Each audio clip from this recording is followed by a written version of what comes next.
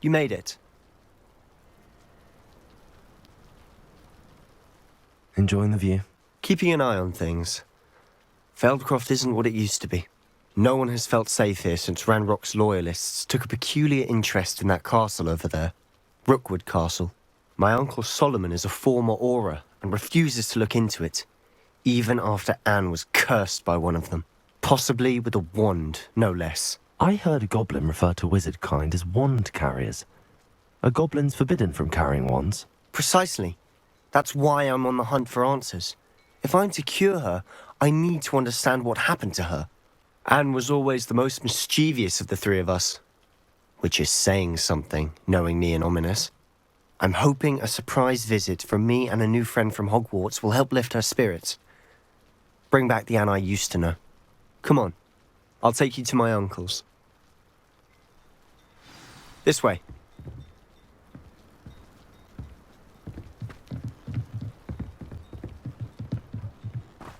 Feldcroft used to be a lot livelier.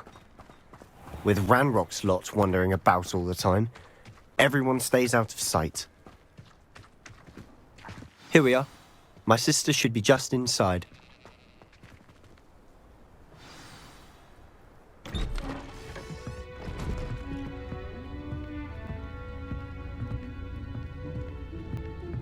Aha! Sebastian, where did you... Is that what I think it is? We've been over this, boy. Hey! Shrivelfigs cannot reverse a curse. Nothing can. The sooner you accept that reality, the better. But we haven't tried everything. There is no cure! When will you accept that? Never. I can never accept it. Now look what you've done. I'm sorry. Leave.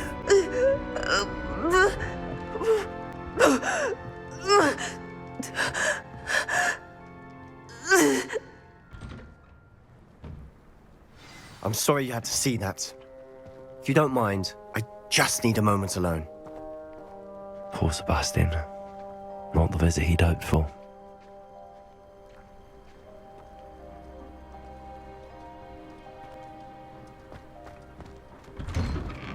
I'm sorry about earlier. Those bouts of pain are difficult to bear. Are you all right, Anne? I didn't mean to intrude. You didn't, truly. And I'm all right. The pain from this curse comes in bouts, and often suddenly. It's not anyone's fault. It's nice to meet you, by the way. You must be the new 5th year Sebastian told me about. I am. Sebastian and I met during a rather lively duel in defense against the dark arts. Oh dear, Professor Hecat. She's a powerful witch. And she knows how to keep students like my brother, and me, in line. I do miss Hogwarts, but I wouldn't mind being in Feldcroft really if it wasn't so dreary now. Between the goblins at the castle and my uncle fighting with Sebastian whenever he's home, it's not the cozy retreat it once was. Sebastian mentioned something about your uncle being an ex-Auror, but refusing to go after Ranrock's loyalists. I must say, I wasn't prepared for him to be as angry as he was. Uncle Solomon is frustrated by what happened to me, and by Sebastian for thinking he can fix it. They both mean well, I know they do, but my uncle is right. This curse cannot be undone. I can feel it. Sebastian cannot take away my pain. Perhaps you can help him to understand that. I'll do my best. I can promise to speak with him about it. Thank you. His search for a cure is futile, I'm afraid. I'm getting tired. I should probably rest. Thank you for stopping by. I wish you well.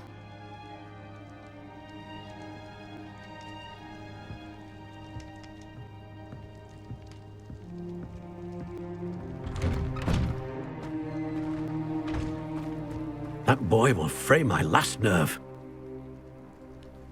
Excuse me, Mr. Sallow. Oh, yes, Sebastian's friend.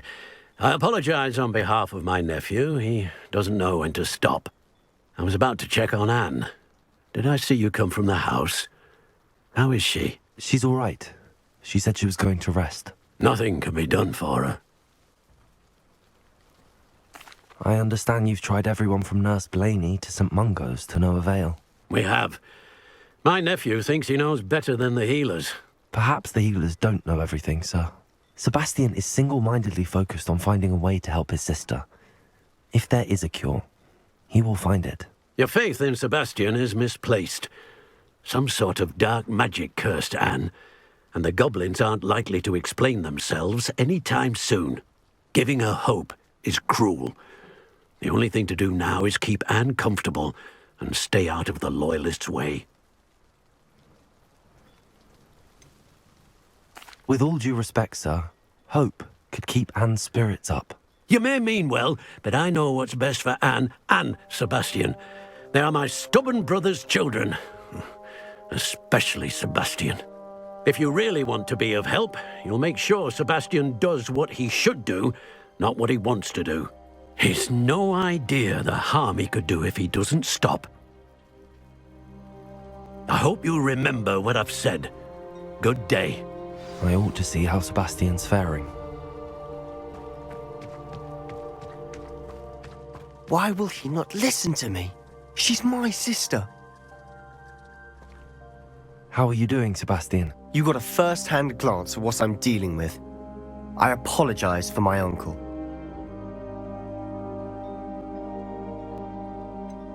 I know he's angry, but he's only trying to do what he thinks is best for Anne. He's always angry.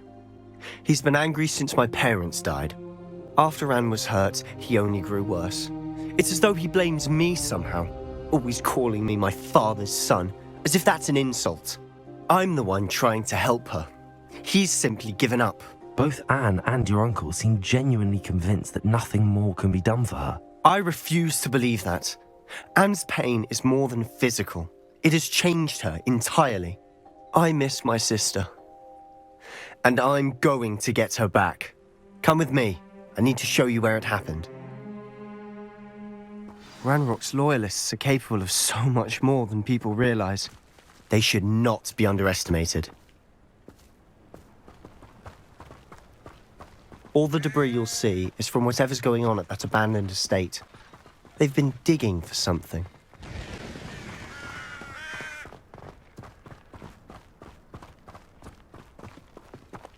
Up there, on that plateau, is where they cursed Anne. This way.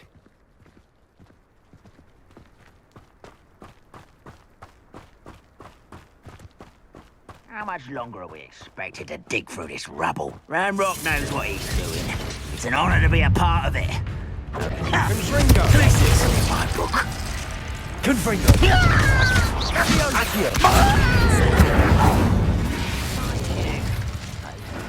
get a bit boring.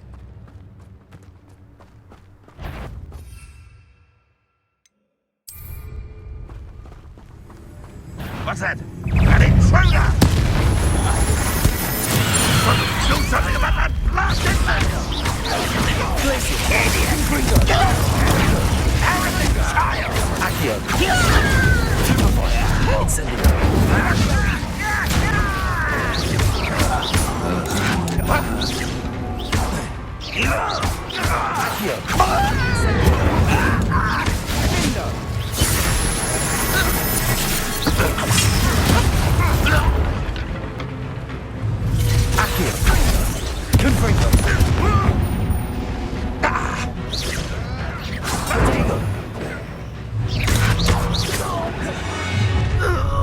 You've made your last mistake.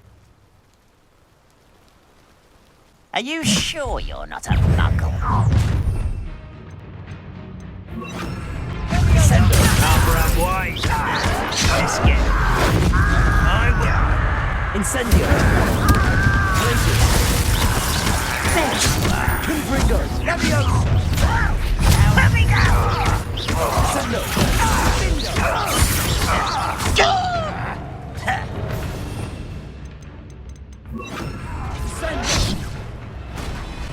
Accio. No! I will make you. Showing off, are we? This is impossible! Accio. I won't. Stupid. Nice of you. Places!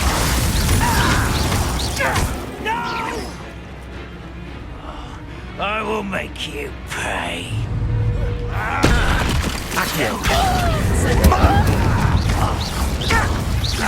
Places! Confringo! Superfly! Little moon castle.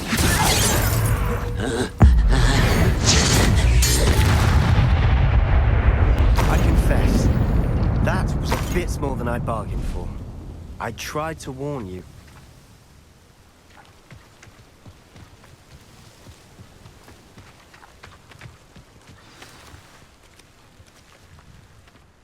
Those loyalists deserved what they got. Couldn't agree more.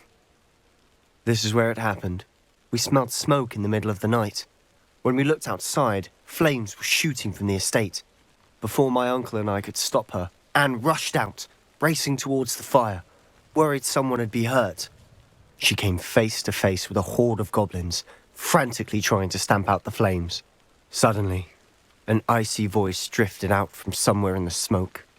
Children should be seen and not heard. A blinding blast followed. They didn't even give her a chance to run. It seems an awfully violent response to a child wandering by. What were they trying to hide? My thoughts exactly.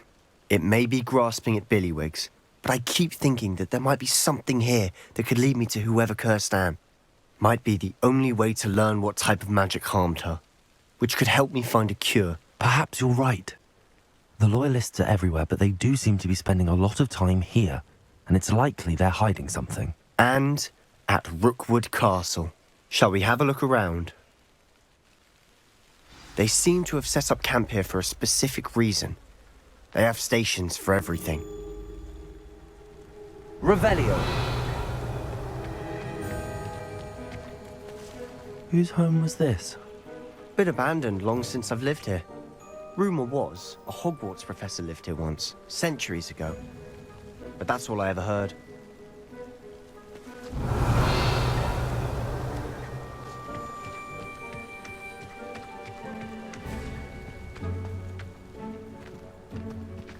I've heard that goblin dig sites like these are popping up everywhere.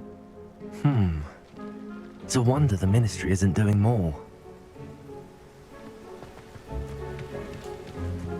Revelio!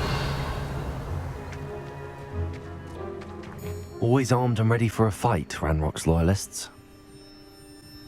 It might be worth taking a closer look at the house itself.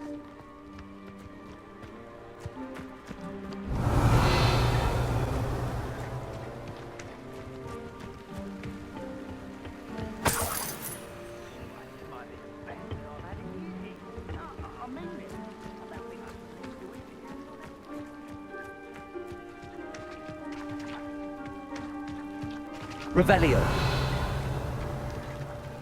Sebastian, over here. Do you think that this was damaged by the fire the night that Anne was cursed? Could be. But it looks to me as though this was intentional.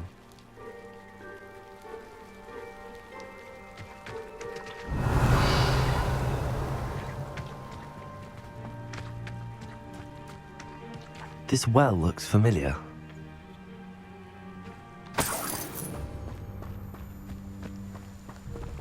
Sebastian, I've seen this before. This house, the well, the view. What do you mean? When? Give me a moment. I'll explain in a second.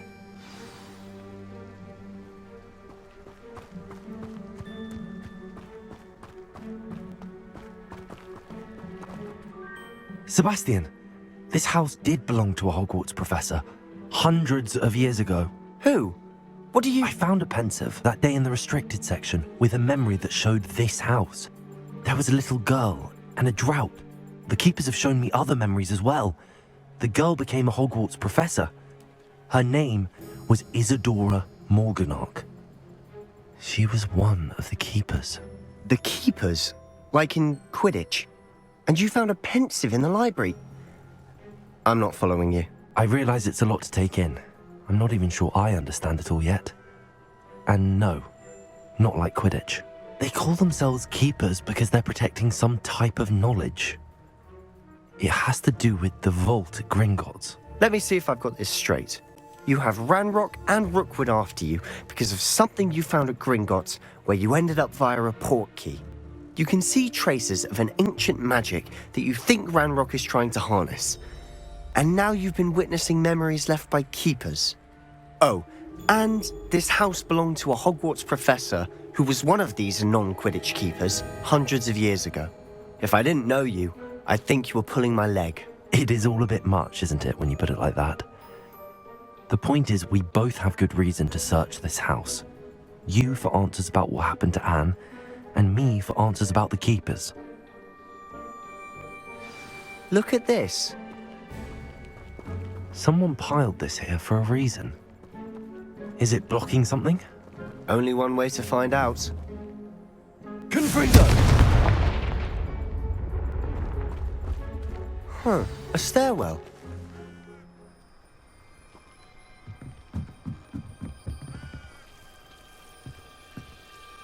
Lumos.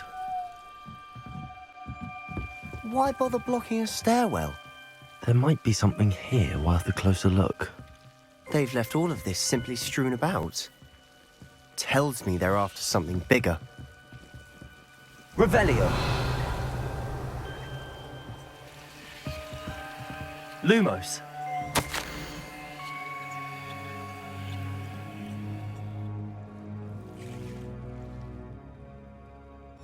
Seems these journal entries are from Isadora's travels.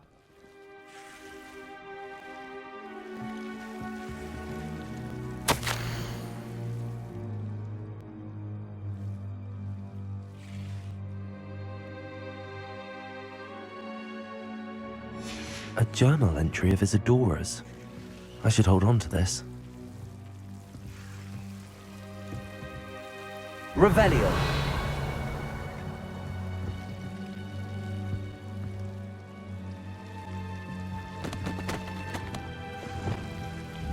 Confringo. Lumos. You're not going to believe this. I can see the Undercroft. What? A daydream?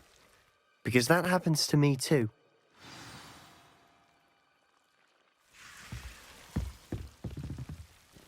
I know it sounds strange, but... Honestly, nothing you say sounds strange to me anymore. Fair enough. I can see the Undercroft through this stone wall, as though it's a window. This has happened before. I'm listening. I think it's to do with my ability to see traces of ancient magic. But you said you didn't really understand it, and that you couldn't wield it. That's true, and I'm still not sure what it all means. What I do know is that my ability allows me to travel through these windows I see. Wait. We can get straight to the Undercroft from here. Ominous will be flawed. We can. But perhaps best not to tell anyone else about this for now. Even Ominous. Understood. Well then, invisible, secret, ancient magic passageway? Here we come.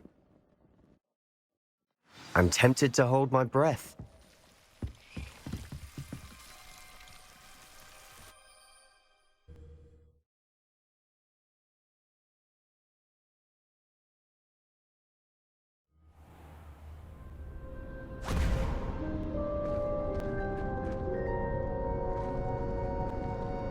Why would the door lead us here? Sebastian, look.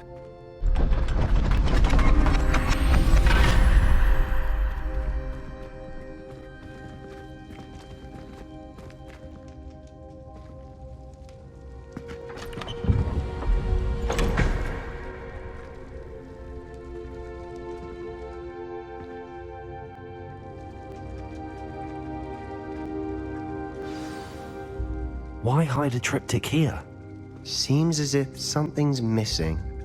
A note. Let's have a look.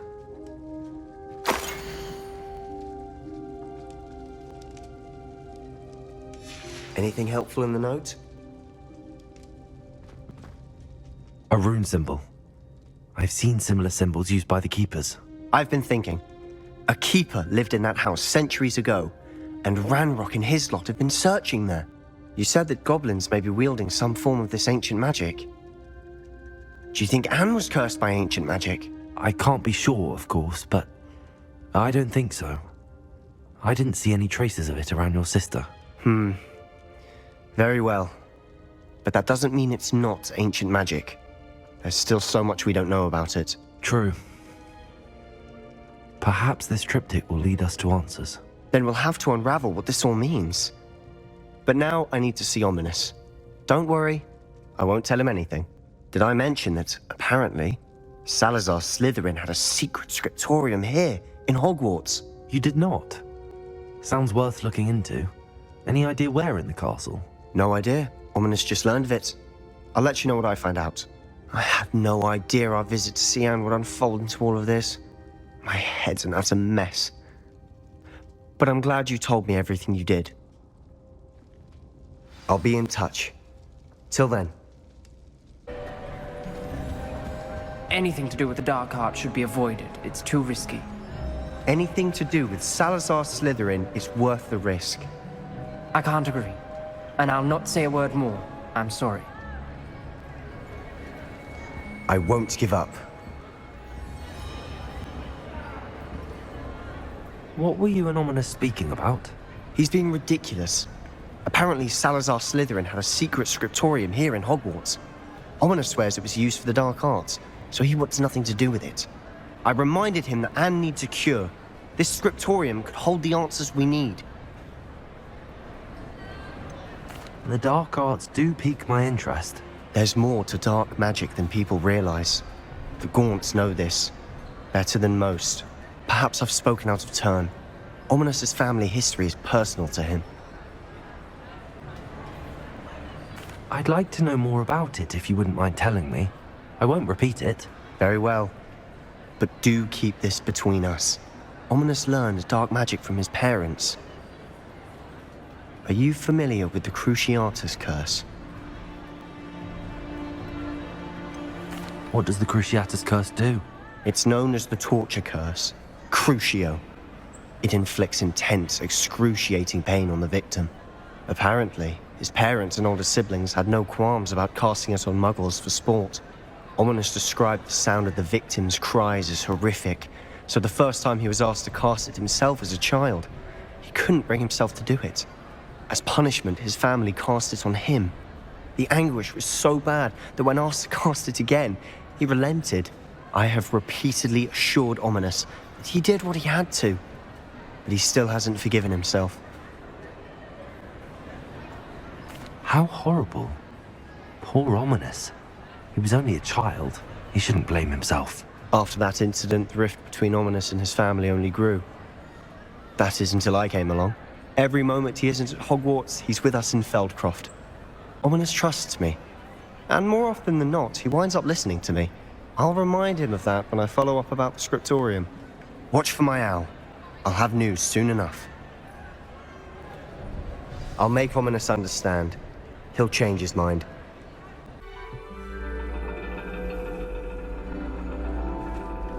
And your reading is The Dragon. That's exciting, I suppose. Perhaps you're due for an adventure.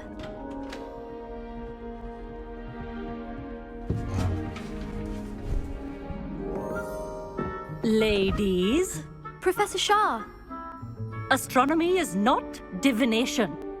You won't find the mysteries of the cosmos charted out on your palms or at the bottom of your teacups. Alas, the heavens remain hazy to the starry-eyed. Now, if you were to devote yourselves to persistent and painstaking observation, you just might catch a glimpse. With that in mind, please take your telescopes. Tonight we will be on the observation deck.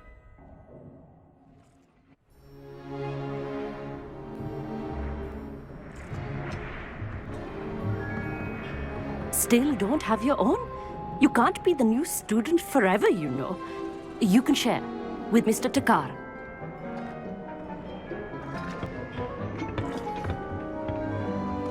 Here, I can adjust that for you. No, bring it into focus on your own.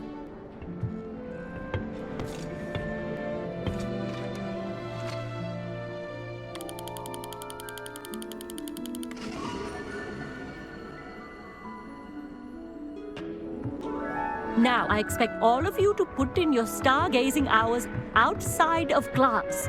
Is that clear? But, Professor, it's freezing out. Mere cold didn't stop the great stargazers of the past.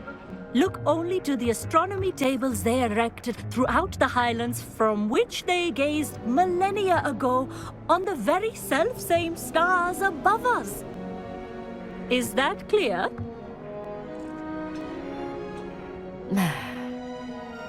Dismissed.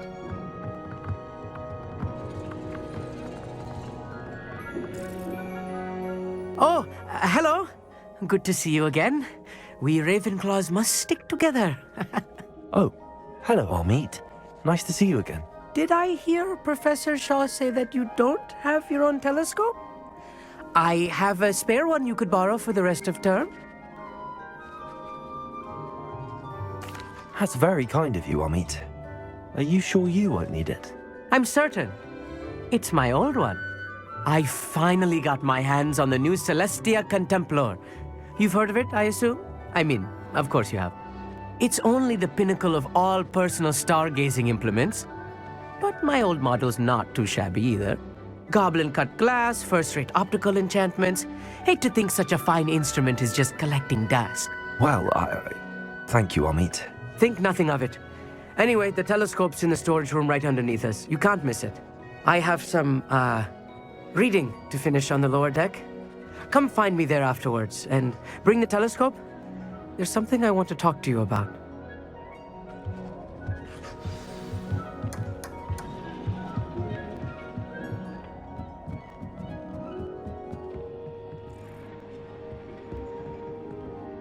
This was his old telescope.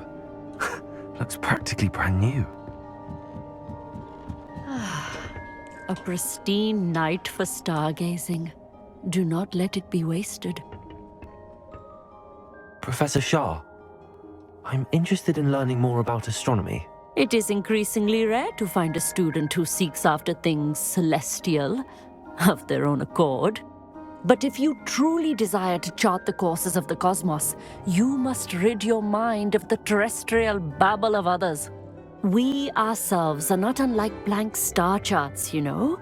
Empty canvases waiting to be inscribed with all that the universe has to offer. Do you understand? Am I right in thinking you are unimpressed by divination? Of the many other so-called disciplines taught here, divination is perhaps the most feeble, especially in its nonsensical practice of astrology. Do not confuse astronomy and astrology. One is concerned with mysteries stellar and lunar, the other is mere lunacy. You mentioned astronomy tables earlier, in class. What were you talking about? Long ago, devotees of the astral arts set up stone slabs across the countryside. They are ideal for studying constellations near and far. For centuries, wizards made use of these astronomy tables for stargazing. Sadly, they have since become mere monuments to the intrepid intellectual pursuits of a bygone epoch. Thank you, Professor. I look forward to stargazing. I am glad to hear it. Should be a stellar night for it.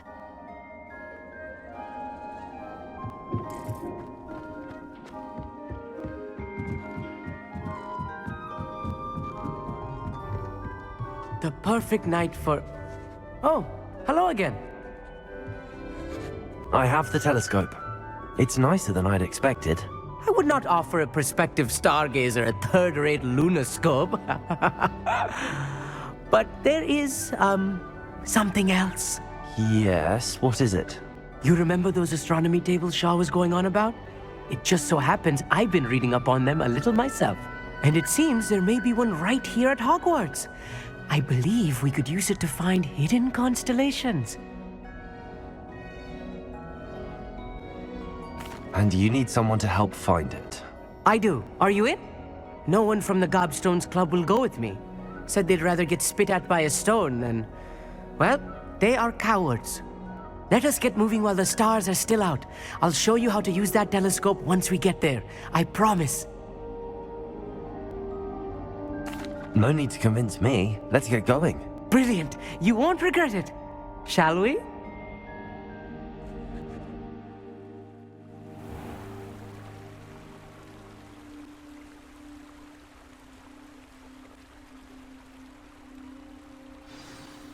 The table is on a castle wall ahead. Look for a stone platform, something that doesn't quite belong. We'll know it when we see it.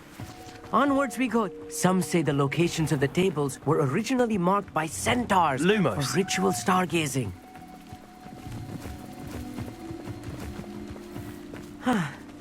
It is nice having a fellow stargazer to explore with. Happy to be here. It is good to leave the classroom now and then. It's not that creepy out here at night, is it? The Gobstones Club are cowards. Here I am, charging ahead. Why don't you lead the way? If you're sure.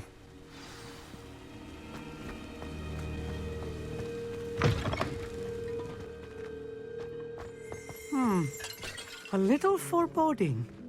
A few cobwebs and some dust. Nothing to be concerned about. Oh, of course. It's just not as tidy as I expected. Revelio.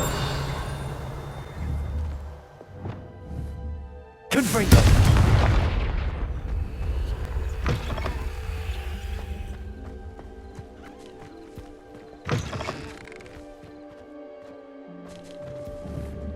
Incendio. More cobwebs. You don't think any spiders might be lurking about?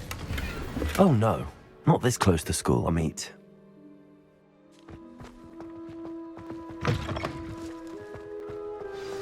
Look, there's a table. I think you should do the honors. Go on, try it out. The constellation should appear near the center of your view.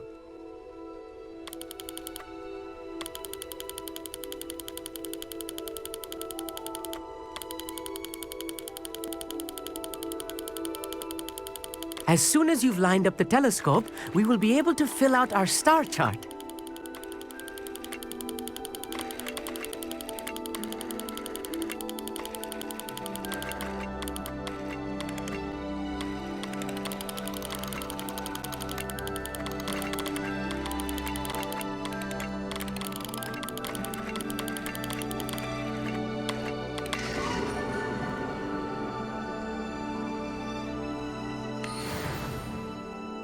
I was right about the tables. They really are gateways to the far stars, just as the book said. And your contribution was invaluable. Rest assured, you shall be credited in my memoirs one day. Thank you, Amit. I look forward to reading them. And I look forward to writing them. This is only the beginning. You will find more tables like this one throughout the grounds and forest, all beckoning to be discovered by a worthy astronomer. And if I have ever seen one, it's you. Oh, and about my old telescope, don't bother returning it.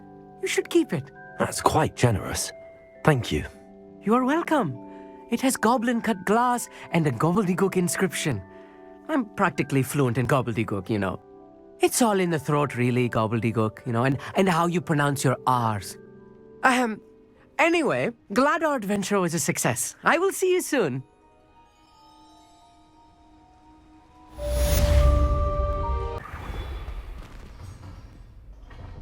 Hello, Mr. Moon. Oh, greetings. Any luck removing some more of those demiguise statues? I actually have some moons for you. Dear me, you have been busy. Incredible. Thank you. You're ready for the final Alahamora lesson. With this knowledge, no lock shall ever stand in your way. You have done all I asked. I only wish I knew who put those statues everywhere in the first place. Alas. If you do find more, please feel free to remove them. You'll be doing your caretaker a huge service. And if I ever find out who the bully is behind this cruel trick, I shall let you know. Thank you once again for your assistance and tenacity. Now that you've mastered Alahamora, no lock is unbreakable. But do feel free to keep finding demiguise statues and removing those moons. I suspect you are the one who has been interfering with a rather personal matter. The demiguise statues, and the moons contained therein, were placed as they were for good reason. You should not meddle in the personal affairs of others. I don't think Mr. Pemberton meant to use his own stationery. He knows something about those demiguise moons. He's in Hogsmeade, apparently. Perhaps I shall pay him a visit. Those statues took time and effort. Pardon me, sir, but about those curious demiguise statues I've seen. What? Who are you? Why do you ask? They're causing Mr. Moon terrible distress. Ha! Good. That was the idea. So you did create them? Yes, I did. It was a ploy to give that pathetic oaf Moon a taste of the grief he caused me years ago. You are the one who's been pilfering them. I am, at the request of Mr. Moon. I received your owl on your stationery. Ah, well, fitting Moon would enlist a student. Too cowardly to do it himself. Hasn't changed a bit. Even when we were at school, he was a cowardly bully. Gave me a horrible nickname, which I shan't repeat. I was thrilled when we left school and he seemed gone for good. Then I started seeing him around Hogsmeade. It was too much. Even if I do take satisfaction in that his life's destiny was to be a lowly caretaker. Mr. Moon does a good deal for the school, and he's taught me a lot. He's terrified of those statues. I know. You should have seen his face when that boggart appeared. Oh, priceless. That's when I knew what I needed to do. I simply didn't want to encounter him anymore. So, I shrewdly put a boggart in his path to learn his greatest fear.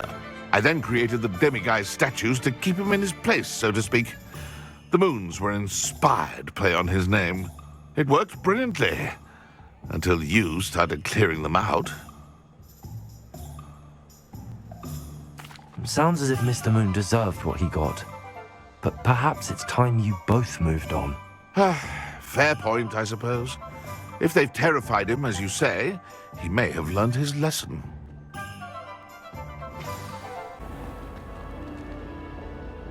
Mr. Moon, I've learned who's behind the demiguise statues. It was a classmate of yours that you bullied, Piers Pemberton. Oh, I might have known. Pigtails Piers. I don't think he likes being called that. Of course he does. Oh, we had such flowing locks, and we used to laugh about them. I laughed the hardest of all. Clever, clever man. I'd no idea he was so devious. I must go and congratulate him. Whatever statues remain seem less terrifying now that I know they were put out by old pigtails. Continue collecting them if you like. As for me, I'm going to go and pay a visit to my old friend.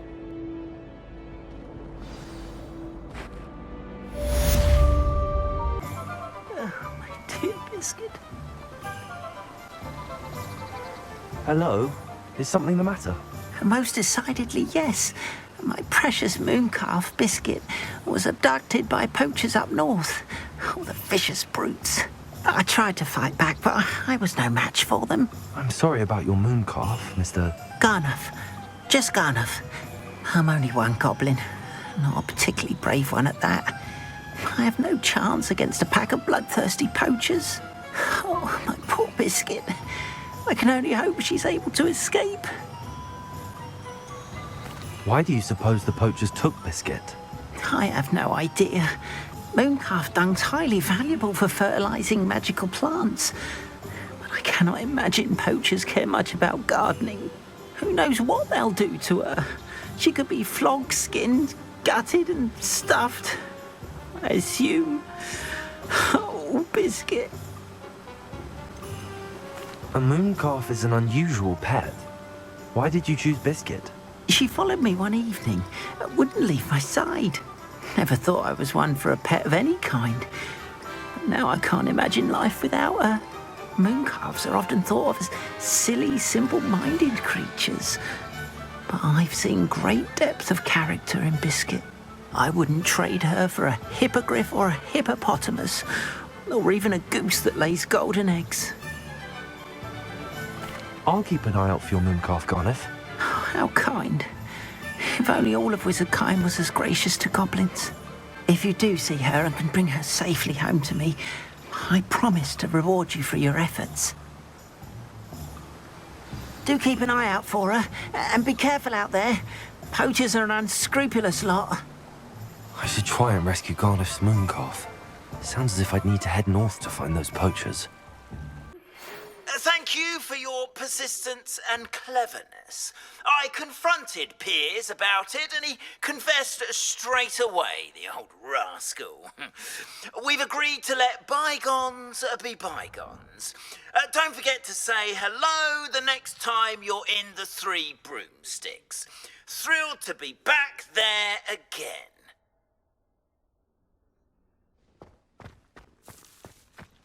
Were you able to follow one of the Daedalian keys? Hello, Nellie. Actually, I found all of the keys and opened my house chest. Oh, wonderful. What did you find? I found a rather interesting costume. Brilliant.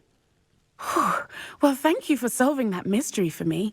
I always wondered what those keys would lead to.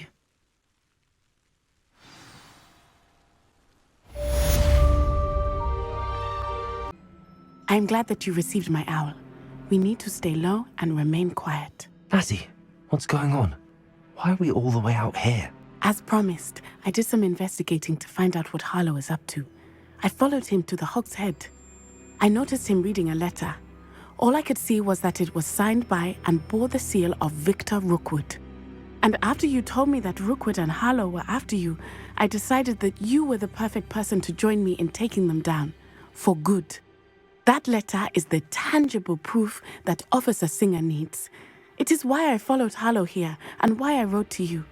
I need your help to retrieve it. Can't we just bypass Officer Singer and go directly to the Ministry? Do you think they will listen to a student? Only Officer Singer can start an investigation. The Ministry will come in later.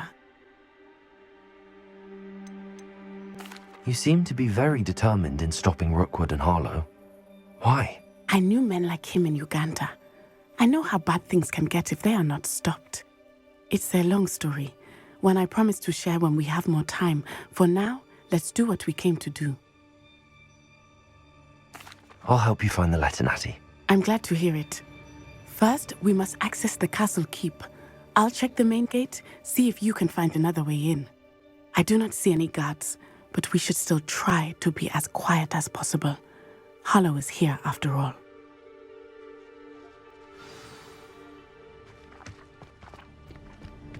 Handy resource indeed, your field guide.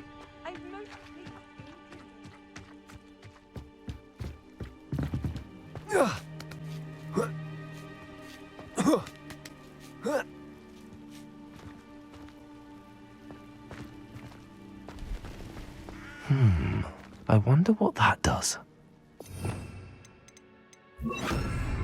Also, that did it. Accio.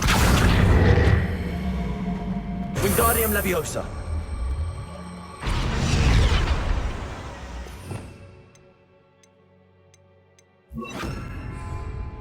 Leviosa.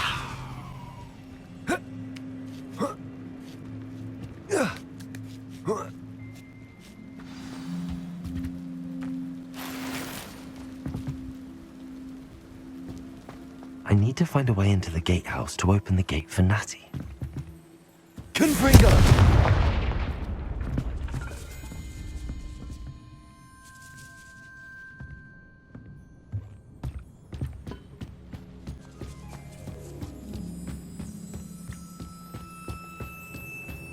Dead end.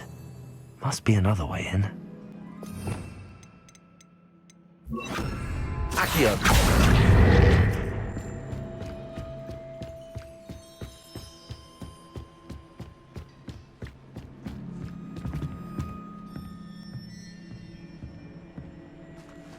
That looks as if it might raise the gate.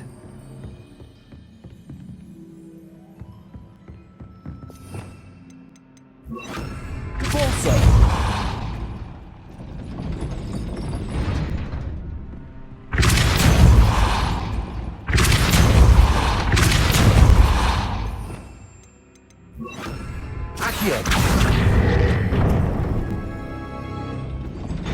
Well done. I will be right up. I knew you could do it. This way. I will get the door. Hello, Homura.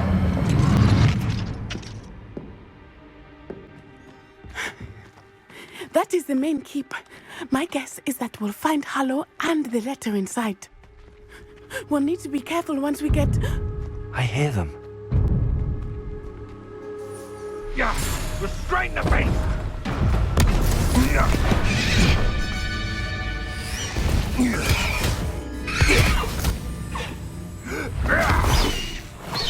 High Wing. Do you know that hippogriff? Get this thing back. Very well. New plan. I get the evidence and you free that hippogriff. Agreed? This is our chance. Go!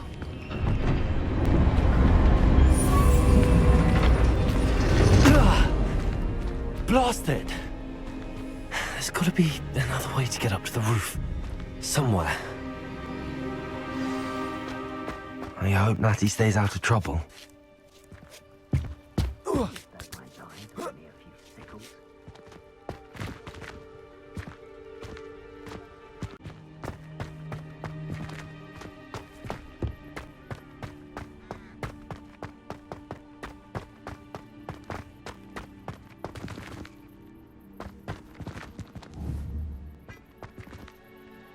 Accio.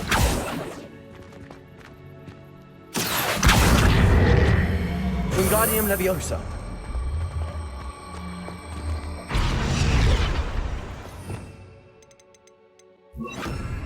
Leviosa. Not the safest place to sneak into.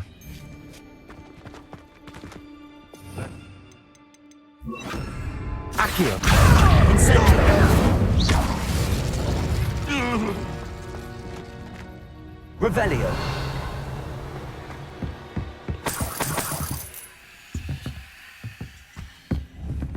Confringo.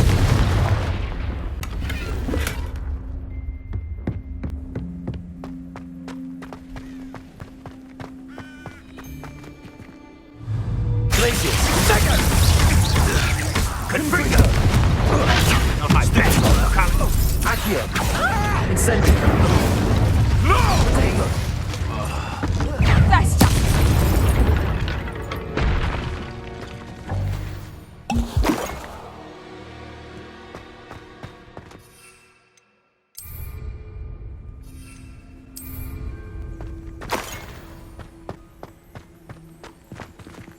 Aloha Mora.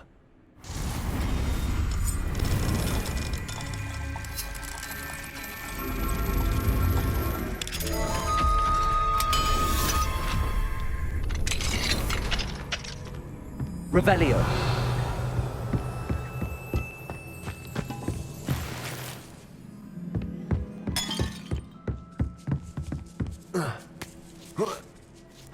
I hope Natty's having an easier time of it.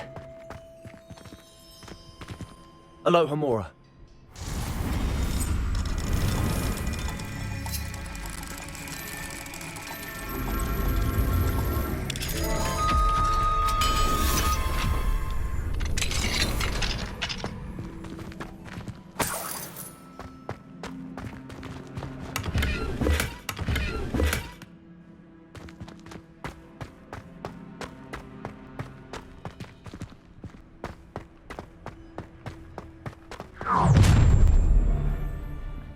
You're going home in a wooden box! Levioso! The beasts around here can sleep a bit easier now. Glacius. Confringo! Incendio. Hold still! Accio. Stupefy.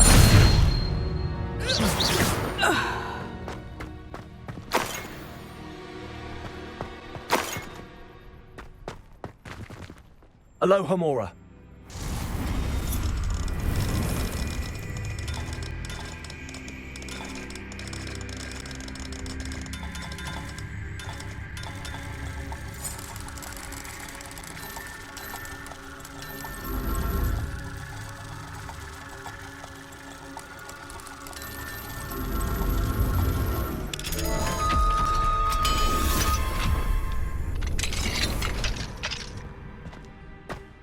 Revelio.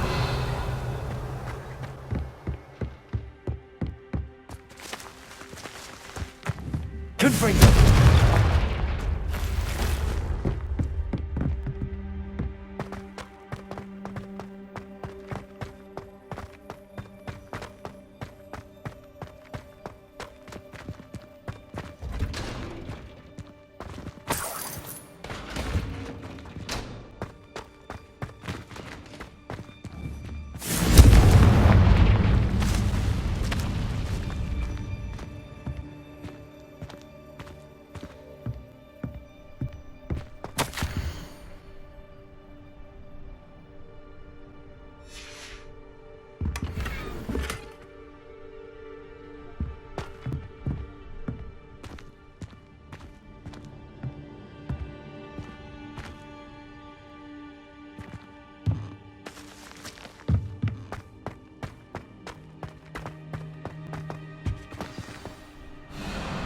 Highwing, it's all right. There we go.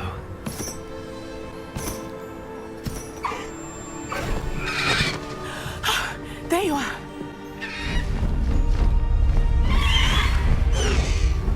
Come on. Hello, amore. Hurry.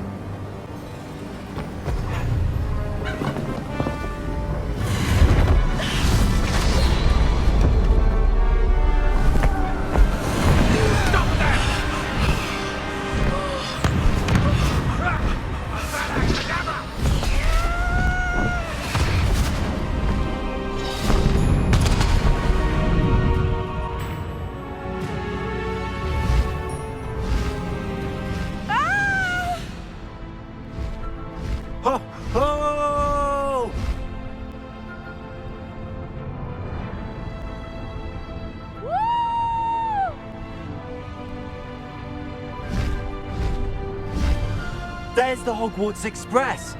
Must be returning from an unscheduled run.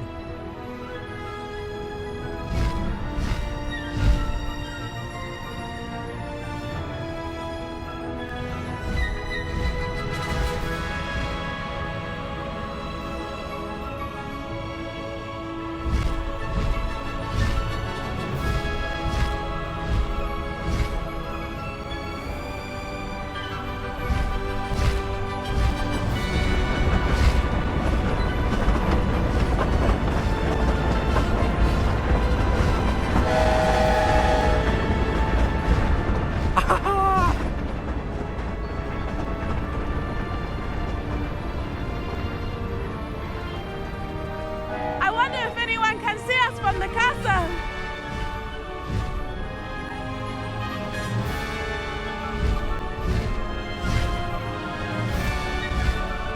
This is amazing!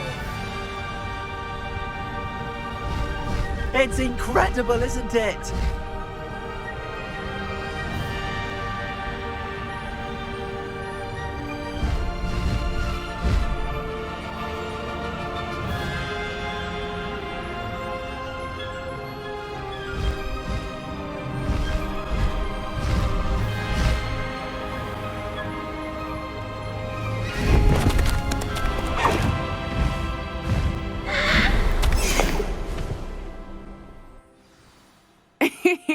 How exciting. It was exhilarating, wasn't it?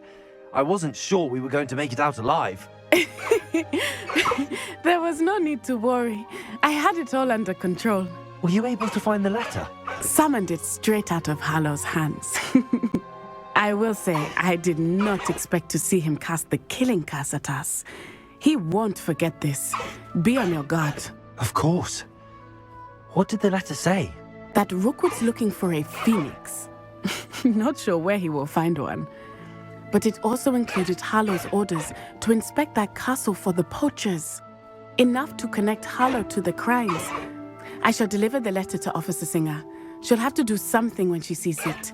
Now, tell me, where did you meet these hippogriffs? I've only met Highwing before. Poppy introduced us. Poppy Sweeting knows a hippogriff.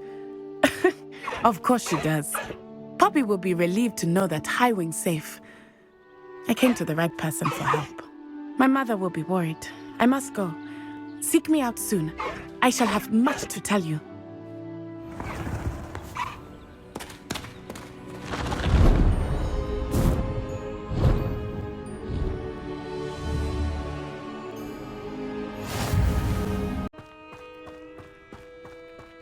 Absolutely shameless. Pardon me, sir. Come to stare at the fool, have you? There's poor Ig Haggerty, robbed by his own sister. Ah, she's robbed almost everyone now. So, who's the fool? I'm not sure I know what you're talking about. Then you're the only one who doesn't know about Catherine running off with that thief, Victor Rookwood and his lot. Good riddance, I said. Never thought she'd return to steal from me, us, but I just know it was her. I want her caught and sent to Azkaban for stealing a prize family heirloom, sister or no. What exactly was the family heirloom that the thief stole? A necklace belonged to the first of the Haggerty women, hundreds of years old. So much history. She'll likely pawn it. Why would Catherine come back to rob the hamlet if she'd already left? Do I look like a criminal to you? How should I know? She always despised this place, resented having to grow up here. Perhaps she did it to spite us. Are you sure Catherine is the culprit? It could be anyone. Thanks to that Rookwood louse, we're inundated with all manner of criminal. I wanted to believe it was any one of them, except Catherine. But she was the only one who knew where the heirloom was hidden, and she knew precisely which homes to rob. I could keep an eye out for the thief, sir. You? Ugh.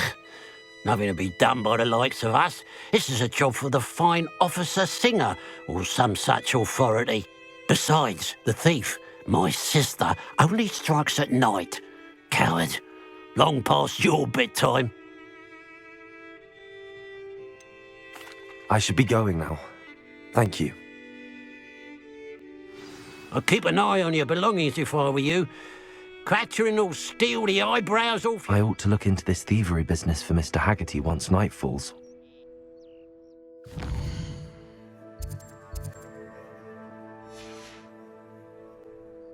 Now that it's night, regarding Salazar Slytherin's scriptorium, but my efforts were in vain. Meet me outside the Slytherin common room. We need to talk. A pile of gold. I must be on the right track. It looks as if the thief took more than they could carry.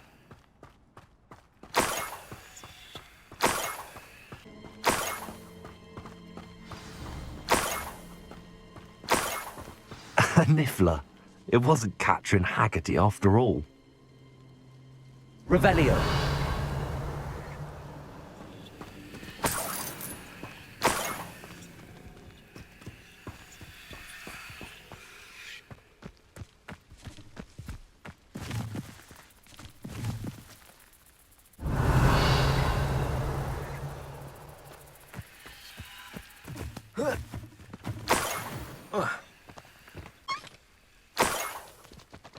That must be the Haggerty family heirloom. Places.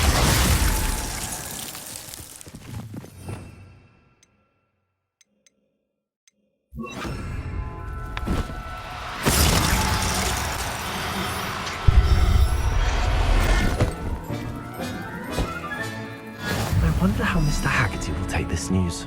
His sister wasn't the thief, and his heirloom's coming home. Mother's rolling in her grave, she is. I have some good news, Mr. Haggerty. I unmasked your thief. Nothing to unmask, was there? We all know that the thief was my sister, Catherine. Actually, sir, the thief was a niffler. A what? You know, small, furry, pilfering. I followed it to its lair.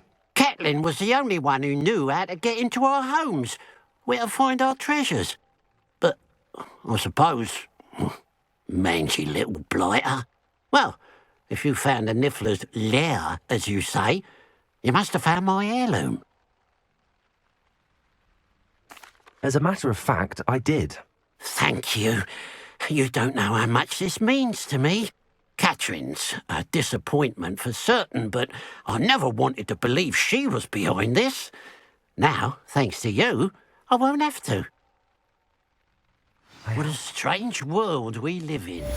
Suppose they can't send the Niffler to Azkaban. At least I got my heirloom back. Hello. Mind you, don't turn quick. If you're stuck with a Duracell feather, it doesn't half hurt. Hello. Welcome to Brood and Peck. I'm Ellie Peck. And before you ask, I'm out of a Braxton hair. The lot of it was bought up by a trader in Ottery St. Catchpole. Made me take it in person, they did.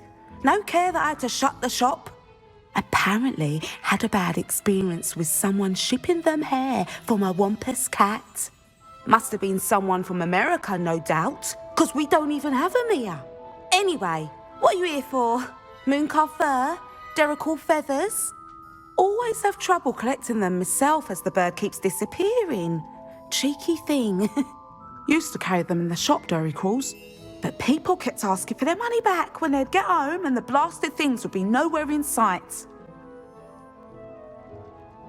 I can imagine that would be rather frustrating. There's worse. Trust me. Most of the suppliers of whooper feathers may as well be living in St. Mungo's. Not surprising, I suppose, the cry on those things. Oh, but such marvellous feathers. Almost worth going mad for. Sounds like stocking your shelves comes with some hazards. Truer words never spoken. Used to carry beasts themselves. Good business it was, but add it up to here with parents grumbling. Not my fault if the little ones caught a flea of an easel. Ooh, you should have heard them. No, best with byproducts. And I do like to make sure the beasts are safe and well cared for. Couldn't guarantee that with some of these prospective owners. Now, why don't you have a good look around? Stocks change all the time, and not just because they disappear. Always best to pop in whenever you can to get things before they run out.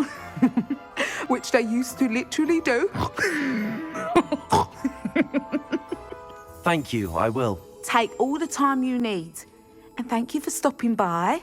A treat to have you here. What do you have for sale? Now, what sorts of beast byproducts might you be looking to acquire?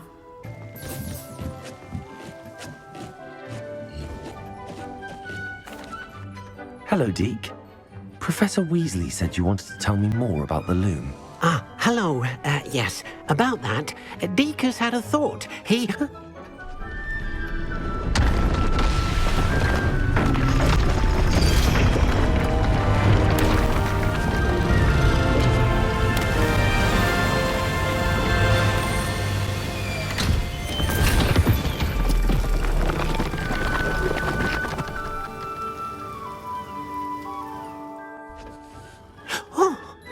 Seems the room thinks you need more space for your beasts.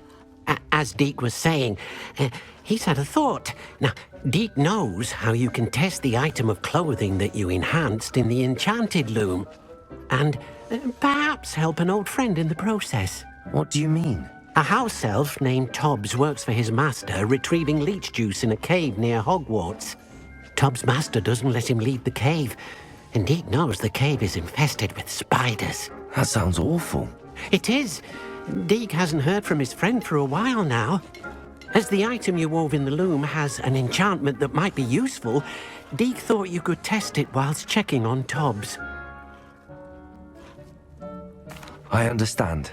Leave it to me, Deke. I'll find Tobbs for you. Oh, thank you.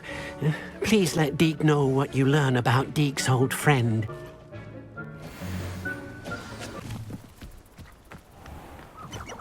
This must be Tobbs's cave. I suppose I should head inside.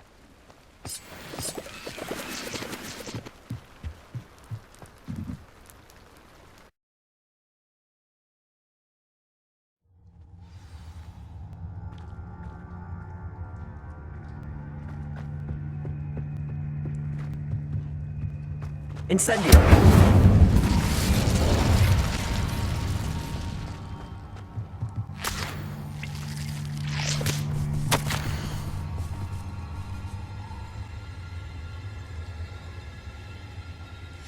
Tobbs's master is awful.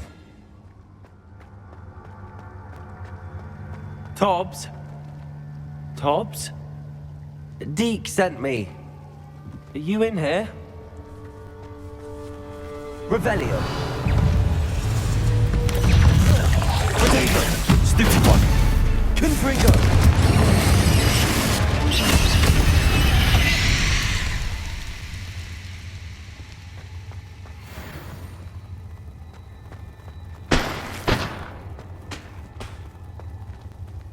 Incendio!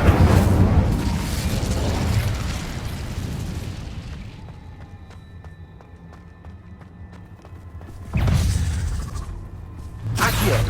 Incendio! Confringo!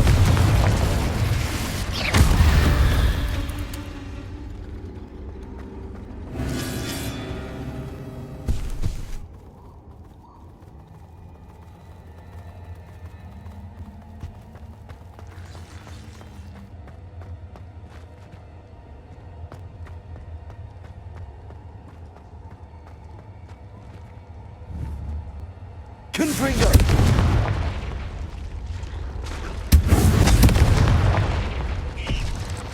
It looks as if Tobbs was here some time ago.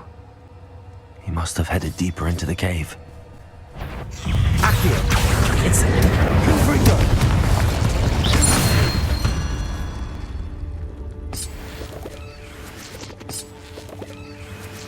Revelio.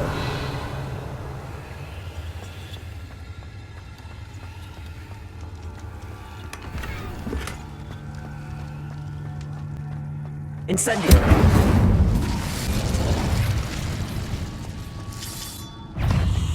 Accio. Incendio. Confringo. Glacier.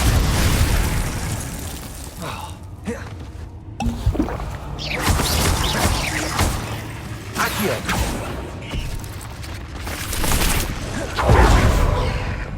Glacier. Confringo.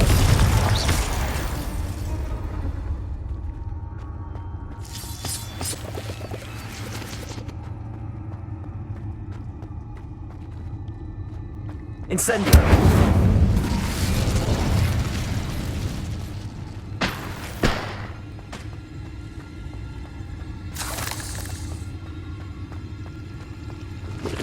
Confringo. Accio. Confringo.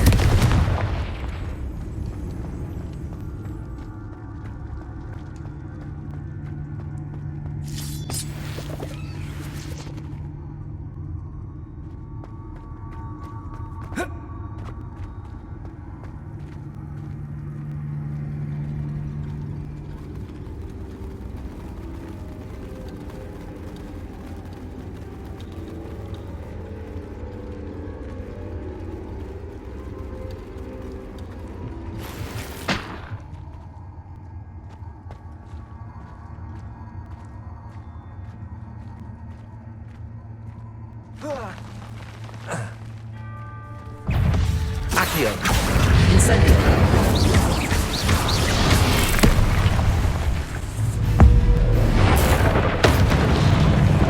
Glacier. Confringo.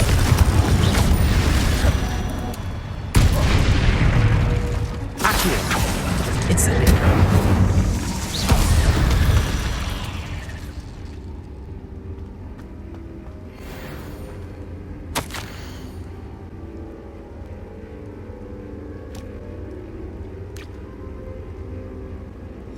That didn't sound particularly reassuring. Revelio.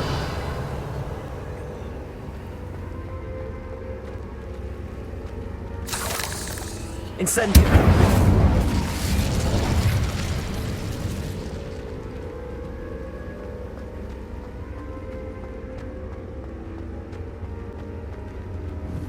Confringo.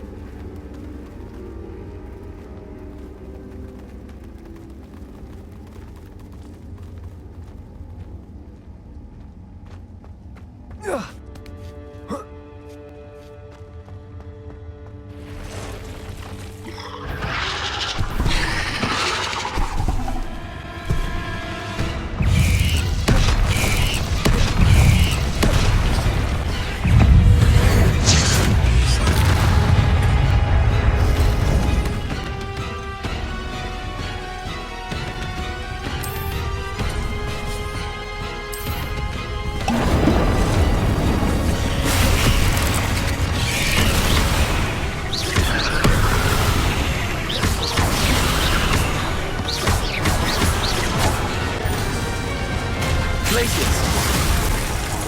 Confringo!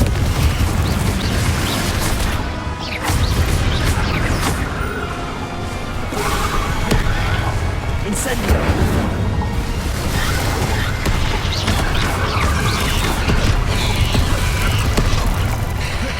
Glacius! Incendio!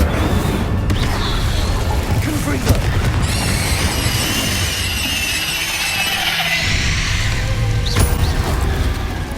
Accio!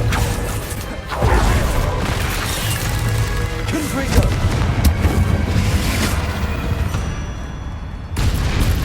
There's a victory that came none too soon.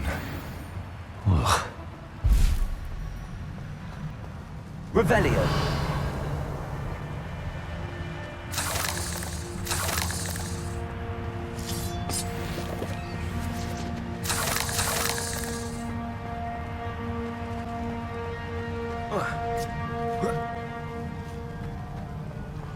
Incendio!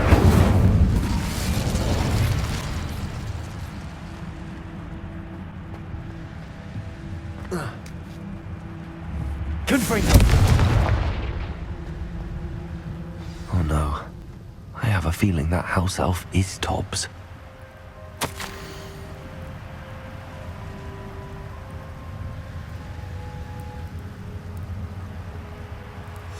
Poor Tobbs.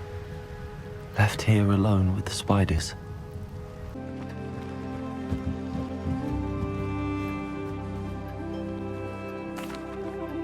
I'm back from the cave, Deke. Wonderful. Deke hopes you gave Deke's best to Tobbs. I'm sorry to tell you this, Deke, but Tobbs is gone. It seems he was unable to avoid the spiders in the end. Oh my. Deke was afraid of this, alone in that cave for so long. Oh, poor Tobbs. Deke and Tobbs once shared the same master. When he died, we were separated. Deke always wished Tobbs had been sent to Hogwarts too. Deke feels lucky to serve such kind witches and wizards like you. Deke will miss his friend dearly, and will raise a glass to him with a heavy heart.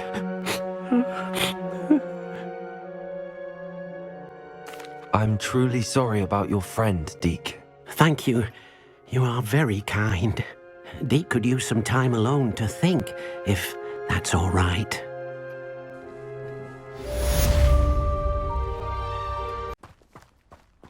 Pardon me?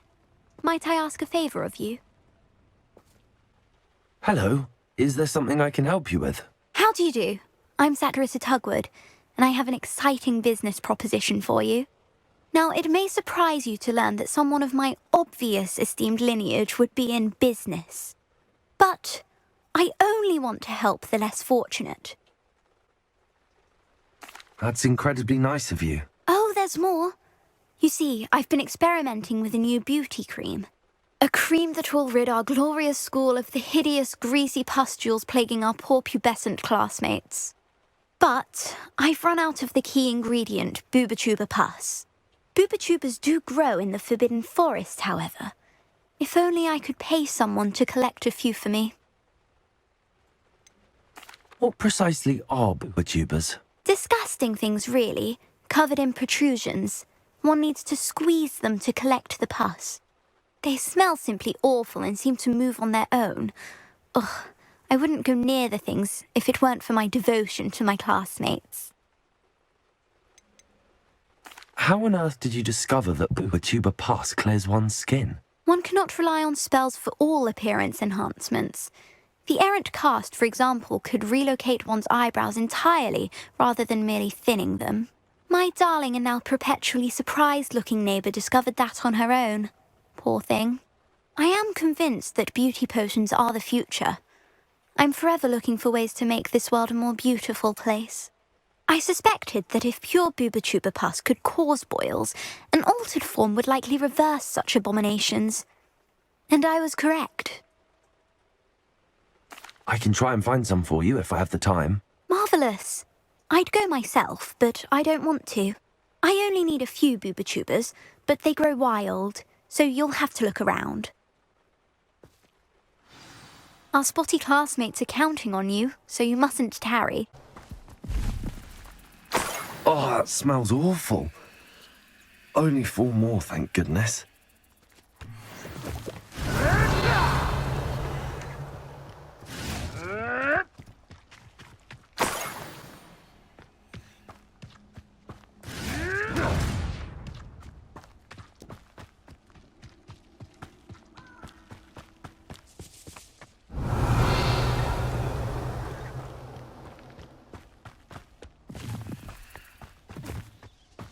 Better luck next time.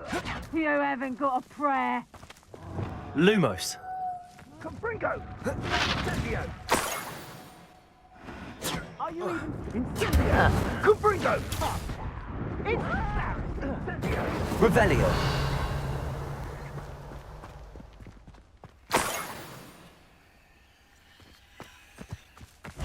That should do it. I'd better get back to Saccharissa now. Saccharissa, I found the booper tubers you needed. Splendid. I hope it wasn't too much trouble. May I have them? Of course.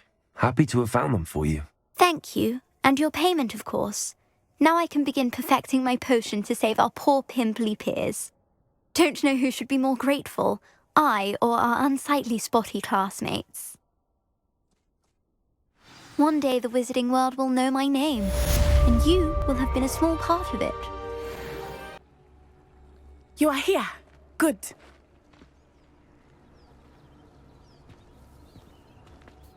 Is this Mr. Bickle's home? I believe so. He supposedly has evidence against Harlow. We need to speak with him.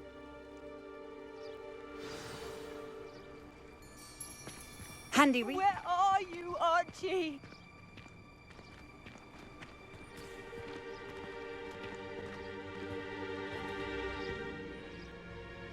Are you all right? We're looking for Mr. Bickle. My husband is dead. He killed him. Oh, I'm terribly sorry, Mrs. Bickle. Who killed your husband? Theophilus Harlow. I'm sure of it.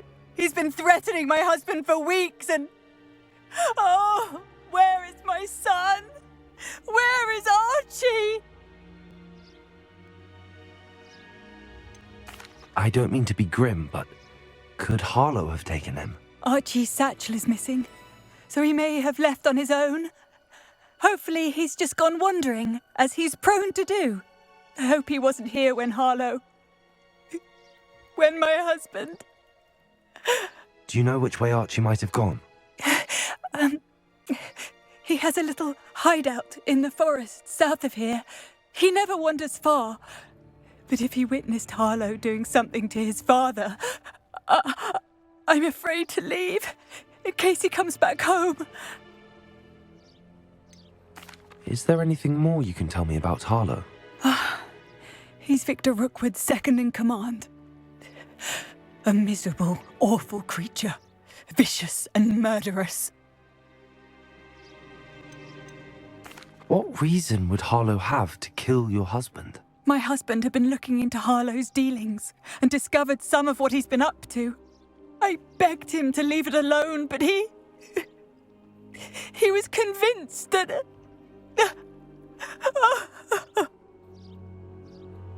We'll find your son, Mrs. Bickle. Thank you.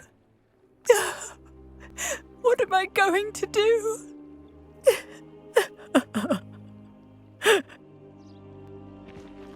Please do not worry, Mrs. Bickle. We will... My husband... When I took the letter we found to Officer Singer, she told me about Mr. Bickle. He had been doing the same thing we are, providing Officer Singer with evidence to take down Harlow. I had hoped to speak with him about what he had found, but we were too late.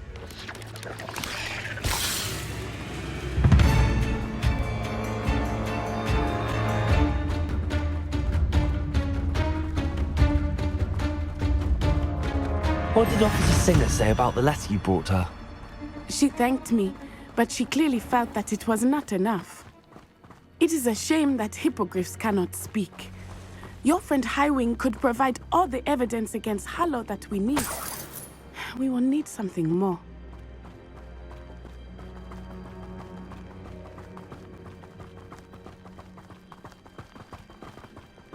This must be little Archie's hideout that Mrs. Bickle mentioned. Archie? Archie Bickle! He would not have done this to his own hideout.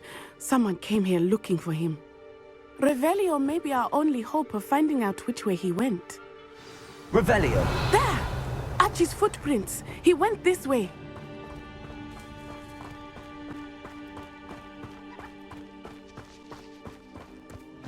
I thought we would have found Archie by now. I suspect he'll keep running if he's being followed. If it is Harlow that's pursuing him, I only hope you're right. Men like Harlow would not think twice about killing a child. We must find Archie quickly.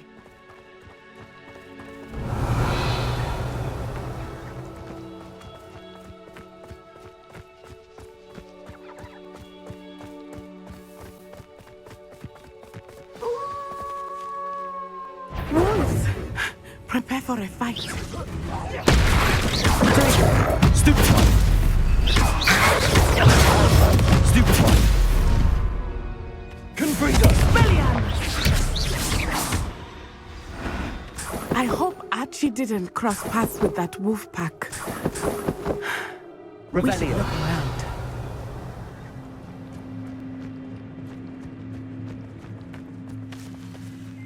Archie's satchel. Why would he leave it behind? He was likely running from Harlow, distracted. This may be a good time for Revelio again. Archie went this way.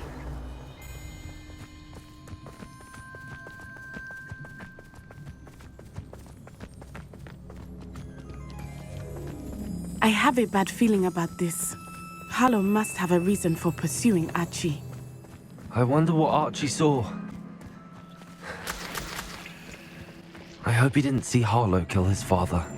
He would never overcome it. At least not in any way I can imagine.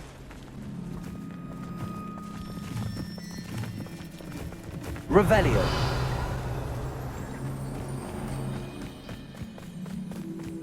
A fork in the road. We will need Revelio again.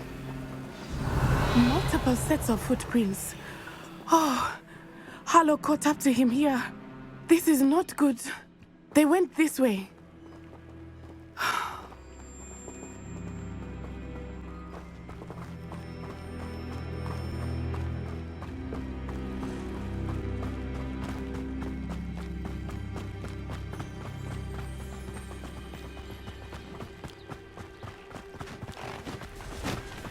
Thestrals. They are beautiful, are they not? You can see Thestrals too. I witnessed death when I was 9. Saw my first Thestral shortly thereafter. I found comfort in it. I still do. I think those of us who have witnessed death deserve some comfort. I'm sorry you experienced something like that at so young an age. I was with my father when Revelio. he died. My mother was away, and I felt quite helpless. It was a long time ago in some ways, but in other ways, it seems like it was only yesterday. I still see him so clearly. You must miss him. My father was a wonderful man. Let us keep moving. We must find Archie.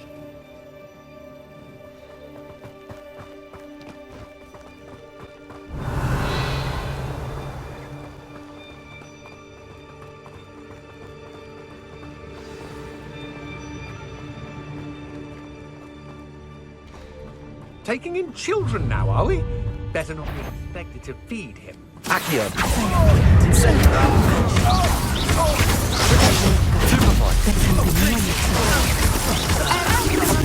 Exposer! My best work! Accio!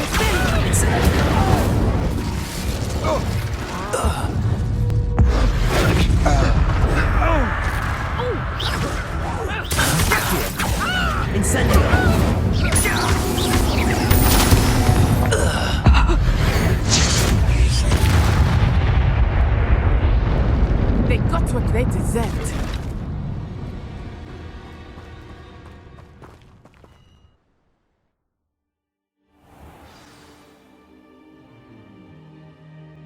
expect this tent to be so large on the inside. That complicates things a little.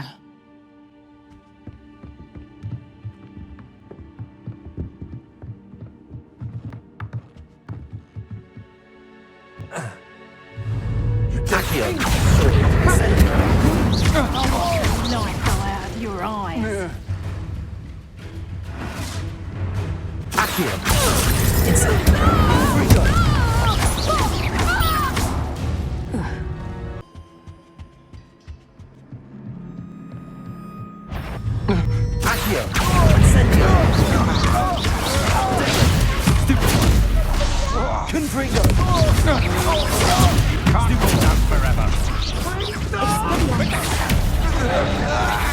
My one! Confringo! Aha! Novice! Accio! Incendio!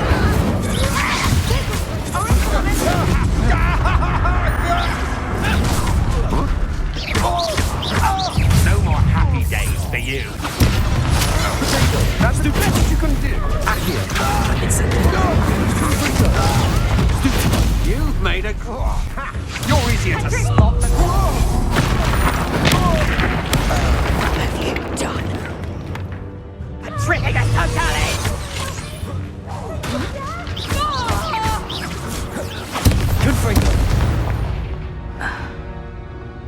They got what they deserved. Revelio. Help! Can someone help me? Is anybody there? Please, I need your help. Help! Please, I need your help.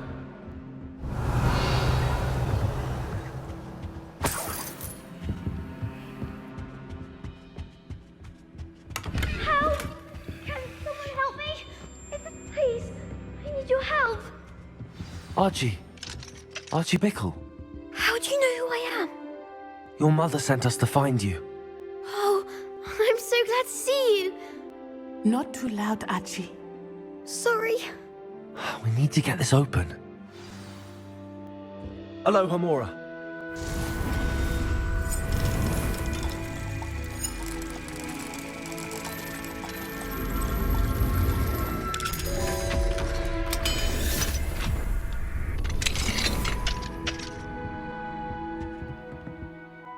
A man called Harlow.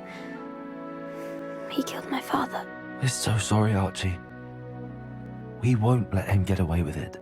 But first we need to get you home to your mother. Thank you for saving me. We wouldn't have it any other way, Archie. Now let's get you home. We know a safe way back.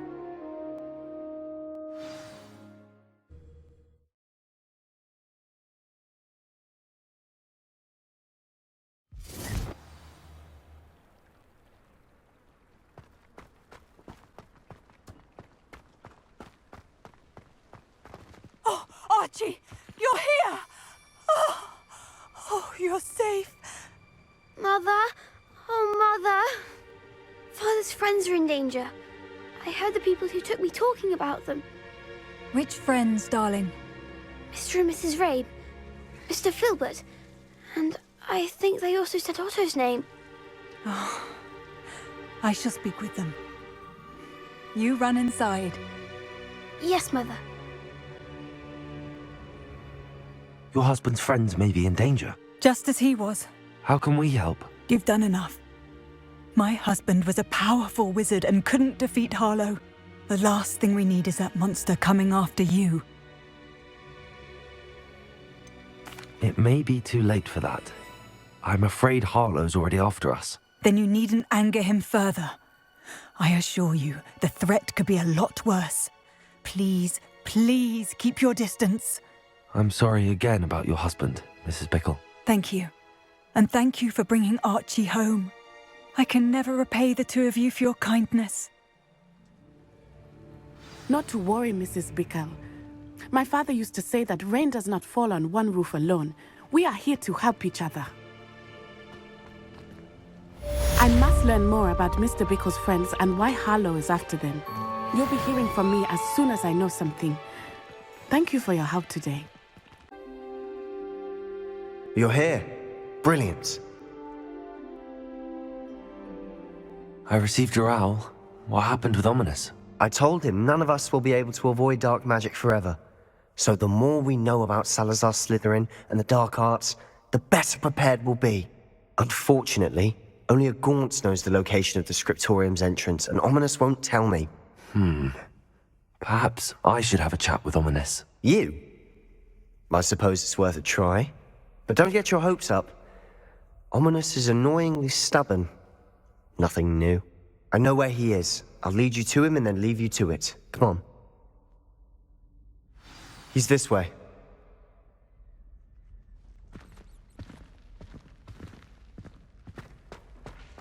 Keep an eye out. Never know who's watching. Although that hasn't stopped us before. Strictly speaking, it has. We were caught. Damned poltergeist. Such a nuisance. There he is. Good luck. What are you doing here? Hello, Ominous. Do you have a moment? What is it? What have you and Sebastian been up to now? I owe you an apology, Ominous. I wasn't honest with you before about the Undercroft. Sebastian did show it to me. He wanted me to have a safe place to practice some spells, to try and catch up to the other fifth years.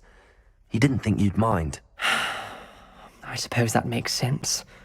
It's just Sebastian's been pestering me lately about something and I'm frustrated with him. Don't tell me he's still going on about, what was it, a scriptorium? He told you about that. He did. We were talking about Hogwarts founders and he mentioned it. Wouldn't say much more, though. Yes, well, he seems to think it contains the answer to saving Anne. I think it's likely full of dark magic that is better left untouched. Wait, you've never been inside? Of course not. I only know about it because of my favorite aunt, Noctua. She thought like I do. Didn't agree with the family on the use of dark magic. In fact, she'd hoped to convince my family that there was more to Salazar Slytherin than worshipping pureblood status. She'd heard of this scriptorium and thought its contents might shed some light on him. She even found the secret entrance in this very corridor. She wrote regularly to my father about her efforts to gain access, and then she simply vanished. No one else ever tried to enter. I'm sorry about your aunt. Don't you want to find out what happened to her? Aunt Noctua went down this path with good intentions and lost her life. I don't want the same to happen again. You don't know that history will repeat itself. Besides, you said your aunt thought like you. This could honor her memory, get you answers about Slytherin and Sebastian answers for Anne. Your aunt pursued this alone. We could do it together. I see what you've done here, and I confess, you've convinced me. I didn't think it possible. Very well. I shall tell you what I know. Fetch Sebastian, I'll wait.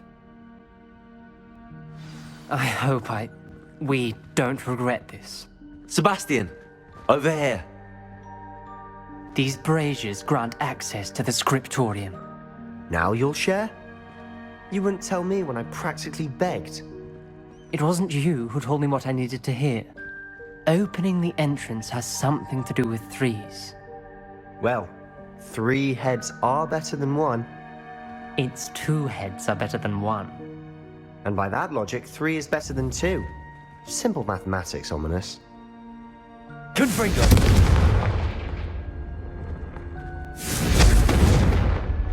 That brazier went out on its own. I wonder if it's a clue.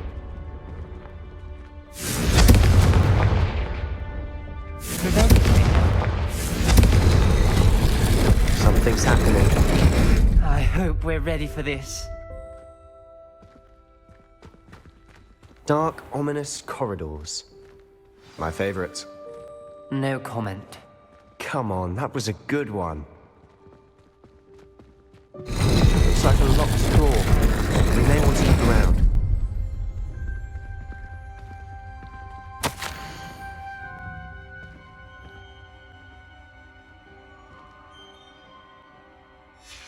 A journal entry, signed by Noctua Gaunt.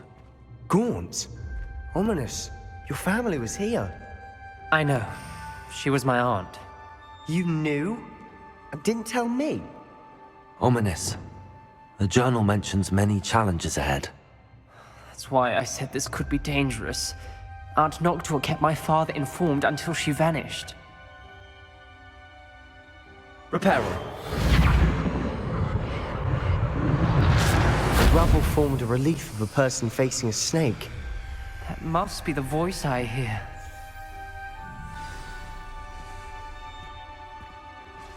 The voice is ancient. You hear a voice? It started when you repaired that relief. I hear a whisper saying, "Speak to me." I'm a parcel mouth. I can hear and speak to snakes. Nearly all known parcel mouths are descended from Salazar Slytherin. I'd like to be able to talk to snakes. You might not want the ability to speak parcel tongue. It's often associated with dark wizards. I haven't spoken it in ages, but I'd wager if I speak it now, the door will open.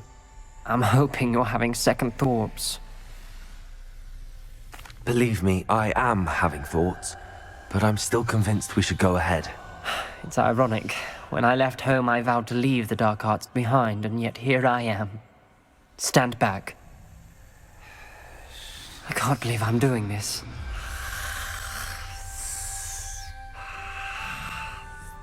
It worked!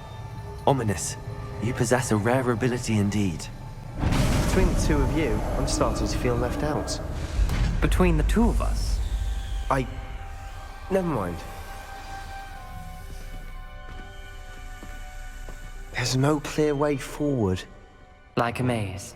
Salazar Slytherin most likely wanted this to be difficult to solve. Confringo! Closed. And there's more than one gate ahead. Then look closely at each gate for clues. Lumos.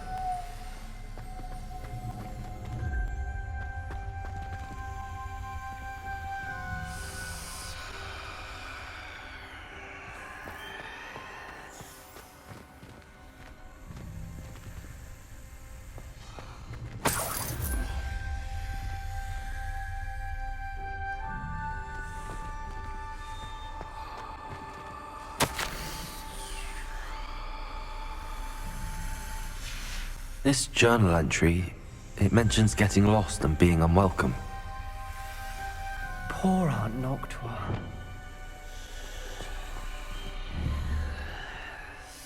Confringo!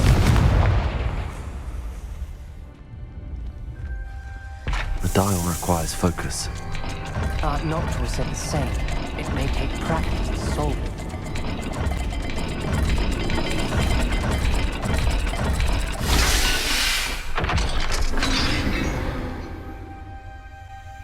Matching the symbols did open it.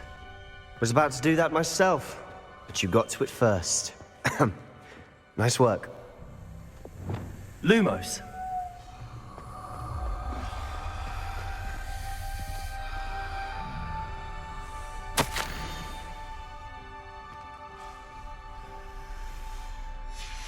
Noctua references painful and arduous challenges, but also rewards. Painful. That's the part I'm wary of. All I heard was rewards. Keep going. We've got more to solve ahead. Search each corridor. It may not be obvious which leads where.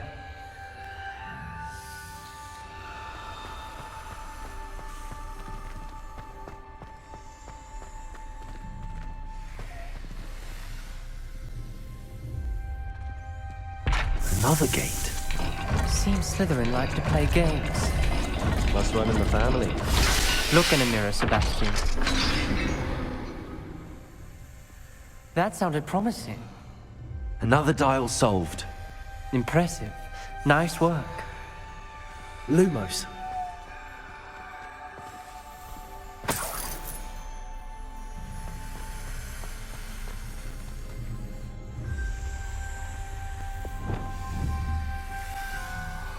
Confringo!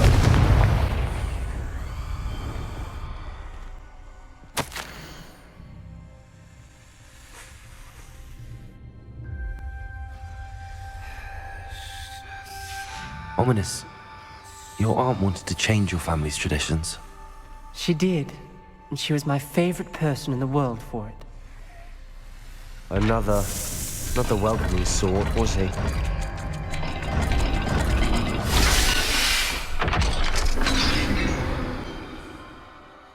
Excellent work. We're another step closer to the scriptorium.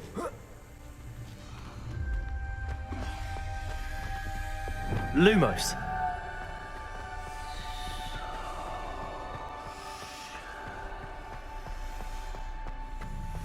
I spotted something ahead. Looks troubling. This whole place is troubling, but for my aunt's sake, we cannot stop now.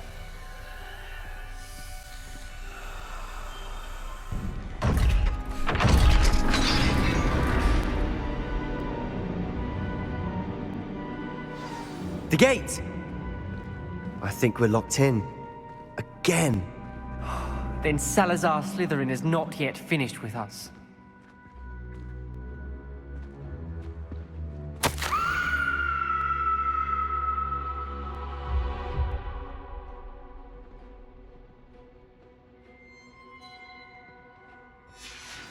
Ominous.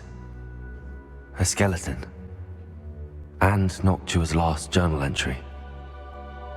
She mentions being trapped here, blocked by an unforgivable curse. This is where she died. This is where we'll die. I shouldn't have listened to either of you. Ominous, I'm truly sorry about your aunt. But I know what to do. It's going to be difficult.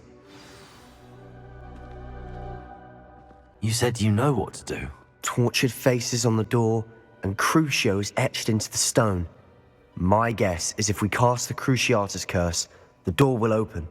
That's why Noctua died. She had no one to cast the curse on. Ominous has the most experience with this. He should cast it. You seem to be in Ominous's favor. Will you ask him about this? He does seem a bit cross with you. I'll speak with him. Good. Work your magic, so to speak. Wish we had some liquid luck. All of this could have been avoided.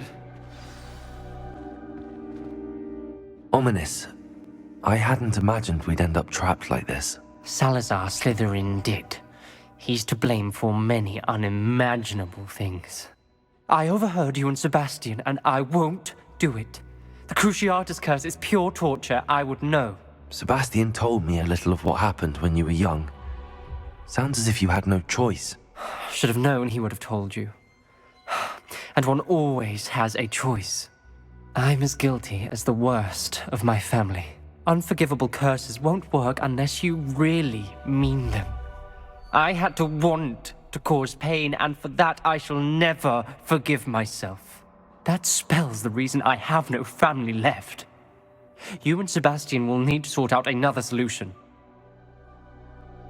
If you cast Crucio, you will regret it forever.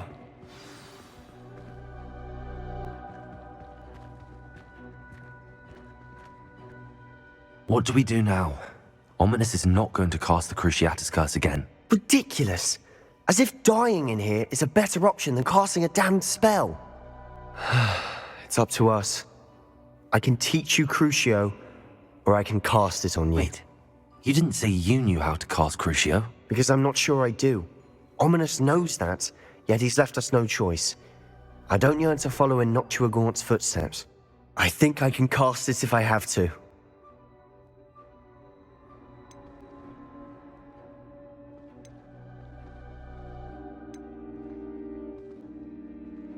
I want to learn the curse, but I won't cast it on you.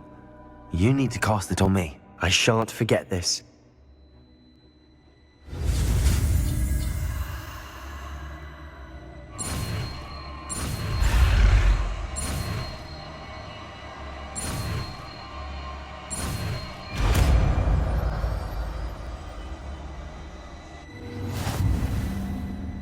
Ready?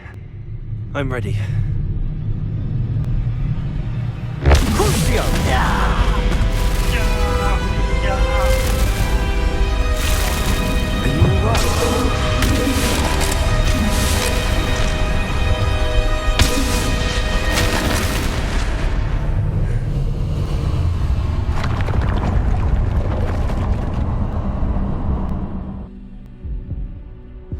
Are you all right?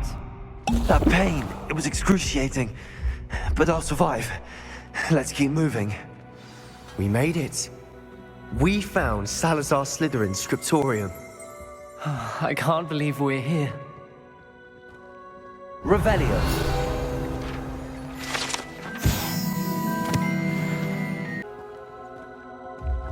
Sebastian, ominous. There's a book just here. You found something? You two go ahead. Let me know what's in it. I'll wander around a bit. May I have a look?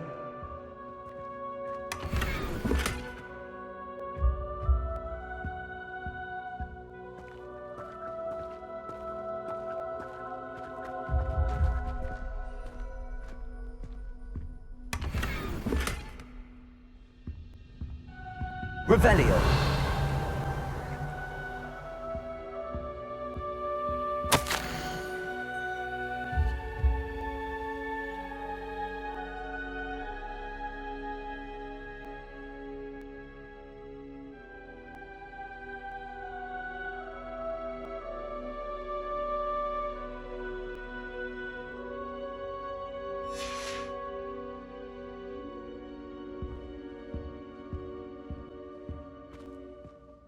What do you think? Looks like a spellbook of some kind.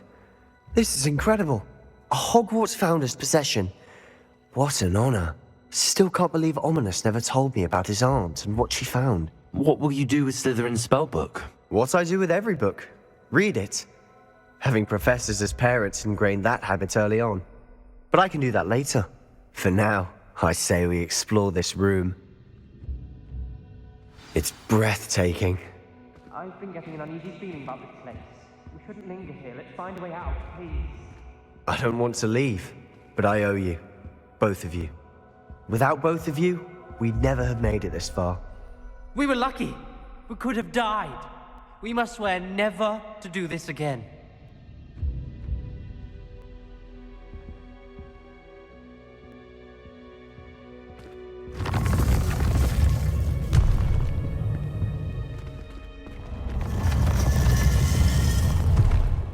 I see a way out. Best news I've heard all day. Ominous. About your aunt. Please, Sebastian. I meant what I said before. We swear, right now, never to engage in anything to do with dark magic again. Understood. I'm truly sorry about your aunt, Ominous. I suppose after all this, I am grateful to know what happened to her. Thank you.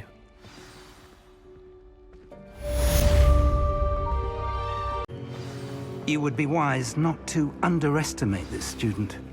Their aptitude for magic is beyond anything I've ever seen, and I've been teaching a long time. It is a joy to have such a student. It can be. There you are. I've received your owl. I was able to speak with Lodgok, the goblin I mentioned before. What did you learn? He and Ranrock were close once, but they had a falling out. You believe he can be trusted? I believe he's trustworthy, yes. He seemed sincere, and Serona Ryan trusts him. Very well.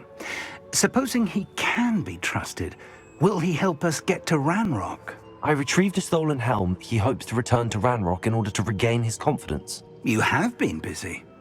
Let's hope your efforts result in our learning something about Ranrock's plans. Lodgok did mention that Ranrock is searching for something, but he couldn't say what. Perhaps that helm will yield some answers. Ranrock is searching for something. I feared as much. I've heard an unusual amount of activity, goblins and wizards, I surmise, when visiting my portrait at my castle.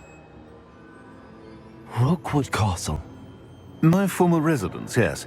That castle is also the location of your next trial. You didn't see anything? Speak with anyone? I did not. In fact, I did not make myself known. I only recently returned there and did not recognize nor trust anyone that I heard. I stayed out of sight so as not to tempt my portrait's destruction. I'm sorry to tell you that Victor Rookwood, evidently your descendant, is a dark wizard in league with Ranrock. My descendant? A dark wizard? I'm afraid we've no time to waste. Despite the obstacles that clearly await you, you must get to Rookwood Castle immediately. Not only is it the location of the next trial, it is home to a source of power that would be devastating in the wrong hands. I do wish we had the luxury of time. However, I do not doubt your abilities. Find my portrait there as soon as you can. Very well, sir. I'm on my way. Best of luck. No time to waste. I'll meet you at Rookwood Castle. Over here! What's going on here? Professor Rookwood was right. The place is crawling with Victor Rookwood's lot and Ranrock's loyalists. They're working together all right, but it is not a friendly alliance. I'm sure you'll agree that we need to find a way in other than the front gate. Let's go.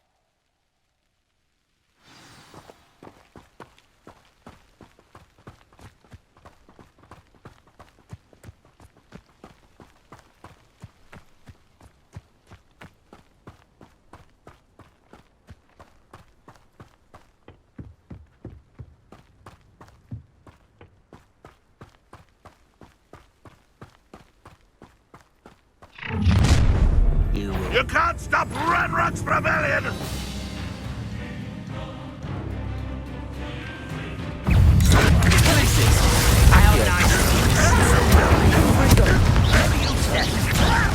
You don't know who you're playing with!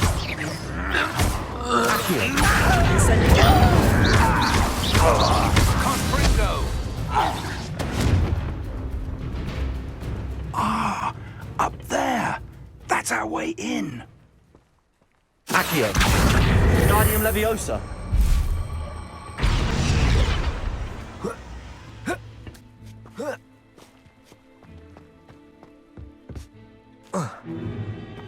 If I'd known your plan was to dig up half the country... I wouldn't have to dig if you could simply manage to bring me the child. We wouldn't need the child if you hadn't sent a dragon to retrieve the container I spent months and countless ministry favors tracking. You let them board the carriage. My options were limited once I knew it would be inconveniently beyond my reach at that infernal school. Have you not acquired enough power here? I allowed you to tunnel under my family home. Allowed me? You are here only because you are descended from a keeper and may at some point inadvertently become valuable. We had an agreement. I will share with you the power that I discovered if you locate the stores of magic that are yet to be found. So, unless you want another demonstration of my power, a power that you one day hope to wield, bring me the child.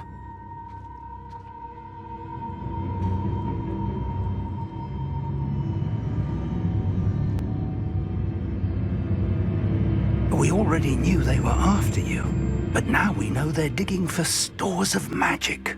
And Ranrock knows about the Keepers. Yes, I caught that too. Professor Rookwood said that you'd understand more once you complete the next trial. Let's get into that castle.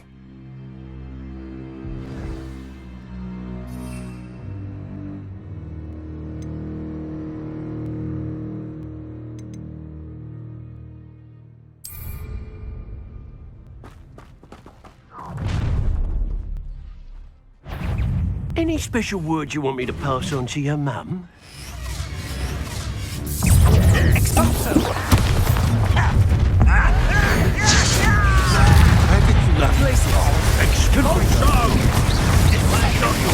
Enjoying suffering, do you? Why have you not run away? Death from above!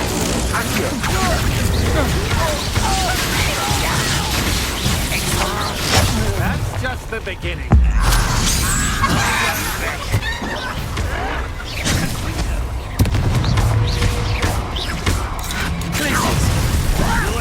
Let me down!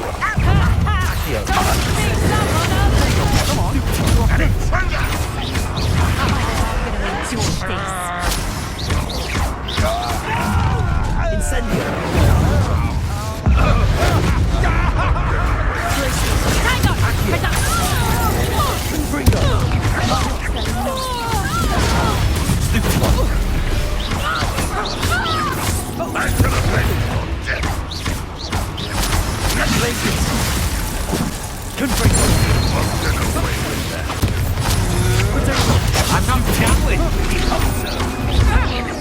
I shall avenge your death.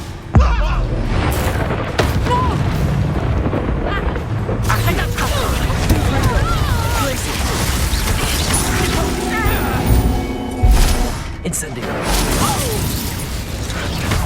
Won't get away with that. Accio.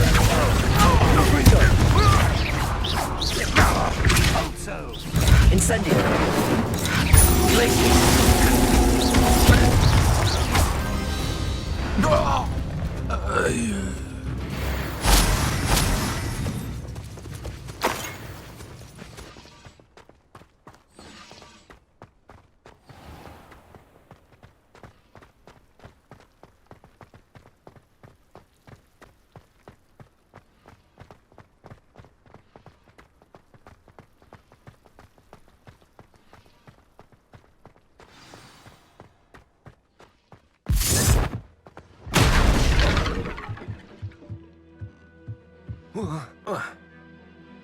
I suppose that's the quick way down.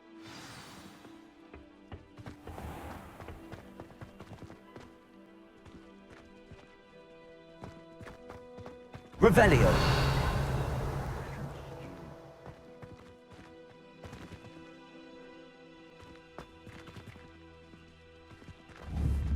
Confringo.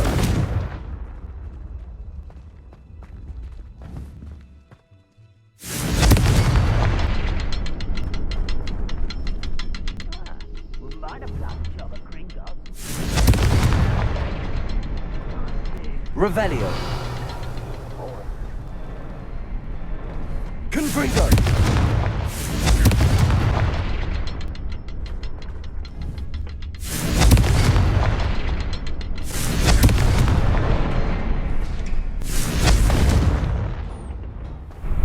Is there something to those symbols on the walls?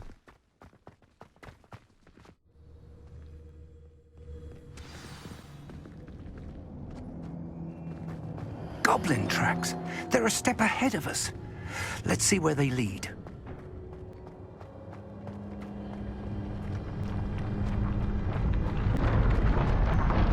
This must be it. The store of magic and the source of Ranrock's power. It looks empty. If they've taken all of it, why are they still here? Ranrock said there's more to be found, and if he's right about that, it may or may not be located here. Wherever it is, we need to find it before they do. Where is that portrait?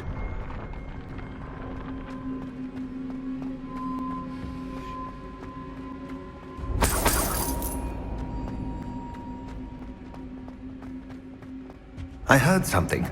I was hoping that was you. Professor Rookwood, the goblins and dark wizards who've overrun your castle are digging for stores of magic and have broken open some sort of container. No. Things are more dire than I could have imagined. If, as you told Percival, a goblin in his vault was wielding a powerful magic, then they have somehow learned. It cannot be. And sir, they know you were a keeper. Ranrock used the term. This makes no sense. How did... We shall discuss this later. Right now, you must complete the next trial.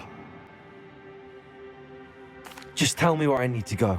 The power you stand to wield must first be fully understood. The trials will ensure that. Power without knowledge is dangerous indeed. In the wrong hands, we will simply have to outwit Ranrock and my unfortunate namesake. Very well, Professor. Tell me where I need to go. I shall reveal the path. Professor Fig must leave you now.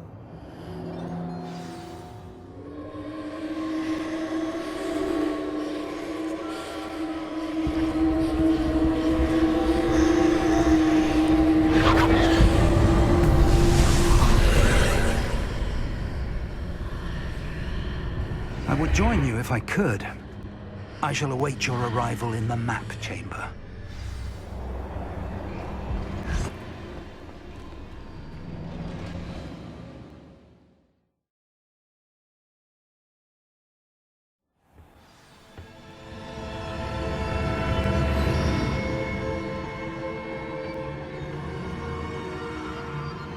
Revelio.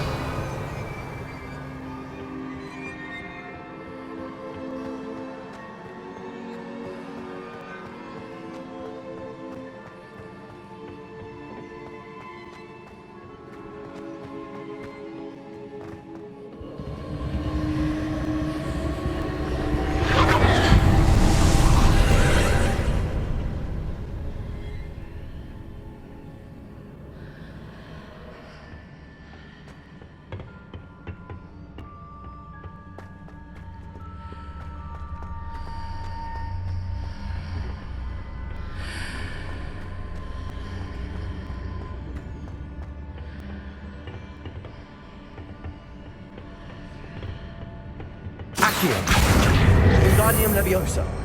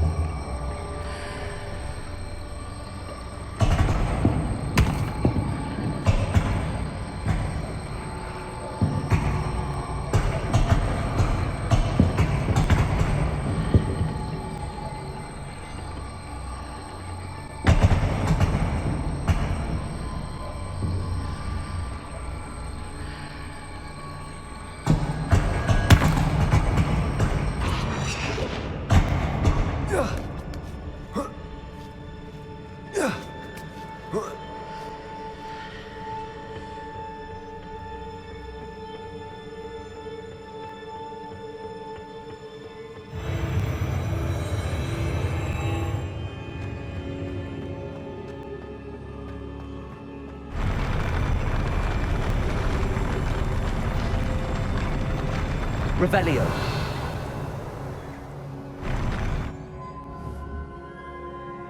Confringo.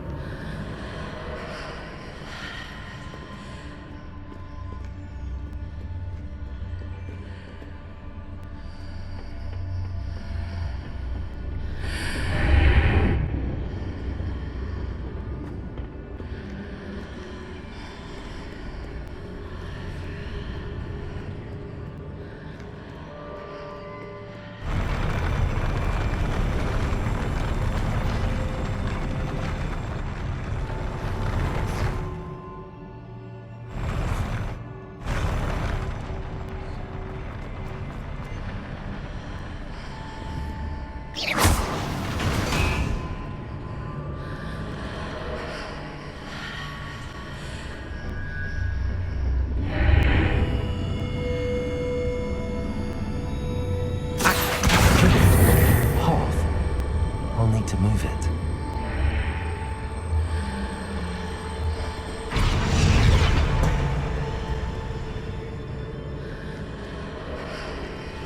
Accio. Wingardium Leviosa.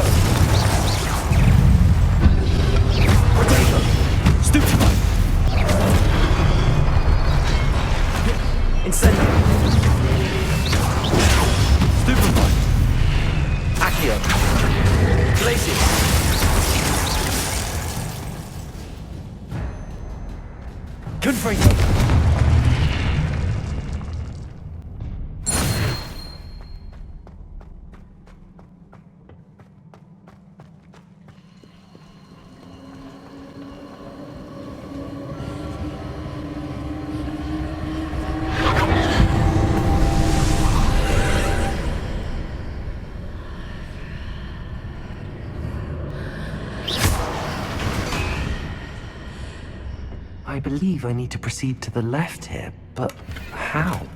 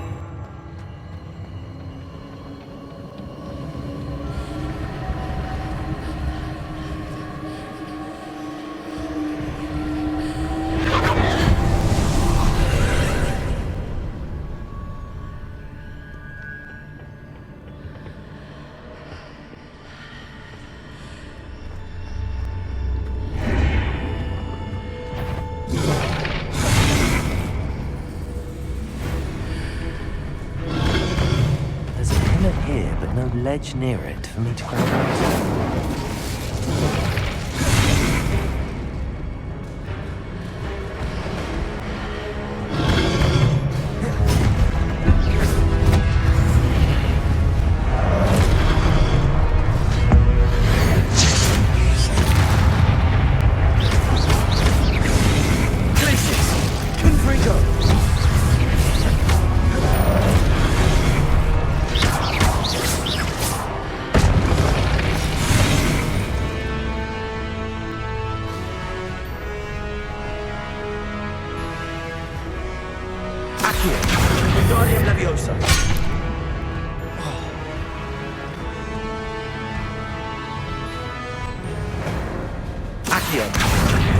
Leviosa!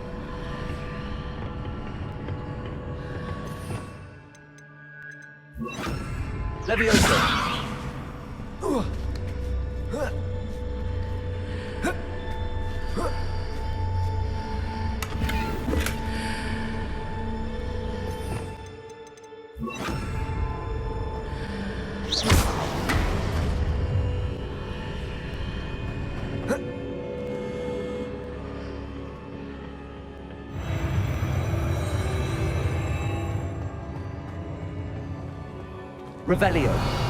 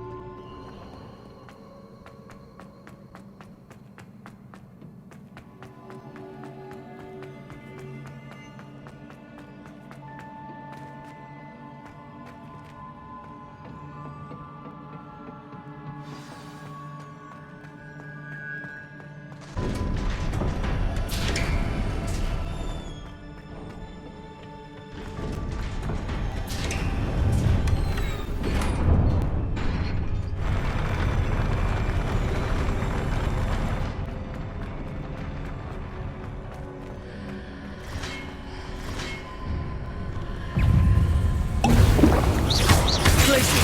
Confringo!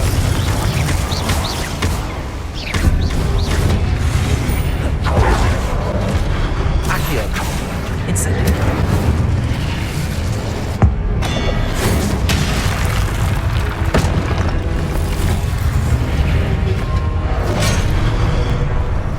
Accio.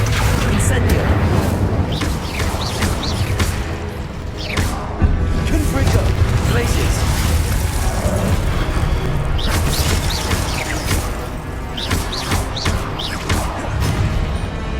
Accio. Incendio. Places! Confringo! Stupefy.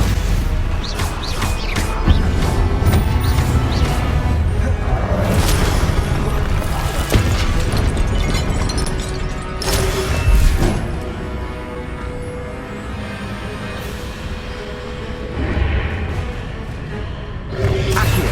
Incendio. Confringo!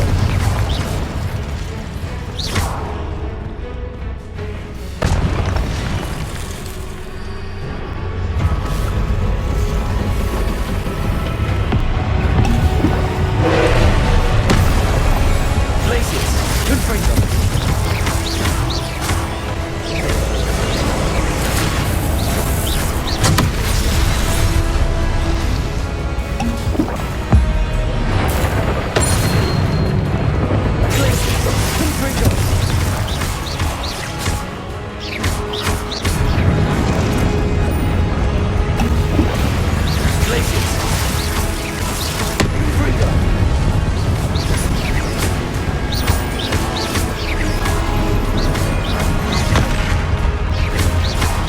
Confringo! Places! Confringo!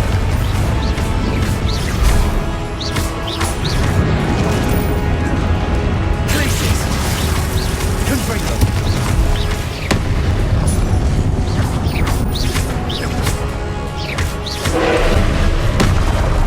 Places! Protego! Confringo! Stupefy! Places! Confringo! Stupefy!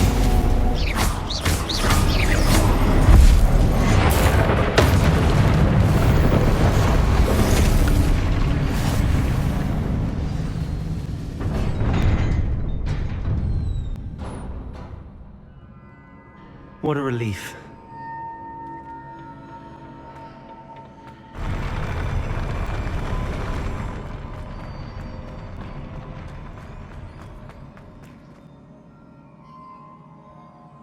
Revelio.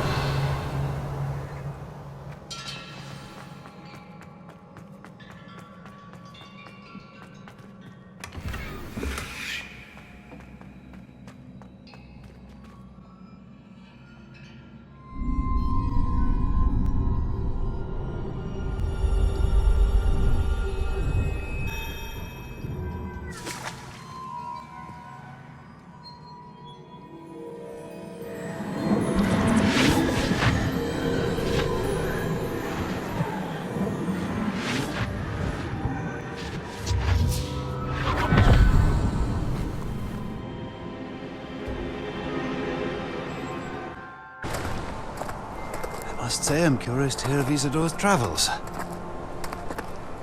Do come in.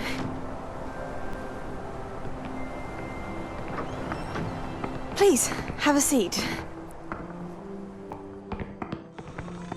Isadora, we are all most intrigued to hear. We're ready.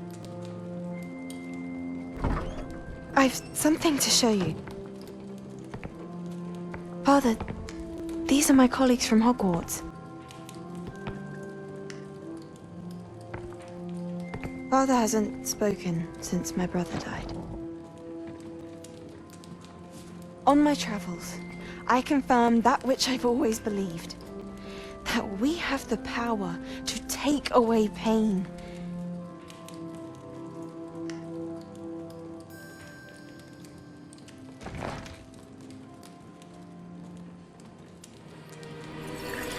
Isadora.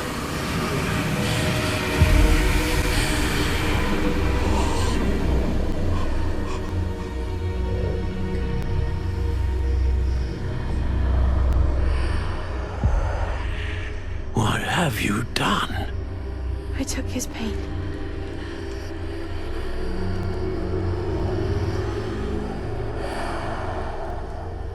This is uncharted magic, Isadora. You can only see what has been sealed in the jar, and we do not know what power that may hold. But the traces of that magic are different from what I've seen before. Thank you.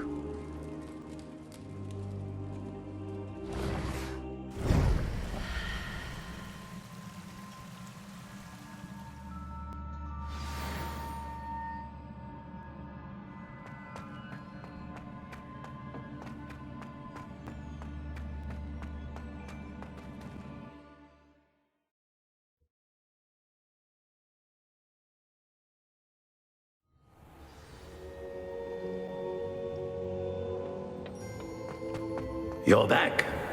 And in one piece, no less. It is good to see you again. Professor Rookwood told me about what happened at Rookwood Castle. In light of the dire circumstances in which we find ourselves, it is most fortunate that someone so competent is following this path. Thank you, Professor. I shall keep the second artifact safe as you've advised. Good. Are you ready to move on? What was the glowing strand that Isadora pulled from her father's chest? It was pain. You will understand more about her actions as you complete the trials. I'm ready for whatever comes next. In that case, introductions are in order. Allow me to introduce former Hogwarts headmistress, Neve Fitzgerald.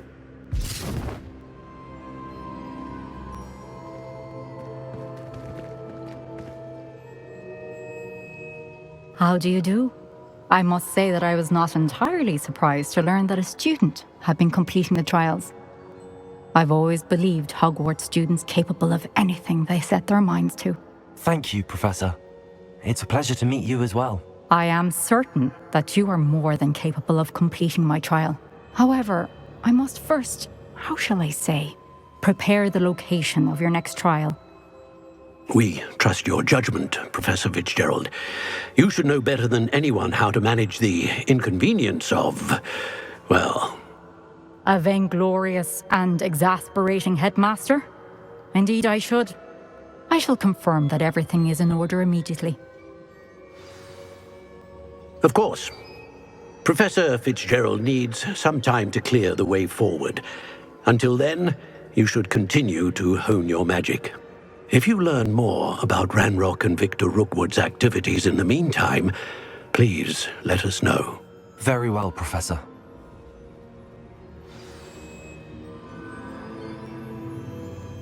I know. Continue to hone my magic. You do learn quickly. Hopefully you will soon hear from Lodgok as well, and we shall learn how he fared with the helmet you retrieved. Well done today, as always. We shall speak again soon.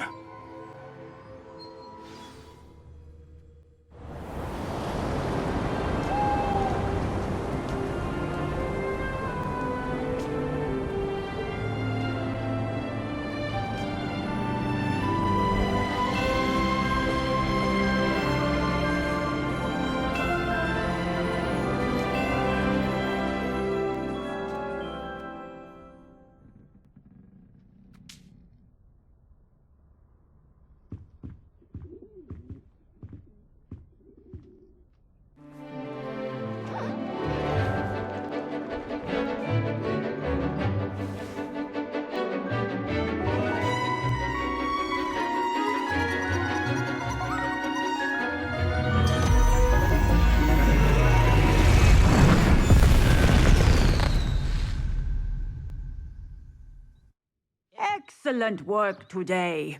Class dismissed. Ugh. Can't say I'm terribly fond of all the dung in this class.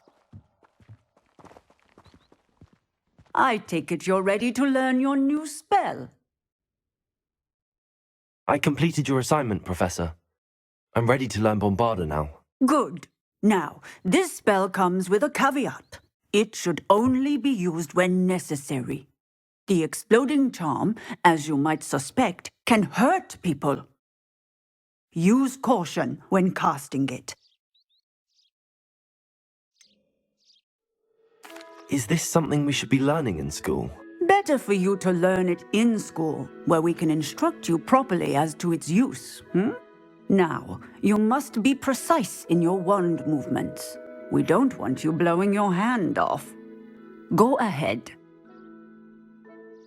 Nice and steady wand movements. Remember, the exploding charm is highly volatile.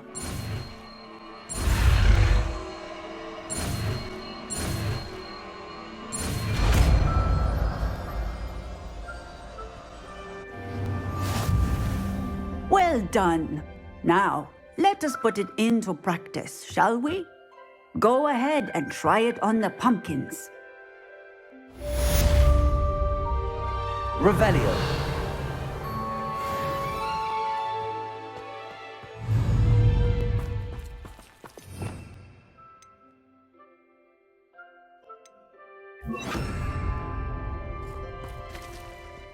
Bombarda. Excellent wand work. Cast the spell just like that every time. Assured and in control. Hello, Deke. You wanted to talk to me? Indeed. Deke thought you might want to learn how to build a breeding pen so that you can breed beasts. That sounds like a very good idea. Rescuing and breeding beasts go hand in hand. Young beasts are particularly vulnerable to poachers. Breeding beasts here in the room will allow us to keep the younger ones safe. I see. What do I need to do? First, bring a pair of beasts to the room. One male, one female. Deke suggests rescuing thestrals, as they're at great risk from poachers. Noble creatures, but their relationship with death gives them a bad reputation. They're prized by poachers for their tail hairs. I've seen thestrals before, but where would I find a pair of them nearby? Deke has seen some wild thestrals not too far from the Hogwarts grounds. Then you'll need to purchase a spellcraft for the pen from Tomes and Scrolls and gather the materials it requires. Once you've rescued the thestrals and you have the spellcraft, you come and find Deke. I've rescued the thestrals and bought the spellcraft for the pen. Excellent! Now, to breed your thestrals, simply release them into the same vivarium in which you conjure the pen. Then use the pen to start the process. Come and see Deke when you're finished. I shall. I wonder where I should conjure their pen.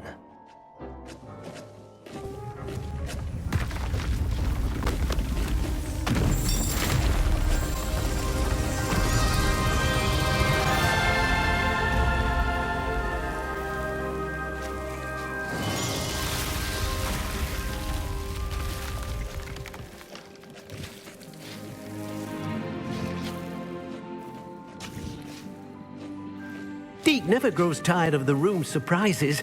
We now have the perfect place for those thestrals. Please let Deke know once you've bred them.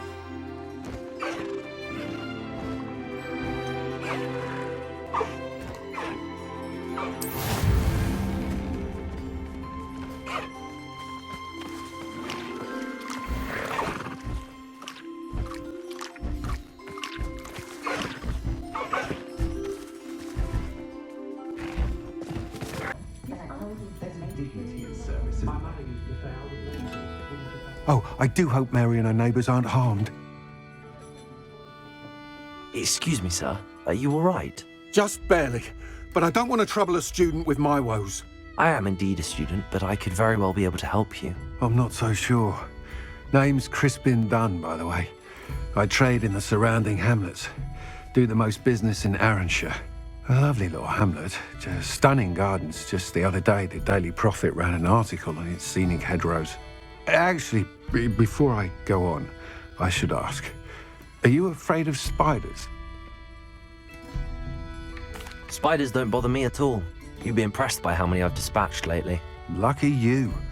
The hamlet's overrun with the vile things, and they're acting abnormally aggressively. I'm concerned about my customers, of course, but it appears that most of the hamlet's residents fled to safety. It's my friend Mary I worry about. I haven't heard from her, and I fear she's trapped in her cottage.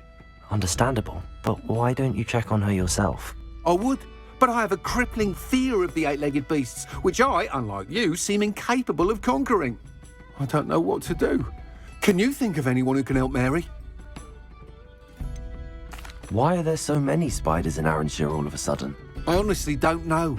I've never seen so many spiders in all of my life. It's almost as if someone's breeding them. They've trapped the entire hamlet in webs. I was lucky to escape it all. Mary always has a way with these beasts. It's very concerning not to hear from her. Why is it you can't conquer your fear of spiders? When I was a small child, I was being tormented and chased by a group of local bullies and slid into the hollow of a tree to hide. Within moments, spiders were crawling over every inch of my body. Seemed I'd stumbled on a nest. I couldn't move, paralysed by fear of the spiders and an equally profound fear of the wizards I knew were just outside the tree. I was there for what seemed hours. I can feel their legs on me now just talking about it. Ugh. Why didn't you ask the ministry for help? I did. Reached out to anyone who would listen. Tried Minister Spout old Spavin himself. But evidently they have their hands full with who knows what else. It seems this little hamlet has to fend for itself. I'll try my very best, Mr. Dunn. Please do. If you can think of anyone that may be brave enough to help, I'd appreciate it. Thank you. They'll find Arranshire southeast of Hogsmeade, just below the train station. This must be Arranshire. I'd best keep an eye out for spiders. Glacius! Accio! Incendio! Bombard!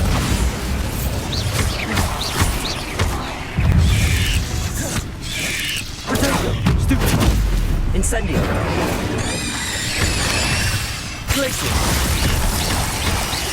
Accio! Bombarda! Incendio!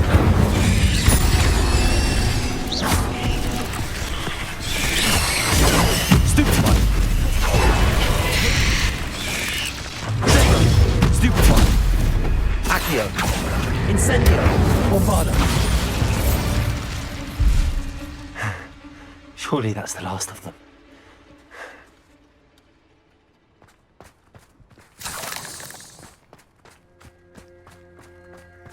Revelio!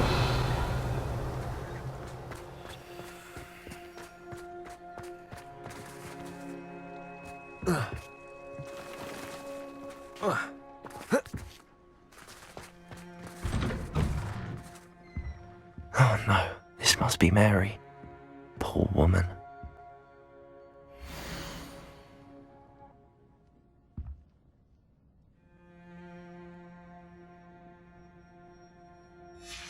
If Mary was breeding these things in her cellar, that means there are more underground. I'll need to destroy every last spider in that cellar if this is to end.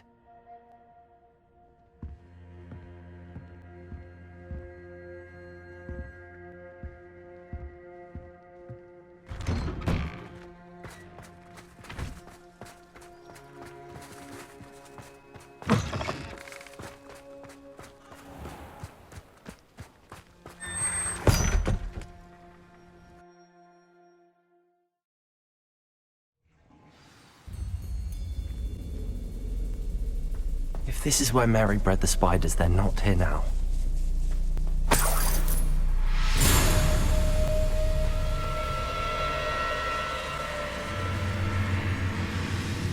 Revelio.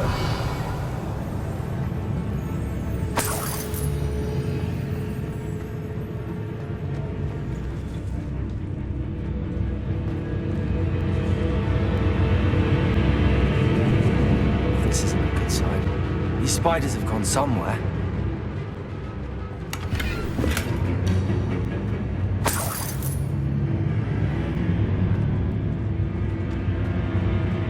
A ladder.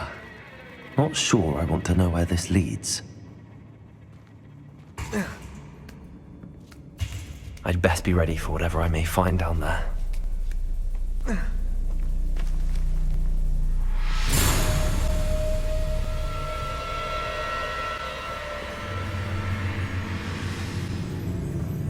Exacts. I need to find and destroy all of these before the situation gets even worse. Revelio.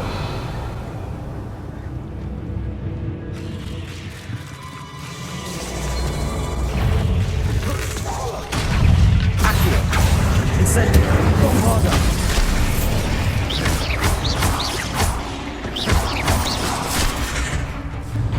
Accio. Incendio.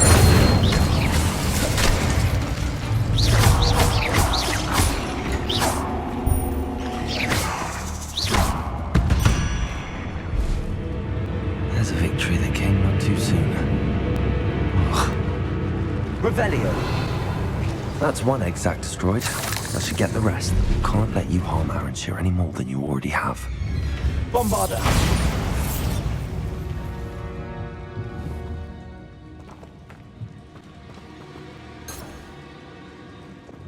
Confringo!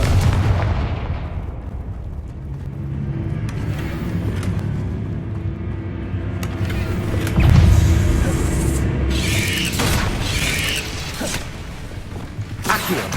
Incendio! Bombarda!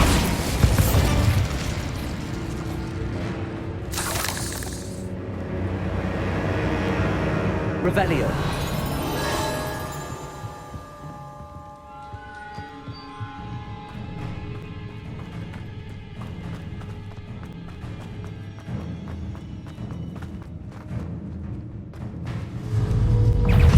Accio. Incendio. Bombarda. Crisis. Accio. Redondo. Stupid one.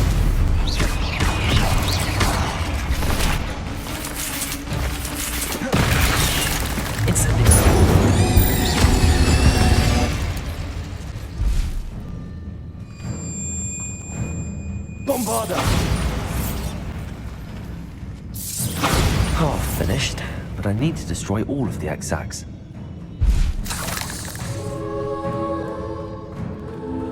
Revelio.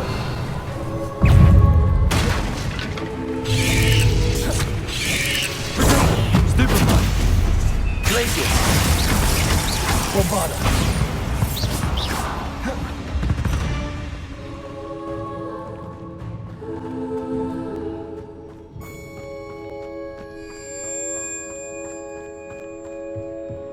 Revelio.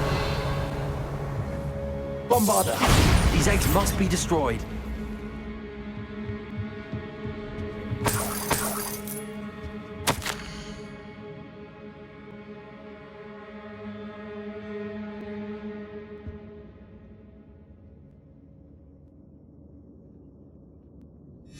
I suppose I know what happened to Mary Portman now. She was breeding the spiders.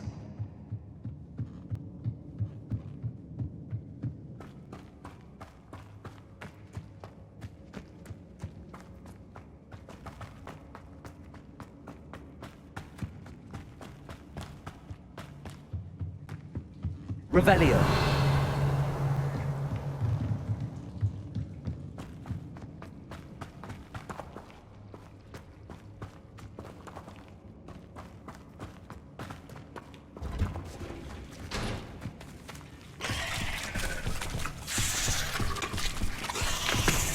Incendio.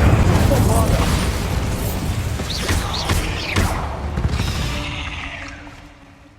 Not my fault you're a deadly great spider.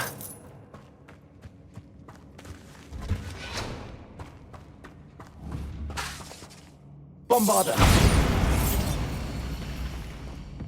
I hate to think that they see me, but I don't see them.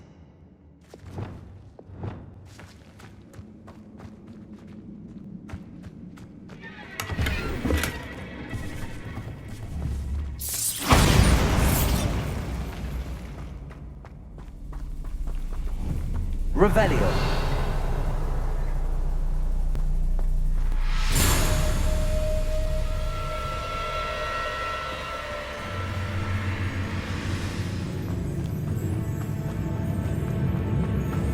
Bombarda. Revelio.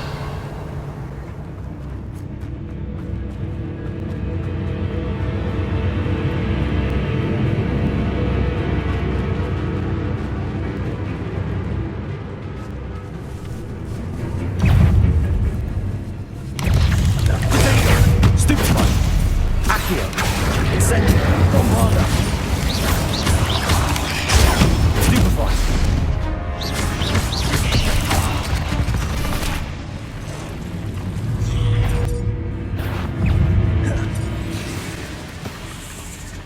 Accio. Glacis. Bombarda.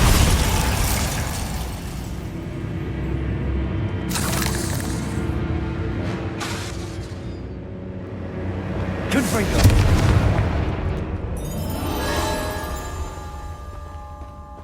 Revelio.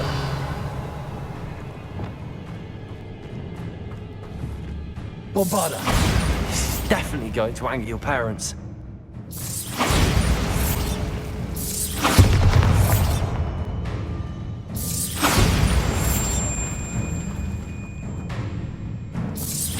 That's the last of the spider sacks.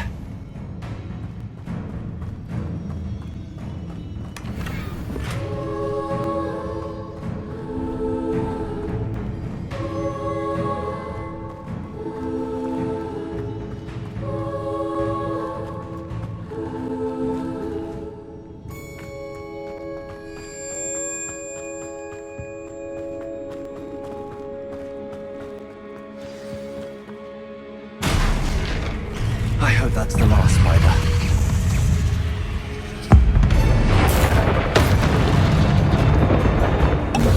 Glacis. Incendio. Bombarda.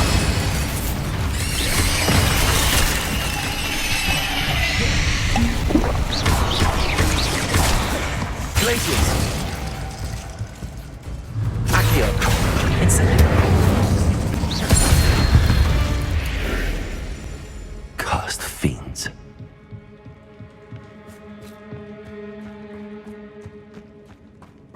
Revelio.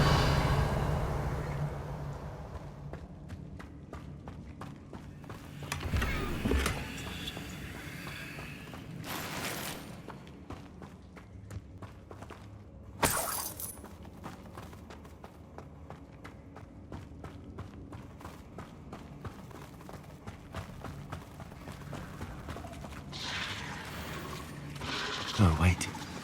That's the last one. And she's angry.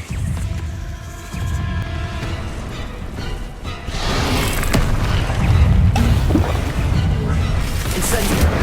Glacis. Bombarda. I have nightmares for the rest of my life after that. Glacis.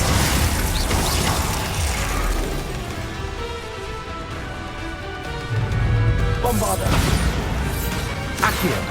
Incendio.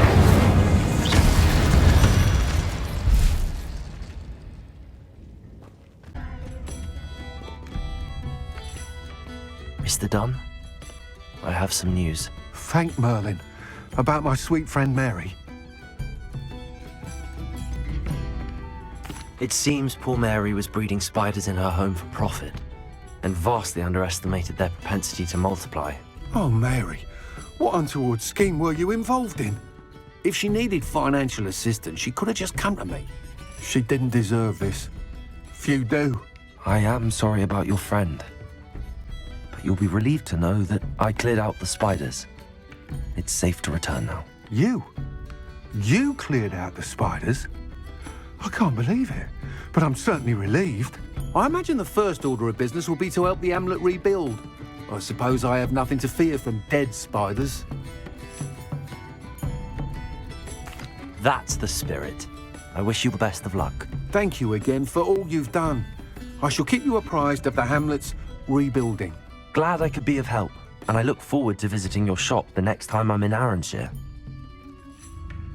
To dearly departed Mary.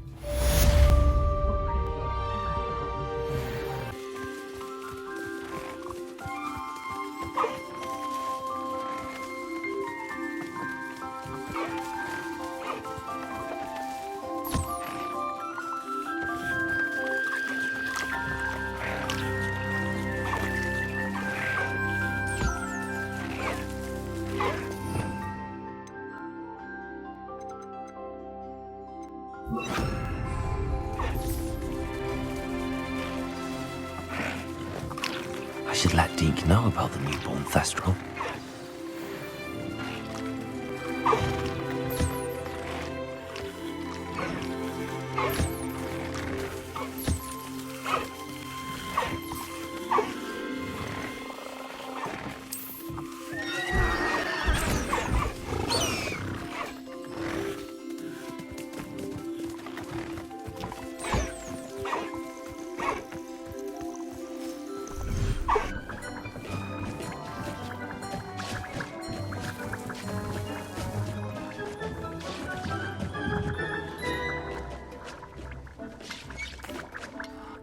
Hello, Deke. You'll be pleased to know that a little Thestral was born. How wonderful to have more Thestrals in our world. Such misunderstood beasts. I'm sorry that we can both see Thestrals, Deke. Deke is privileged to see such majestic beasts, but sometimes wishes Deke couldn't. Deke is to blame. What do you mean, to blame? Years ago, Deke's master ordered Deke to help him capture a phoenix, the rarest of all beasts, that Master had spotted high on a cliff. The phoenix was the most beautiful beast Deke had ever seen. Deke begged Master to leave her be. When Deke hesitated to climb up the cliff as ordered, Deke had to punish himself. As Deke punished himself, Master grew angrier and angrier, and in his frustration cast at the regal bird. Deke suspects the phoenix was protecting eggs when it swooped down in fear and fury. Before Deke could reach him, Master fell from the cliff. Deke stayed on that cliffside for days, punishing himself, before Tobbs found him. What a horrible tale, Deke. I'm so sorry. Deke has only told Professor Weasley that story, and now yourself. Deke often wonders what became of that phoenix. Deke feels fortunate to be at Hogwarts now, helping you rescue beasts. Perhaps Deke can make amends for what came before.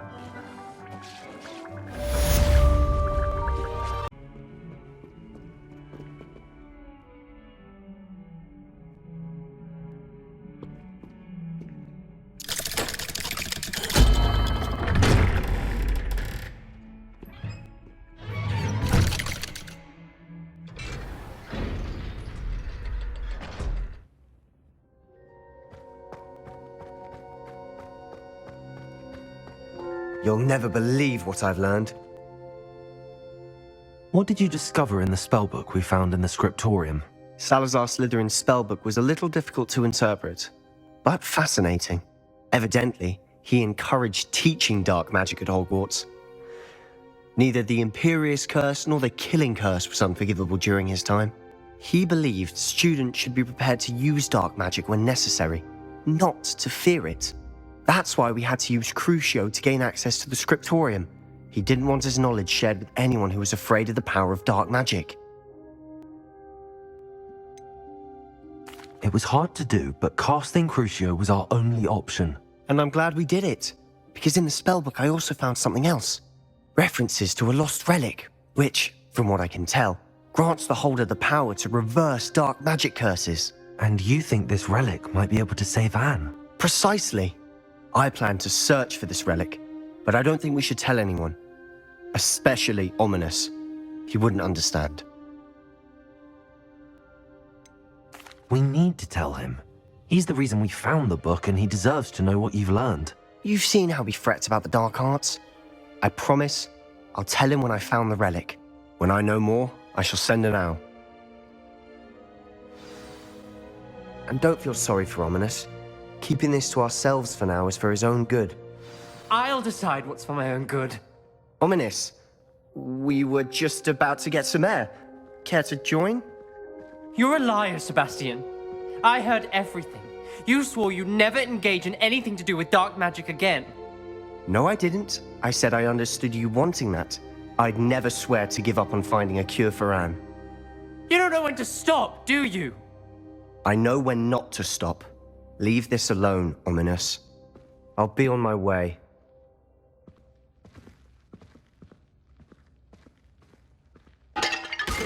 I am not letting this go.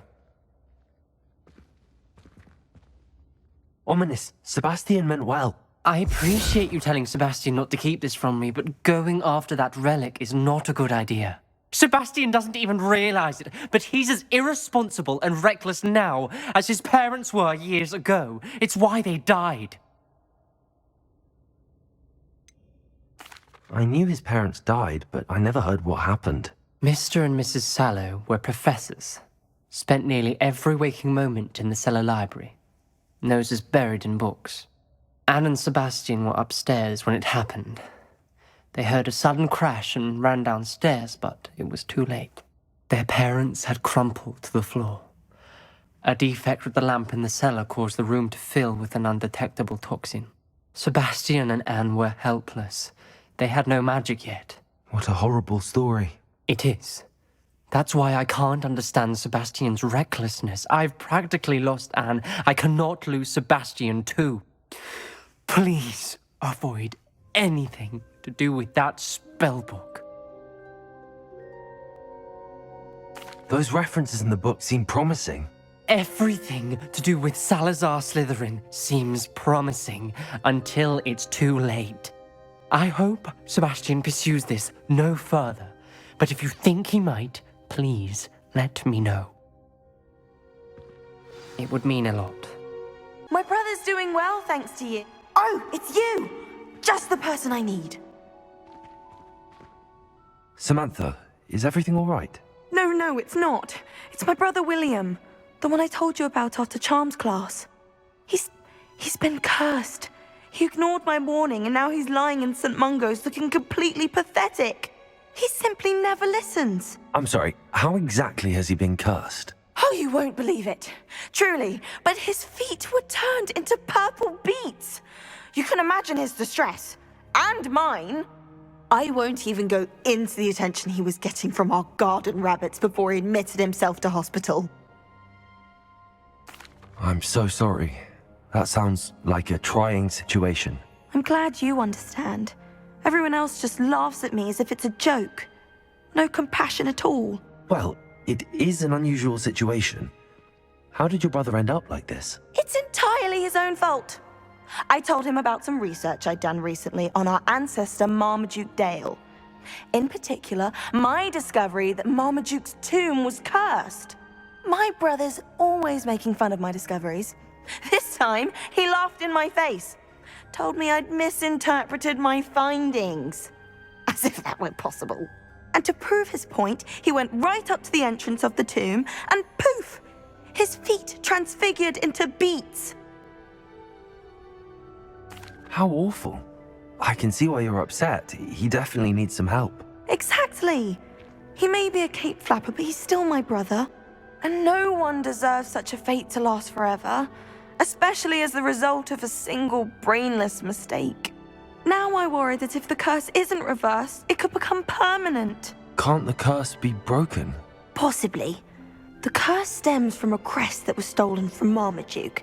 If the crest were returned to its rightful place upon his sarcophagus, then I believe that William's feet may be restored. You battled trolls when they attacked Hogsmeade, escaped a dragon, and I could tell by your work and charms that you're a skilled spellcaster. Returning a crest to a sarcophagus should be almost effortless for you. So, will you help us? Why was Marmaduke's tomb cursed? The curse is the result of an intense sibling rivalry between Granham Dale and his younger brother Marmaduke. Marmaduke was a famed herbologist, and Granham resented the attention that he received. Sibling rivalry?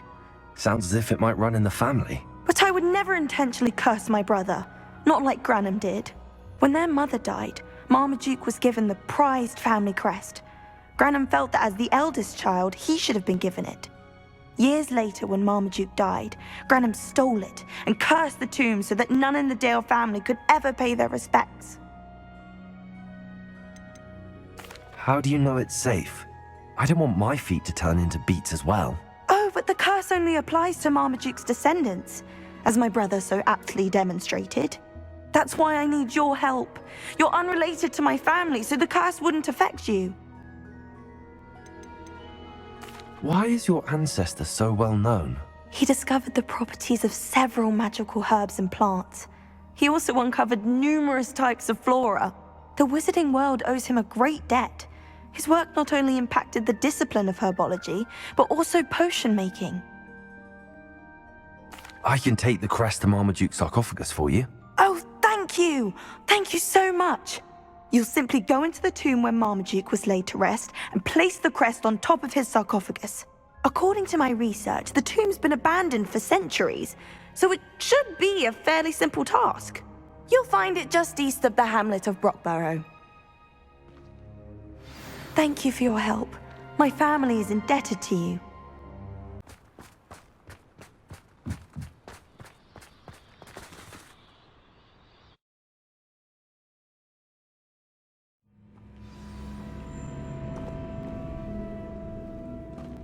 Well, my feet didn't turn into beets. That's a good start.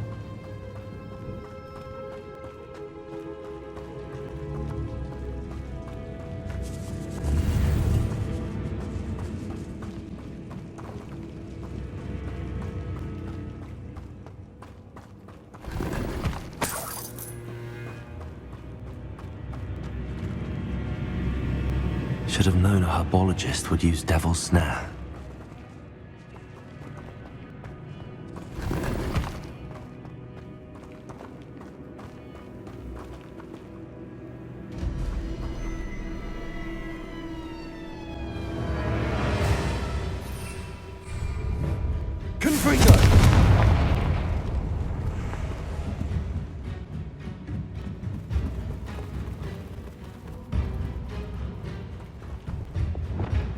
Bombarda.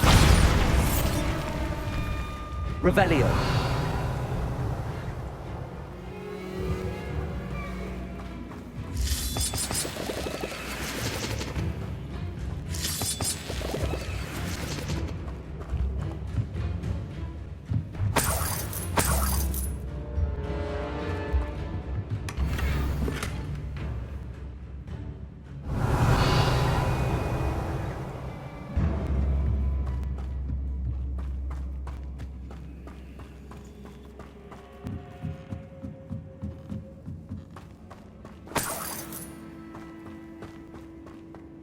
Revelio.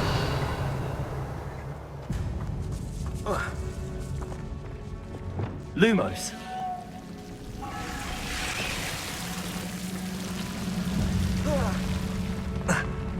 A troll?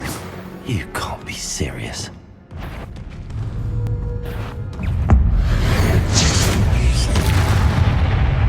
Places. Bombarda. Stupid one. Confringo. Defender. Stupid one. Glaciers. Stupid one. Bombarda.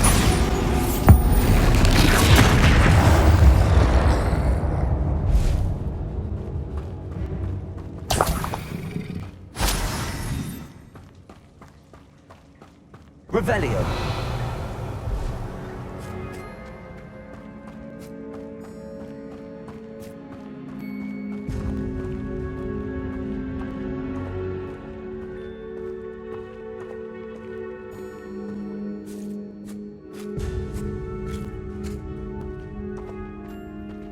A sarcophagus. This must be Marmaduke. That should reverse the curse. Hopefully.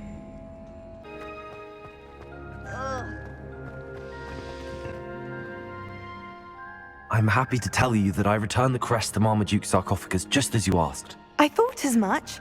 I received word from St. Mungo's that my brother's feet are back to normal. No more beats. Oh, I cannot thank you enough. It wasn't too much trouble, I hope. Just a measly old troll. Nothing significant. A troll? Oh dear, I'm so sorry. That's awful. No one has been in that tomb for centuries. But I can't say I'm surprised. Marmaduke seems to have been full of surprises. Indeed he was. Well, I suppose I should be going. I'm anxious to see my brother, who must be elated to have his feet back. Of course. I certainly would be. William and I are forever in your debt. Thank you again for what you did. Ugh.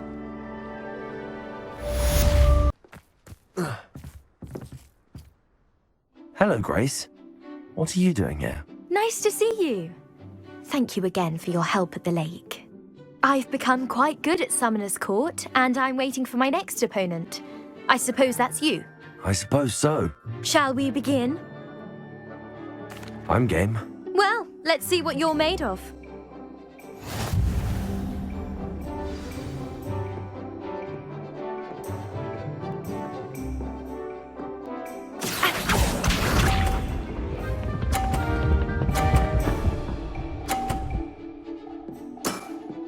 You didn't see that.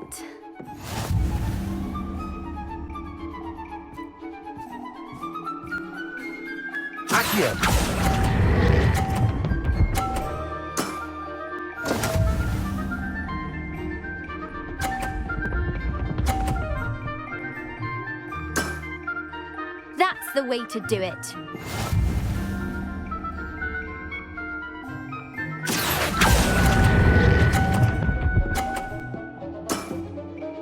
What a remarkable shot!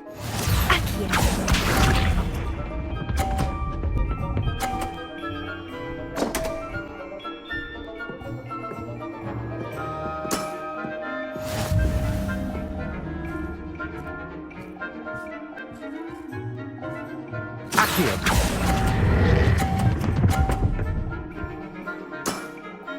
Impressive.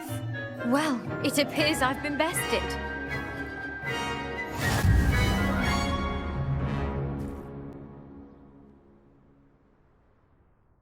Well done! Diving, Summoner's Court. Seems there's nothing you can't do.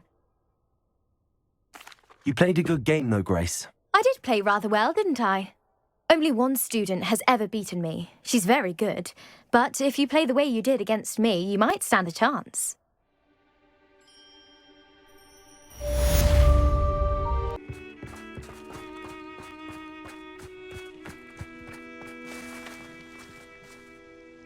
Is Highwing all right? Natty told me what the two of you did.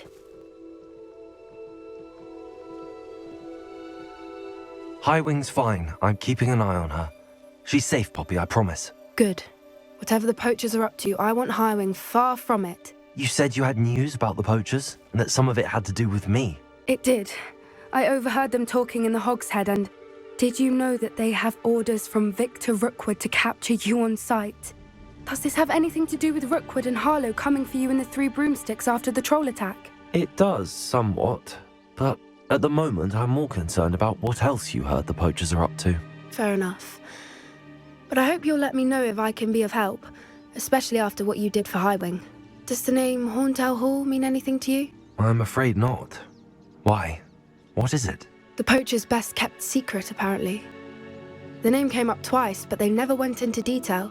I also overheard one of them bragging about all the gold they're making, at the expense of innocent creatures, undoubtedly. The poachers spoke of this area, and I thought if we searched around a bit, it might give us clues as to what they're doing. If you ever meet my gran, this trip never happened. Not to worry, Poppy. If I ever meet your gran, I shall not speak a word of this. I normally tell her everything. She might be my best friend after Highwing, but she knows how I feel about the poachers. I think she worries I'll do something ill-advised. Whatever gave her that idea? This way.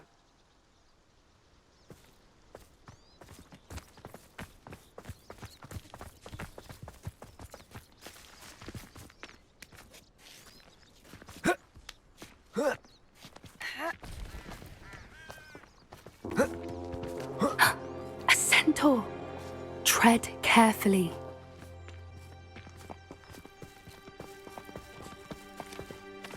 An entire castle to roam, yet you choose to wander here. Please, we don't want any trouble. We're simply passing through. Do you take us for fools? That we do not notice more and more of your kind around here, in league with the poachers? We aren't involved with them. If anything, we want to see them stopped. I hope for your sake that is true. Our kind is swiftly losing patience with the poachers and those they work with.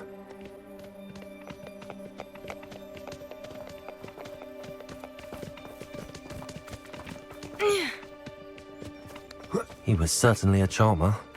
That could have gone worse. Centaurs aren't exactly fans of wizard kind, and the poachers aren't helping matters. But why would he think that we had anything to do with poachers? I did notice the poachers talking with a few villagers in Hogsmeade. I'm not sure why. Perhaps that's why the centaurs are suspicious.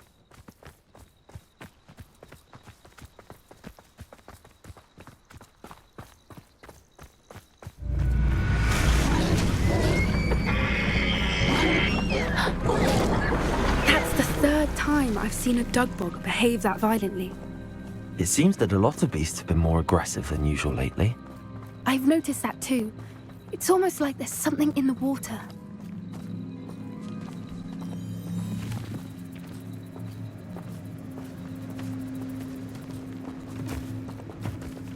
This is odd. What is it? Not entirely sure, but look around. If the poachers were here, perhaps we can find out why. Revelio.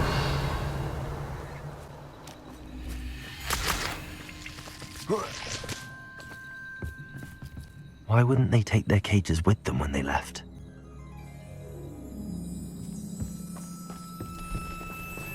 Pelts. Poor beasts. Still smoking. They can't have been gone long.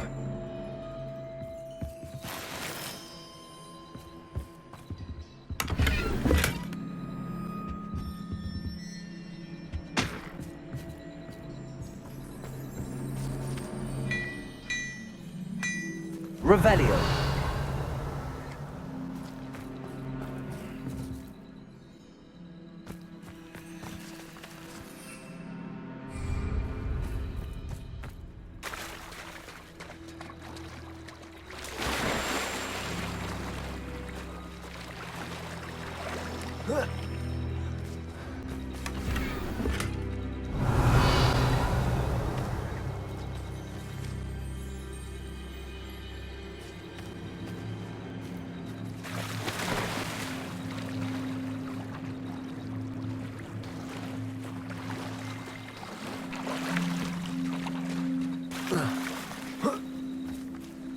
Revelio.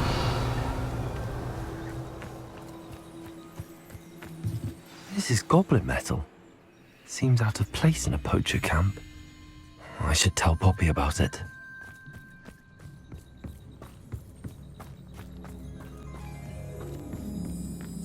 Anything interesting?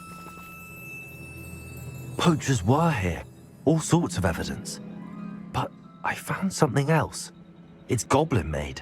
I found goblin armor. Let's keep searching, but carefully. Merlin only knows what's going on here. I don't have a good feeling about this. How do goblin and poacher interests align? Look, down there. Definitely poachers. No creatures though. So what are they doing out here? Let's take a closer look. They won't be happy to see us. Should we use disillusionment? Or perhaps a less discreet approach? Hard to say from up here. Let's get a better lay of the land.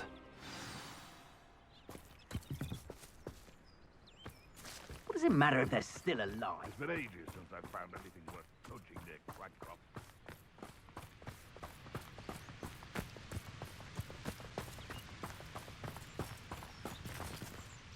Ah!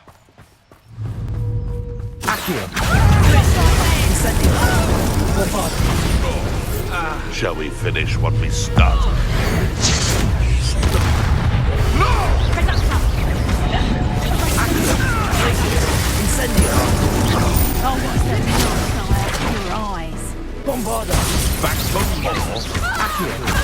not the brightest child.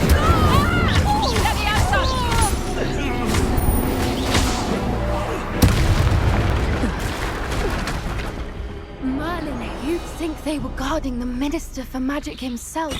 What is going on here? Only one way to find out.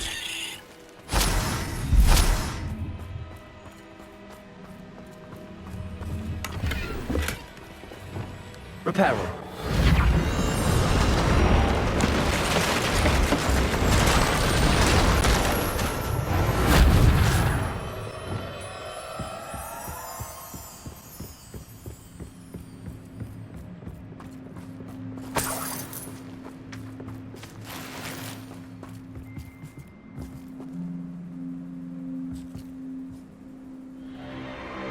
What in Merlin's name? Are those dragons?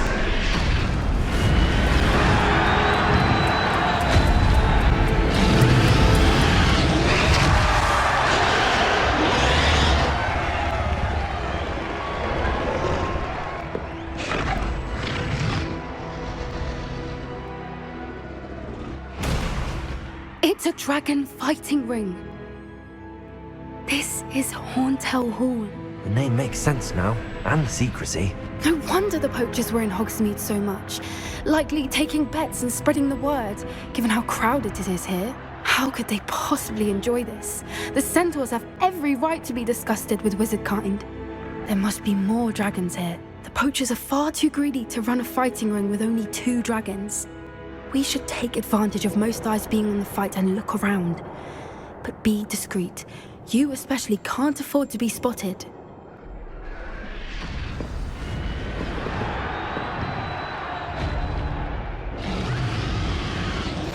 That's it.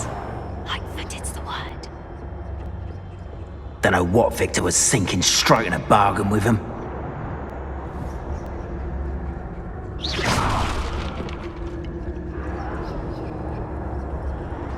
It's no Dallas.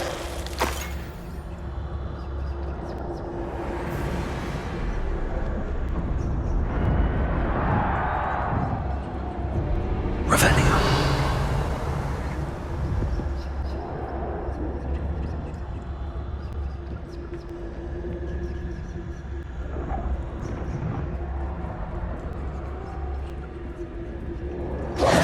Have you heard from your family? Has either of your brothers come round to our way of thinking? Will they join us? Ah, they say we go too far. The violence isn't going to get us what we want. I say. There you go. Stupid you little meat. Won't bother.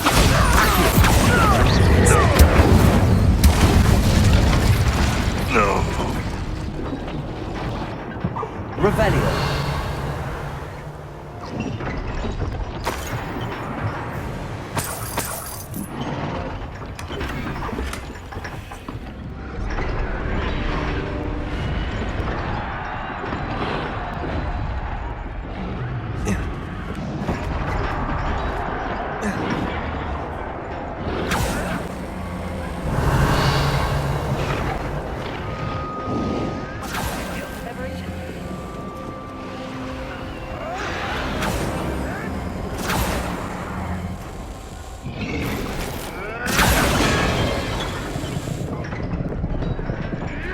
Did you hear those goblins? Ramrock and the poachers must be working together.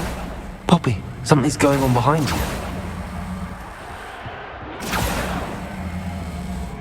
What's going on down there?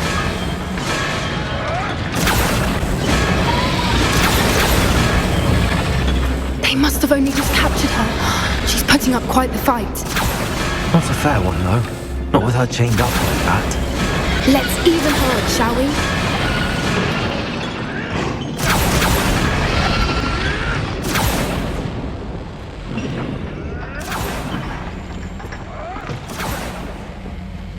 Look, they've got a dragon egg.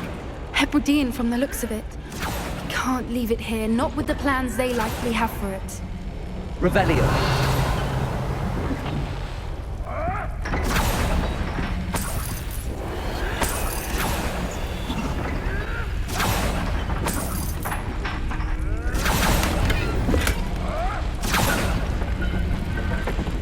I'll overmore.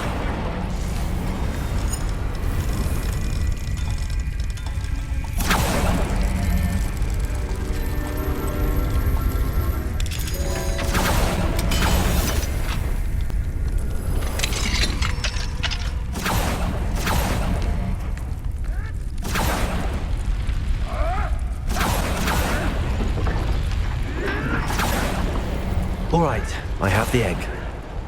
Ready. The element of surprise will only buy us a few seconds. Let's make them count. Careful! Ranrock will want his dragon intact!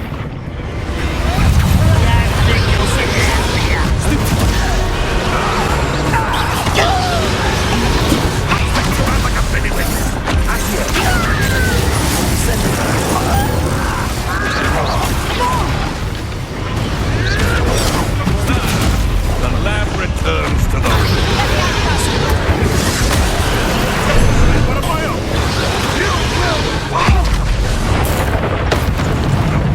What's that done?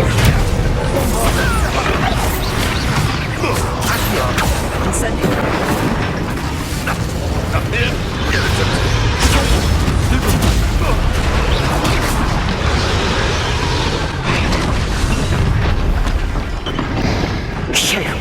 You're the one we're looking for, and you brought a friend. You made a mistake.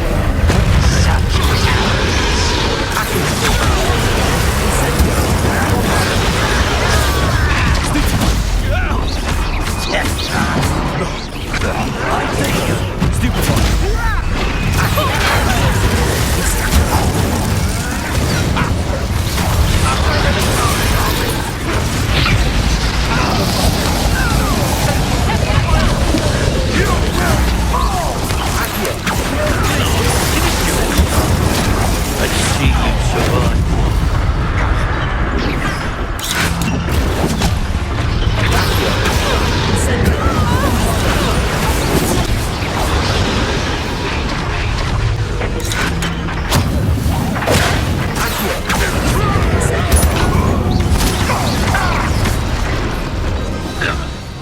We don't have time. We need to free her now before more show up.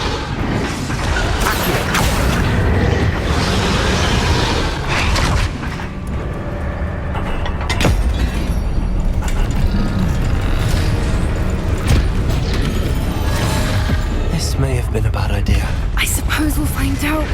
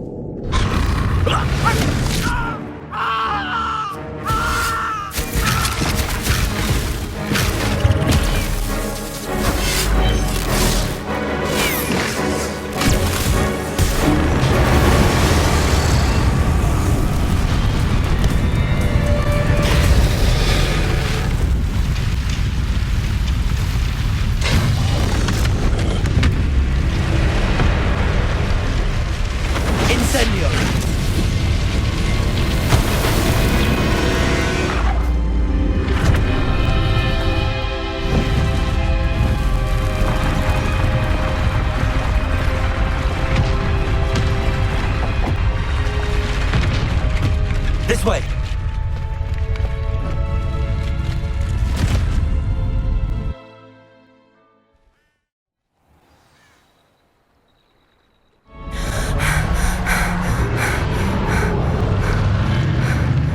That was a Hebridean black. I'm guessing the egg we have belongs to that dragon. I don't think she knew they had her egg. She wouldn't have left without it. What now? She didn't exactly leave us a calling card. I don't know. Nothing about this day was expected. Not the goblins, and definitely not the fighting ring. The last thing I planned on was a dragon egg.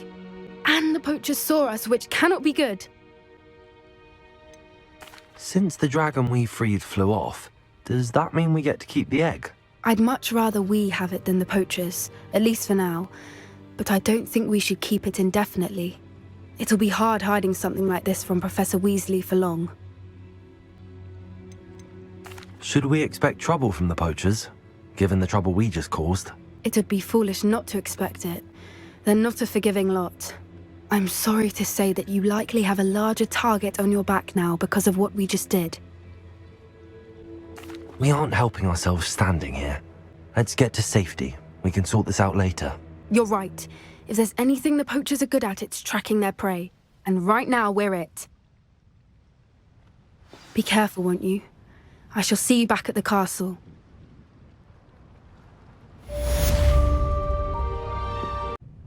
That book Professor Weasley asked me to find should be around here somewhere.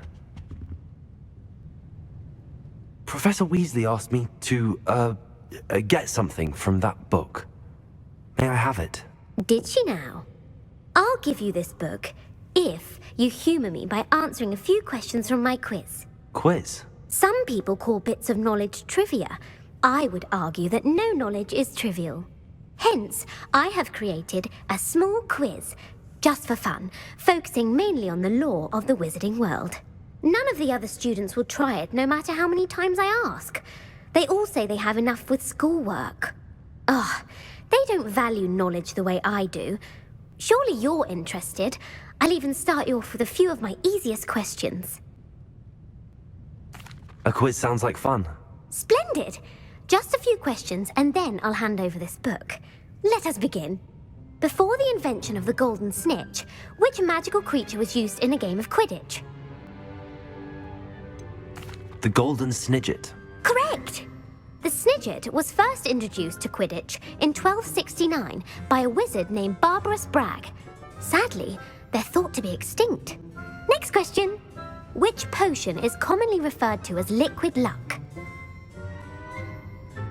Felix Felicis. Well done! Since it makes the drinker temporarily lucky, Felix Felicis is a banned substance in all organised competitions. The tale of the three brothers involves which magical artifacts? The Deathly Hallows. Correct! According to Beedle the Bard, the Deathly Hallows consists of the Elder Wand, the Resurrection Stone, and the Cloak of Invisibility. Which ball in Quidditch is the largest? The Quaffle. That's right! When a chaser throws the quaffle through one of 3 hoops in a Quidditch match, their team is awarded 10 points. True or false? Polyjuice Potion allows the drinker to change species. False. Correct. While Polyjuice Potion can be used to change things such as age or race, it cannot be used to change species. Well, I suppose this has gone on long enough. I'll put the book back on the pedestal now. If you're inclined to test your knowledge again, I have plenty more questions I could ask you. And I won't be giving you any more easy questions either. The next ones will be more difficult. I'd like to answer more questions. What governmental body directly preceded the Ministry of Magic? The Wizards' Council. That's correct.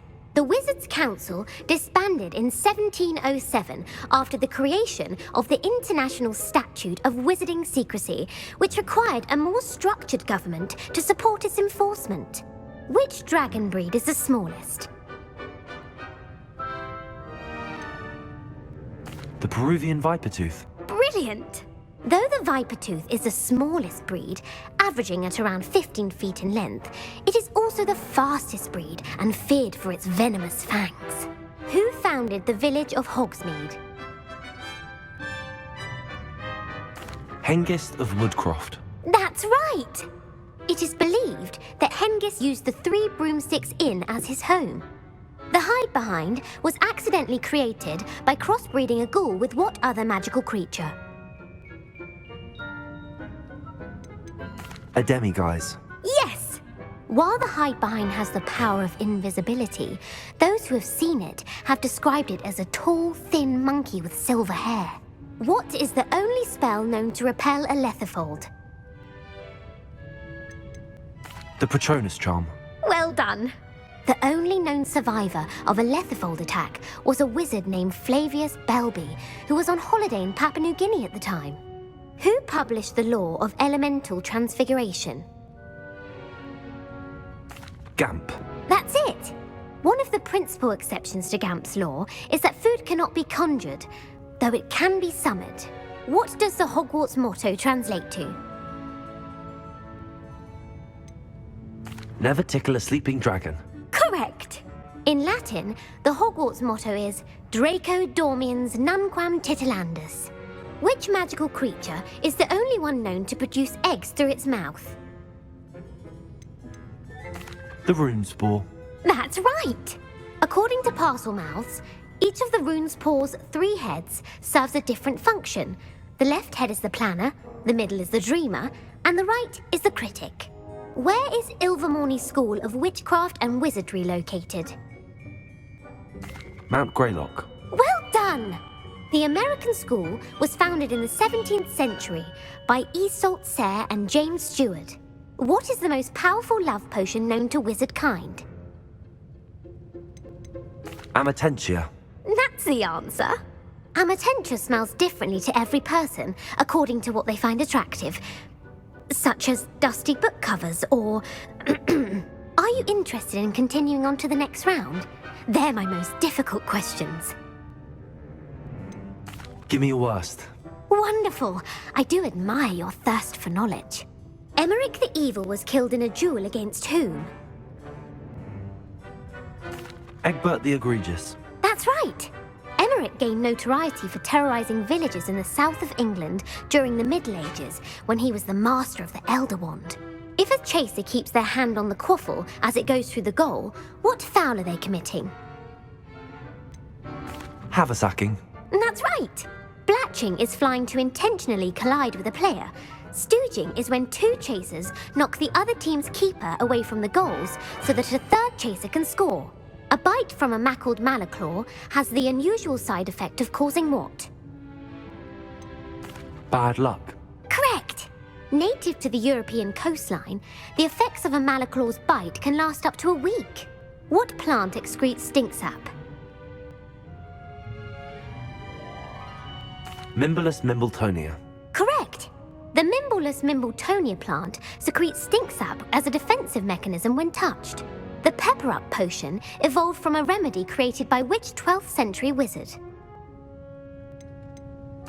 Linford of Stinchcombe. Very good! Centuries later, Glover Hipworth would expand on Linford's previous work to create the pepper-up potion we know today. In The Wizard and the Hopping Pot, what does the elder wizard leave for his son in the hopping pot? A single slipper. That's correct! The story was created by Beadle the Bard, but there are a few versions. I won't spoil what the slipper was for if you haven't read it recently. The Snallygaster is native to which region of the world? North America. That's right. The part bird, part reptile is a distant relative of the Occamy and has serrated fangs and a bulletproof hide. Who is the Muggle knight featured in the Fountain of Fair Fortune? Sir Luckless. Correct! The 3 witches in the story are named Asher, Altheda, and Amata. Oh, I adore a story that ends with a twist. The world's largest kelpie is also known by what other name? The Loch Ness Monster. Correct. The Office of Misinformation has worked diligently to discredit any Muggle evidence of the kelpie's existence. Who was the first Minister for Magic? Ulick Gamp. Yes. Gamp's greatest legacy was the founding of the Department of Magical Law Enforcement. It outlawed the unforgivable curses. You've answered all of my questions. It's nice to know there's another student who appreciates the value of knowledge. I'm frankly astonished by how well you did. You have a talent for trivia. Thank you for humoring me by participating. I had a splendid time. I put the book back on the pedestal for you. Revelio ought to make quick work of this. Revelio.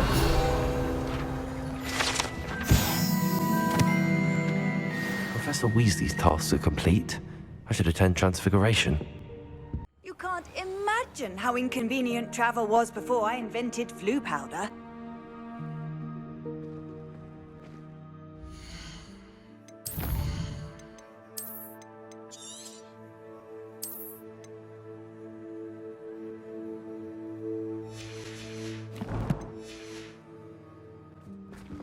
I heard Professor Weasley transfigured the book with all her test answers into an owl to stop students from cheating.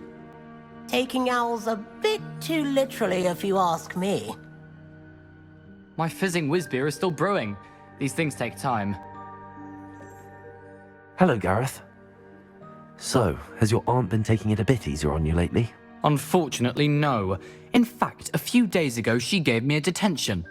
I was only testing a new recipe in a mostly empty classroom, and the fire was put out quick enough.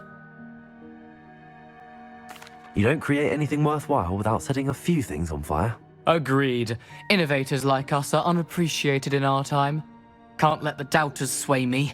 When they taste my latest brew, they'll forget their criticisms and the fires. It'll be bigger than butterbeer.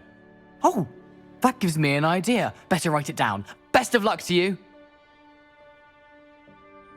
Thank you again for retrieving that Murmush artifact for me. Fascinating. Truly fascinating.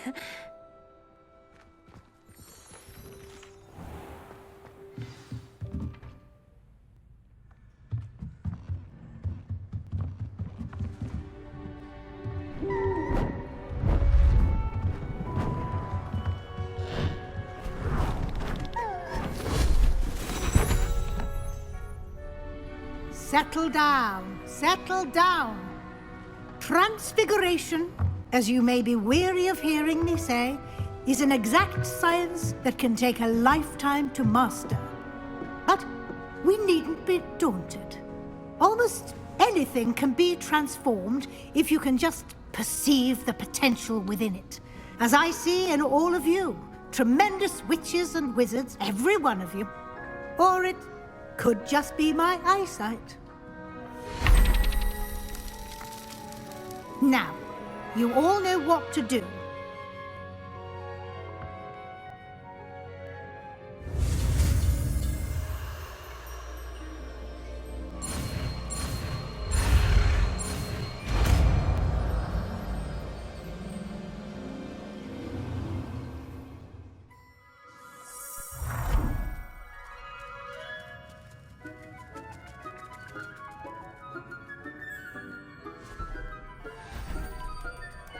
Beautifully done.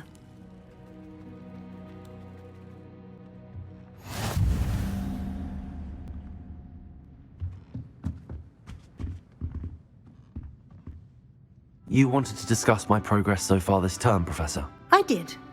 You seem to have had no trouble in getting up to speed, and frankly, excelling in your schoolwork this year.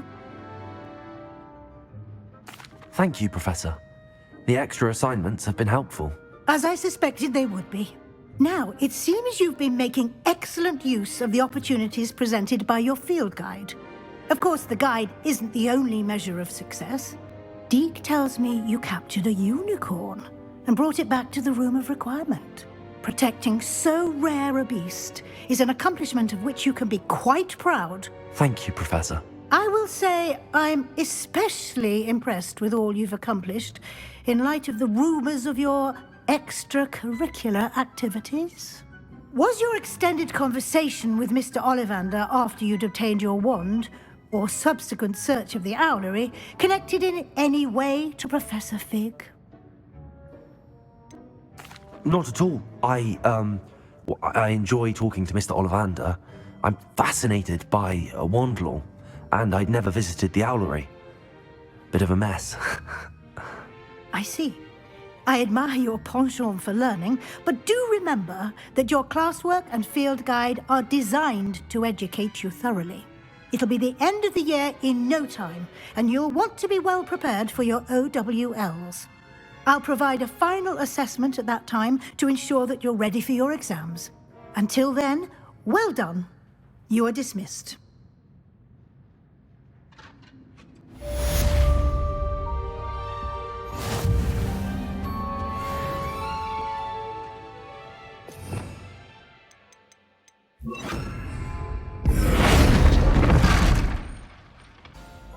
You wanted to speak with me, Mother?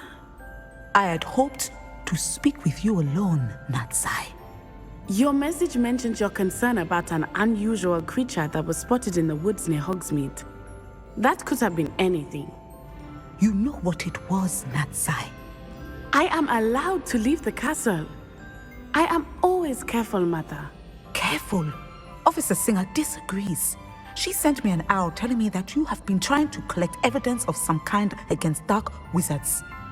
She berated me for not keeping a closer eye on you. And she is right. I do not want you visiting Hogsmeade for the near future. But Mother!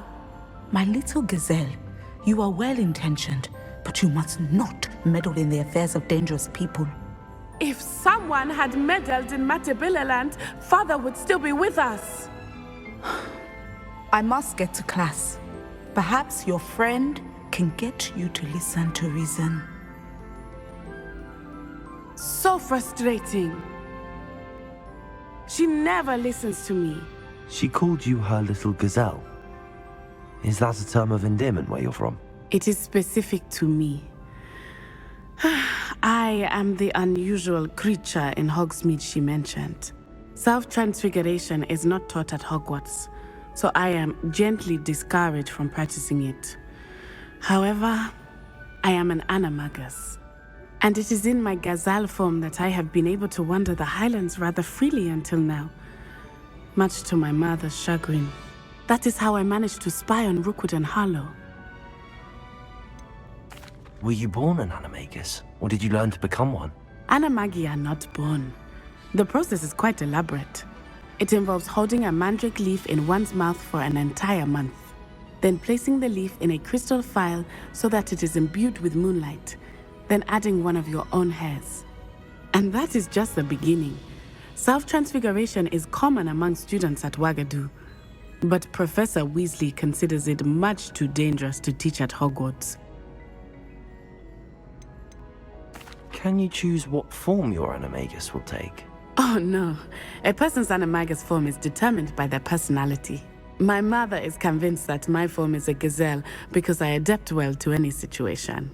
I believe it is because I can sense danger and keep my wits about me. How does it feel to transform into an animal? Well, the first time it can be a bit unnerving. I felt a kind of searing pain and a strong double heartbeat. But it gets easier the more you do it. I no longer feel any pain, and I must say, I find a sense of comfort in the double heartbeat. And I love being able to view the world from a different perspective. Now the nickname makes sense.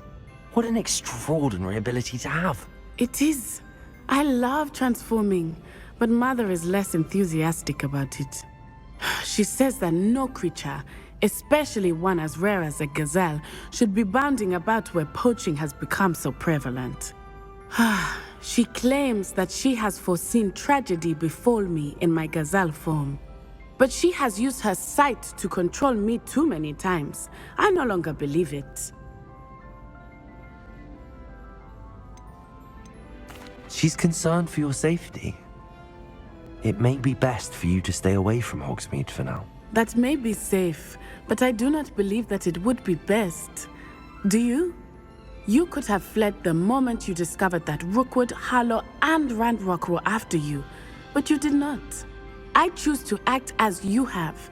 I must deal with Rookwood and Harlow, not hide from them. My mother cannot know where I am all the time. Thank you for being here during that rather awkward conversation. This is a change of pace from our last outing. Don't remind me. The thought of that tent still makes my blood boil. I've been thinking about those poor dragons in the fighting ring. The collars they were wearing, they appeared to be goblin silver. I think a collar is precisely what we found at that poacher camp. I've never known poachers to use anything like that before. The dragon that attacked my carriage was wearing a collar, and Professor Fig was genuinely baffled by its behavior. That attack always did strike me as a little strange, seemingly coming out of nowhere. Surely you aren't suggesting that the collars somehow control the poor creatures? Exactly. Merlin, I don't think the dragon we set free was wearing a collar, but we should check. And if we can find her, we can return her egg. That's a good idea.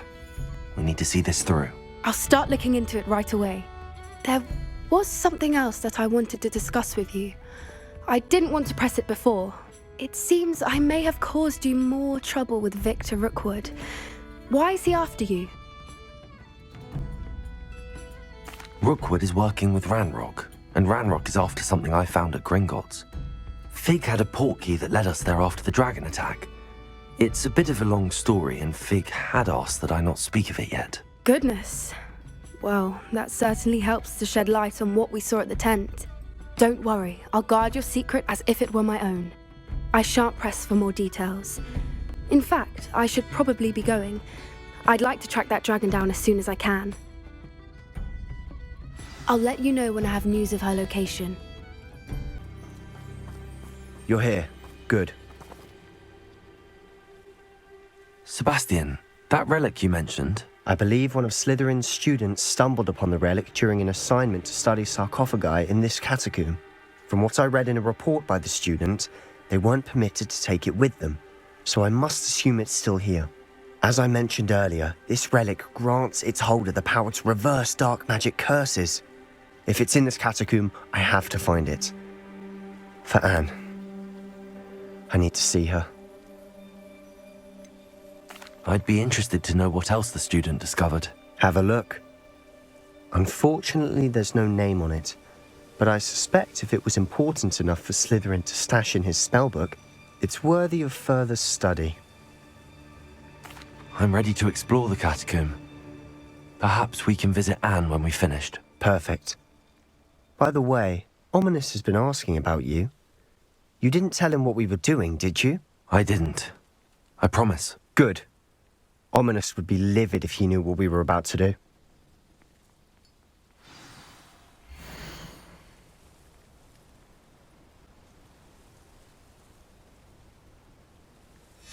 I'll be interested to compare what lies inside to what I've read about this catacomb.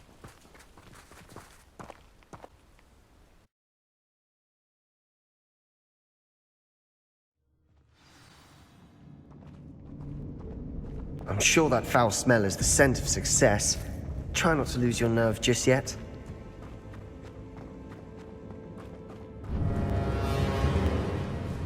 Accio! Places!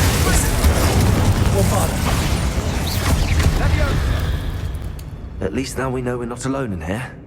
Perhaps that was it. And the rest of the tomb will be insect-free. Yeah, spiders aren't insects. Don't start. Descendo!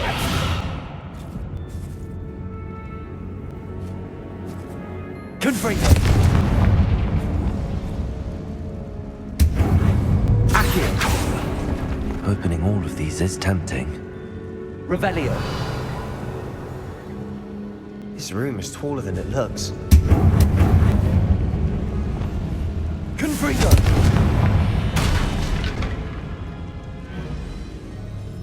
Accio! We're here for a reason. I'd say opening them all is justified.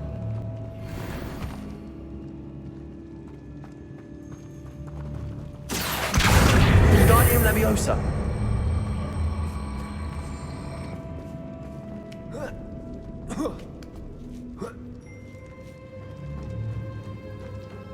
Finding a chest in an inconspicuous loft.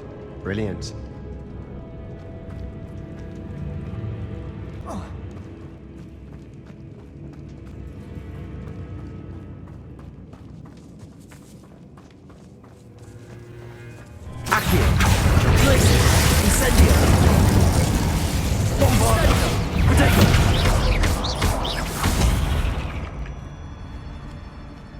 We've rid the world of another spider.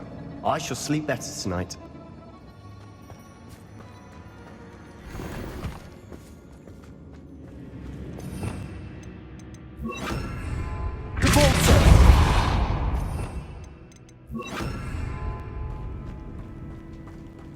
Watch your step. I nearly slipped there.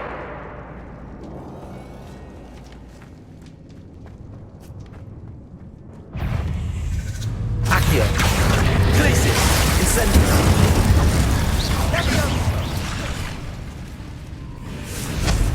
Bombard!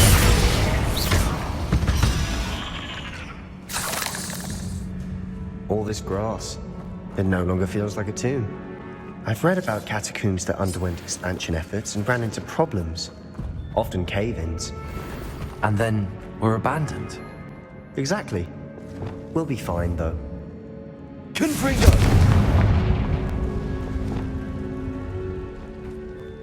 Revelio.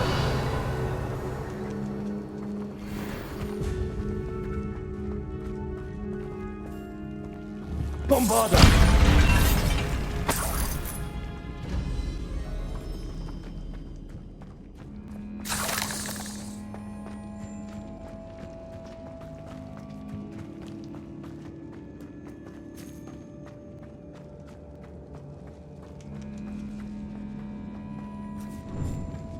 Now this is the sort of great room I want to be buried in.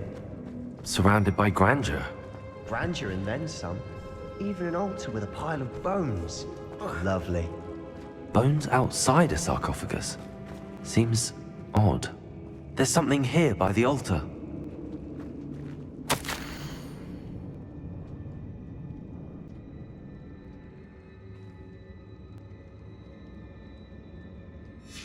What did you find? Looks like part of a student's diary. It mentions plans to return for the relic and conjuring barricades using bones. Of course. The student's summary referenced the space beyond the Great Room, which means this can't be a dead end. Let's divide and conquer. You work on sorting out the bone barricades, I'll look around and see what we missed. Hold on to that diary entry. There may be more to it. It does mention something else. It says their next assignment was learning the Imperius Curse. Really? Interesting. We need to focus on moving beyond this room. But let me think for a moment. Do you think the pages were left here on purpose? Slytherin mentioned a student who excelled in charms and always carried a satchel stuffed full of notes. They might have been left on purpose, or the student may have simply dropped them. Of course. I'll start to search for those barricades. Brilliant. There's more to this than even I imagined. Look, bones stacked oddly on either side of this archway. Leave no stone unturned. Or in this case, no bone. Revelio. If this archway's been barricaded, we can find a way through.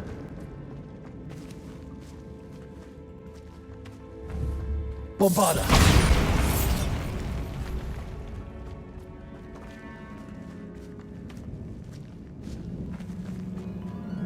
We've made it this far, but clearly we have more to do.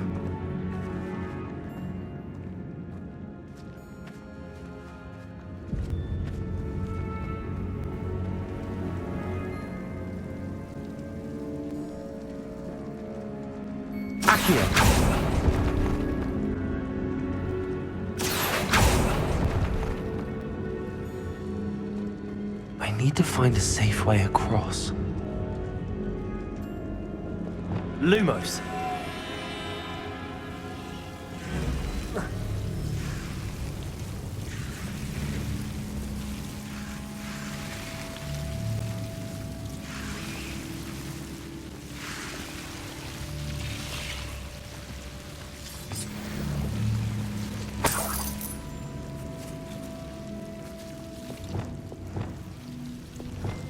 Incendio.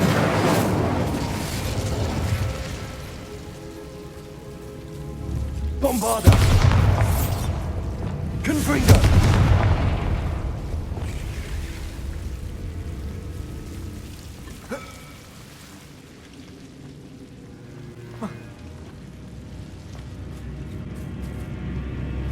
Accio.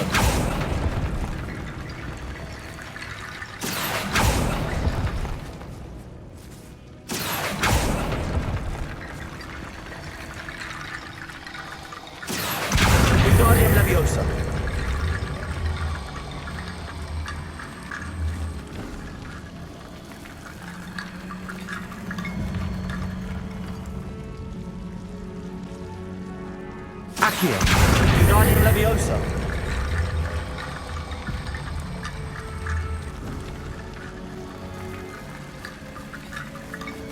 Rickety bone bridge complete.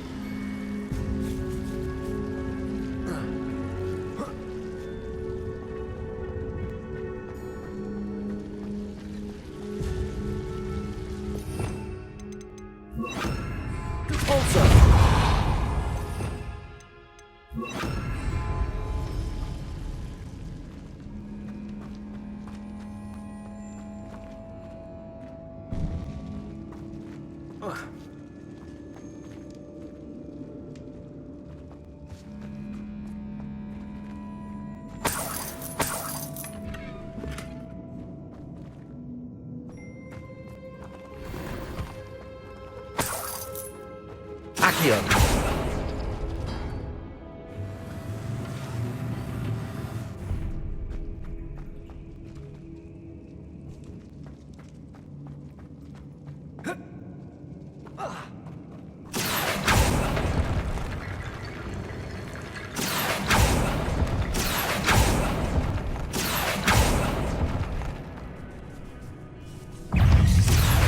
Places! Incendio!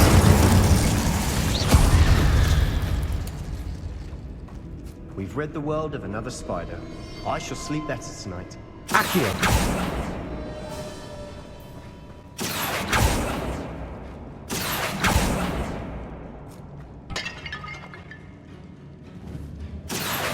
Wingardium Leviosa!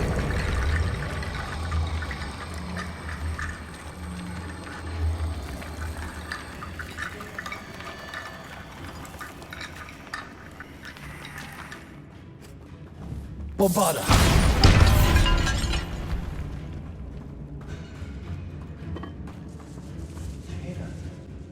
We're in a tomb. I assume eerie sounds come with the territory. Accio!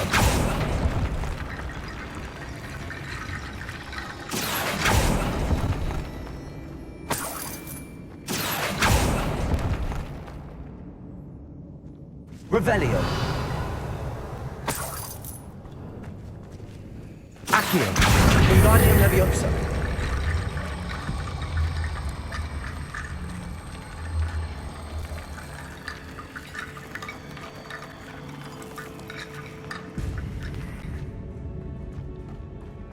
Revelio!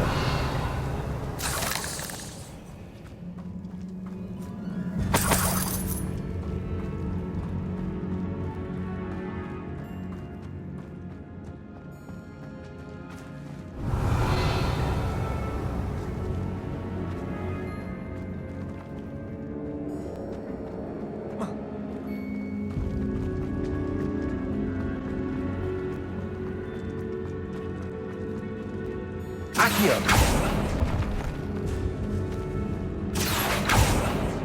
Revelio!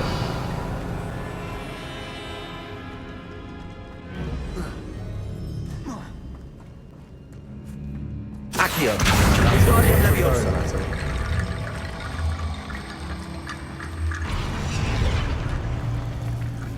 Accio! Wingardium Leviosa!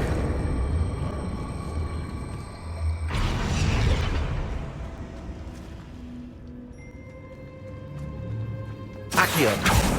Wingardium Leviosa!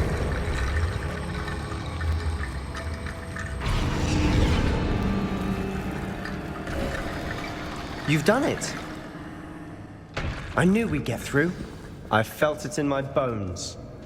Nice. Before we trudge on further, I've just realized something. The student's diary mentions the Imperious Curse. I wouldn't be surprised if we're going to need it here. It's an unforgivable, but useful when you're outnumbered. Places the victim completely under the caster's control. So, if you'd like to learn Imperio, I can teach you. Where did you learn the Imperious Curse? I taught myself. Don't tell Ominous that I've told you. It's not exactly something I can brag about, but it may come in handy. I think you ought to know it. Shouldn't I know more about what the curse entails? Remember the blasting curse?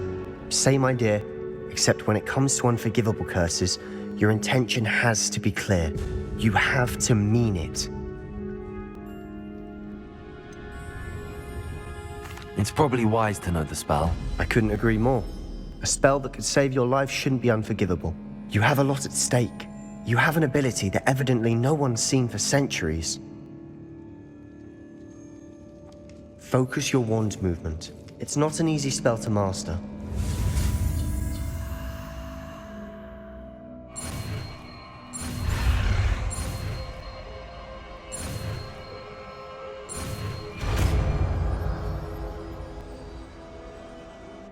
we go.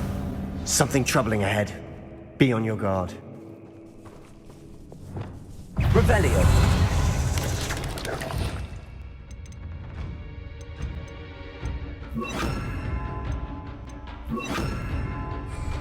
Protego! Let's go!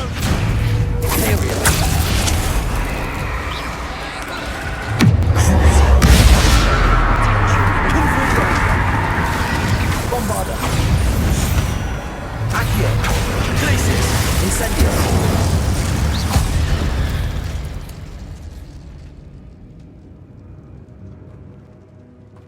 Revelio.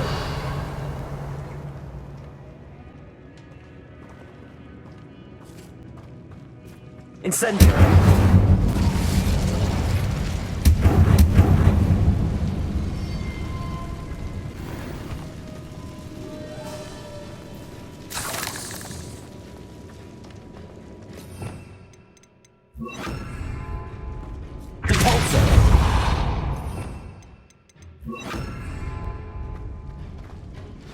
Another barricade. Considering how well you did on the last one, this should be a cinch. How gracious of you. I try.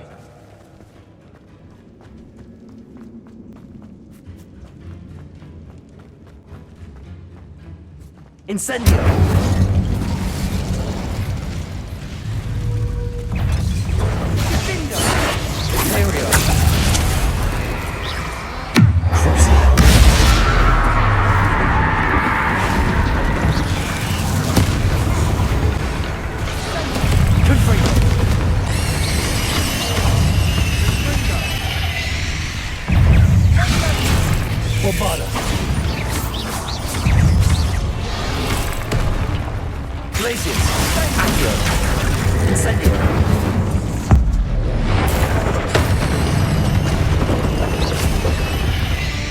Never knew spiders could make such a mess.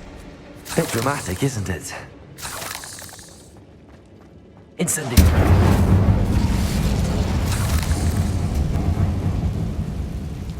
Accio.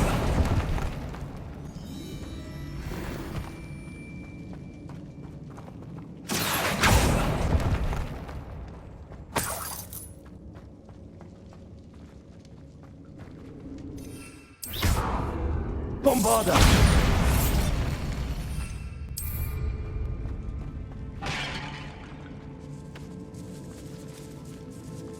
This catacomb has suffered decay, just as the student's summary described. I doubt anyone's been here in quite some time. Revelio.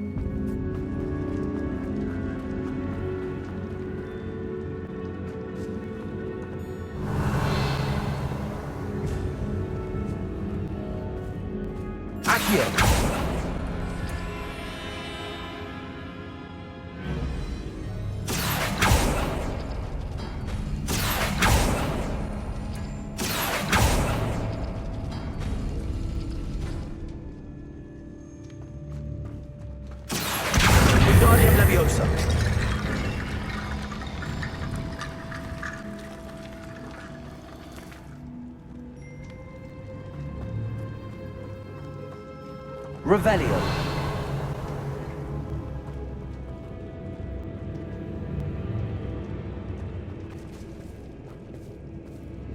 Accio.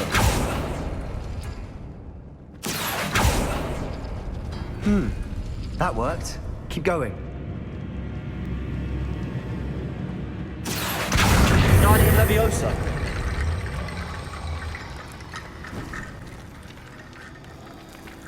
Revelio.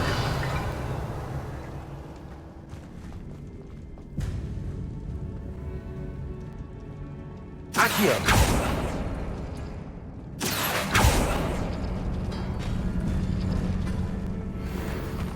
Revelio.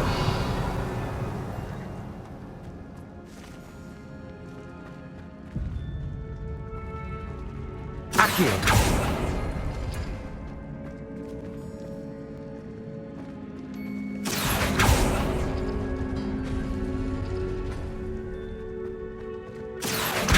Wingardium Leviosa.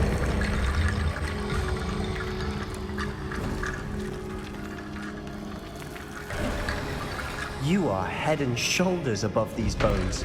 Nicely done.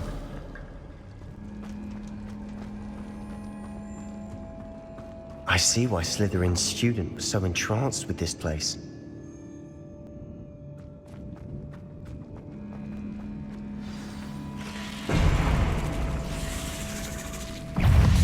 Glacius! Accio! Incendio! Bombarda!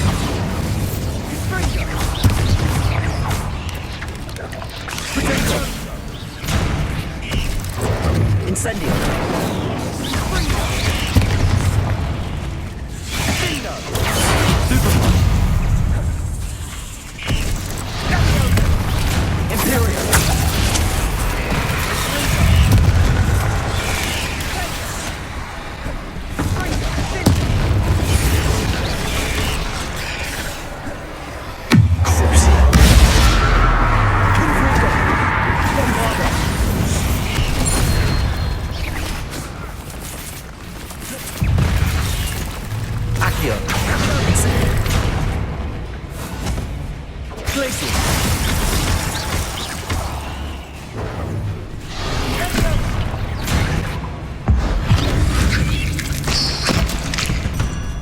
For a moment there, I thought that'd never end.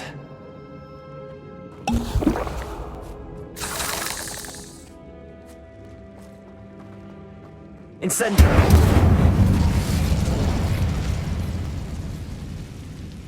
Revelio!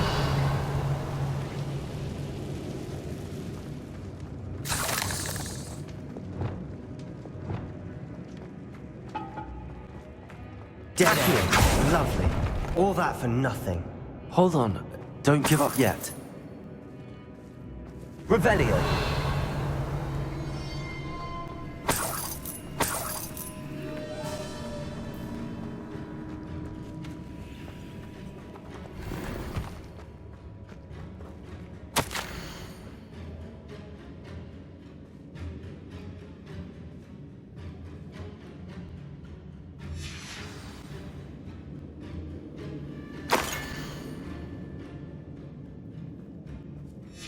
Sebastian!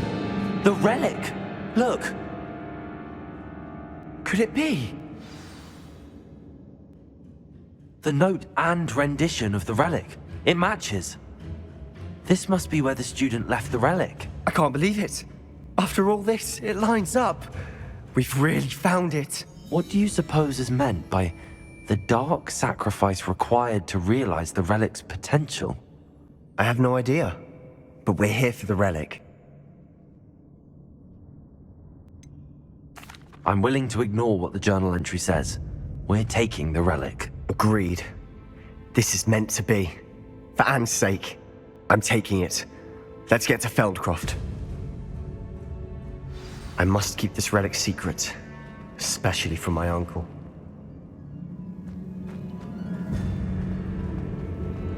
Is that ominous? Ominous! The sounds we kept hearing. It was you. You gave me no choice. I had to follow you. Sebastian, please, leave the relic alone. We can find another way to help Anne. I'm sorry, Ominous, but I'm taking it. No, you're not. If you won't put it back, then I will. Hold on, both of you. Sebastian, please, take a step back. Fine, but Ominous knows I won't step back from a fight. Can't believe this.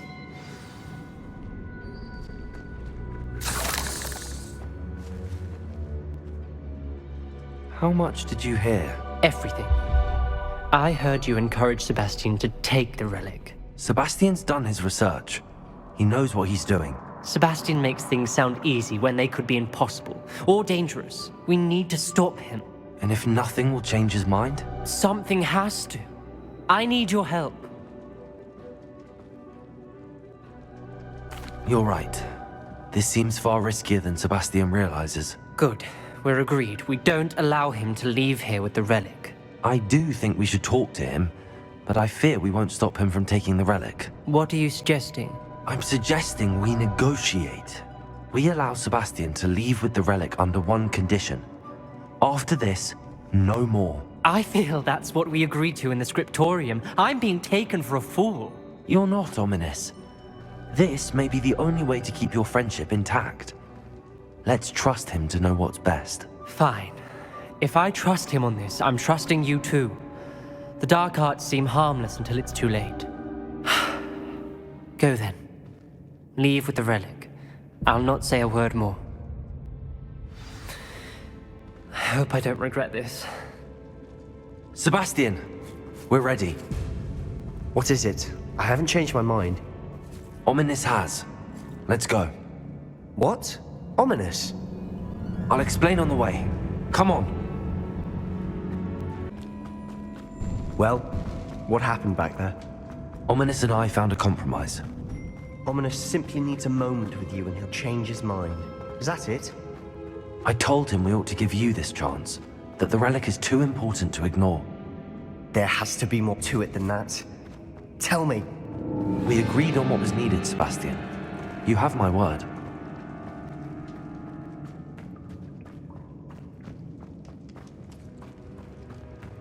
I never wanted to keep all this from Ominous. He just doesn't understand. And I didn't want to worry him all over again.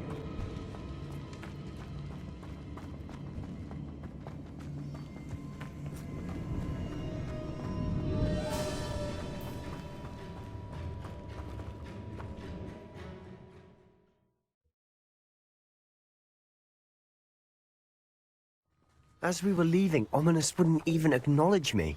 That's not like him. He was troubled, Sebastian. Even though we agreed to it all, it's been a lot to take in. I thought he understood. He knew we couldn't give up. All of this is too important. For Anne. When we get to Feldcroft, I'd rather Anne not know what had to be done to get this relic. She thinks like Ominous. It'd only upset her. Oh no, this isn't good. What is it? Smoke, over there, by the hamlet. Feldcroft's in trouble. They're under attack. Let's hurry. Oh, that was meant for me? Accio.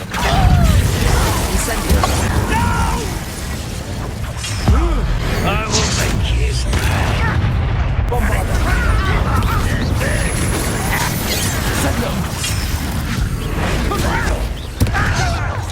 Keep out of the way! There's no way.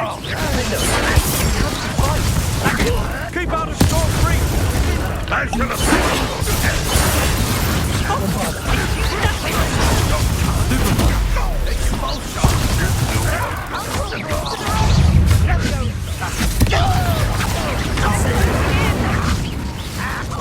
You You'll not.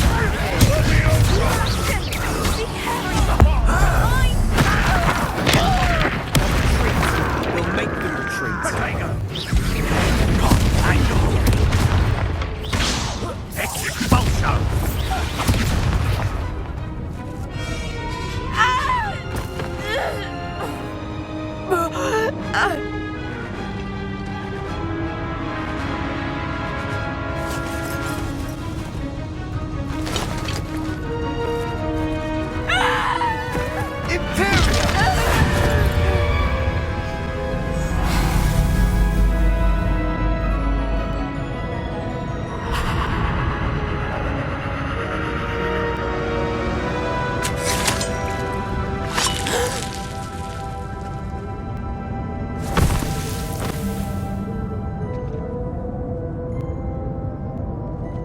Boy! What have you done? Saved my sister. With an unforgivable curse. From that damned book, no doubt. Your father would be ashamed. You've gone too far, Sebastian. Stay away from her. From all of us.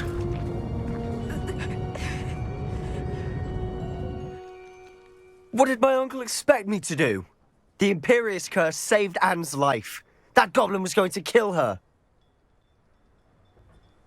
You did what you had to do. If I have to keep proving that to my uncle, I will. He cannot banish me from my own home. From my sister. It might be best to let him calm down a while. May I speak to him? Perhaps I can help to ease the tension a bit. You may be right. Very well. Probably best if I get away from here for a while. I'll head back to Hogwarts.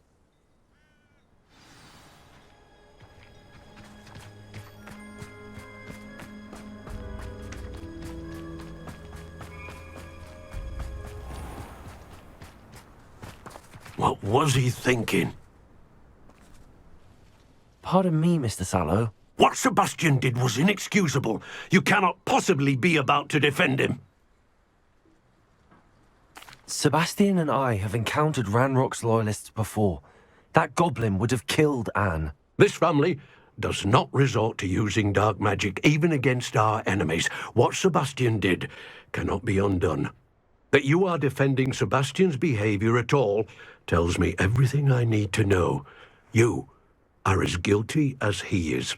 Sebastian is to come nowhere near Feldcroft, nowhere near Anne.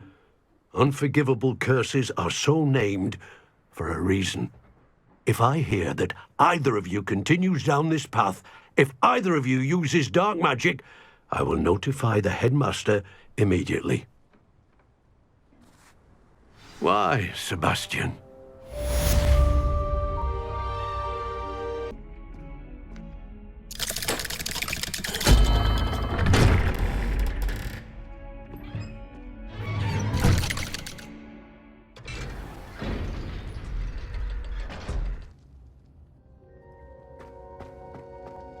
Did you speak with my uncle?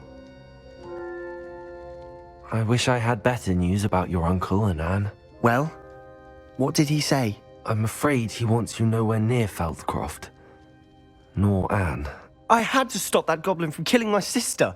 He had no right to banish me from my own twin. If he thinks banishing me means I'm going to give up on Anne, he's sorely mistaken. He also said he cannot excuse the use of dark magic in any form, and that if he hears of either of us using it, he'll go straight to Professor Black. Huh. That relic, dark magic or not, is the key to saving Anne. To reverse that curse. I will not lose Anne for good. I should send the crest to Anne.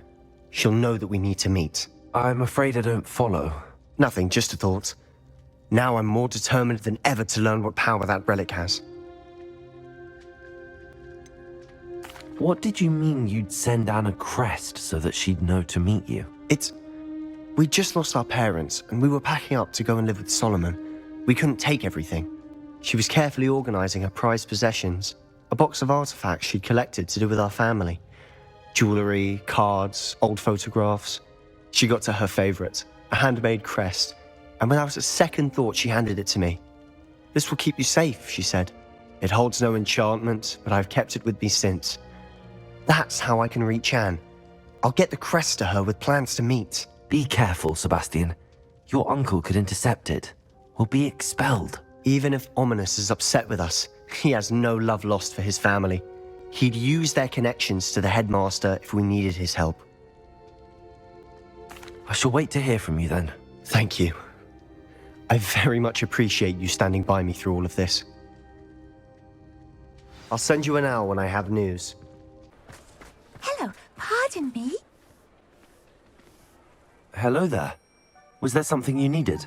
Hello, I was wondering if you would be interested in having your own shop and a house elf to help you with it. Penny's the name. Penny's mistress is selling this shop, and Penny is most eager to start working with the new owner. It might surprise you to know that Penny can sell practically anything. Oh, it would be wonderful to have a place to sell things and someone to help me. You'll be able to give Penny almost anything that you want to sell. It will be no work at all for you once the shop is up and running. If you want the shop and Penny hopes that you do, you should talk to Penny's mistress as soon as you can. Her name is Cassandra Mason. Why is your mistress selling the shop? And you? Penny cannot be certain, as Mistress Mason so rarely confides in her. However, she repeatedly mentions how tired she has become of trying to let the shop. She has had rotten bad luck with the last few tenants.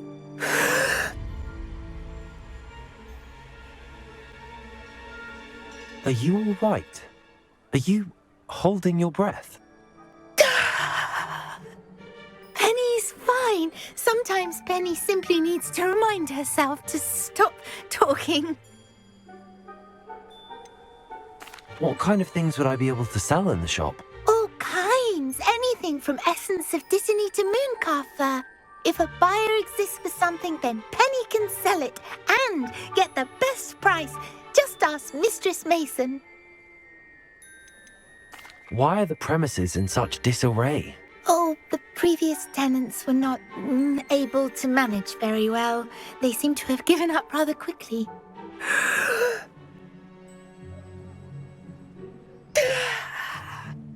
Penny is perfectly capable of helping clean and repair, so the shop will be ready for business in no time. How is it you're so good at selling? Seems unusual for a house elf. Oh, before he died, Penny's previous owner, Master Mason, trusted her to do all sorts of things to help him with his shop. Penny supposes it is a bit unusual for a house elf to possess such skill, but Master Mason commanded it, and Penny was happy to oblige. Master Mason was a wonderful master. All right. I shall go and find Madam Mason. Oh, this is splendid news indeed. You won't be sorry. You can find Mistress Mason at her home on the north edge of the village. Penny does hope she gets to work with you. Hello, Madam Mason. I understand you have a shop to sell. Why, yes. Yes, I do. Are you interested? Yes, I am. I've always wanted to own a shop. How marvellous. I think you will find my terms quite generous. But, and do please forgive me for asking, don't you think you might be a tad young to own a shop? I have a knack for this sort of thing, if I do say so myself. If I can meet your terms, I hope that you'll sell to me. Well, I reckon you have the confidence needed for such a venture. And of course you'll have Penny to help you. That elf could sell tea to a troll. I assume she told you she comes with the place. She did indeed. I like you. Tell you what, I shall sell you the space for an exceedingly fair price. I think you might just be shrewd enough to make a go of it. An exceedingly fair price for a shop and an elf. What's the catch? Ah, you are wise to be wary in business dealings. No catch, really. I simply ask that you allow me to do you the favour of buying the shop back, at a discount, of course, should your efforts fail. The last thing we need here in Hogsmeade is for one bad apple to spoil the barrel, if you get my meaning. Yes. An unsuccessful shop would be bad for nearby businesses, I'd imagine. Quick one you are. Do we have a deal? What precisely do you mean, should my efforts fail? Honestly, I only mean that if for some reason you're unable to keep the shop going, I could help you cut your losses. That's all. But, as you've implied, the odds of that happening are remote. The shop seems to be in an ideal location. Why has no one purchased it yet? It is indeed. But I've just decided to sell. I've grown weary of being a landlady. My late husband was the one with a passion for shopkeeping and business in general. You'd be wise to take advantage of this opportunity before the offers start rolling in. It looks to be rather a mess. Why haven't other tenants been able to make a go of it there? As you've no doubt considered, running a shop is not as simple as those less savvy might think. The new owner, however, will have something that previous tenants did not. The benefit of Penny's particular prowess. Her assistance will make all the difference, I should think, in both getting the shop ready for business and ensuring its success. It does sound intriguing, but I need to consider my finances first. I'll come and find you if I'm interested. Very well, but I won't be able to keep the shop available for too long. If you do want the shop, I'd advise you to return to me as soon as possible. Hello again. You know, the shop won't be available forever. Penny's... Madam Mason, about the shop.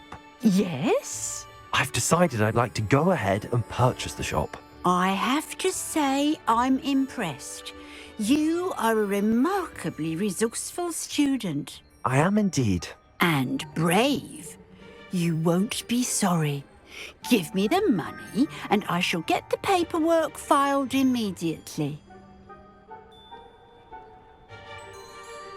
Wonderful. Shall I head directly to the shop? Please do. Oh, one more thing. Since my husband died, I've not been able to bring myself to retrieve some of his personal items. They're in a chest at the back of the shop. Penny has the key. As you get organised, I would be terribly grateful if you could help an old widow and gather his things for me before you open for business. I wish you the very best of luck in your endeavours. Penny will meet you there.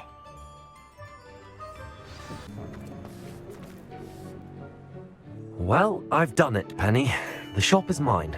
Oh, Penny is so pleased. Penny was hoping you would be the one to purchase it. I'm glad you're here to help me. Goodness, what a kind thing to say. Penny will do all that she can to make this a success. There is much to do. The last tenant left in a bit of a rush, so we'll need to clean up and do some repairs. Well then, let's get to it. Penny is ready. Between the two of us, we should have this place up and running in no time.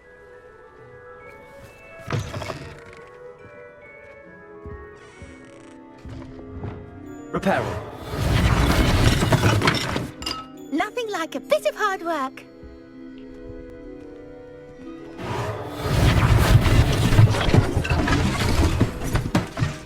Oh, Penny can already see the potential.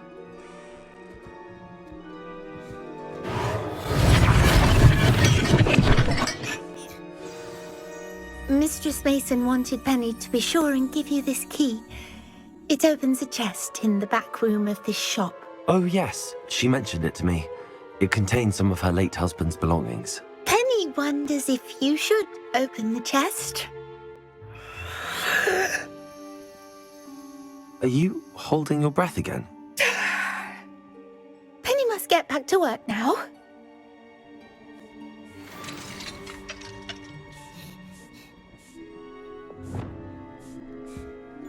Revelio.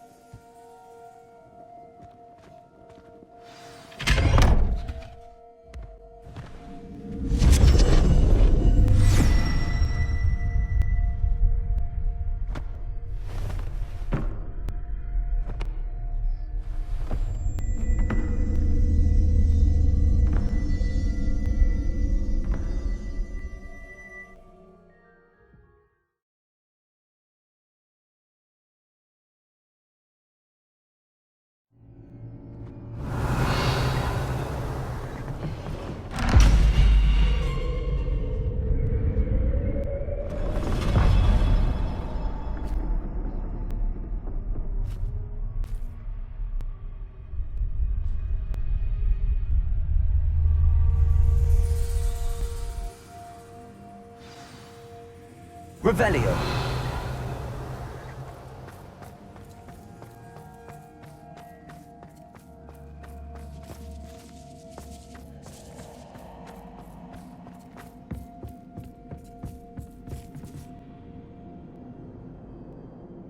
Bombarda.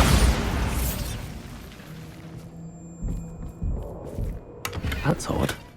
Why would someone store one hat in here?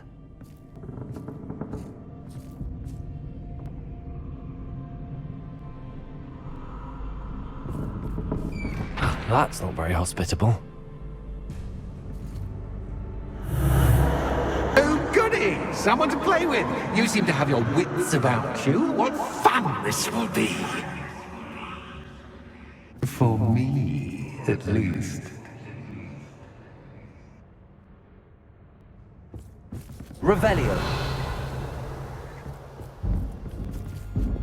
Lumos.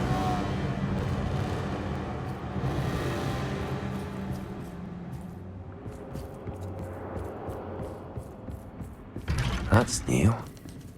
Onwards, I suppose. What in the... Who's there?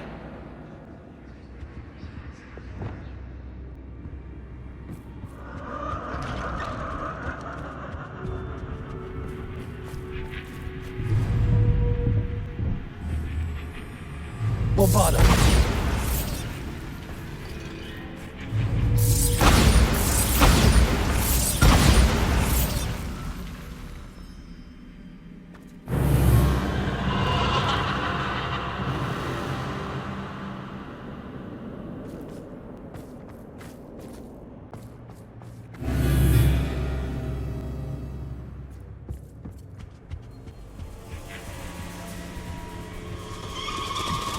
That's lovely.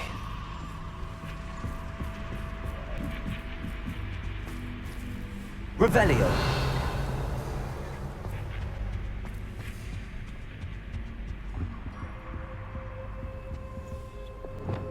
Confringo. Seems as if I should hang something there.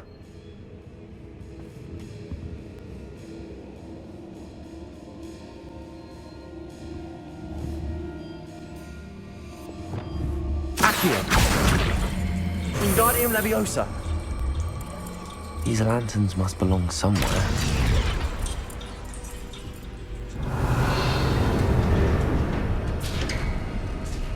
How enlightening!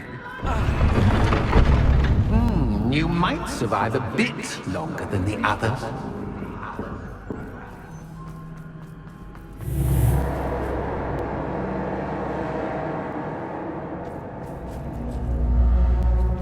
Lumos.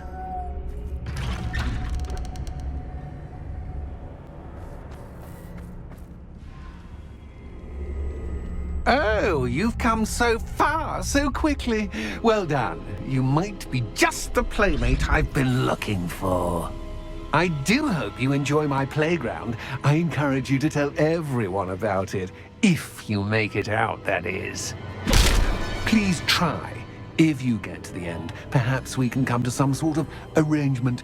I do want your shop to succeed, after all. What's the saying? Two sides to every story. Bombarda. Unfortunately for you, both are to my story.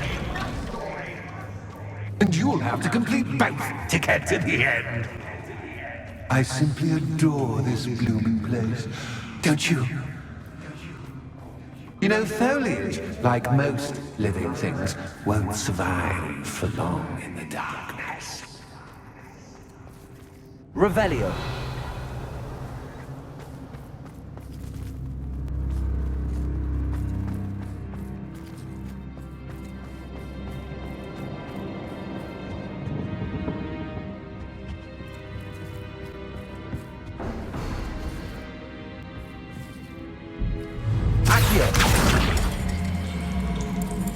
Wingardium Leviosa.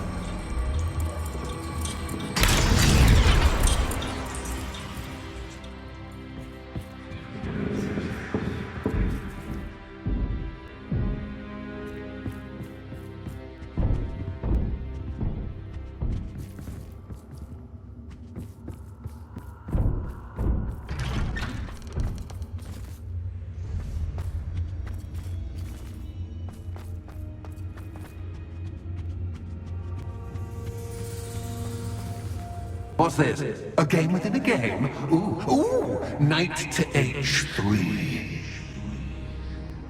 Nighty-night.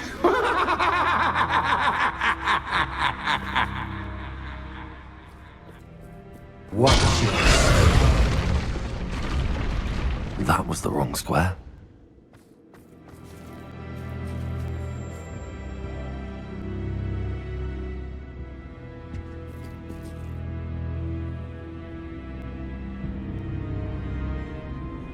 Revelio.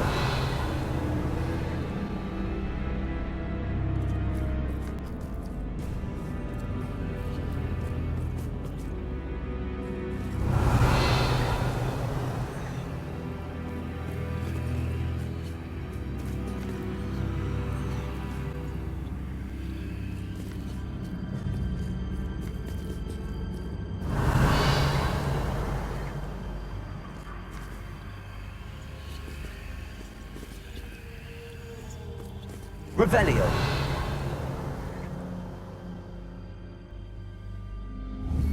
Bombarda. Accio.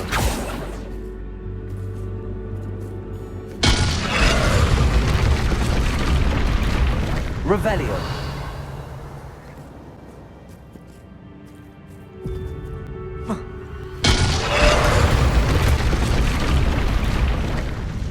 That wasn't too difficult. Oh, goodness. I do hope you're having as much fun as me. I think I'll keep you around a bit longer.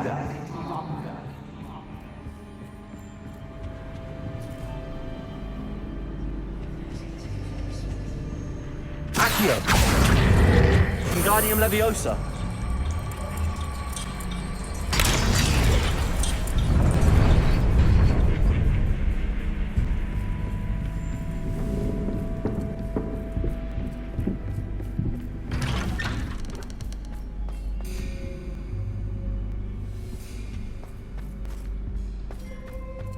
Incendio.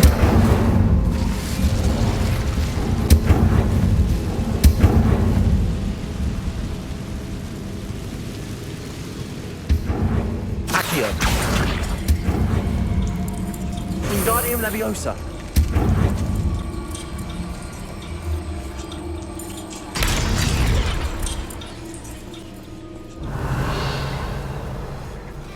Incendio.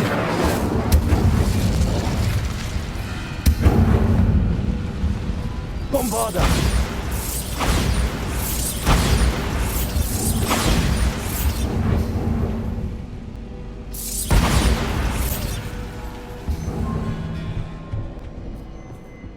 Incendio. Bombarda.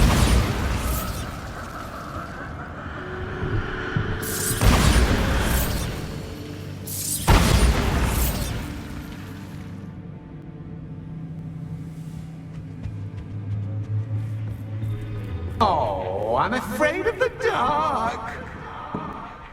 Accio. Does it worry you that I can see Wingardium you, but you Leviosa. can't see me? It should.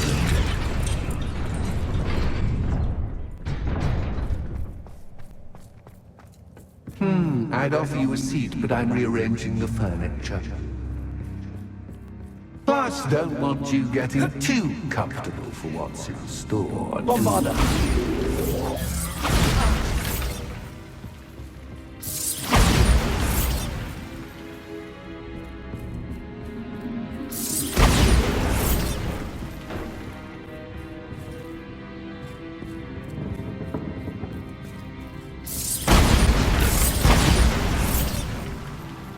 Accio. Wingardium Leviosa.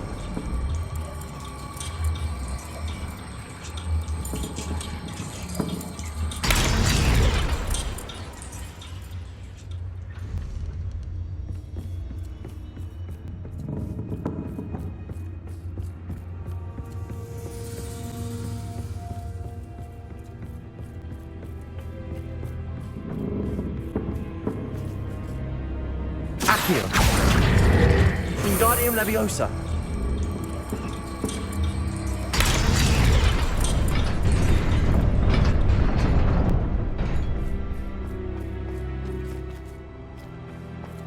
Revelio.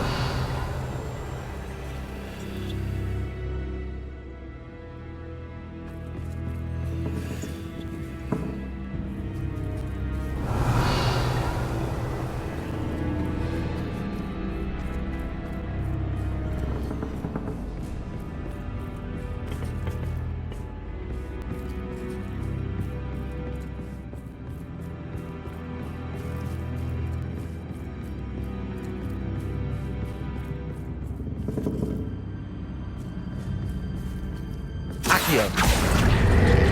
Wingardium Leviosa.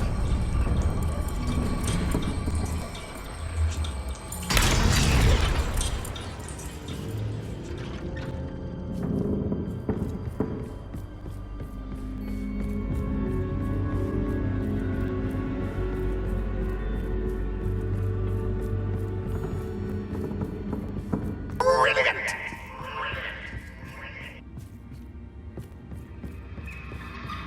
Ah, a worthy playmate. Well done, me. Bombarda.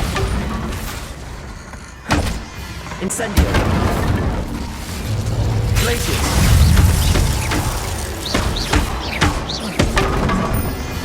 Incendio. Protego. Stupefy. Incendio. Bombarda.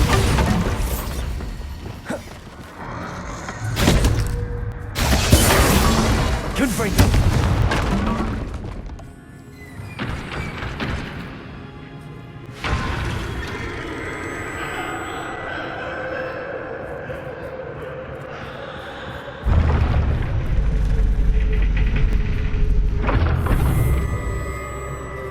Lumos.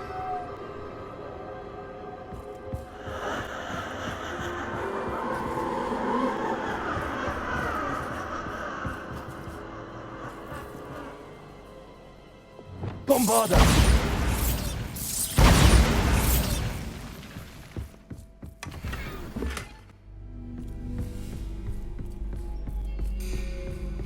Lumos.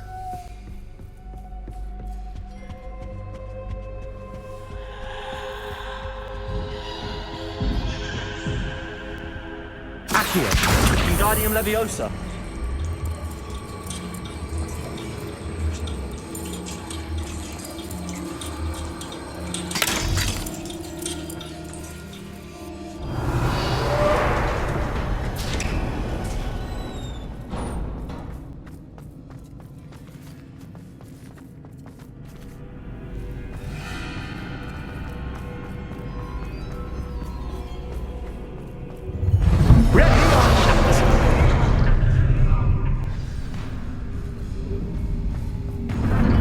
Time to raise the stakes, so to speak. Bombarda.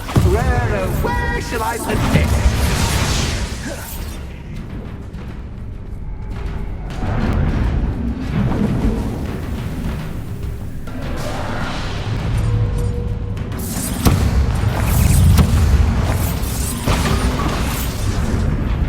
Incendio. Glacius.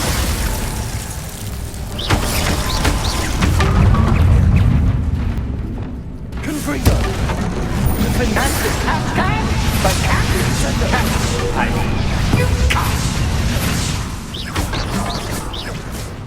Now that should get your attention. Well, this has been fun. Much to do, much to do. See you in a bit.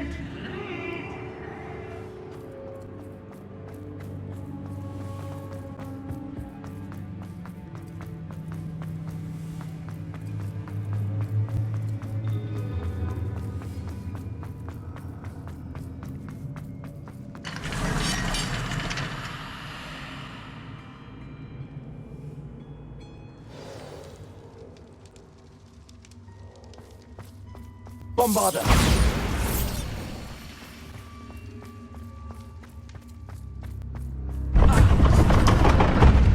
Ah, you've chosen the scholarly route. You'll need more than you've learned from books to best me.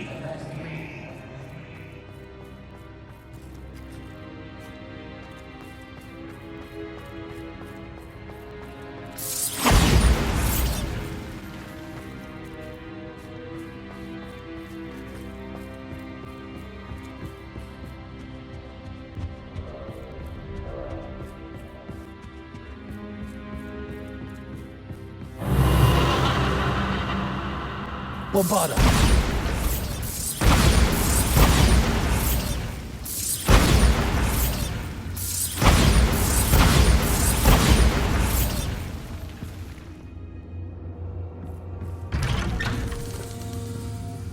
Lumos.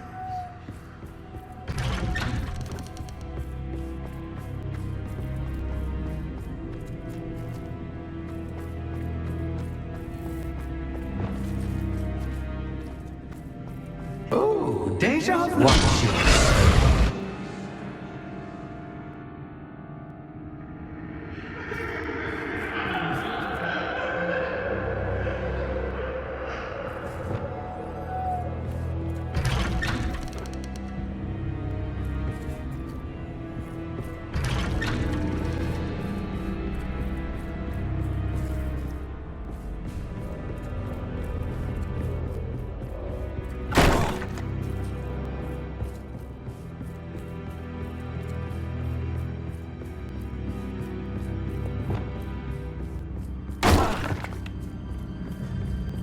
Bombarda!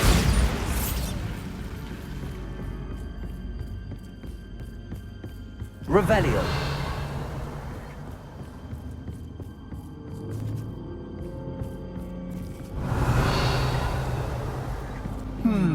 Running in circles, are we? Perhaps you should retrace your steps.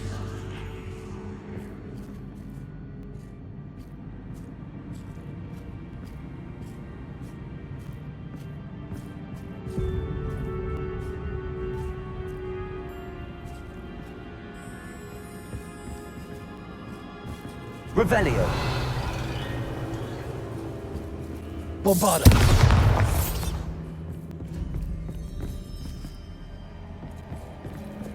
Lumos.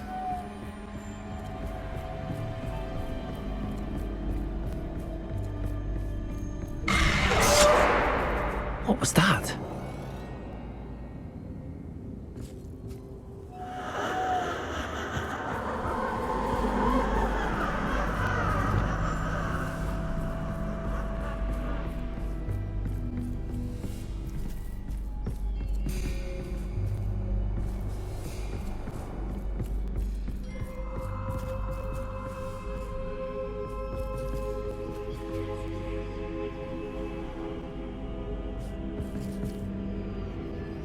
Revelio.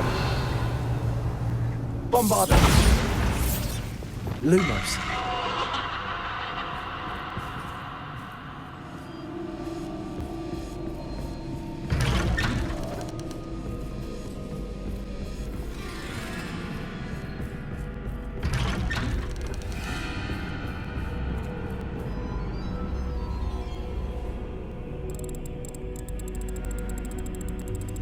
Oh, how nice of him to pop in. Bombarda!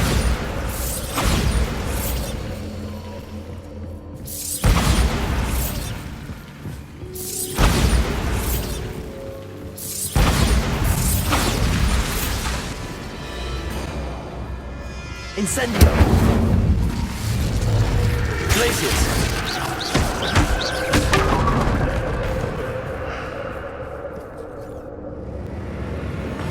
Revelio.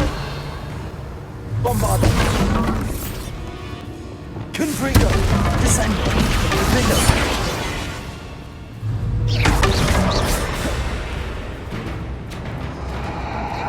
Revelio. Bombarda!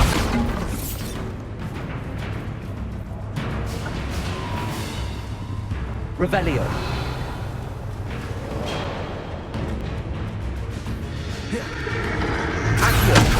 Incendio! Bombarda!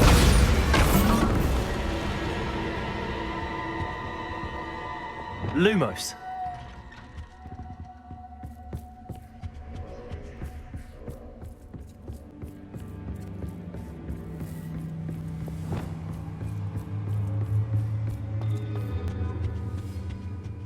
Home, sweet home. Accio. Wingardium Leviosa.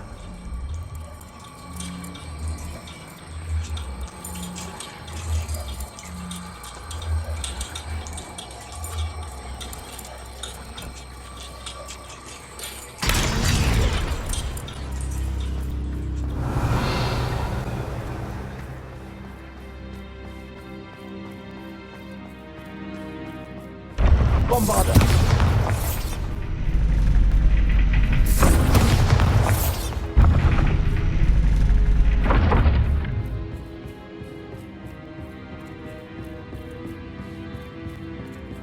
It's always good to have a different perspective on things.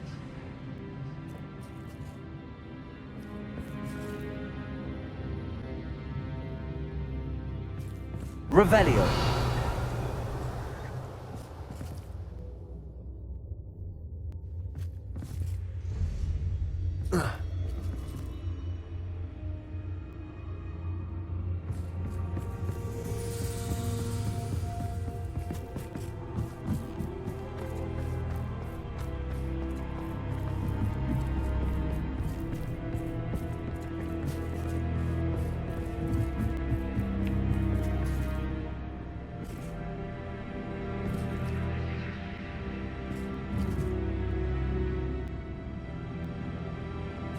Accio. Wingardium Leviosa.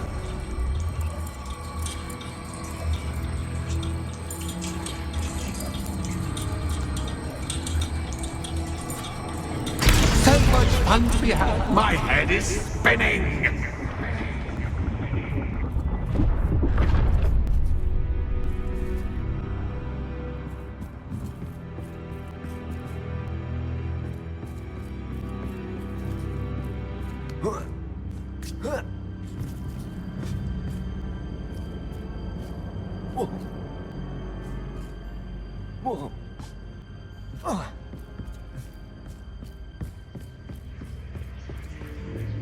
Lumos.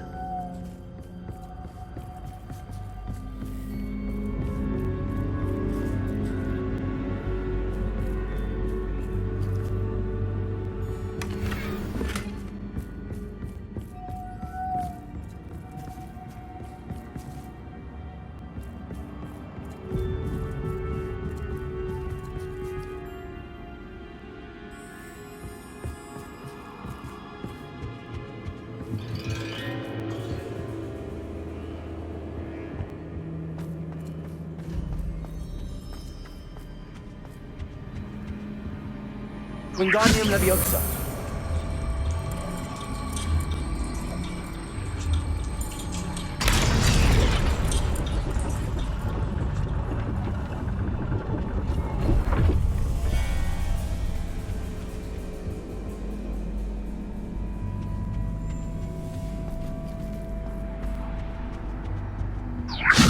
Perhaps I should pull the lantern into this room to cause the room to rotate again.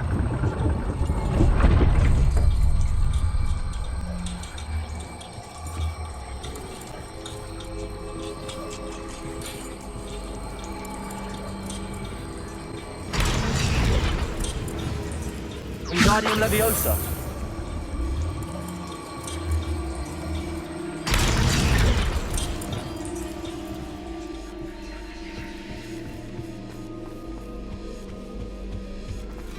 All books and no clay make one quite Accio. Wingardium Leviosa.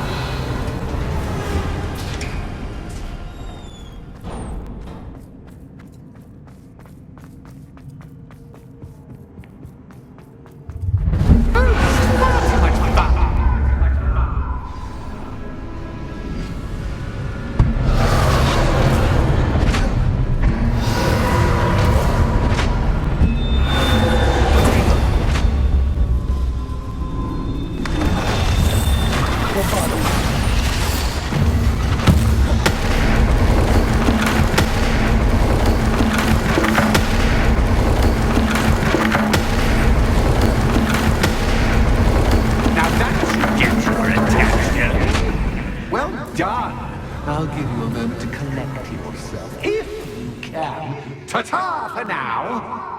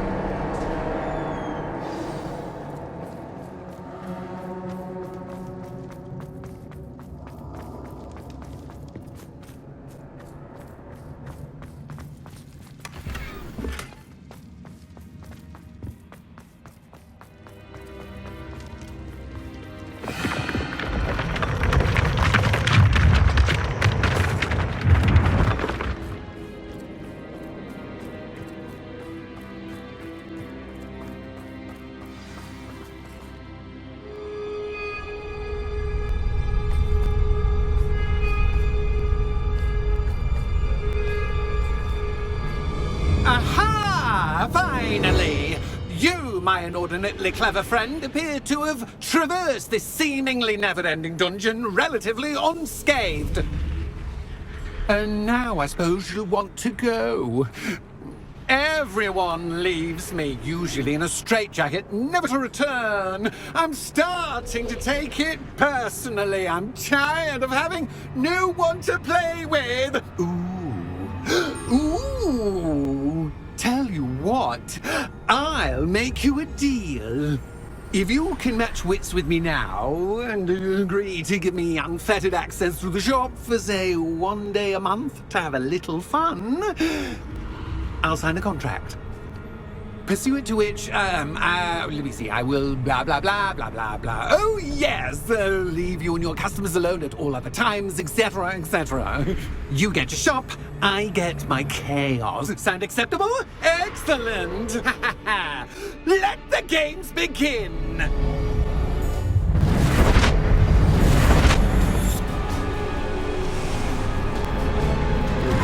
Catch is catch, but catch is catch.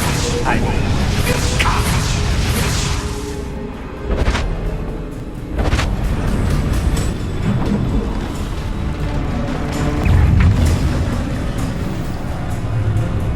Bombarda! Glacier! Incendio! Confringo! Defender! Descendo! Bombarda! Glaciers!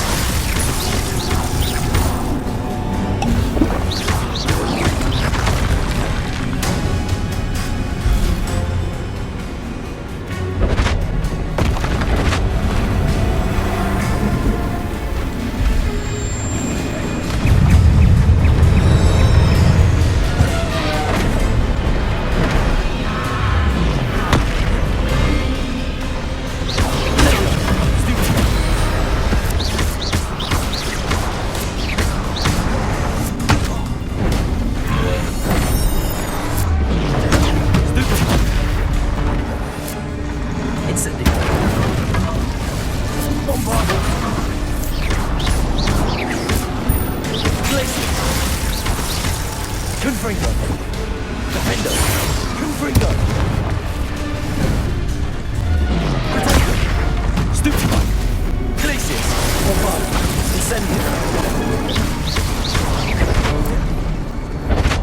Just once, try seeing things from my point of view.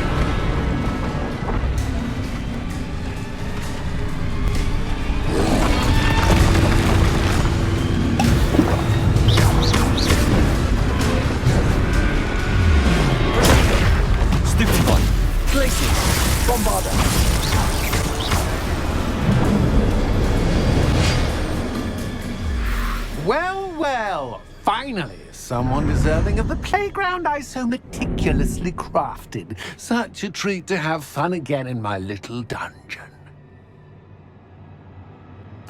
I must say, I enjoy a good challenge. Ah, a kindred, dare I say, spirit. So, about the contract? I am a poltergeist of my word. Just to be clear, what does this agreement entail, specifically? Pay attention. You guarantee that I can have my fun at least 1 day each month without fuss. I let you work the rest of the time, mostly in peace.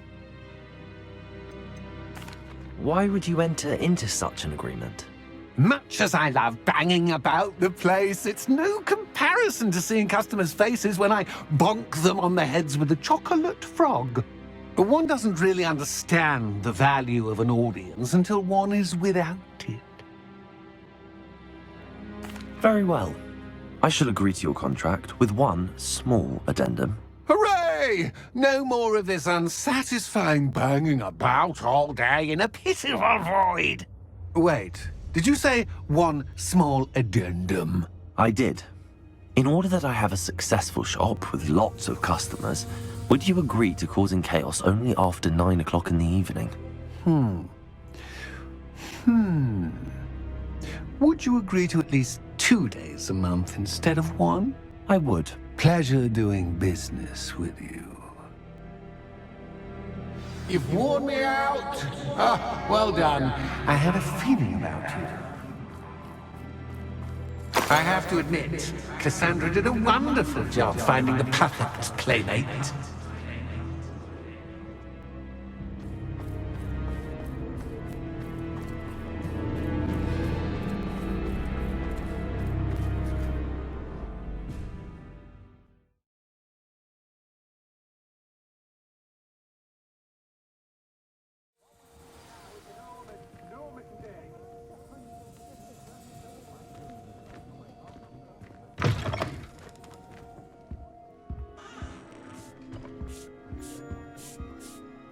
Hello, Penny.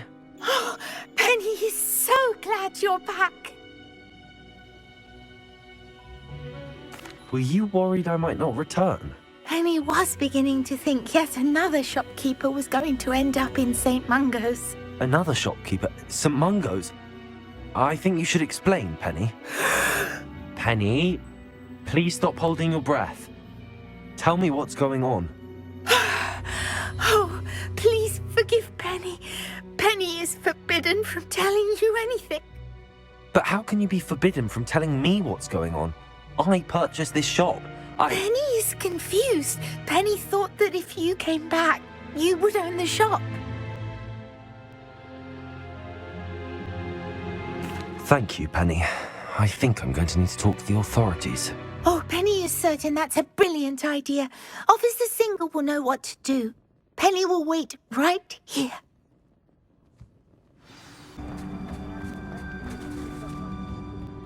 Officer Singer, I have some information you might be interested in. Ah, good to see you again.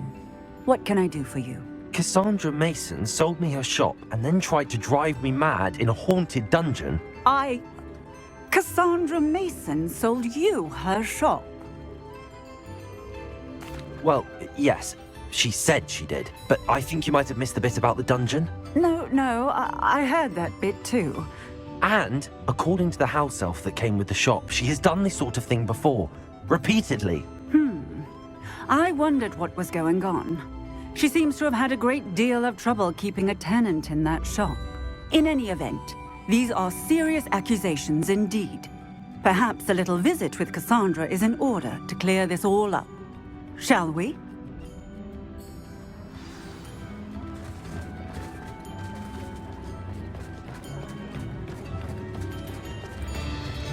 Come now, don't be stingy.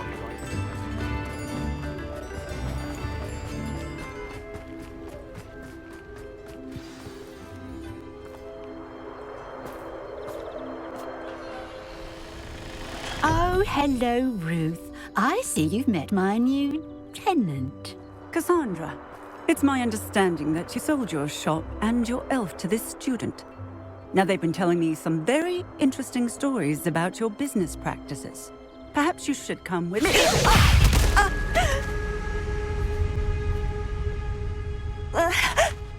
Stop her. Potato! Stupefy! Glacius! Accio! Incendio! Ringo! Sendo! Sakes. Levioso!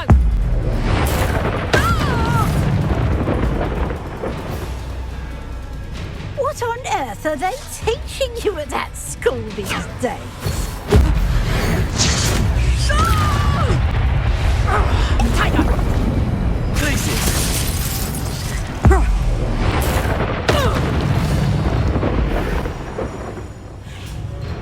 I should have known better than to do business with a wily student.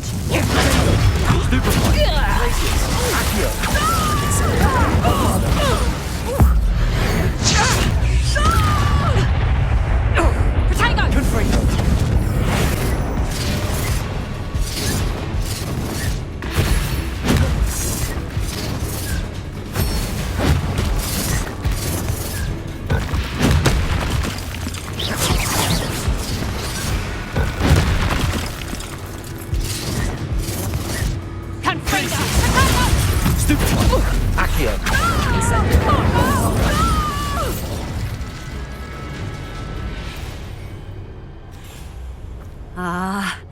I'm disappointed in you, Cassandra. Incarcerate! You don't know what you're doing! Don't I? I always wondered why you couldn't seem to keep a tenant in that shop of yours. I must admit, the notion of a haunted dungeon never crossed my mind. Thanks for this. You can head back to the shop. Check on that house elf of yours, she's probably terrified. Scrawny little traitor herself! I should have known it was... Silencio.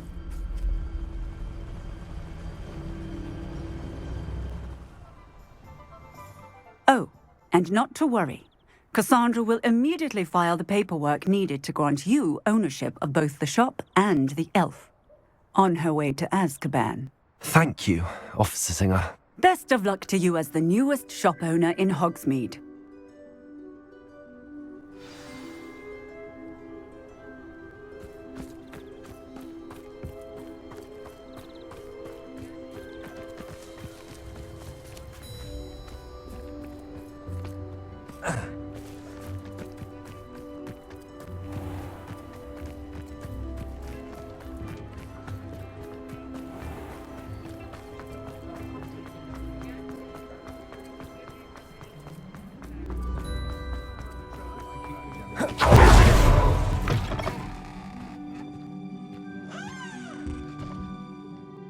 Penny, I have what I hope will be good news. Officer Singer confirmed that ownership of the shop has now transferred to me. Oh, well, that is good news. Penny is so relieved. Penny had the most difficult time keeping the truth from you. Penny promises to work as hard as she can for such a kind new owner.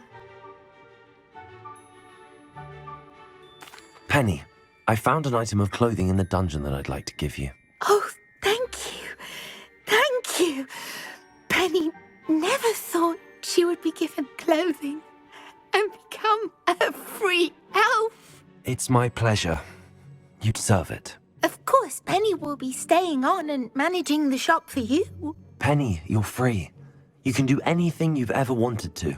But all Penny has ever wanted to do is run a shop with a friend and sell to the villagers in Hogsmeade. If that's what you want to do, Penny, then nothing would make me happier. I'm genuinely glad you'll be staying on. Penny is too. All that's left is for you to choose a sign for your new shop, and Penny will take care of the rest.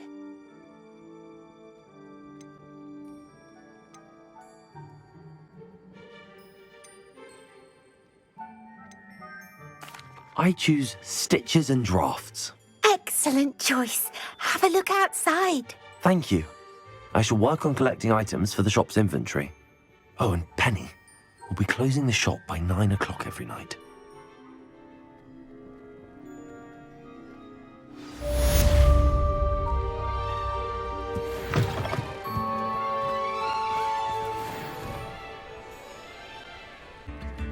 I didn't keep you waiting, did I?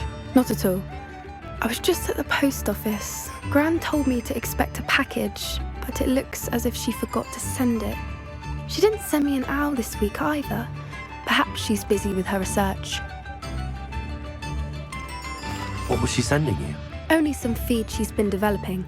I was going to give it to Professor Howin for the measles. What kind of research is she doing? It varies from week to week, but it's always to do with creatures.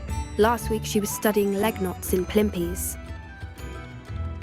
What did you find out about the dragon you were tracking? I realised that she didn't know the poachers had her egg, so when she left Horntail Hall, she would have headed straight to her nest. I went back to the tent and tracked her flight. How do you track a dragon long after she's gone? Tree canopies, burn marks, things like that. Well done. You certainly know what you're doing. I can't be certain, but I have an idea of one place she may have been heading.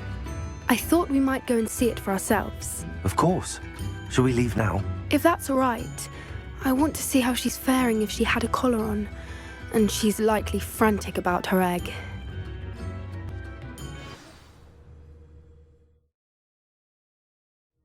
Here we are. I do think this is where we'll find her. The terrain's typical of where the breed would nest. I suspect it's how the poachers found her to begin with. They likely camped here and logged her patterns. Perhaps nabbed her first and then her egg. Dragons are hard enough to wrangle, let alone maternal ones. You got all of that from simply standing here? You'd be surprised how easy it is to think like a poacher. Shall we see if she's home? We only need to return her egg. That sounds straightforward enough. We should be in and out. Then we can be finished with the poachers once and for all. I don't suppose you've thought about keeping it, have you? No. It belongs to her. Keeping it will make me just as bad as the poachers. If you're right about finding her here, how do we go about returning the egg? Her nest will likely be in the heart of her den, which she will be keeping guard over. It might also be more charred than anywhere else, I imagine. Well then, let's find our dragon and return her egg. Wonderful. If she sees us flying about, she might take it as a sign of aggression or food. We should stay on foot. Oh, and one more thing. Let's not agitate her. Goodness knows she's been through enough already. I'm ready when you are. There she is, above us. She did make it home safely. Oh, good. It looks as if she wasn't collared like the other dragons.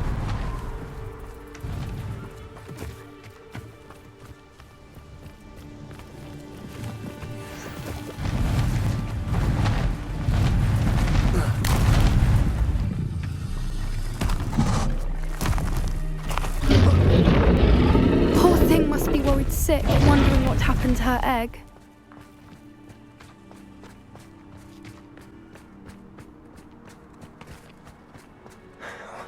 For what it's worth, she doesn't seem to have spotted us yet. Let's hope it stays that way. At least until we've done what we came to do. Accio! Glacius! Incendio!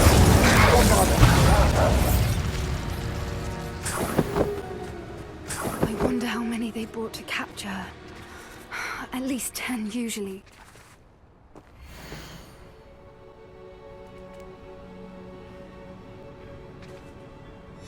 How charming. They keep in touch with each other.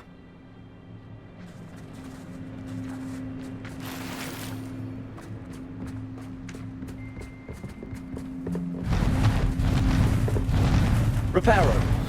Fantastic. She is again. She's breathtaking. From a distance.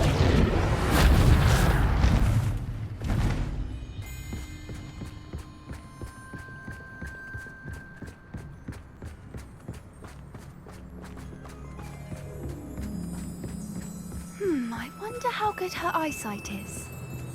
I beg your pardon? I don't imagine the poachers fed her well. And from a distance, we probably look exactly like sheep to her. Hebrideans love sheep. How lucky for us.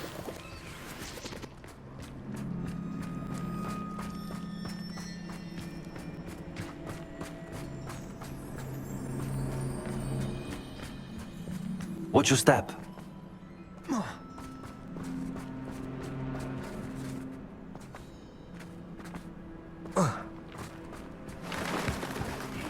She must have been starved to pick off a grapehorn. Or just raring for a fight.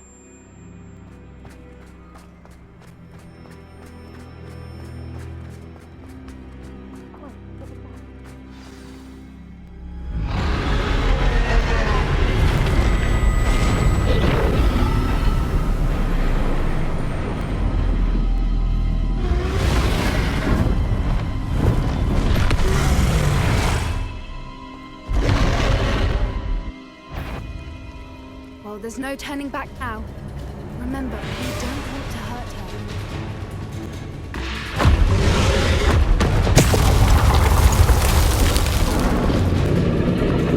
Over here! Wait here. I'll run ahead. Whenever you're ready, I'll follow your lead. I'll draw her attention. Follow when it's safe.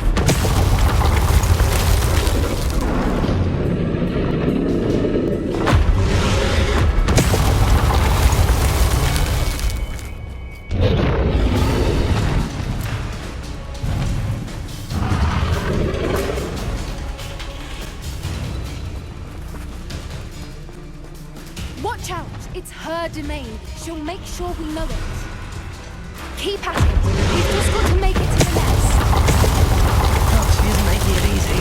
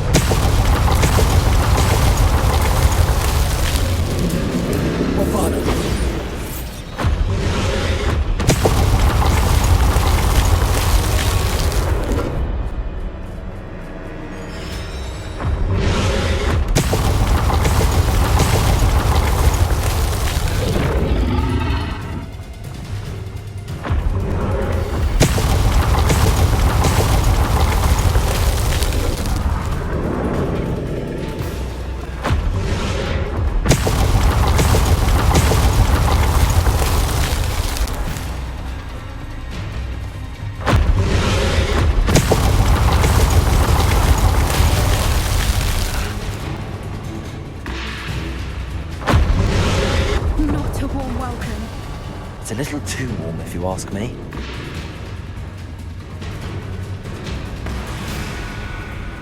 I don't suppose she listened to reason. I'd normally try, but we're well past that.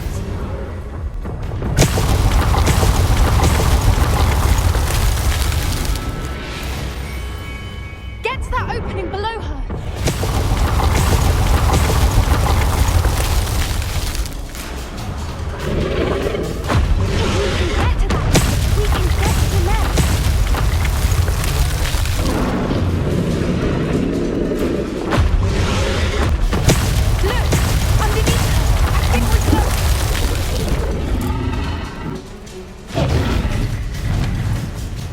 She's leaving! Quickly! Brilliant.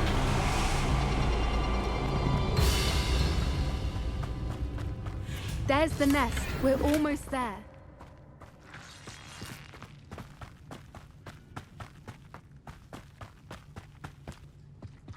Why is every bridge here broken? Reparo.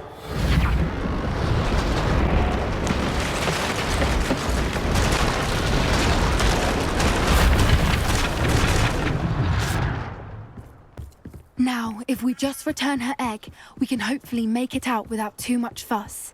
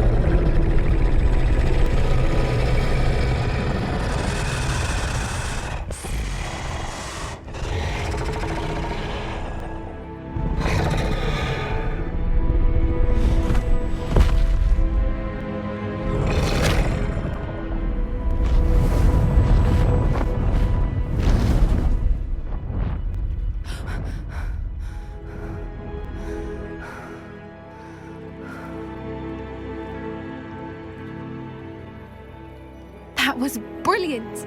And did you see how clever? She left us perfectly unharmed. Creatures are a lot cleverer than most people realize. That's what Gran always says. The important thing is that we survived it, and we returned her egg. Thank you for doing this with me. Wouldn't blame you one bit if you wanted to head back to the castle and never think about dragons again. Shall we head back? I'm ready if you are. I am. After our dragon rescue at Hauntel Hall, I half expect to be ambushed by poachers any time I'm not in the castle. Understandable. We did sabotage their fighting ring and steal a dragon egg from them. True. True. So why haven't they come after us? It's not like them to let things lie.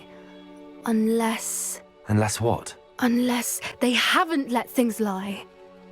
Oh no, I can't believe I didn't see it. We need to leave. I need to send an owl.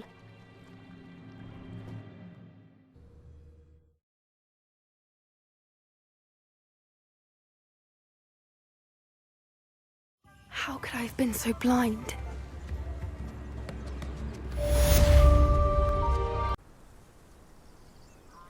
I thought my owl might pique your interest. I came as soon as I could. I'd been so preoccupied by all that happened with Ominis in the catacomb, not to mention my uncle's reaction, that I'd almost forgotten what it was that struck me about that triptych. This is the view painted on the canvas that was left on it. That's incredible. You know this area well. And while I was waiting for you, I scouted around and discovered an abandoned mine nearby, surrounded by Ranrock's loyalists. Do you think there's a connection to the triptych? I've no idea, but perhaps they're searching it, the way they did Rookwood Castle and Isidora's Manor. How do we want to handle this? We need to see what they're doing. I say we take them head on. Let's bury some enemies. Very well. And I still have that rune symbol we found on the triptych. If there is a connection, I suspect we'll see that symbol again. After you.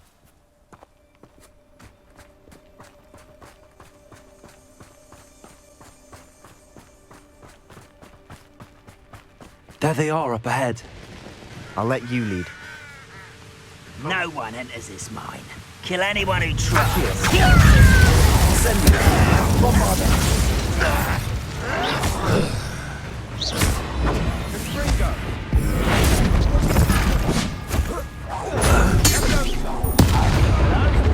I will have my revenge!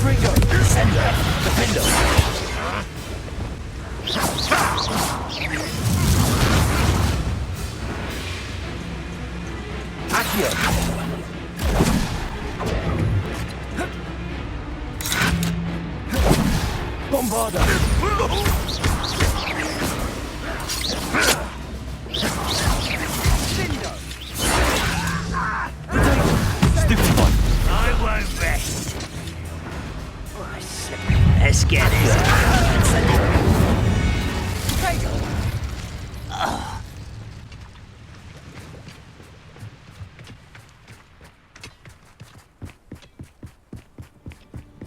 This is going well. We make a good team.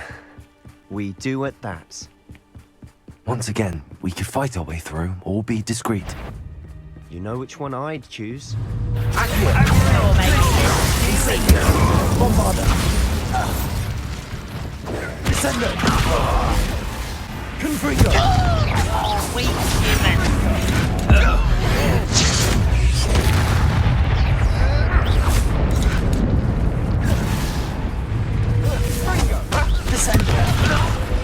And the fun is over. Fun is a relative term. It is. And that was relatively fun.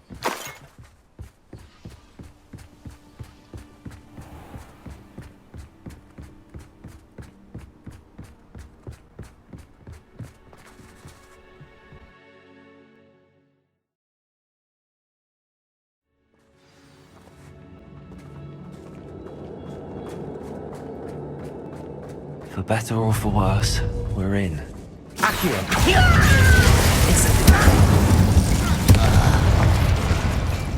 This mine looks like a tomb. It was closed after accidents were reported. Now I see why.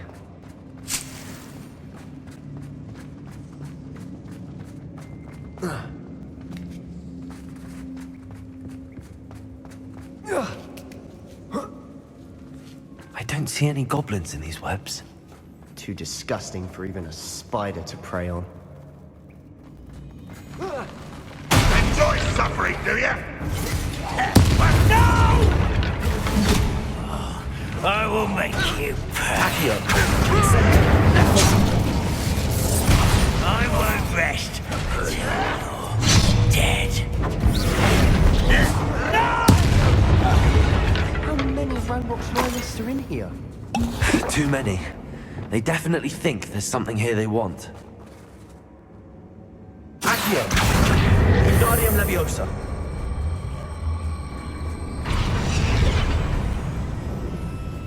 Revelio.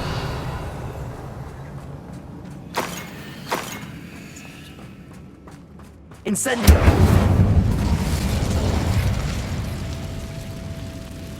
Bombarda.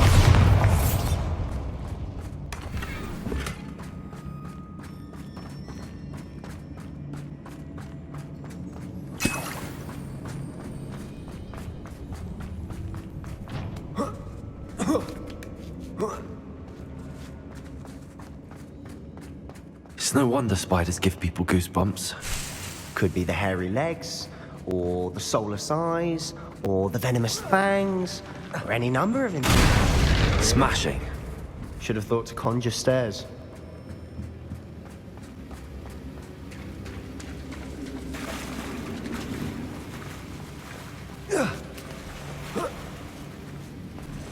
Incendio!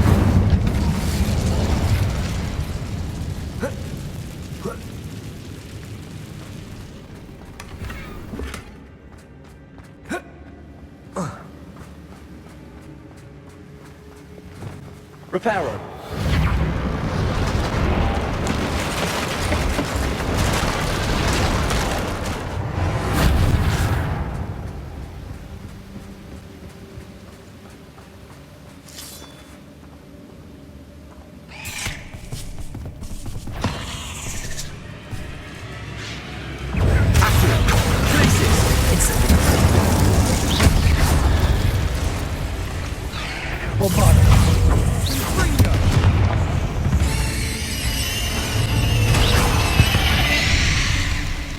Revelio.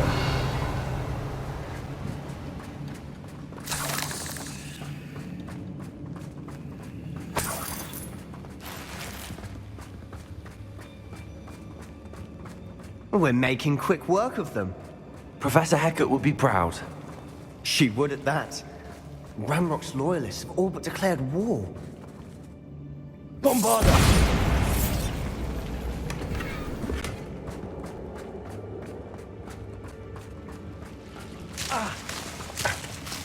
Lumos!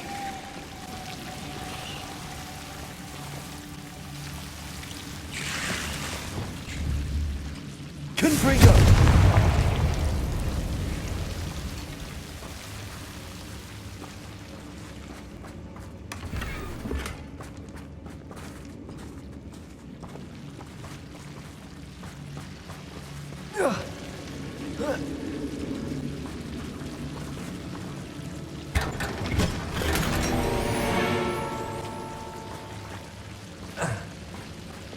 Lumos.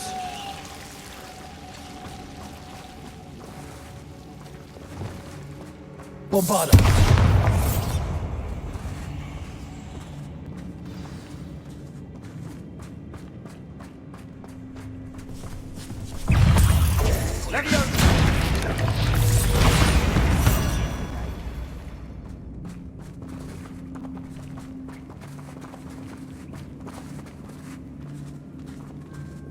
We've still not seen a single rune symbol.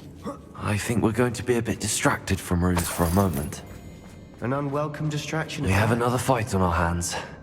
Why am I not surprised? Accio! Incendio! I won't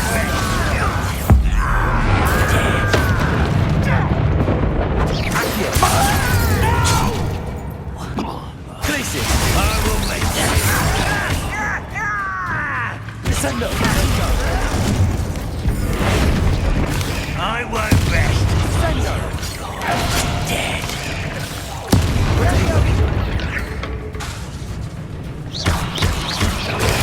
Stupid one! Descendo! Confringo! We're not finished yet. It's almost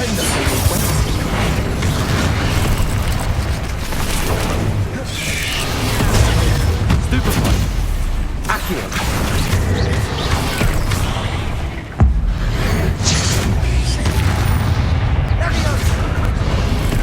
Tracy! Accio! Bombarda! Incendio! Confringo! Confringo! Descendo! Defendo! Confringo!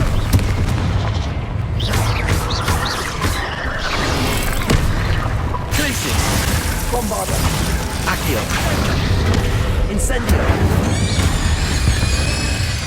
We certainly cleared the room. You're not a bad chap. For a Slytherin. For a Ravenclaw, you certainly have a lot to learn.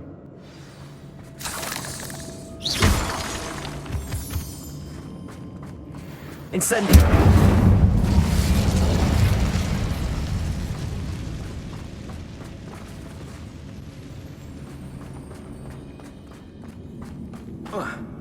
A rune symbol above the cavern door. Ranrock's loyalists never knew to look for it.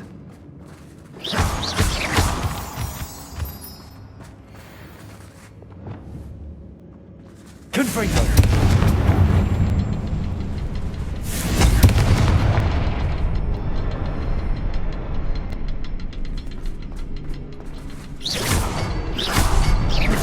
Wasn't expecting that.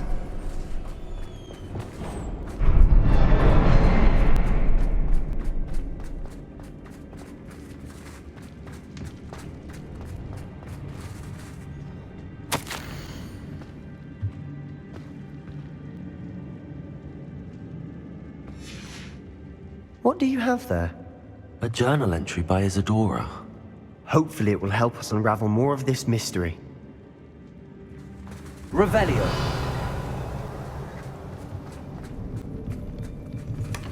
Sebastian, I think I found something. A canvas piece. Brilliant. Our efforts weren't in vain after all. Still, something about this place feels odd.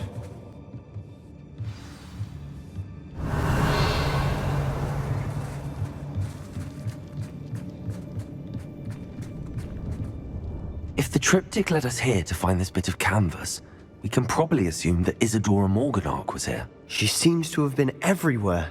But if she was using the Undercroft, and the cellar beneath her manor in Feldcroft, why would she create this space? And why hide it behind cryptic rune symbols? And ancient magic that no one but you could see? Isadora and Percival Rackham, another of the keepers, could see traces of ancient magic too. Rackham? I haven't heard his name before. Here's are some of the memories I've seen. I don't think he and Isadora saw eye to eye on how this magic should be used. This is all rather baffling.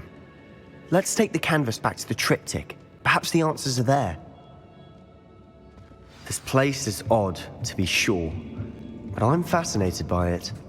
Now, for the trek back out of here and to Hogwarts. Unless we can find another passageway to the Undercroft. Let's have a look around.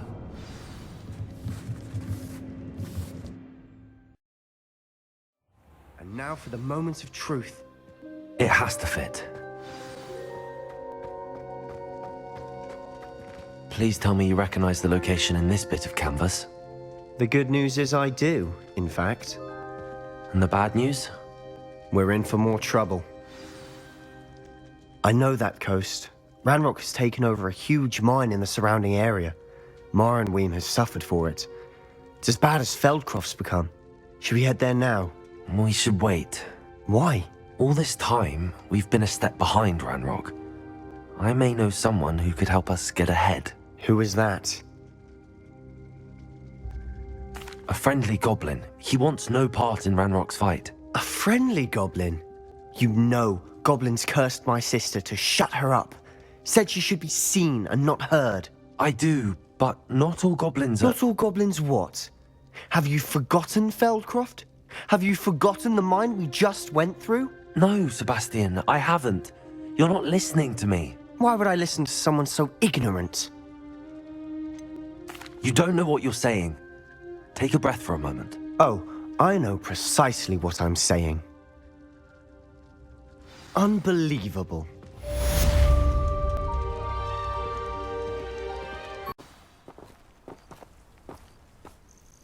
There you are.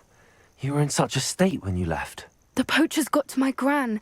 Someone recognized me in Horntail Hall and they got to her. What do you mean? Is she all right? She's fine, thank goodness. But they were at her house, our house. They assumed I'd sent the egg there.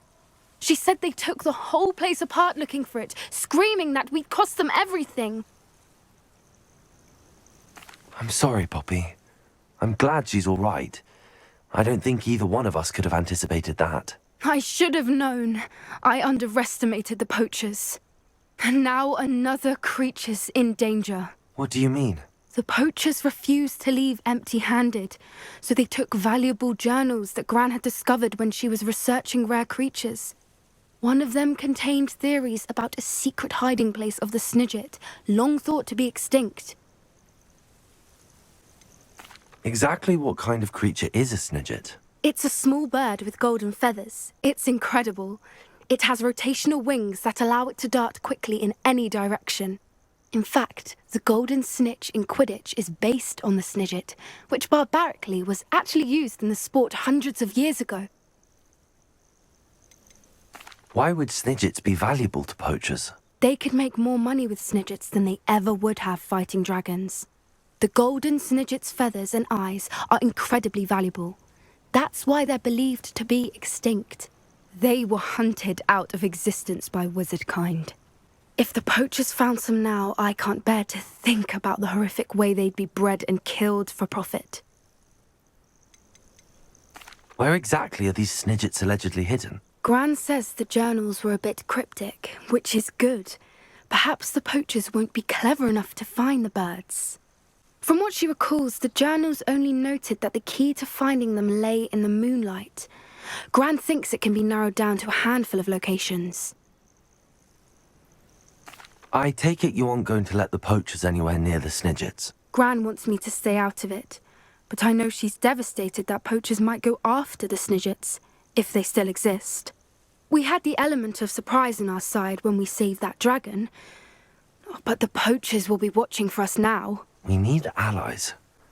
Others who hate the poachers enough to help us, who value creatures as much Merlin's beard! You're a genius! The centaurs! They'd want the Snidgets protected at all costs. Sounds as if we need to go and talk to the centaurs. We'll need to be careful in how we approach them. Tensions with them are high. Still, I think they may be our only hope. Let me think on it. I'll let you know as soon as I have a plan.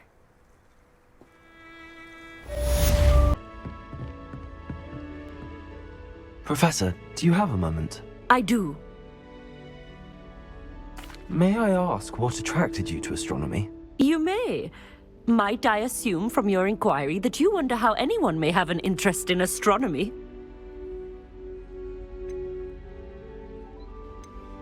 Oh, not at all, Professor. I find it intriguing and wanted to know more about your work. Ah, that is good to hear. So often those who do not fully understand all that can be gleaned from the stars question astronomy's relevance. Misperceptions frequently arise due to the confusion of astronomy with astrology, the ridiculousness of which I shall not deign to discuss. To answer your question, it was my dear sister who first sparked my interest in stargazing. The two of us spent countless nights on our rooftops staring at the cosmos. It was one of the only subjects we could study together. I'm not sure I follow, Professor. Why was that? My sister is a squib. Clever, hard-working, and generous, but a squib nonetheless. The only non-magical child born to our family in generations, poor thing. Although she manages exceptionally well. It sounds as if she's a lovely person and accomplished. She is. And to her credit, while she was once disappointed not to attend Hogwarts, she has excelled in Muggle school. One of the first women, we suspect, to have attended Cambridge, well disguised at the time by our mother as a gentleman scholar.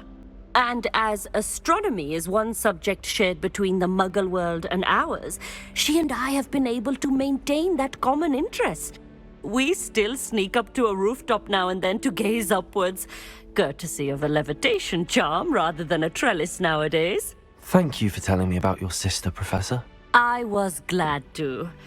It is good to be reminded of all that one can accomplish when one embraces who one is. Now off you go. I am sure you've a star chart to review somewhere. Hello there. Hello, Amit. Do I recall you saying that you speak gobbledygook? I did. I do. Speak it. Is this to do with the goblin I saw you with in Hogsmeade? It is. His name is Lodgok.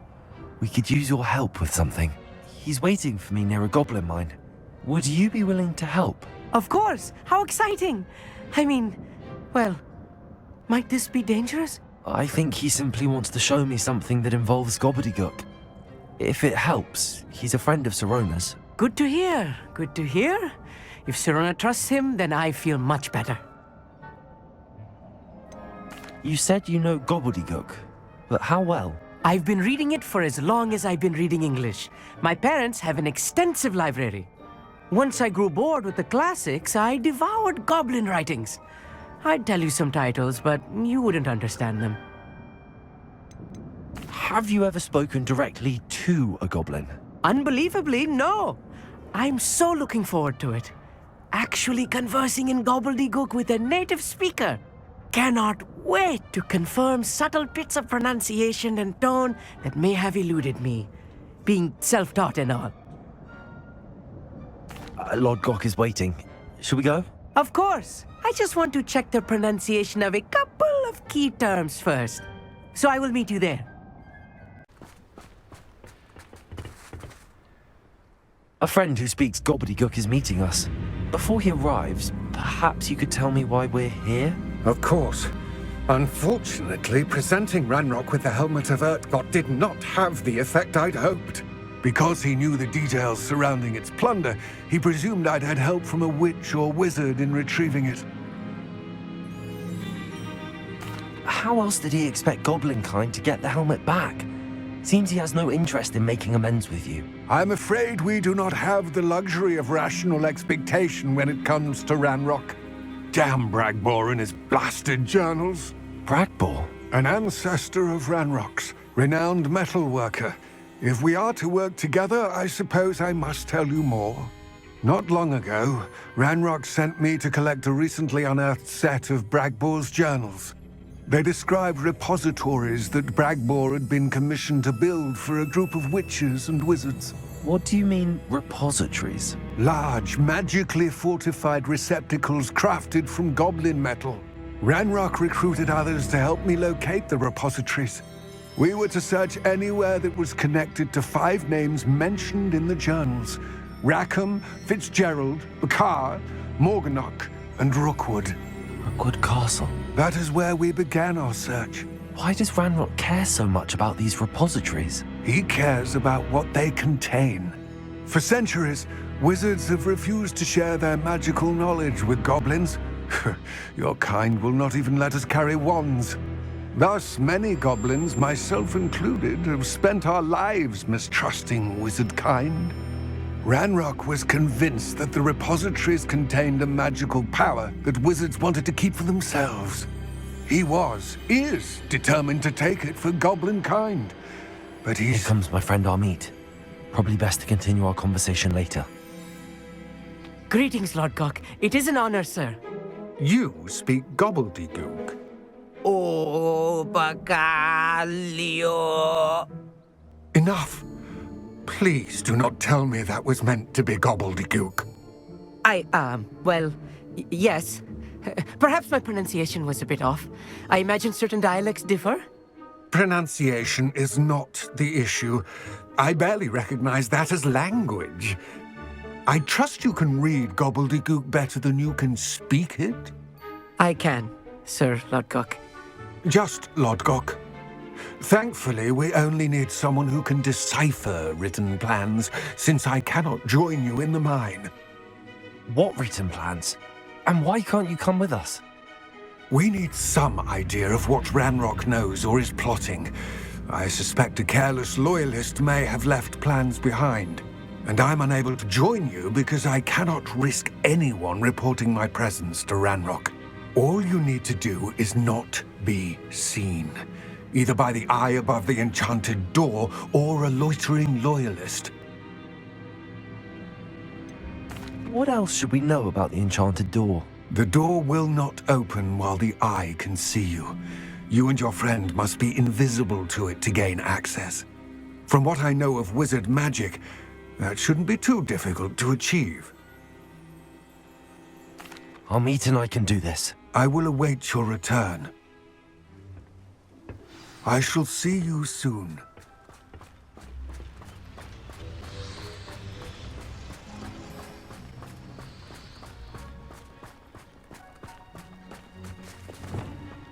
Clem?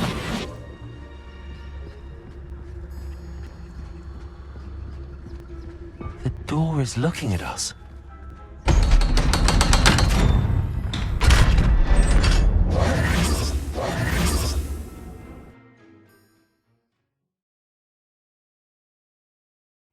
Books so rarely prepare one for reality. A real goblin mine.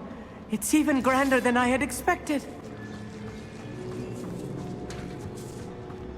I cannot believe I met a goblin. Let's just learn what we can and get out. Look at this lift. Impressive workmanship for so simple a device. Impressive workmanship aside, it's the only way forward. Incendio!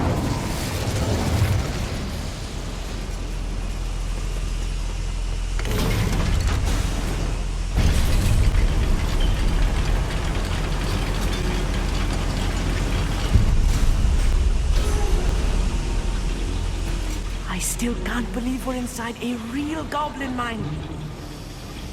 Accio!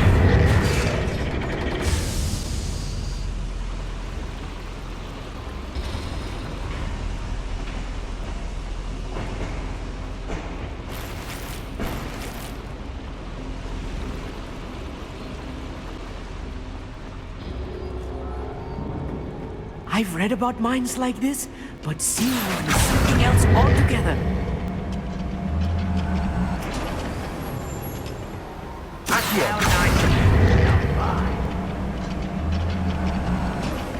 We need to be careful. As I'm sure you know, not all goblins are as friendly as Lodgok, to say the least.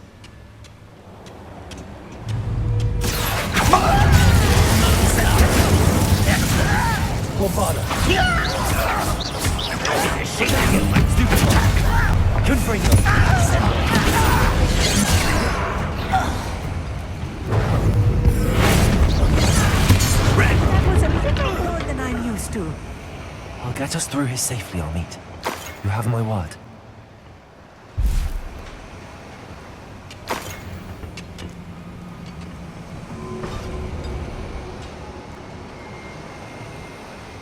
We're being watched by a door.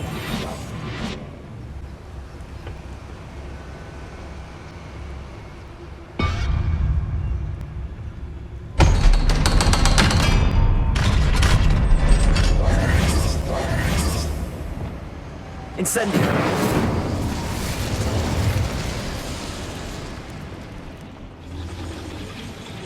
Accio!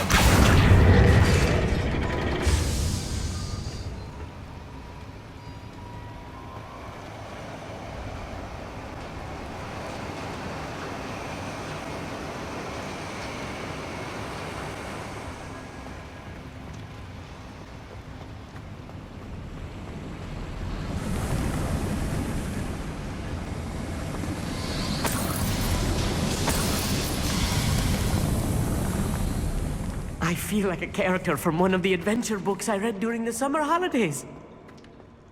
Let's take a look around, Amit. See if we can find any plans. Bound to be plans around here somewhere. They were nice. A schematic.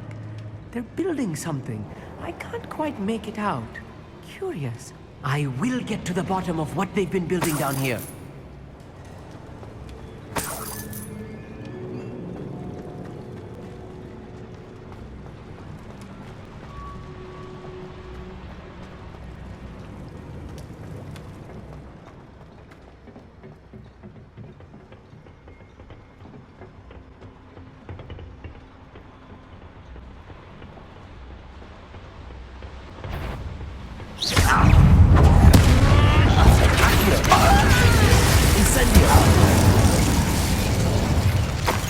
That's the last loyalist.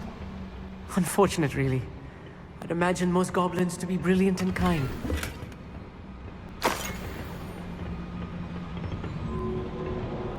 Fascinating to see gobbledygook written in a goblin hand. The flourishes are extraordinary. Let me know if you see any more plans or schematics. We can't return to Lodgok empty-headed.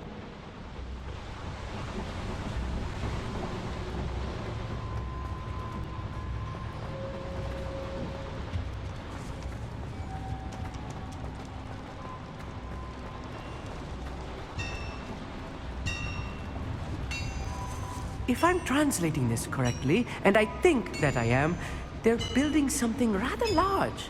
But what? There must be more notes around here. What could they be building? Your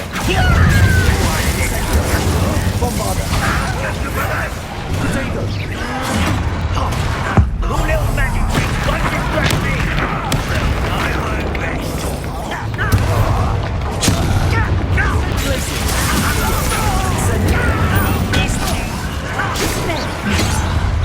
Let's get this over with.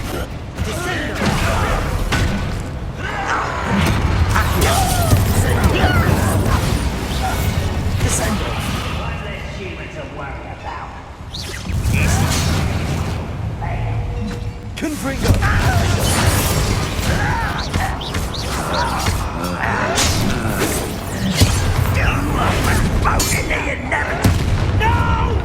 Descendo!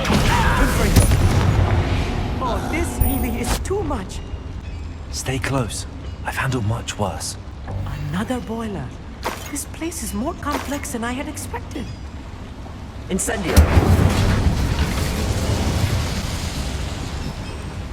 Accio!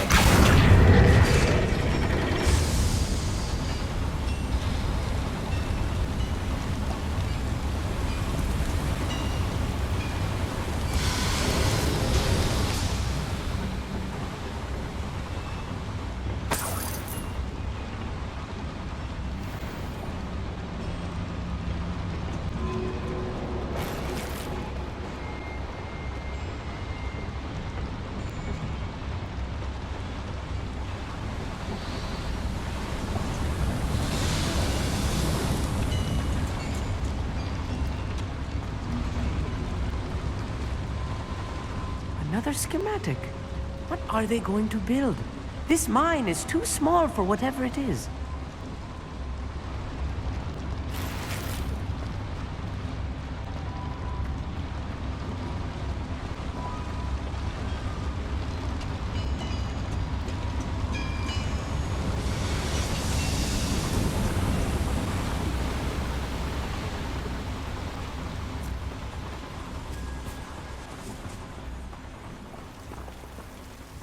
Devil's snare.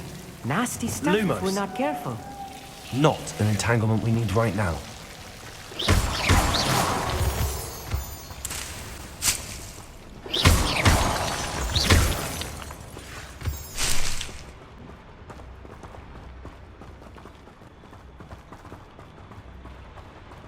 Lumos. Lumos!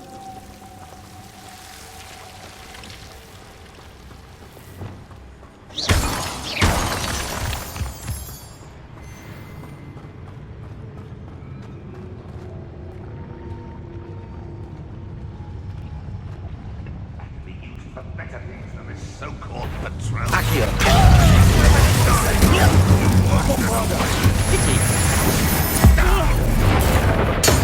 for the fence.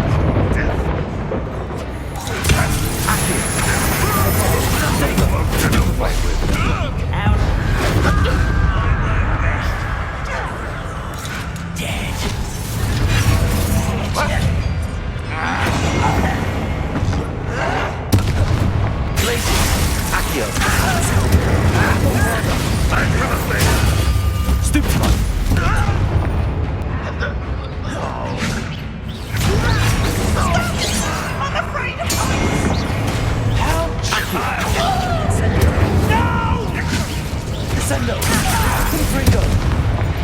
How many of them are there? That should be the last of them I'll meet.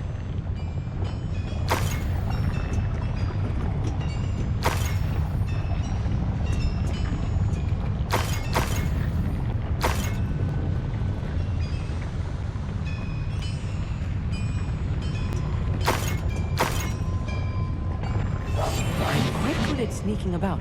You'll see.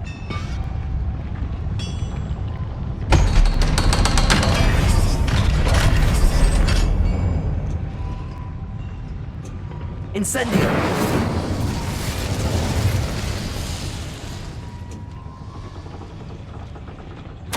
This is not good.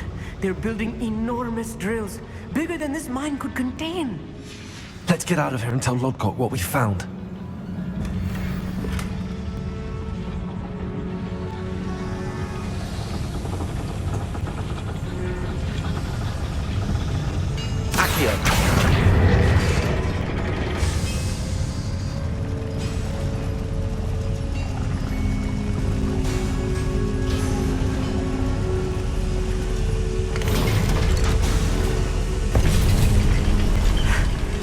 a moment to catch my breath. This was more than I bargained for.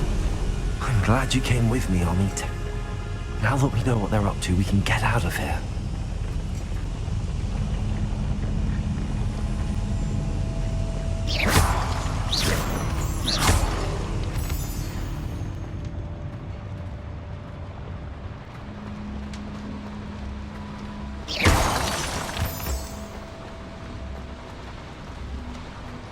One less human to worry about.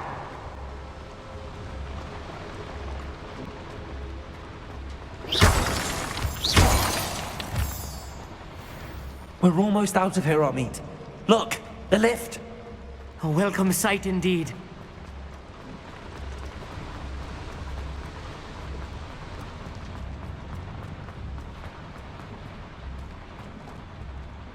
Hello, Hamura.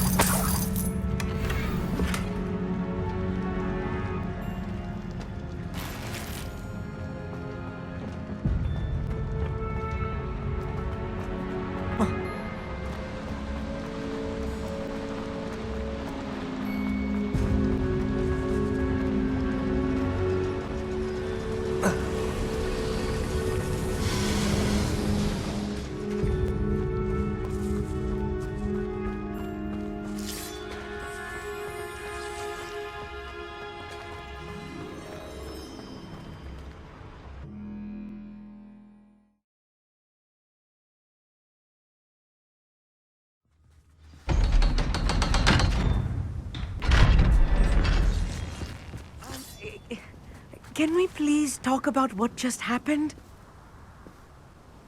That wasn't so bad, was it? It was. It really was. I'm afraid I've had enough adventure for one day. For a lifetime, perhaps. Thank you, Amit. I couldn't have done it without you. Now, if you don't mind, I'd like to have a word with Lodgok. Understood? I'll leave you to it. Your goblin secrets are safe with me, but I get to write the book about this escapade someday. Without further ado, adieu.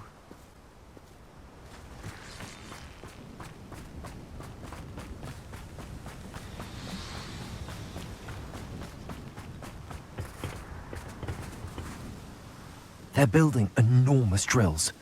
We found their plans. Ranrock must be searching for the repositories. I fear you are correct. Other than Rookwood Castle, however, I do not know where else he plans to search. I've been wondering about something else you said before we entered the mine. Yes? If you share Ranrock's views, then why are you helping me? I expected Rookwood Castle to be deserted when I arrived to begin my search. So was surprised to find a witch there who had set up a sort of improvised research site. She was studying something so intently that she almost didn't notice me. When she looked up, I thought she would react with fear or disdain. But instead she did something that I will never forget. Without a moment's hesitation, she smiled and asked me to sit with her. She told me that she was a researcher and showed me a small, oddly shaped container with a strange symbol on it. She was certain it was made of goblin metal, but was unable to open it. She wanted to work together. Miriam. Yes. But how did you... Professor Fig's wife. He told me of her research, and I know of the container. Ah. The reverence with which she talked of goblins and their intelligence and skill, it caught me entirely off guard. I'd never been treated with such respect by a witch or wizard. So, to my surprise, I let her study the container if she would allow me to search the castle on my own. We parted ways, with her promising to share what she'd learned. More of Ranrock's recruits arrived, and we began to dig, eventually locating the first repository. Ranrock was thrilled with our discovery, but furious when I told him about Miriam. Berated me for trusting a witch, and I heard she'd been killed. You think Ranrock murdered her? I don't want to believe it, but I don't know. After that, something shifted in me. I had seen how the power from the repositories was transforming Ranrock, transforming all of them. I could no longer remain a part of it. Thank you, Lodgok, for telling me this. I tell you all of this so that you understand what is at stake. Ranrock never found all of Bragbor's journals, but the ones he did find suggest that Bragbor at some point built a repository far greater in size than the one beneath Rookwood Castle. What you've discovered here today worries me deeply. If Ranrock learns of the location of that repository, I fear we shall be destined for a great war. I will find out what Ranrock knows. Watch for my owl.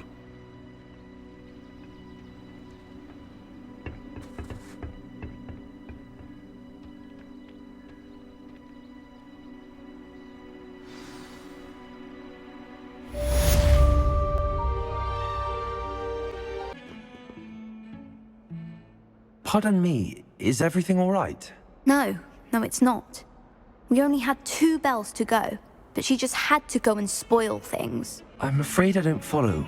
Who spoiled things? Also, what bells? Professor Black ordered Mr. Moon to take down the bells in the bell tower. Said they were giving him a headache. Those bells are a part of Hogwarts. I wasn't about to let that happen.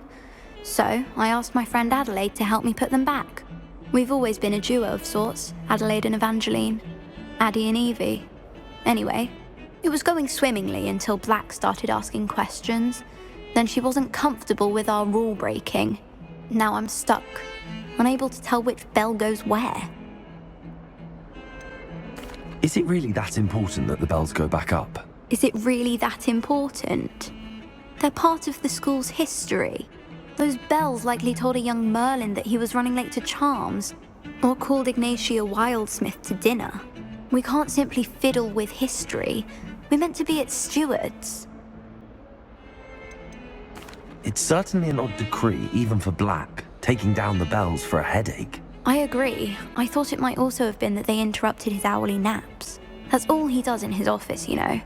But then I heard... Can you keep a secret? I can. I heard from Alice, who heard from Ollie, who heard from Eugenia, that it's because the bells reminded him of his wedding day. Breaks out in a sweat every hour on the hour, but mum's the word. If only 2 bells are left, isn't it fairly easy to tell which goes where? Easy for you, perhaps. I happen to be tone deaf. Mother likes to say I couldn't carry a tune if it hopped on my back like a chocolate frog. No point putting them back in if they don't sound just as they did before, for the sake of historical accuracy. Perhaps I could help put the bells back up. Really? Oh, that would be wonderful. The bells are in the bell tower just above the music room. You're certainly of more help than Adelaide. I imagine the bells are just inside in the bell tower.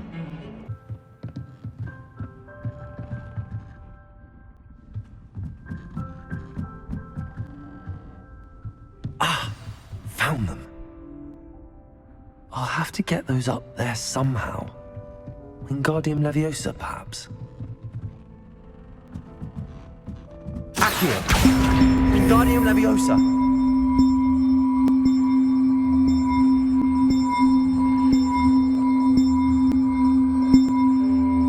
One up, one to go.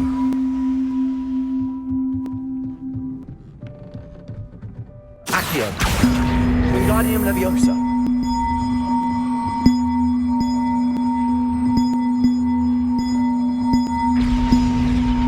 Well, that wasn't too hard. Evangeline should be pleased about this, even if Black isn't.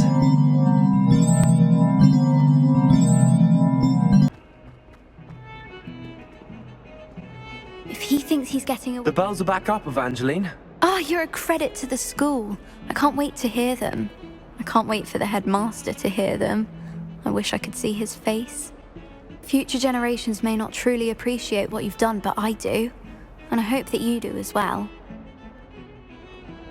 You don't know how much this means for me and for Hogwarts.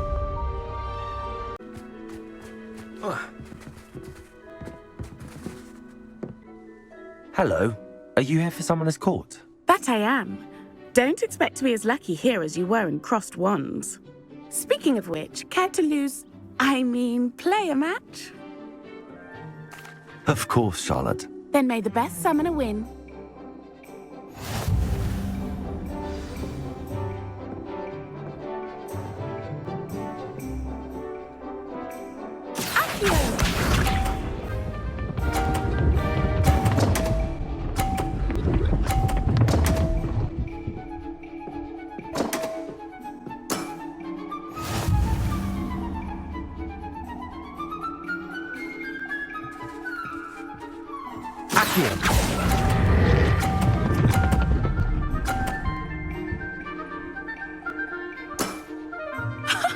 Sting me with a billywig. I'll never top that.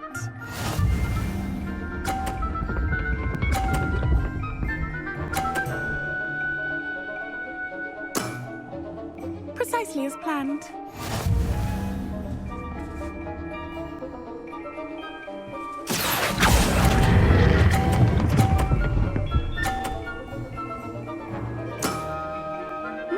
Nice technique.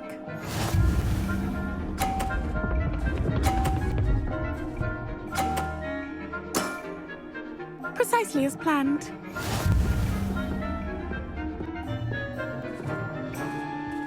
Accio.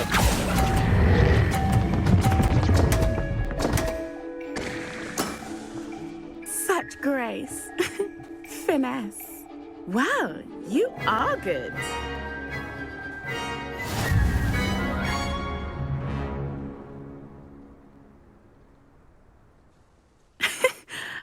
I'm not too proud to admit when I've lost.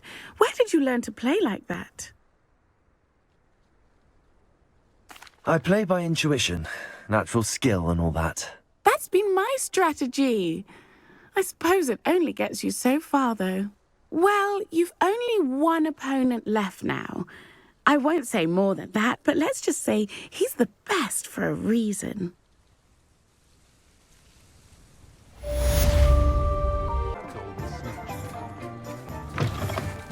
Hello again. Wonderful to see you. As before, I've arranged a special price on the broom upgrade for you. What are we looking for today?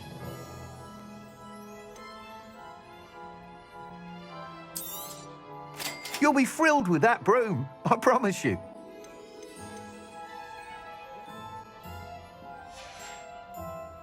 Thanks for stopping by. Hope you're all set with the new upgrade. I can't wait to hear what you think. This may sound presumptuous, but... You'd like me to report back with even more flight details. You know me well. I feel I'm almost there. I just think I can improve broom flight a bit more. Miss Ray's is running a time trial at the South Coast course. Not ideal, really, what with rumours of Ranrock's lot and Ashwinders infiltrating the place. However, if you're flying high above them, you should be all right, I think. I'm not worried, Mr. Weeks. I'll see if I can find Imelda. I hope you are able to complete these trials. I have a feeling this final upgrade is going to be a sweeping success. Do be careful, of course. I shall look forward to hearing from you soon. I look forward to our next meeting. Ravenclaw, over here! Hello again, Imelda. This course is a bit far from the castle, isn't it? Obviously. Evidently too far for most of our classmates. Pathetic. They should be begging me to keep these trials alive, not running scared. I'm surprised our new 5th year showed up. I suppose I appreciate the effort. That's actually... thank you. I know I can be impatient, but I get frustrated by those who don't take things as seriously as I do. And in my experience, that's everyone. Anyway, don't let it go to your head.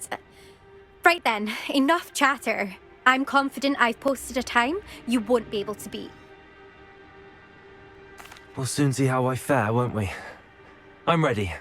Get ready to lose, Ravenclaw.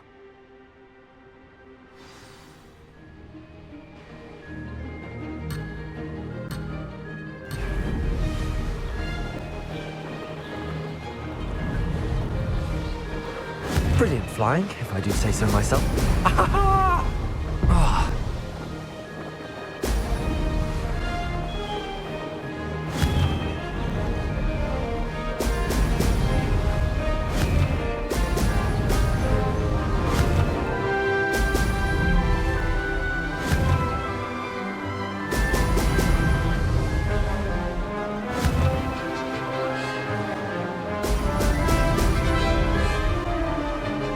That wasn't too difficult.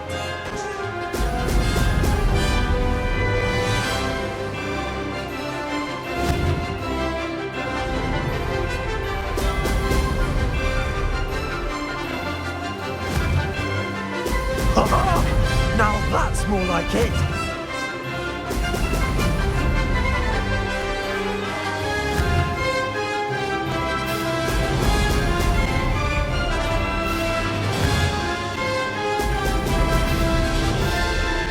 This is going well.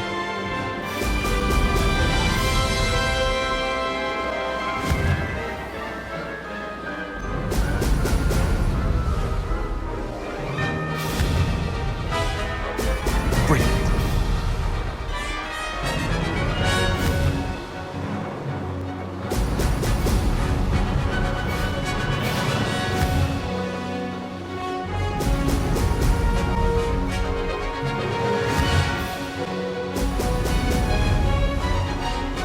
Brilliant flying, if I do say so myself.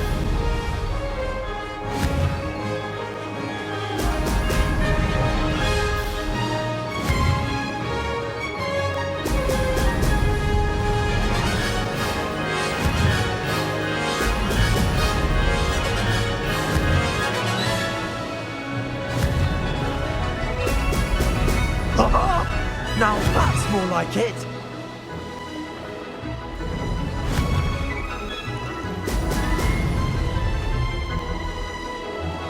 Made it.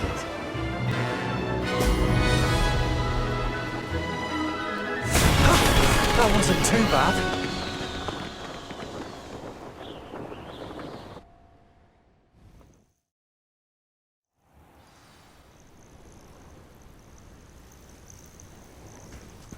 That was quite something. Impressive work today, but don't get too comfortable. I'll be on your heels in no time. My family's not going to believe the news when I tell them. They're almost as competitive as I am. Almost. Do you get your competitiveness from your family? You could say that. My grandfather played Quidditch for Puddlemere United. And my father, well, he was a chaser for Slytherin, but had to stop after a curse took his knees out. Said it was the Gryffindor beater. And me, I fell in love with flying the first time I saw the ground disappear beneath my feet. Something about the freedom you feel on a broom. I've not been able to stop since. Will you keep running these courses? I'll race them myself. Don't want to get rusty. But I won't be dealing with time trials. You're welcome to run them too. Anyway, hope we find time to fly again soon. I take it you want to play for a team, but which one? And which position? I'm my father's girl. A chaser through and through. You'd know that if Black hadn't cancelled Quidditch this year. As for a team, it's the Holyhead Harpies I've always dreamt of. When I'm finished with school, I'll try out. If for some reason I don't get accepted, I don't know what I'll do. Herbology, perhaps? Because if that did happen, you might as well pot me and call me a mandrake. I'd never stop screaming. It's been fun competing against your records, Imelda. It has been fun. Glad you're here. 5th year. Not bad for a Ravenclaw. You take care of yourself.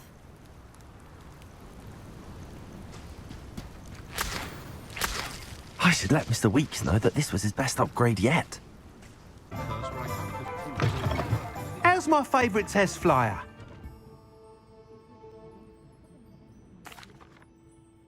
Hello again, Mr. Weeks. I set a new record at the South Course. Fantastic! Your broom performed well then?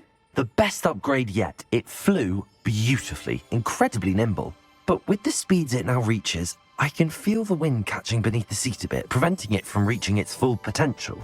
Of course! Should have anticipated that. Exactly the kind of report I've come to expect from you. At last, I think I know what needs to be done for my final upgrade. What will you do after the final upgrade is complete? I aim to make Spintwitches the most sought-after shop in Hogsmeade. And I wouldn't mind getting back on a broom myself, just for the thrill of it. Couldn't be more pleased we made headway with the upgrades, proved the naysayers wrong, made all the hard work worth it. I shall look forward to speaking again. I'll be sure to send you an owl when I'm finished. Thank you again for your help. Couldn't have done this without you. Are you ready to put an end to Harlow?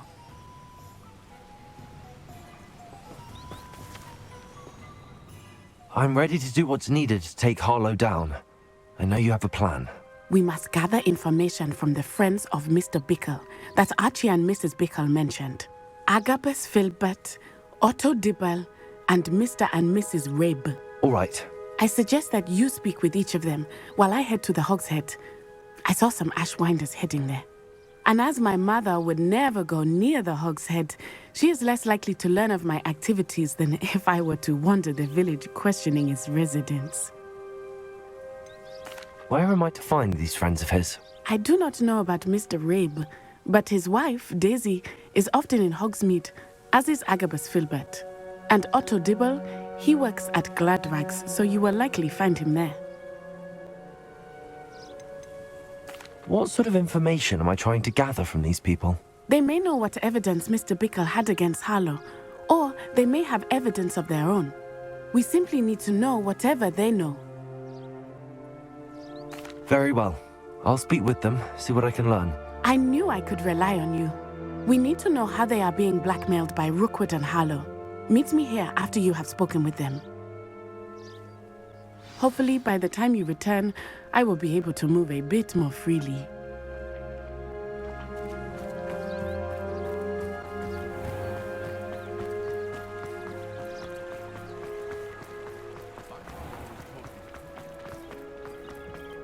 Historically.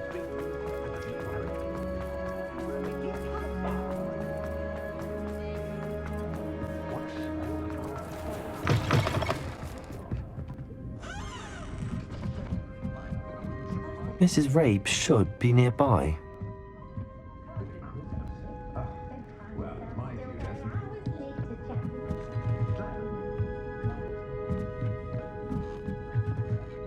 Oh, Isco, what have I done? Mrs. Rabe, I wondered if I might speak with you about Theophilus Harlow. I'm a friend of the Bickles and I'm trying to gather evidence against him. Poor Joanna and little Archie. And now Harlow has taken my darling Isco. What do you mean? Why? I'm a security guard at Gringotts, and my husband is a curse breaker for them. Harlow approached me about helping him extort my colleagues into giving him treasures from the vaults. And you declined? Of course I declined. Repeatedly. I thought they'd given up, until I came home one night and found my husband gone, and a note affixed to my door with a knife.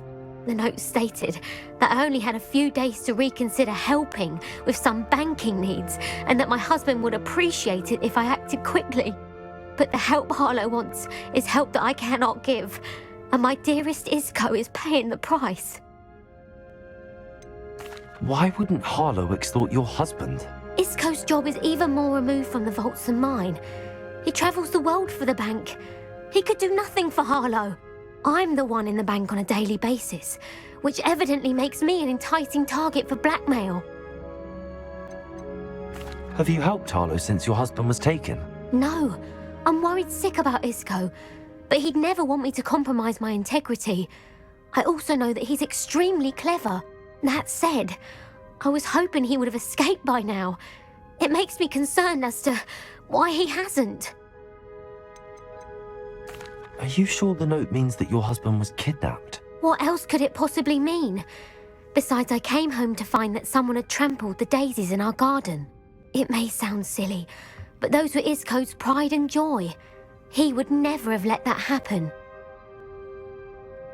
Thank you, Mrs. Rabe. Knowing the lengths that Harlow will go to is helpful, albeit more than disturbing. Mr. Bickle was trying to help us, but now he's gone. I don't know what to do. I shall do all I can to get evidence against Harlow, Mrs. Rabe. Very well. Here's the note I received. You must be careful as well. Please don't put yourself in danger.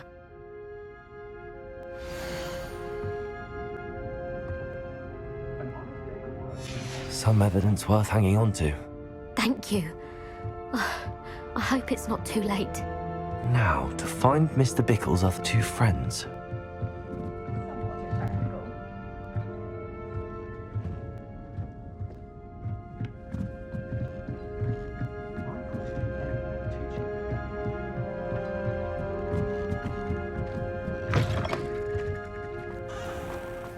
Otto Dibble works at Gladrags. I should check that.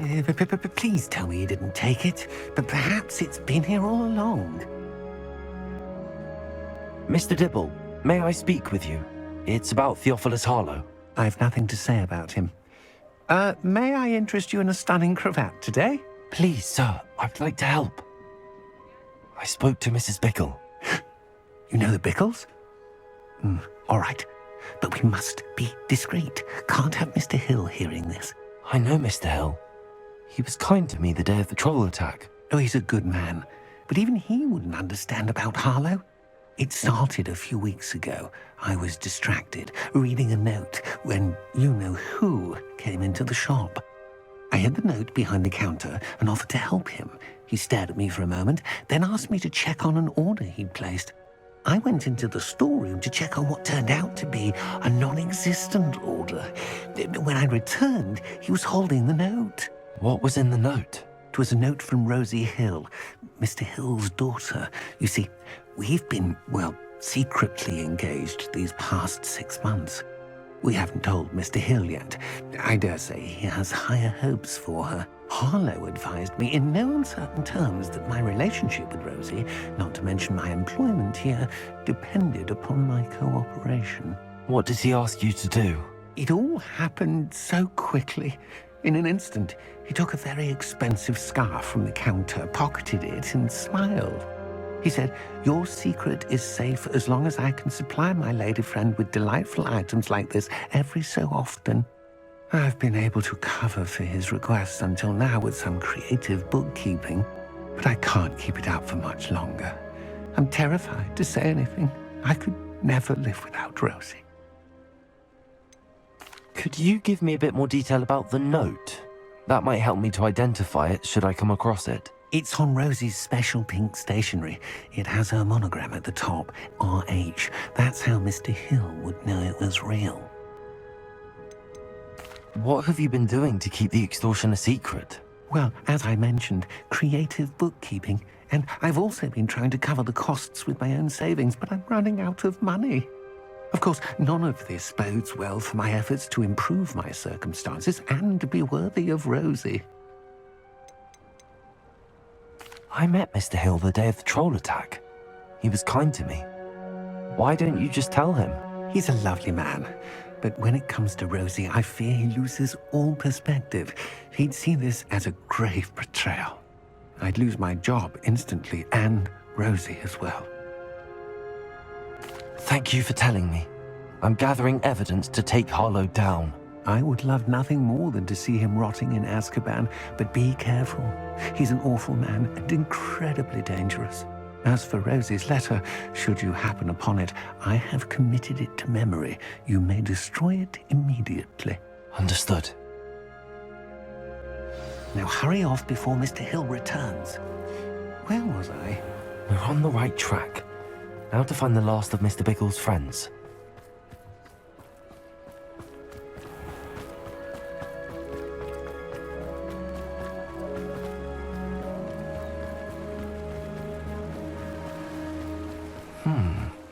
Agabus Filbert must be around here somewhere.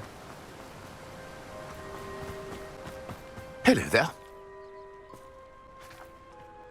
Excuse me, Mr. Filbert. I wondered if I might speak with you about your dealings with Theophilus Harlow. I hope to ease Mrs. Bickle's mind by gathering evidence against him. Oh, tragic what happened to Bickle. He wanted me to speak out against Harlow for an act of violence committed against me. But I feared Harlow's retaliation, and so I refused. If you had spoken out against him as Mr. Bickle asked, perhaps Harlow would be locked away by now. Perhaps.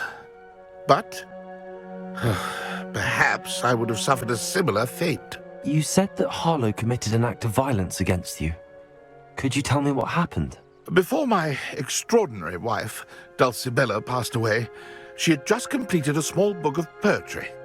As a surprise for her birthday, one she never had the chance to celebrate, I had the book beautifully bound and plated in gold.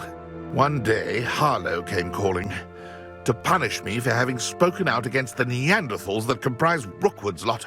Before I knew it, I'd been petrified, and Harlow was rifling through my home. He found the book of poetry, with its exquisite gold plating. I watched helplessly, lying there in my entranceway as he walked away with the book, laughing as he went. I was shaken to my core. Still am, to be honest. I imagine you fear Harlow retaliating again, but do you mind if I share this information with Officer Singer? I suppose I have no choice. This extortion can't go on forever. You can pass it on to anyone who may be willing to help. Harlow does not like people talking, as you already know. I've spoken with Mr. Bickle's friends. Now to find Natty. It's not like Natty to be late. She said she was going to the Hog's Head. Perhaps I'll find her there.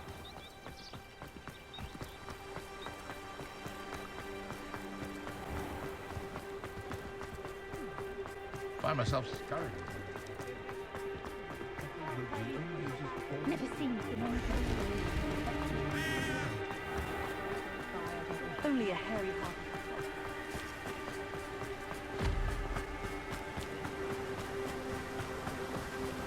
Natty must be around here somewhere.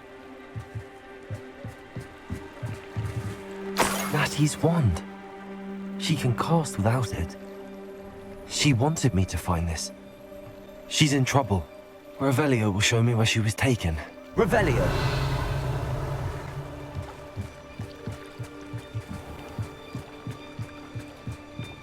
What do we have here? A demiguise.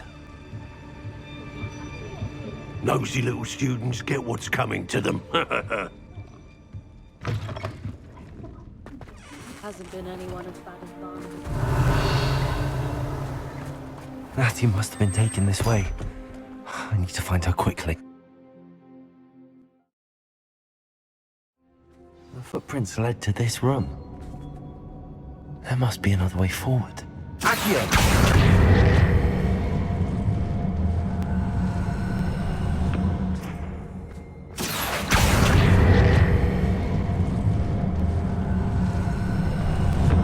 A hidden door. Natty must have been taken this way. I need to find her quickly. Revelio!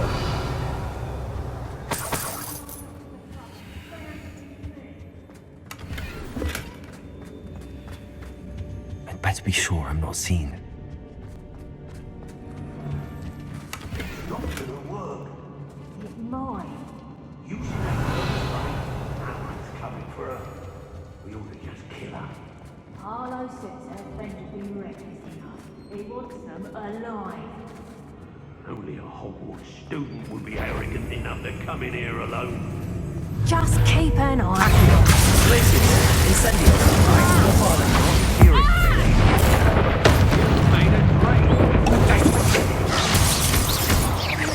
going to regret that.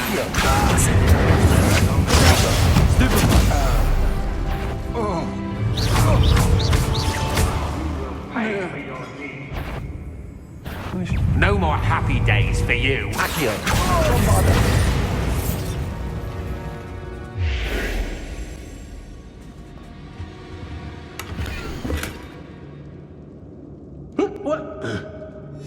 The book of poems that was taken from Agabus Filbert. He'll be thrilled to have this back.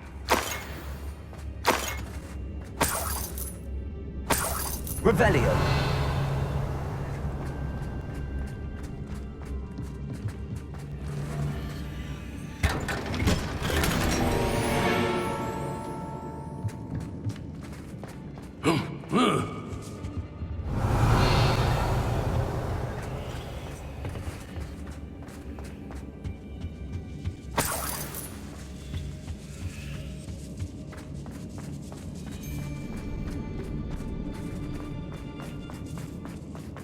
Revelio.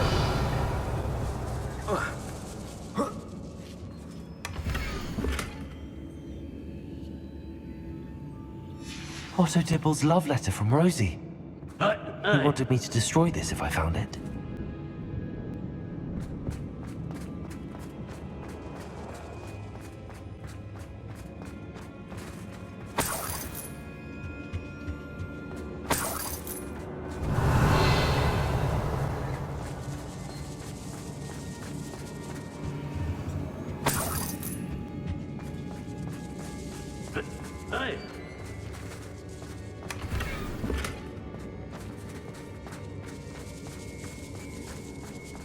Revelio.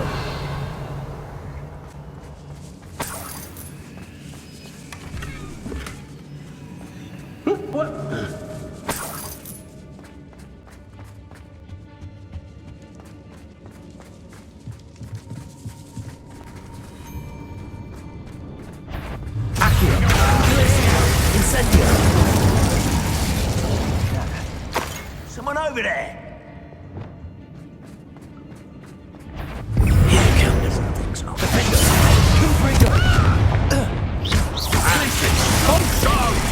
Incendio!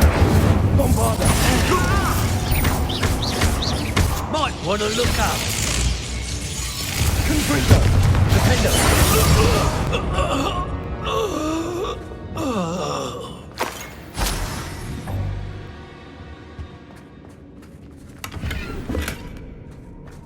Revelio.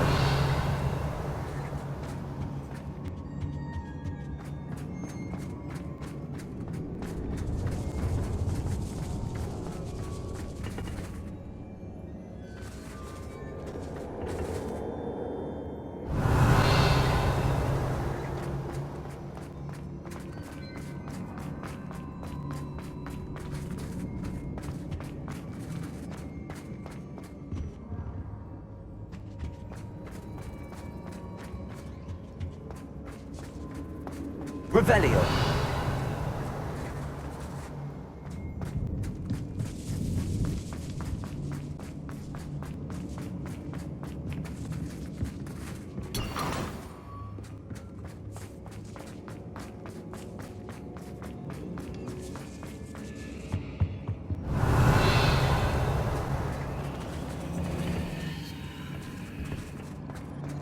Accio.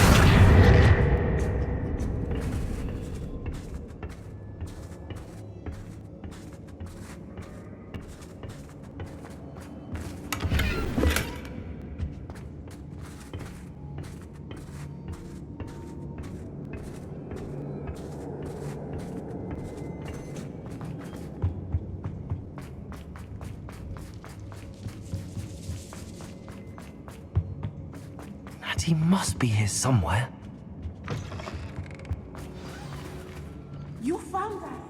I knew you would realize I had left my wand for you. Speak to Mr. Rabe.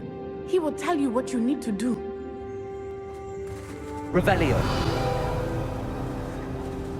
Alohomora.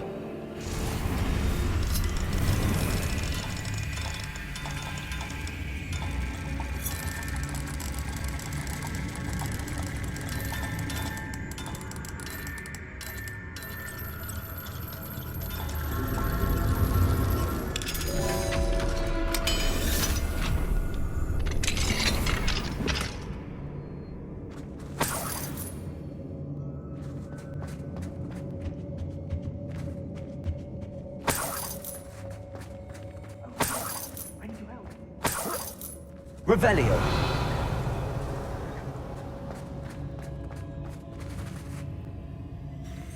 Mr. Rabe, Daisy told me you'd been abducted. You spoke with my wife. How is she? Worried about you.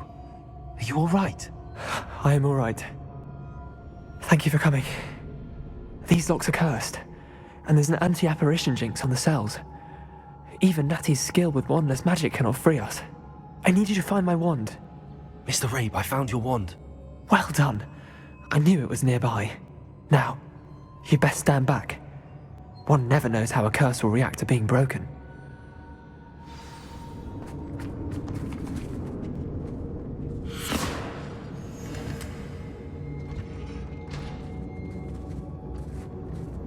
Revelio.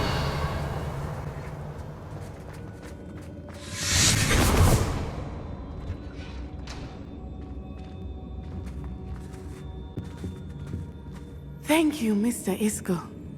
My pleasure. And thank you, my friend. We owe our lives to your bravery. I may be too weak to disapparate with you both, but I can try. You go ahead. Find Officer Singer. We will get out of here on our own. Very well. But be careful. Thank you, my young friends. Be prepared for a fight. These Ashwinders must pay.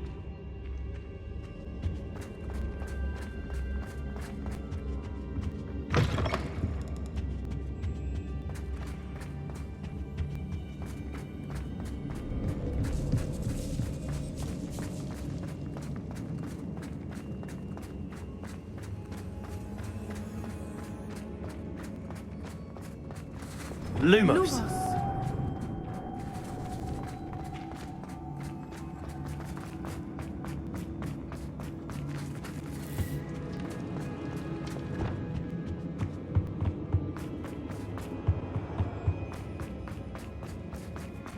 Let's find Officer Singer and put an end to Harlow once and for all.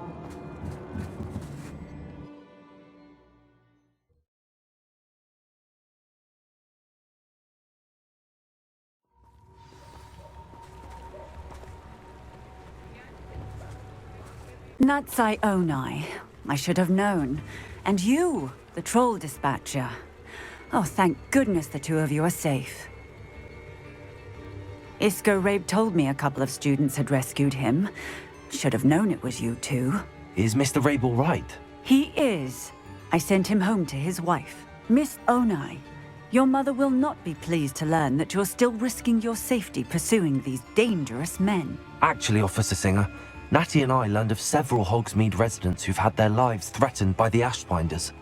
In addition to abducting Mr. Rabe to blackmail his wife and Natty, Rookwood and Harlow have also extorted Agabus Filbert and Otto Dibble. I will look into all of that. As for the two of you, I appreciate what you're trying to do, but you are taking great risk. Next time, please let the authorities handle the Ashwinders. Yes, officer. Do you have enough evidence to take down Harlow and the rest of Rookwood's lot? Well, it's certainly a good start. We shall see. But you can leave this to me now. Natsai, you may wish to speak with your mother about this before I do. My mother will not like this. Thank you again for rescuing me. We shall speak soon.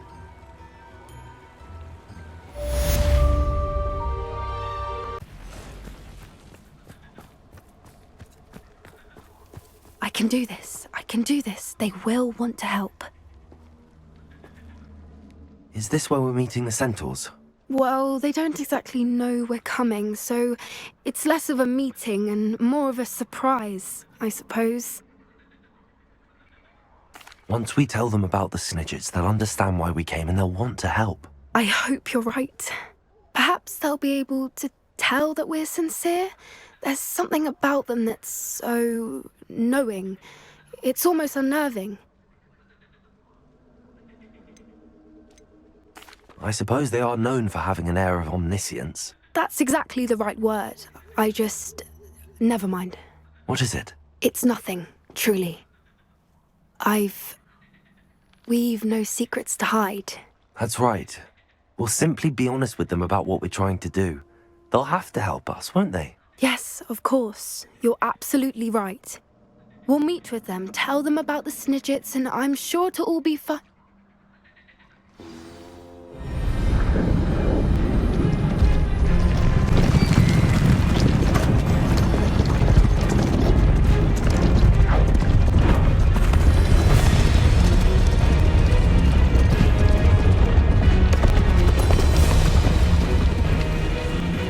What do you think you're doing here, humans? Please! We were hoping to speak with you. Ah! I suppose you'd like a tale for your friends of the time you spoke to a centaur, and it spoke back. No, never! We're here because we need your help. Enough! You made a grave error in judgment in coming here, little witch.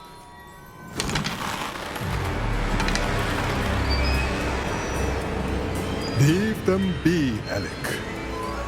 We do not harm the young. It is not our way. You forget your place, old fool. I'm the leader of this herd, and while you cling to our way, their kind continues to slaughter beasts like us without a care! From what I can see, they have slaughtered no one. They will leave here unharmed.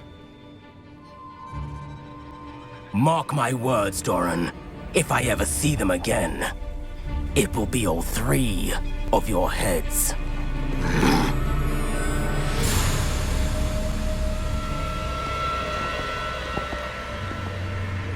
Foolish children. Do you know what happens to wizards who wander here?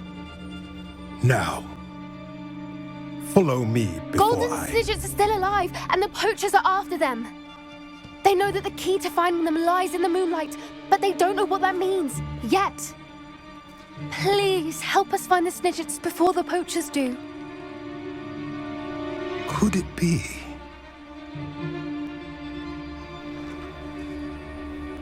In the south, there is a cave within which lies what the poachers seek.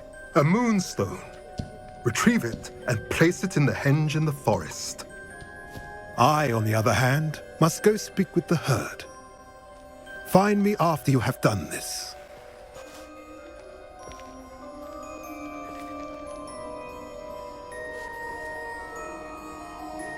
I don't understand. So the moonlight mentioned in the journal doesn't refer to actual moonlight, but to a moonstone. What do moonstones have to do with Snidgets? And why was he so certain about where we could find one? Isn't Moonstone all around us? Why retrieve one from a cave? Knowing centaurs, I suspect he's referring to a specific moonstone. We'll likely know it when we see it. I don't know, but I am inclined to believe him, what with his being a centaur and all. I am too. It is a shame how quickly he left. What was his name? Doran. That's what the leader of the herd called him. Well, if Doran knows something we don't, I'd rather act now and ask questions later. I can head to the library and start looking into the cave he mentioned. I'll let you know what I find. Ah, I have been meaning to speak with you. I still can't believe we escaped the Ashwinders. You may not realize it, but you are the talk of the school since you saved me that day. I wonder how everyone knows about it. I told my mother in the hope that she would be more forgiving of what I have been up to if it came from me. She likely told other professors, and news travels quickly. Unfortunately, she might, in fact, have been even less forgiving than I'd hoped. If she knew more about what you've done, I suspect she'd be proud. If she knew any more about what I've done, she would never let me out of her sight again. I'm sorry. Has Officer Singer done anything with the evidence we provided? She has not. Harlow is as strong as ever. Someone needs to stop him, whether it is us or Officer Singer. If someone had stopped the monsters like him in Matabeleland, my father would be alive today. What exactly happened to your father? It was a beautiful day. My mother had gone to tend to a neighbor who was ill, and so my father and I were galloping in the savannah. Galloping? Your father was also an animagus, I take it? He could become the most majestic giraffe. and he would carry me on his back, my arms around his neck. We were on our way home when we surprised a group of bandits who had come from our village. One of them saw me just as he removed a scarf from his face. He shouted and then aimed his rifle. He didn't want you to identify him. Exactly. In an instant, my father bowed his neck to protect me and was hit.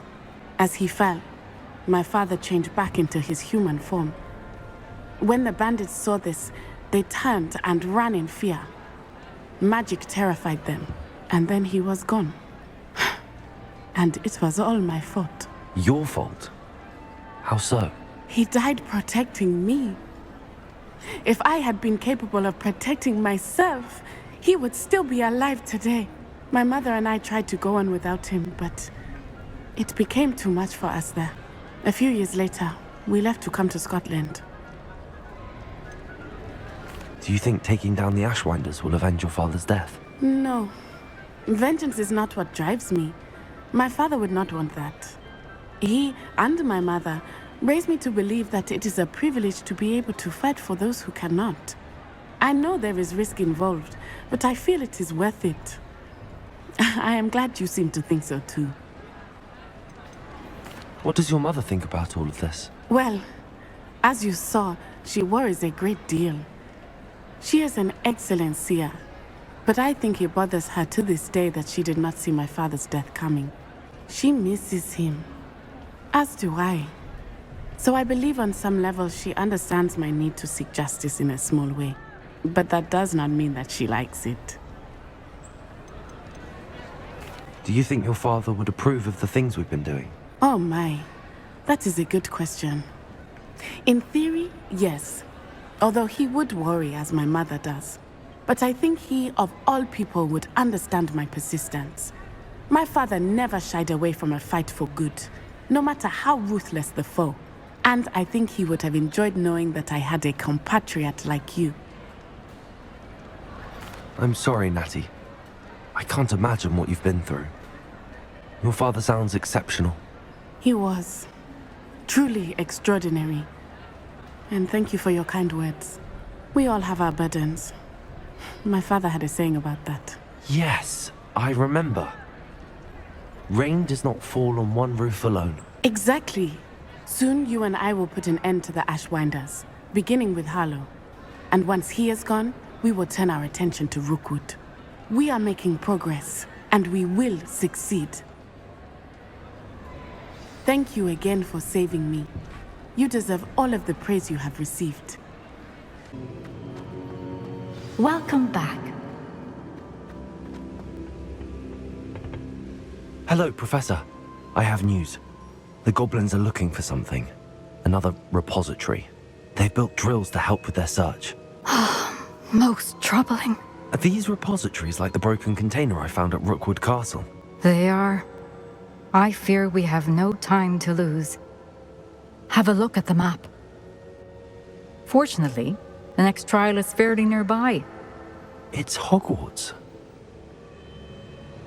As you know, I was headmistress in my time. My portrait hangs in the headmaster's office. In fact, I witnessed Professor Black learn of your arrival. And I'll confess that I wondered about you. Wait, is the next trial in the headmaster's office? It is. I had hoped that when the time came, the occupant of that office would be of help to us. Unfortunately, this headmaster seems wildly unconcerned with anything but himself. You'll need to access the office while he's away. I understand. Very well. I'll find some way to get in. Good. I shall meet you in my portrait there. Until then.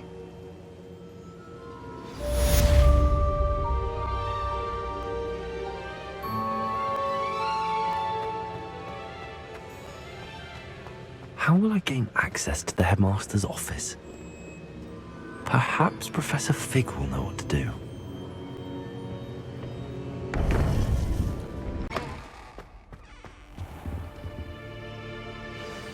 Professor Fig, the Keepers have shown me where the next trial is. Has something changed? Lodgok and I have learned that the goblins are searching for another repository, like the one we saw at Rookwood Castle. And I discovered that they're building massive drills to help in their search. Professor Fitzgerald seemed very concerned. I see. Ranrock clearly knows even more than we suspected. And sir, there's something else. Lodgok knew Miriam. He knew Miriam? They encountered each other at Rookwood Castle. She was doing research. That's where she found the container with the portkey. He liked her so much that he let her leave with it, despite orders from Ranrock. I don't know what to say. She could win over almost anyone. I want to hear more of this. And, in fact, I'd like to speak with Lodgok directly. But we've no time now. Where is the next trial? Believe it or not, it's in the headmaster's office. Incredible. Very well, you'll need the password to get past the stone gargoyle. The headmaster's house elf will know it. I don't know the headmaster's house elf. Will he even speak to me? I imagine he's loyal to the headmaster. He is. So you'll need a disguise. I have just the thing. A polyjuice potion. You'll look and sound like Professor Black. Wait, doesn't polyjuice potion require a bit of the person you want to change into? And take ages to brew? It does. So how do you already have polyjuice potion to change into Professor Black? One never knows when such a thing may come in handy. Let's just say I felt the need to be prepared for anything after my fruitless trip to the ministry on his behalf. Now, time is of the essence. Drink up and I shall explain more.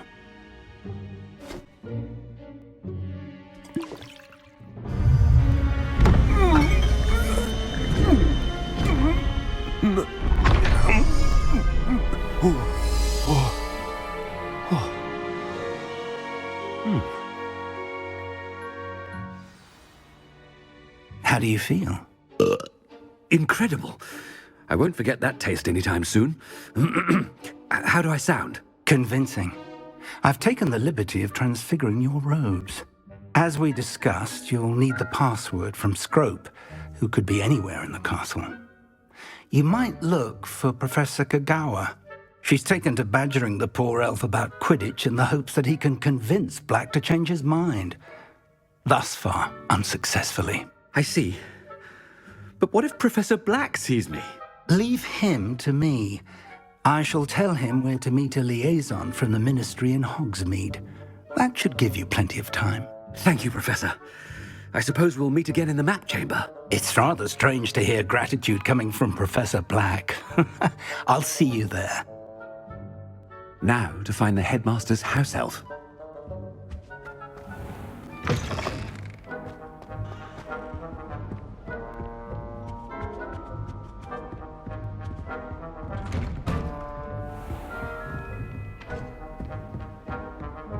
Do you have a moment, Professor?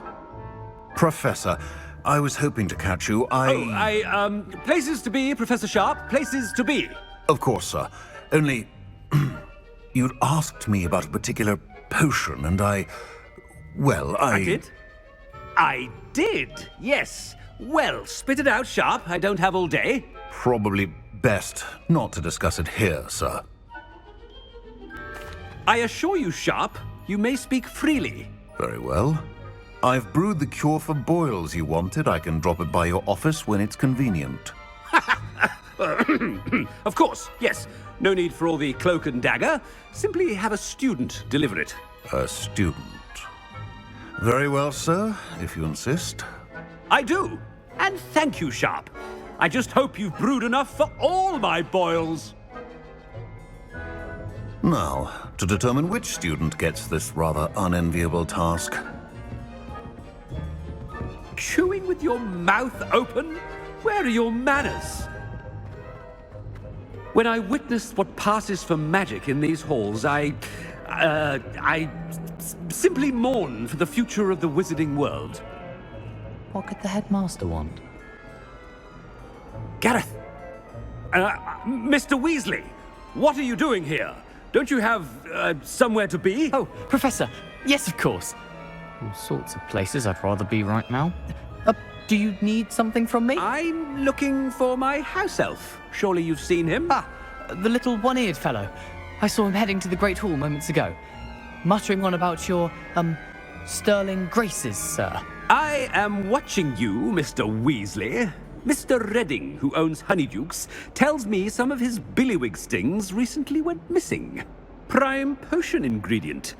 And I know you fancy yourself a skilled potioneer. What? But, sir, I haven't been anywhere near Honeydukes. Bah! That's enough from you. Just know that I have eyes and ears everywhere. On your way, Mr. Weasley. Well, there's one for my diary.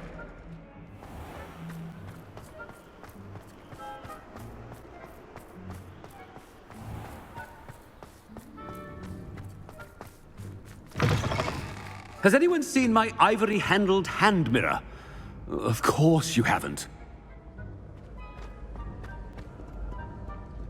Professor Black, how are you, sir? Mr. Gaunt, where do you think you're going? I beg your pardon, sir. I'm simply on my way outside. Taking the day off, eh? Typical student, wasting the hours away. I have to write 20 inches on Dittany and its uses. Was heading to the greenhouse. Ah, yes! Mixed with bubo tuber pus makes a fine mustache paste. Yes, mustache paste. I find. Are you feeling all right, sir? You don't seem yourself. I assure you I am quite healthy, Gaunt. If I need a medical diagnosis, I shall head to St. Mungo's.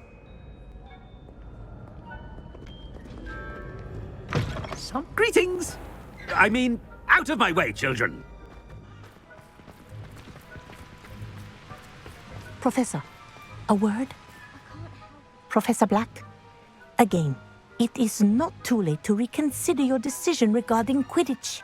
We could still have trials and a somewhat shortened season.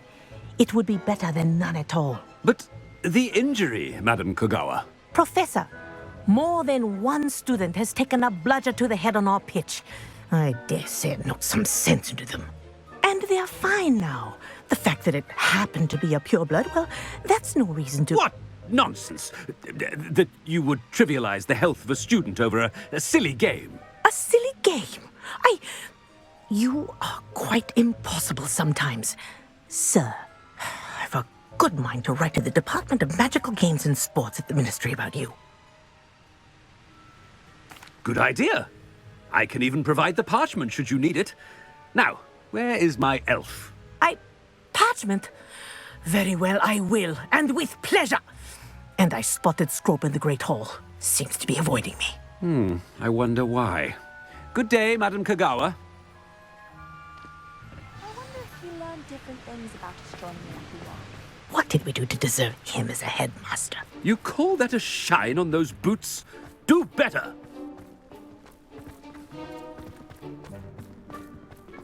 Spin witches is my favorite.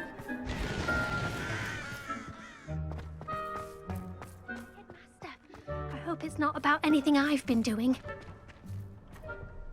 Miss Broom, a word. Oh, Professor, this is an interesting surprise. It's Bloom, by the way. Remind me of your area of affinity, Broom. OWLs are swift approaching. Charms, sir. Non-verbal spells. Might work on one that makes me disappear. Well, keep at it, Broom. And before you know it, you'll be as invisible as that new fifth year seems to be. They're not invisible, sir. I've seen them near the library. In fact, they help me with my, heavy books. Speaking of invisible, where's my blasted house elf? Something seems a little off with the headmaster.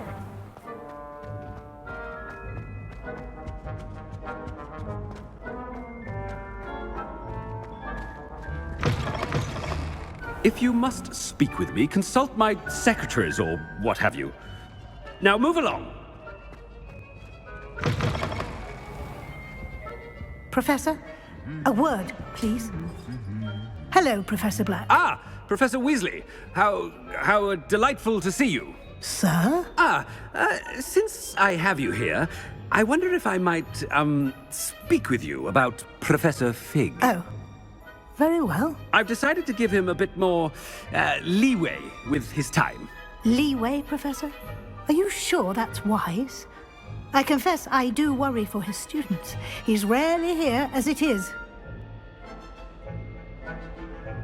Ah, well, yes. He's handling some official ministry business for me. I see. But, sir, if I may, I am wary of how much time the new fifth year seems to be spending away from the castle, supposedly on Professor Fig's behalf. I've heard unsettling rumors of their escapades. Everything from sneaking into the Forbidden Forest to confronting Ranrock's loyalists and Rookwood's lot. What? Goodness. You cannot believe everything you hear, Professor. No, you cannot. I mean, I shall keep an eye on Fig. You simply keep doing the wonderful job that you're doing. Simply wonderful. Thank you. But I'm happy to look into... Good. That'll be all, Weasley. I mean, Professor Weasley. Good day. A wonderful job. Leeway for Professor Fig. I shall never understand that man. That ought to give Professor Fig some breathing room.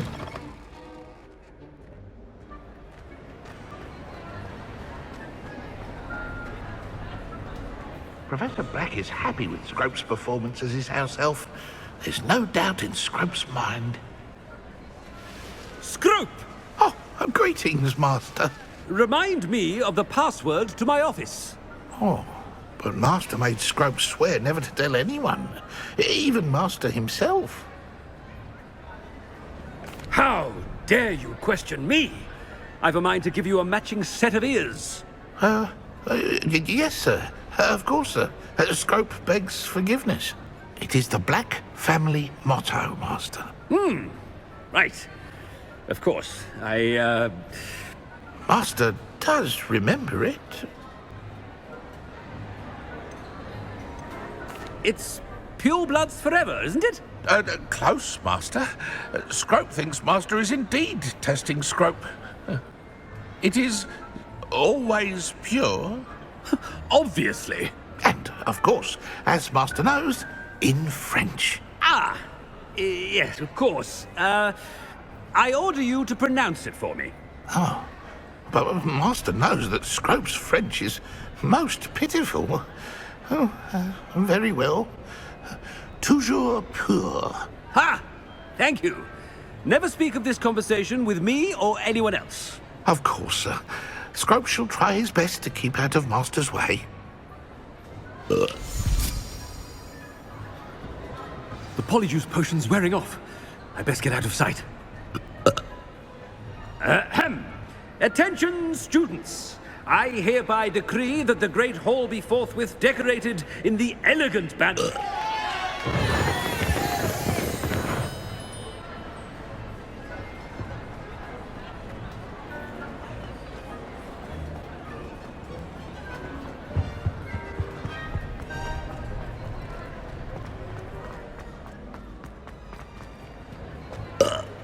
Made it just in time. It's wearing off. Fig was right. I can't believe it worked. Now to speak the password to the gargoyle.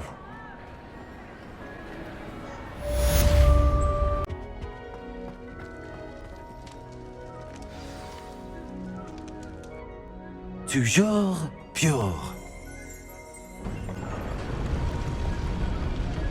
Revelio.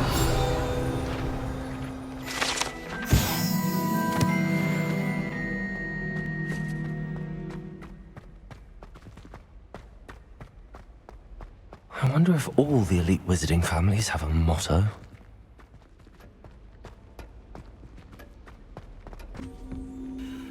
It's good to see you. All thanks to Professor Fig's quick thinking.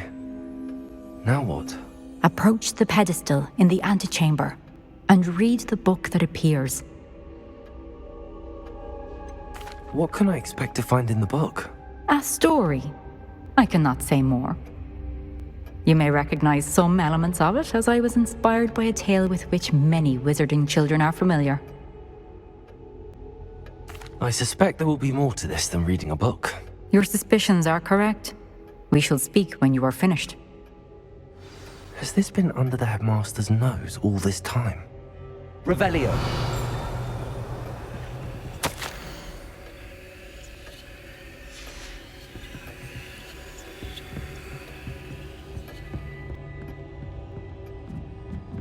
must be the pedestal.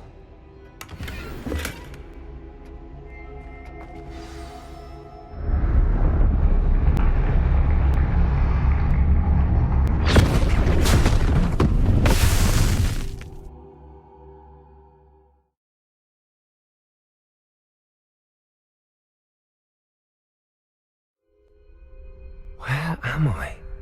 Professor Fitzgerald? Can you hear me? I am here. In this place, you may call me Neve. You shall be witness to a fable. Pay attention. Things are not always as they seem. You must move swiftly and cautiously. Use the tools you encounter to find me. The first you will need is a cloak.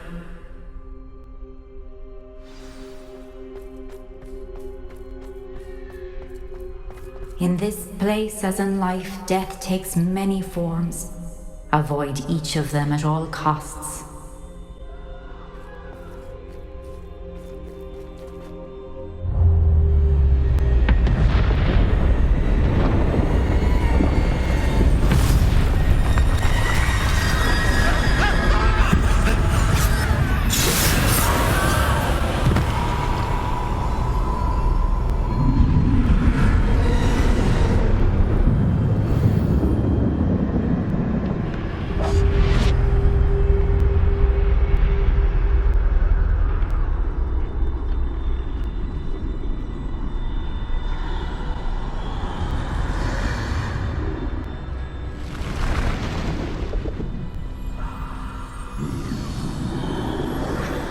I should have run when I could.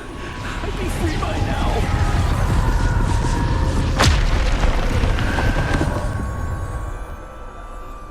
I'd best move while I can. Neve must be here somewhere. I need to time this just right.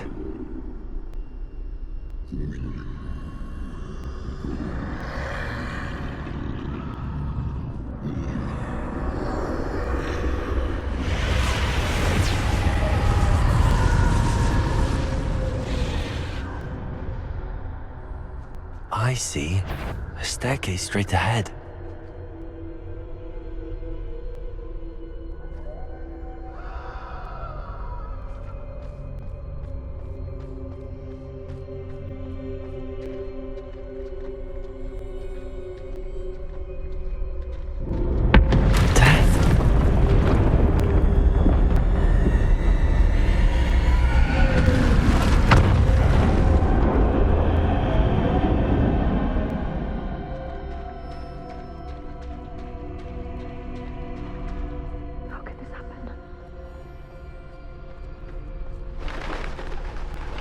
Ladder. Perhaps they won't be able to find me if I go up there.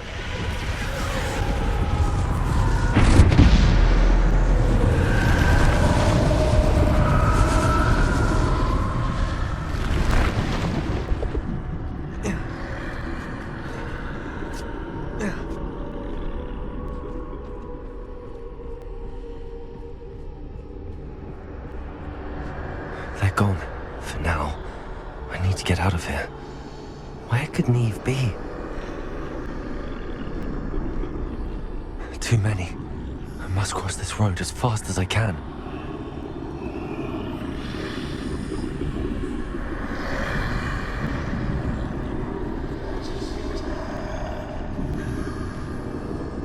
That's where I need to go, but I need to find a way past them.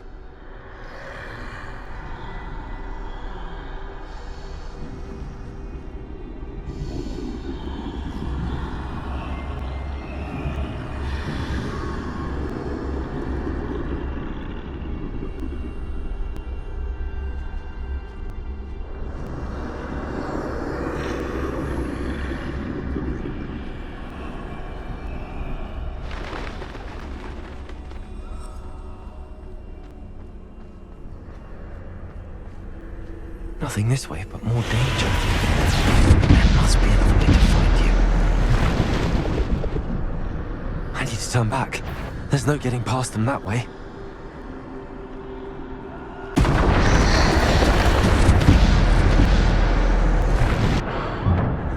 closed tight.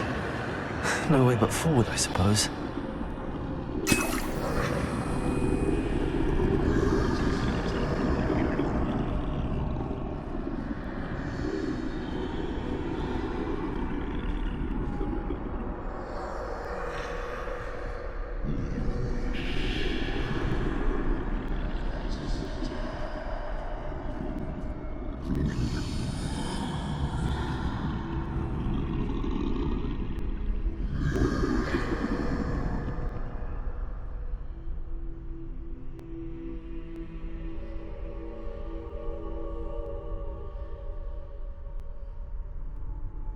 Now's my chance.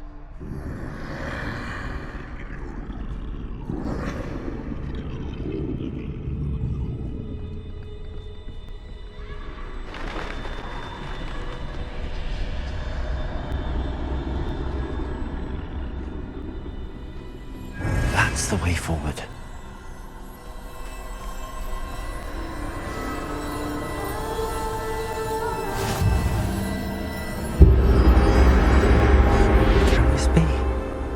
I think I'm invisible.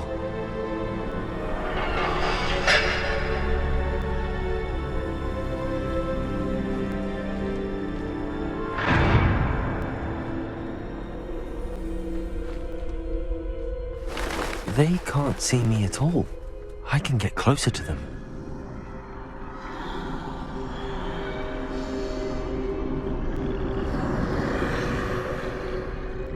This is the way forward. Finally free. Now where are you, Neve?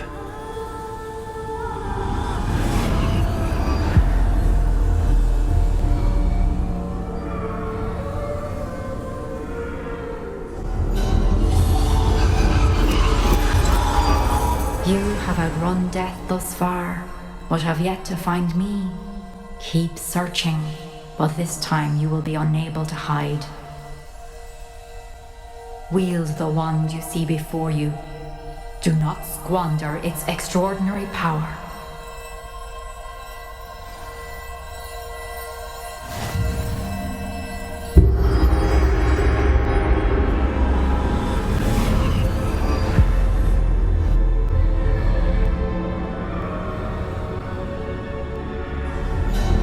I've never felt such power.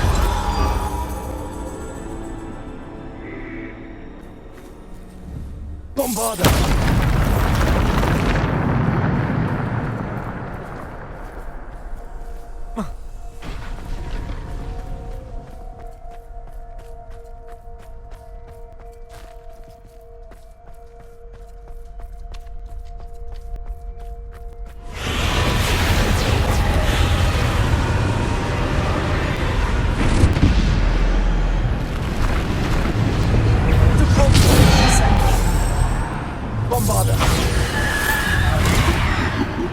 Defender!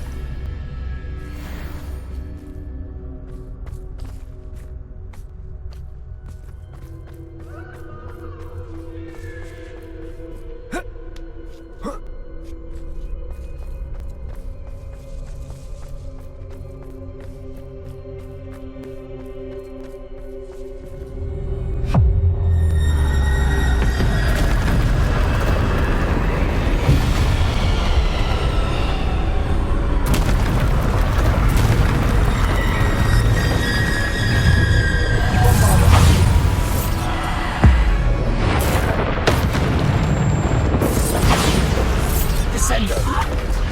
Defendo! Stego! Stupid one! To bolster!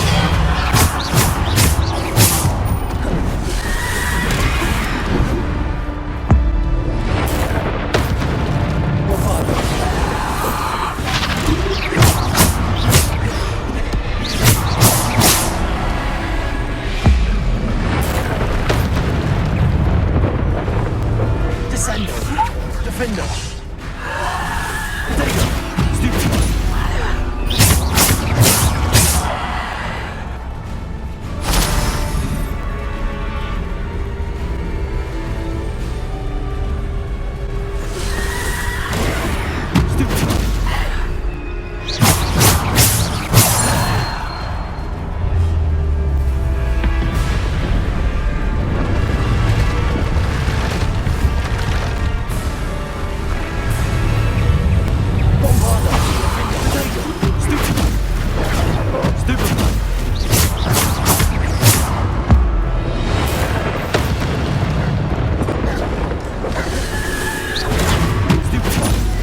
Descendo! Bombarda! Stupid one! Defendo! Stupid! Bombarda!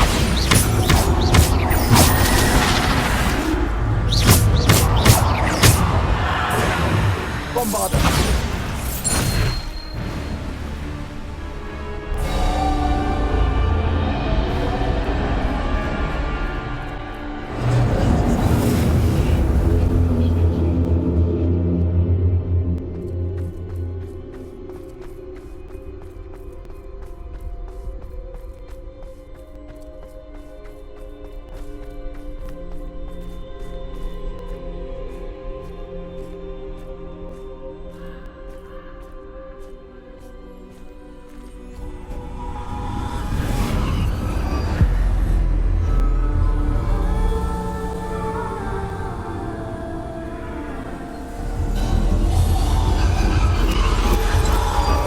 A simple stone. This must be for me.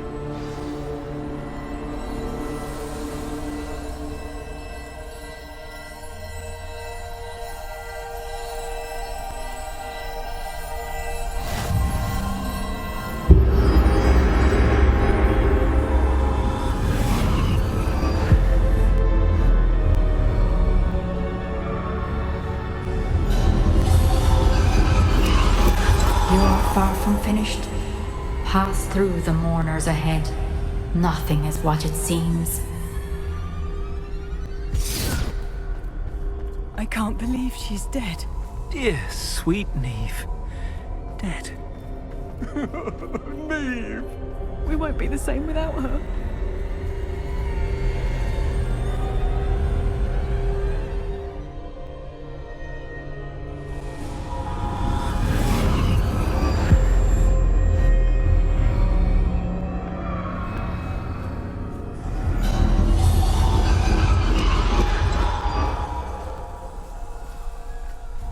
You found me, but you cannot undo what has been done. The magic of the stone can only conjure a shadow of my former self.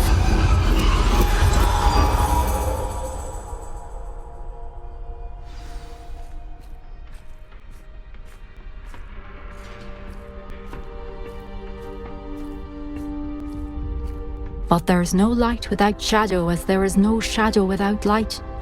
Simply because you can eliminate darkness does not always mean that you should.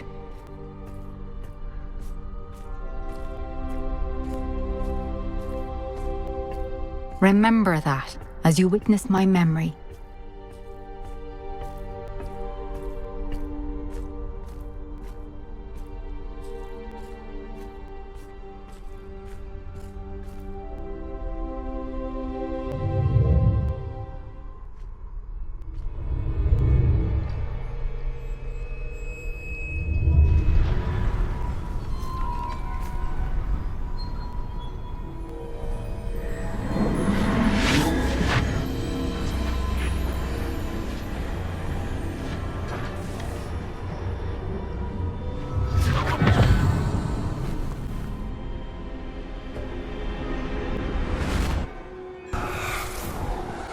Isadora, what you did for your father was remarkable.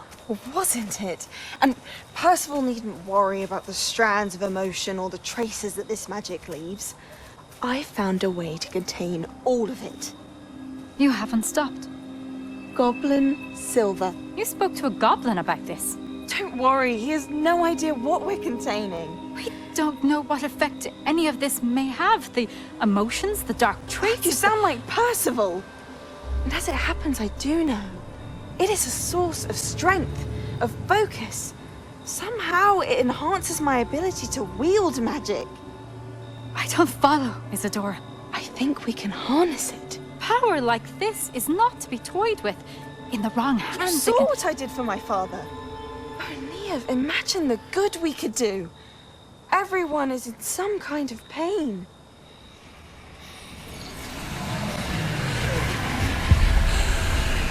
What are you doing?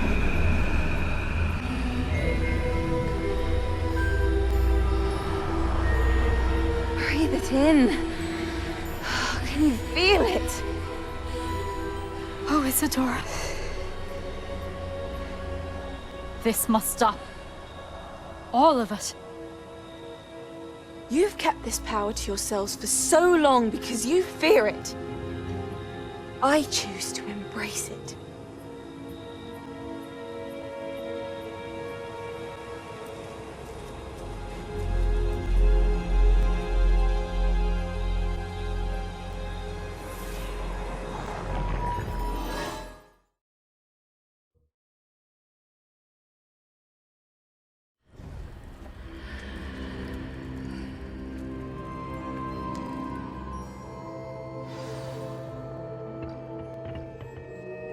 Revelio.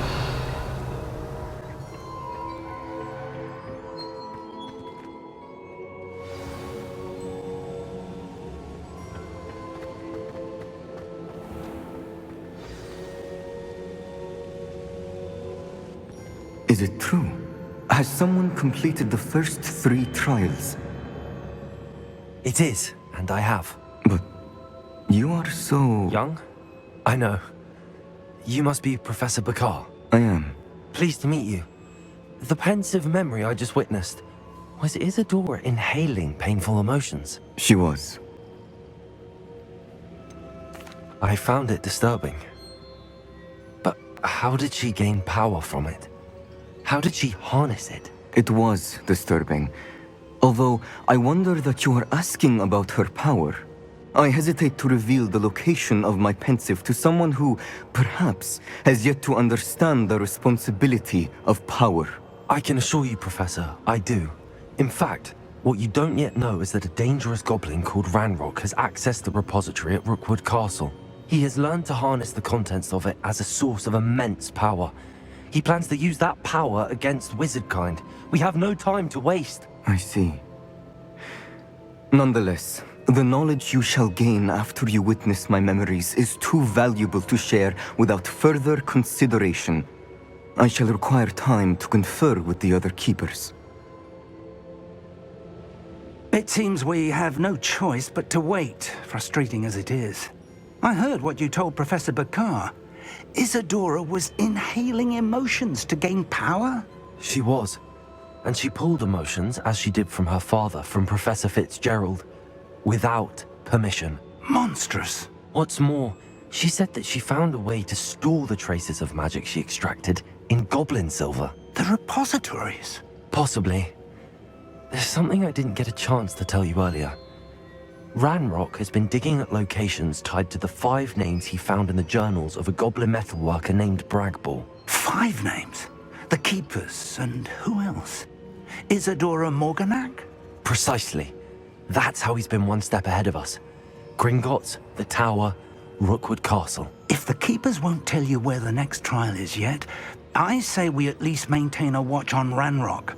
Perhaps he'll lead us to more information. Perhaps. I hope to hear from Lodgok soon.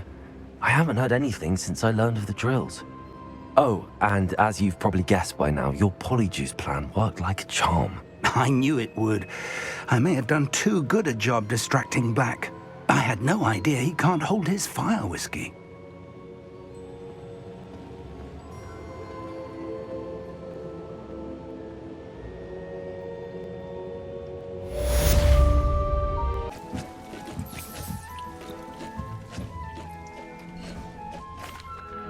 Hello, Deke. Professor Weasley said you had an idea. Indeed, Deke does. Deke knows that you want to learn about all sorts of beasts, and Deke recently heard rumors of a phoenix nest in a nearby mountain. A phoenix nest? I wonder if it belongs to the phoenix gnat he mentioned, the one Harlow and the poacher pack are after. Deke would not doubt it. If Deke has heard of it, surely the nasty poachers have as well, which means it could be in danger. Well, I'd better go and rescue it then, hadn't I? Deke thinks so. So majestic a beast should not fall into such vile hands. Deke is not sure why, but Deke feels that saving a phoenix might help to make amends for what happened with Deke's prior master. Deke hopes that you are able to find the phoenix and bring it to the room where it will be safe.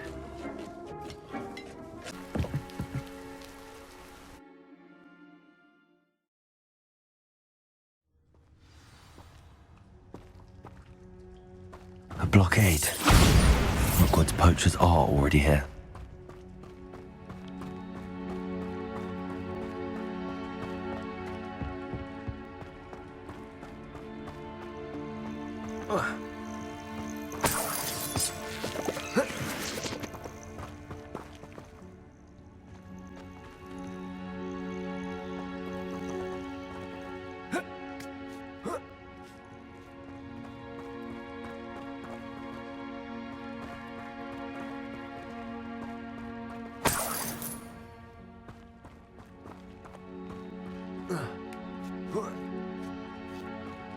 What? No. Keep looking. You've seen how much a single feather fetches. Just imagine the whole blooming bird. Oh, should have stayed at the castle. Accio! Incendio! Bombarda!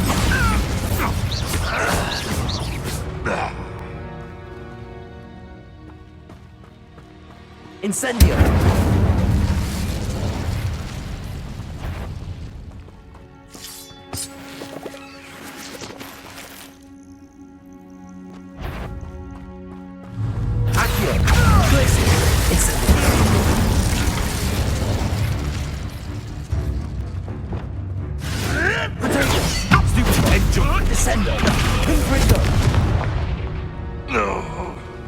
One less poacher in the wizarding world.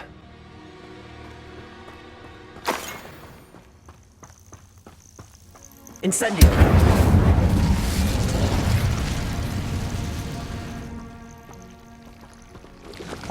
Bombarda!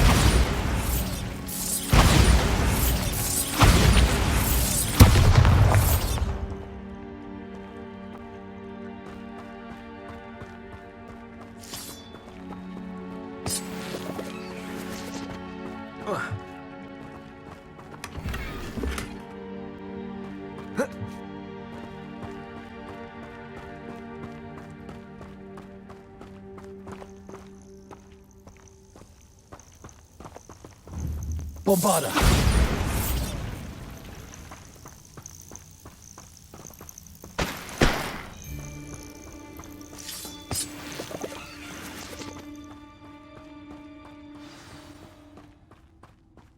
Bastards think and fly, can't they? We're keeping people out. Pay attention. More poachers? How many are there?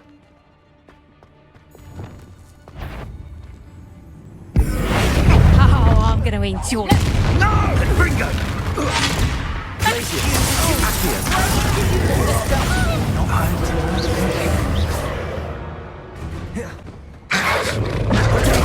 Stupid one! Accio! Incendio! Confringo! Descendo! You'll never best us. Accio! Glacius! Incendio!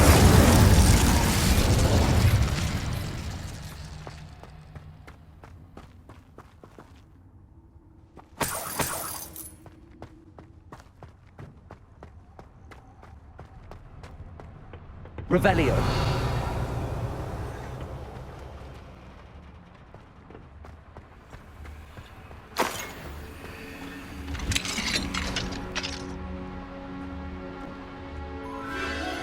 The Phoenix.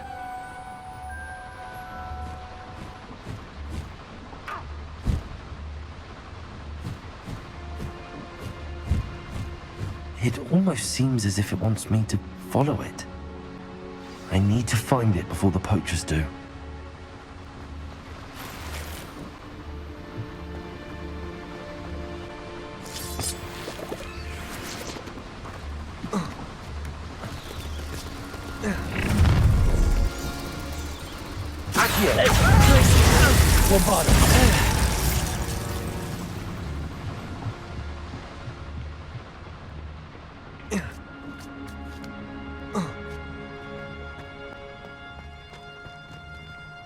Hello, Hamura.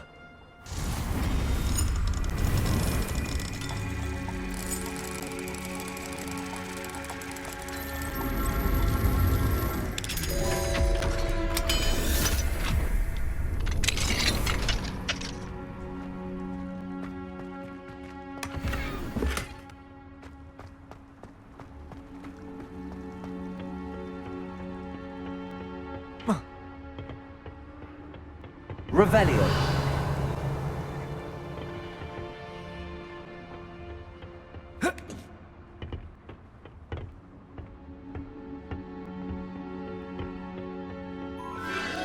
There it is again.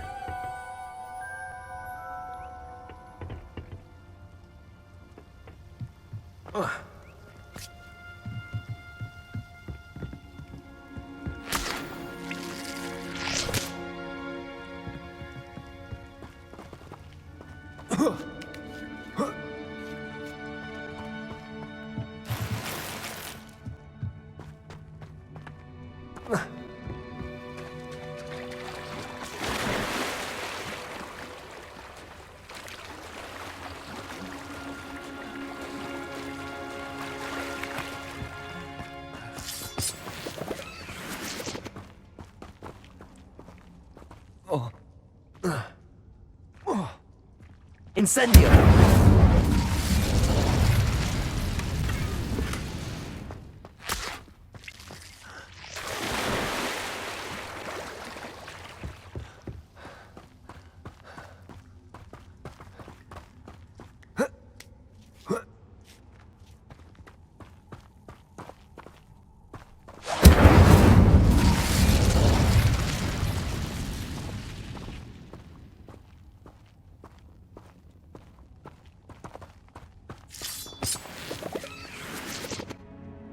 Revelio.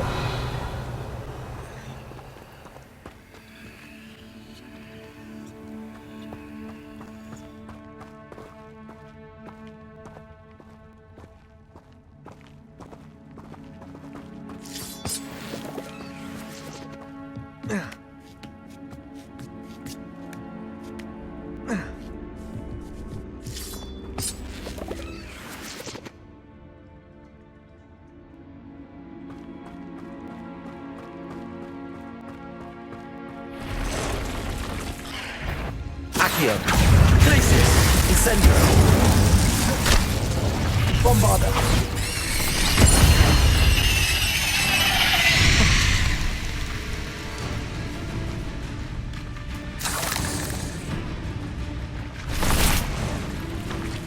Accio.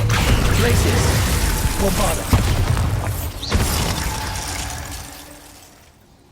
8 legs is simply too many.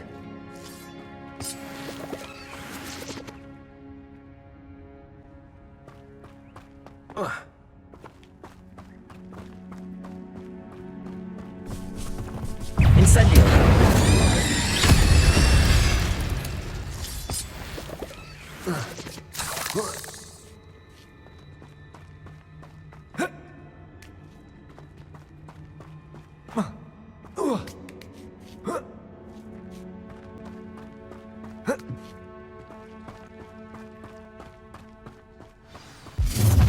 Well, it isn't a little hypocrite. Glacius. Bombarda. Protego.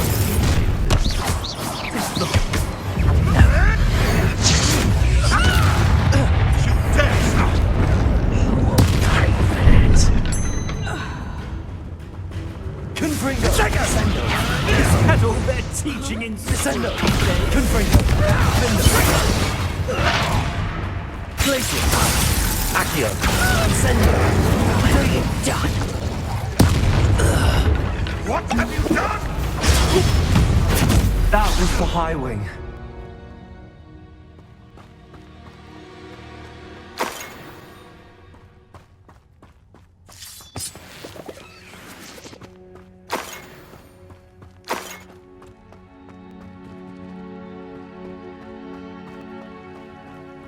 Incendiary.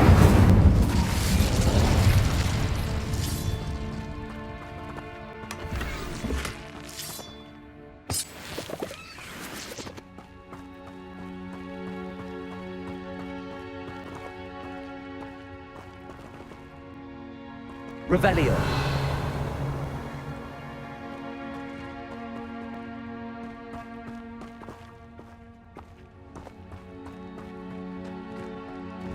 Bovada.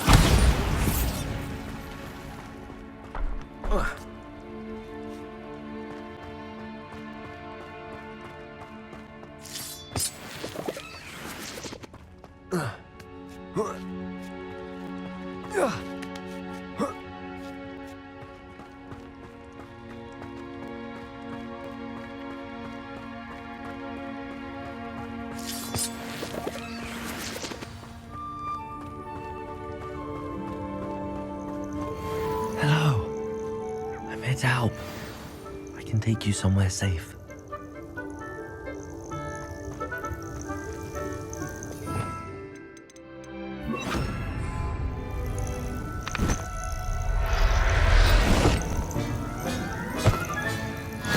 Let's get you back to the room. Deke's going to be pleased.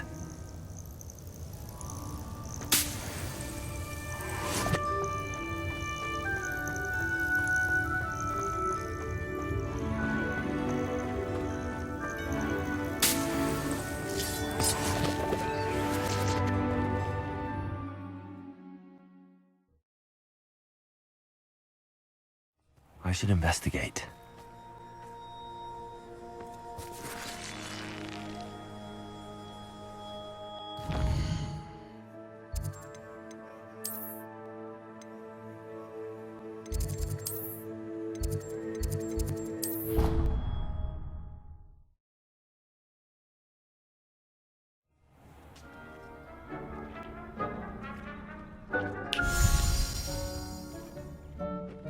Did you find the phoenix? Yes, Deke.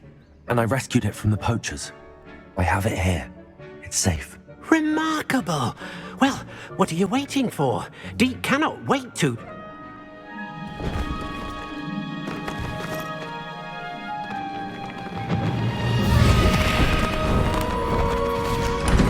My heavens!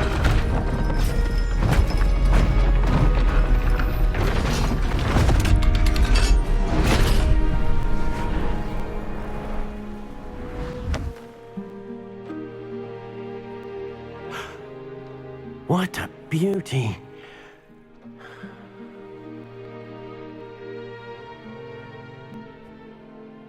You keep it close.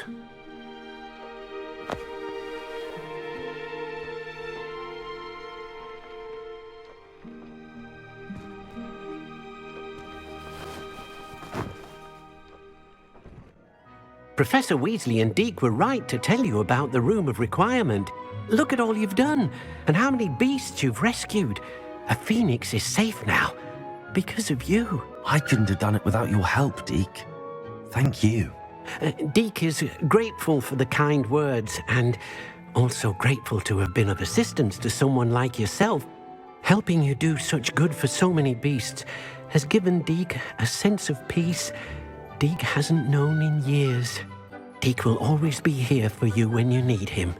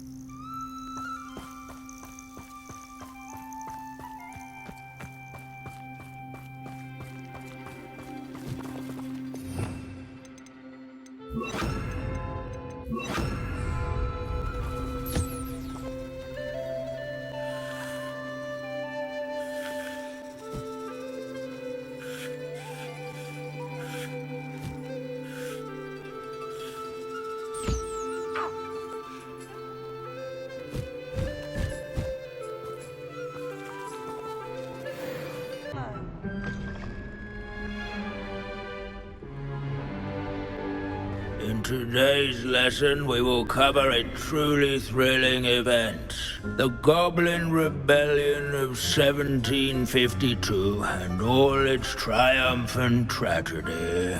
But more specifically, we will address the devastating effect it had on the wizard milling industry. Throughout the many goblin battles, countless wizard cloaks were lost.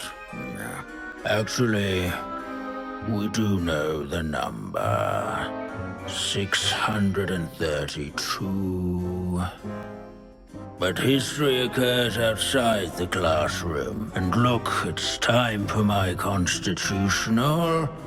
One can practically osmose the history flowing through Hogwarts. I think the professor wants us to follow him.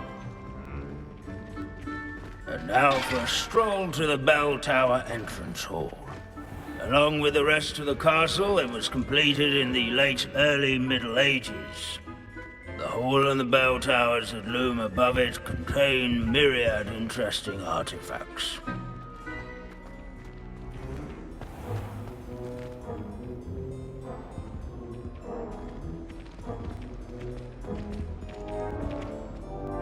Good to see you again. Recovered from that nasty bout of dragon pox, have we? That wasn't me, Professor. I'm new here.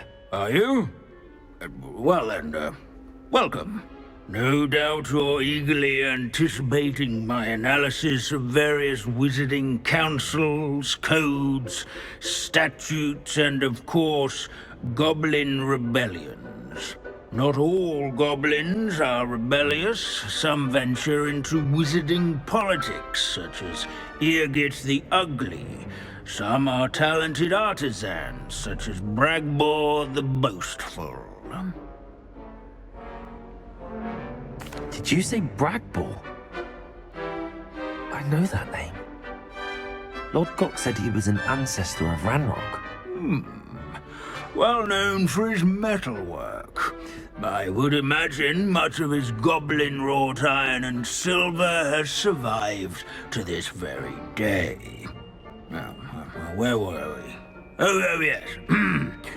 Back to our class topic for today.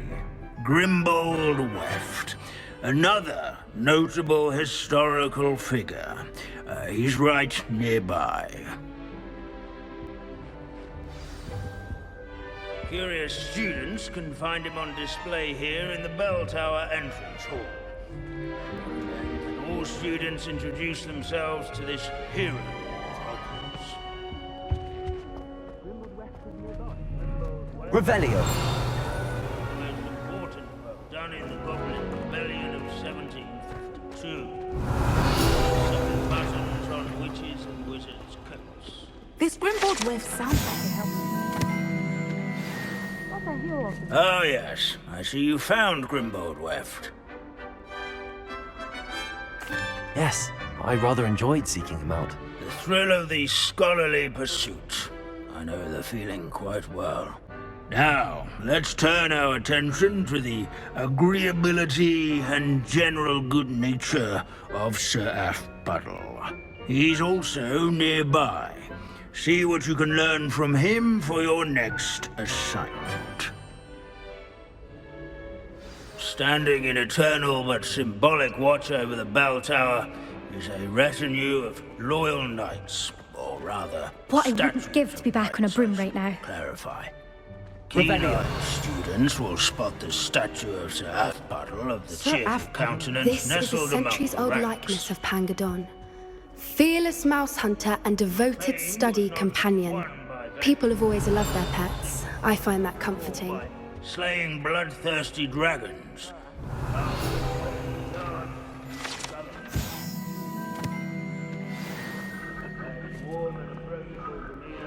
Celebrated by old friends and newcomers alike. I encourage everyone to Abandoning make the class to waving wander the halls is in statues keeping with acquaint. Professor Binns's manner of teaching. Professor Binns, I found the statue of Sir Athpuddle. Ah, well done.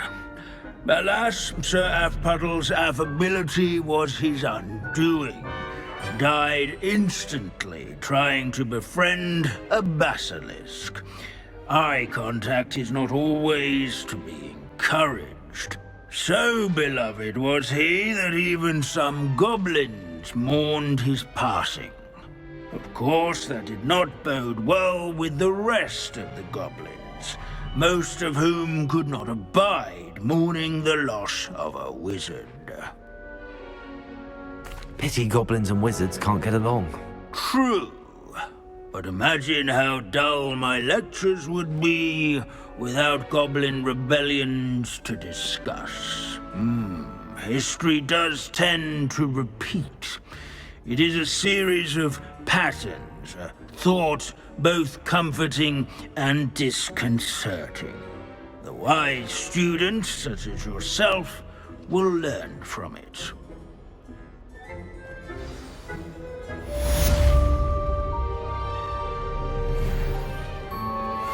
History is written by those who do their schoolwork, so they say.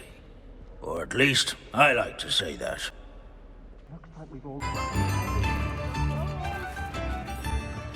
Is everything all right? Oh, bless you. Oh, thank you for asking. I'm Betty. Betty Bugbrook. And no, everything is not all right. It's my dear friend Hazel. She's in trouble. Hazel? Yes. Oh, she's a unicorn. Known her for years. She doesn't like to leave the forest, so I visit her once a week to brush out her mane and bring her some treats. Her coat is glorious. Well, the last time I saw her, we were violently attacked by a pack of wolves. Hazel, loyal friend that she is, leapt in front to protect me, and in the process, I fear she may have been injured. I'm sorry to hear that. I want to help her, but she seems to have gone into hiding. Out of fear, I'd imagine.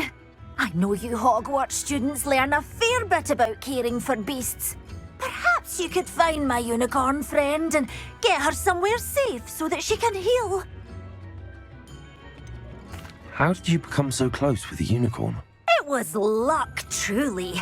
I came across her when she was a little golden foal. Didn't even have a horn yet. Oh, she trusted me straight away. We'd play together for hours. Oh, I do hope she'll be all right. Unicorn hair is a valuable wand core, and I suppose losing a hair or two mightn't hurt her. But I'm terrified those poachers will want her for her blood to keep themselves alive. And that is more than I can bear to think of. I'll keep an eye out for your unicorn friend and take her to safety if I see her. Oh, you've a good soul. I can always tell. Please, don't risk your own safety, though. I don't know precisely where she is, but I can tell you that her den is north of Hogsmeade. And although I haven't been able to brush her lately, I imagine she still has the brightest, most beautiful coat of her entire herd. Remember, you'll know her by her brilliant coat. Oh, and be warned, she's a stubborn girl. She may need some convincing to come with you. I need to look for a unicorn with a beautifully bright coat. It sounds as if she's in trouble.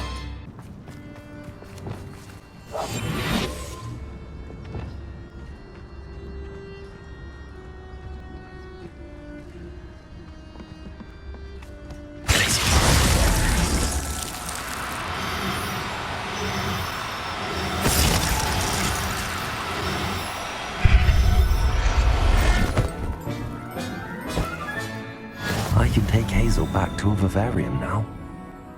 I should let Madame Bugbrook know she's safe. Did you find my pointy Madame Bugbrook, I found your unicorn friend Hazel. Oh, what a relief! Is she all right? Are you all right? Do you have a safe place for her to stay? We're both fine. And I have a safe place for her at Hogwarts. You've a kind heart, you do. I'm relieved and thankful that you'll take care of her. I shall miss my sweet pointy pony, but I know she's safer away from the poachers. Do give her a nice brushing for me, won't you? Take good care of Hazel now.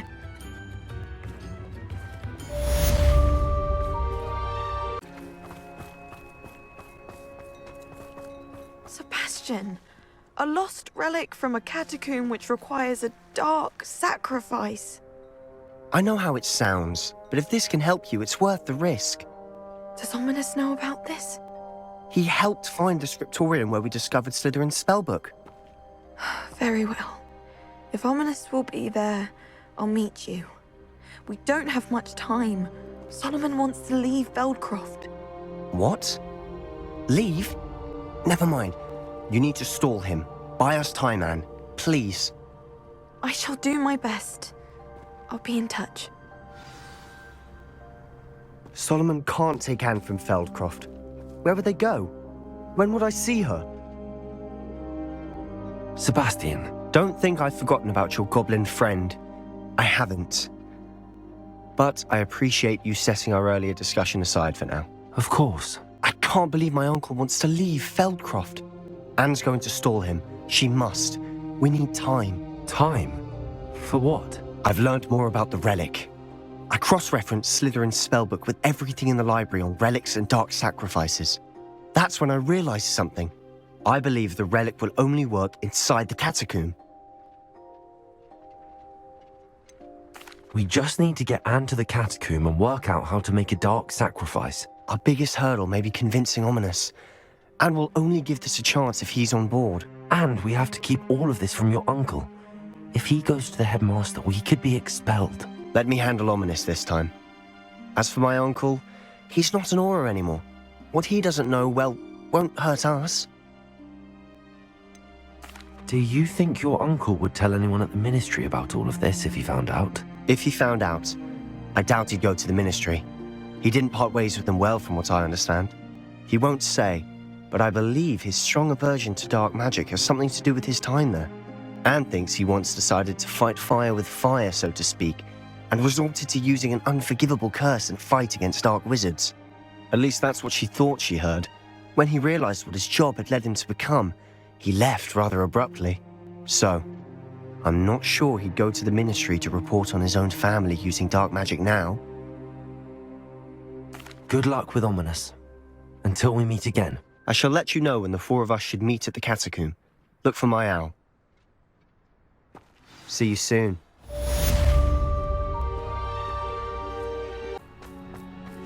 May I have a moment of your time? Pardon?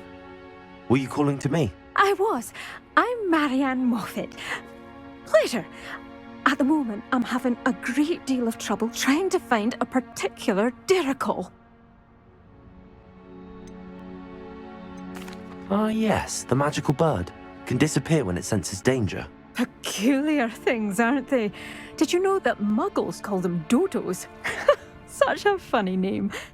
I'm worried about a large albino Diricol known as Gwynaira. She's a local legend, so of course poachers are after her. If I had her, I'd treat her like a queen, and I could use her molted feathers as fashion accessories. Seems you're more concerned with the feathers than the bird. But she'd be safer with you than with poachers. Indeed. They'd pluck her feathers and likely kill her when they were through. I can't seem to rescue her, and I'm worried the Diricols don't trust me since I've been hanging about their den. Why are you fixated on Gwynaira and not rescuing all the Diricols? Gwynaira is special. She's more attractive to poachers with her lovely plumage. They'll try harder to take her. The other Diricols seem to have managed evading poachers quite well on their own. Can you tell me what the Diricol den looks like? It's down by the shore, on a sort of overhanging cliff. You'll recognise it by all of the Diricols lolling about. I'll keep an eye out for a large white Diricol. Oh, thank you. Those gorgeous feathers. Anne should be safe. One last thing. She seems to spend her days in hiding. I've only ever seen her at night. I do hope you're able to save her. Be prepared to chase her. I sometimes wonder if she actually enjoys the pursuit. I suppose I should watch for Gwenira. At night, apparently. This must be the Dirical den that Miss Moffat told me about. Now, where is Gwenira?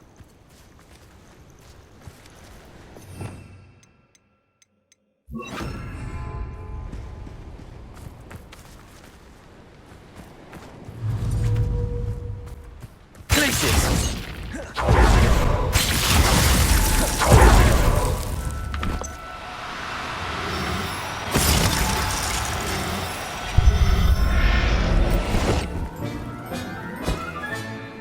Everything's all right now.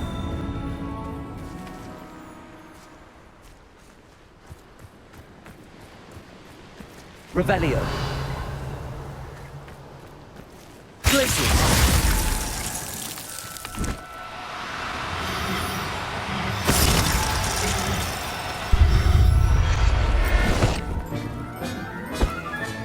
Got her.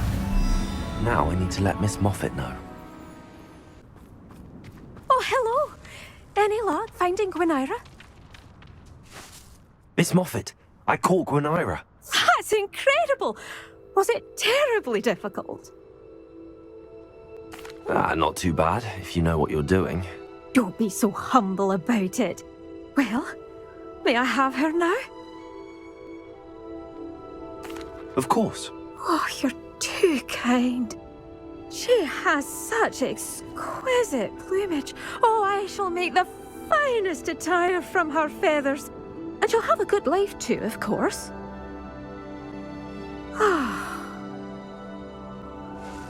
Thank you so much for bringing me Gwenira. I shall keep her safe and only use her feathers sparingly.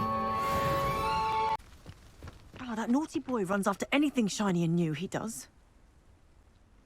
Hello, madam. Is everything all right? I'm simply beside myself since Rococo ran away. He's my pet niffler. I'm sorry to hear that your pet is missing. Thank you. I appreciate your words. I mean, I've had him for years. He's lovely company. Whilst on our morning constitutional the other day, south of here, he and I stumbled upon Henrietta's hideaway. They say that Henrietta was a paranoid recluse, filled her castle with all manner of traps to keep thieves from pinching her valuables. As we drew near, the morning sun reflected off something in a window, and before I knew it, Rococo was off. Oh, I've been worried sick, but I'm not about to meddle with Merlin knows what's inside that house, or the ashwinders that are lurking about. Why did Henrietta feel the need to protect her house like she did? Henrietta was a baroness who married well, more than a few times. Her immense wealth drove her to a life of suspicion and isolation. The more wealth she amassed, the more paranoid she became of losing it. Hence the terrifying traps throughout the hideaway. Not even her family has been willing to deal with them to get to her fortune. Why don't you just get Rococo back yourself? Henrietta's hideaway is treacherous enough, but add ashwinders into the picture and, well, I love Rococo, but I love staying alive more. I'll keep an eye out for Rococo. Oh, that's terribly kind. But stay away from the hideaway. Far too dangerous. If someone does find him in the hideaway, they shall be well rewarded. Henrietta's treasures are theirs for the taking. She certainly won't mind now. I should be going now. Thank you.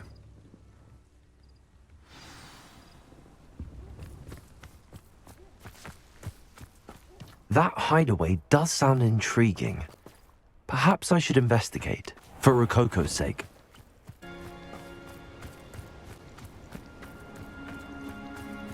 This must be the castle where Miss Coffee's Niffler ran away. How to find a way inside. Accio! Incendio! Bombarda! Ashwinders! Expulsor! Through them. Expulsor!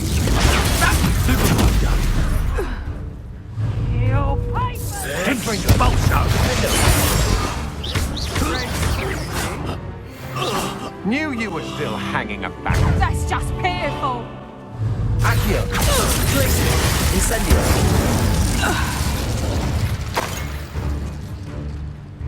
I've seen your magic, and I'm not... Oh, And no one to share in my victory. Could it be? Certainly looks to be the place.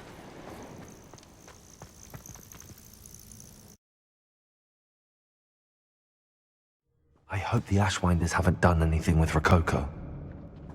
Where in Merlin's name am I? Revelio! Confringo! Accio! Wingardium Leviosa! Glacius! Confringo!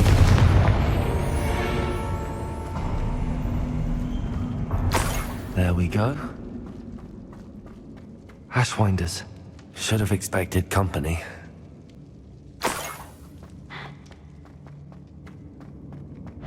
Wait, is that the hippogriff from my treasure map? I see you! You've made a great expulsion! Descendo! Pay for your deeds! To regret that.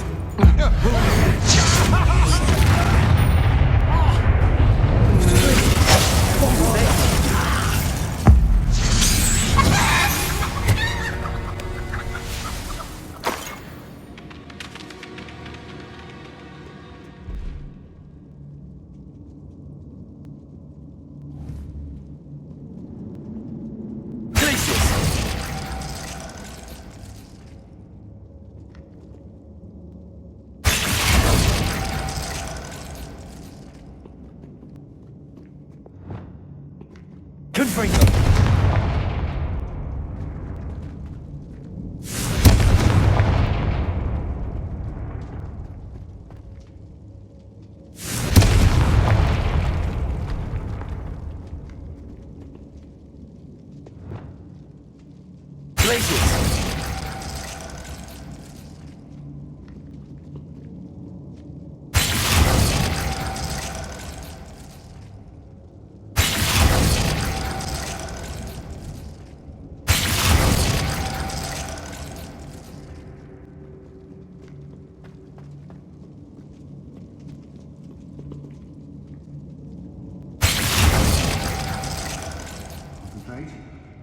Can't let anyone get past me this time.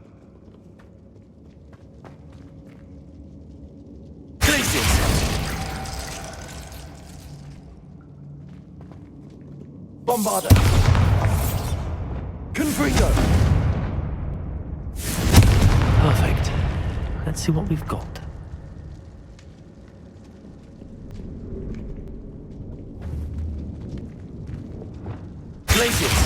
Perfect. Let's see what we've got. This must be what all the fuss was about.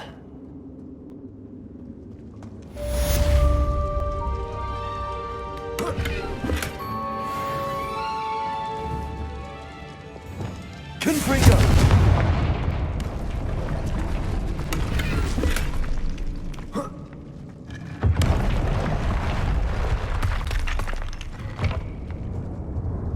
Revelio.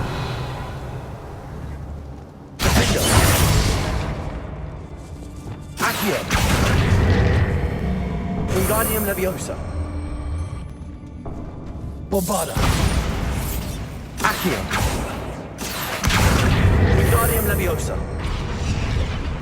Incendio.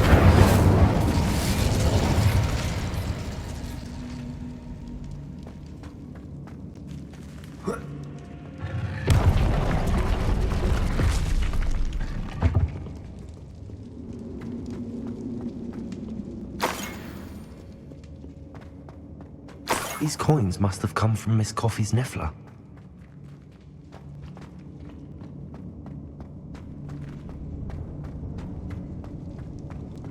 I better watch my step in here. Accio! Wingardium Leviosa!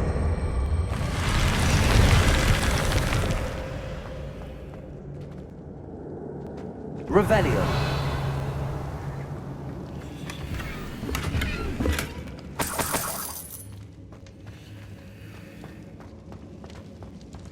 Accio! Wingardium Leviosa!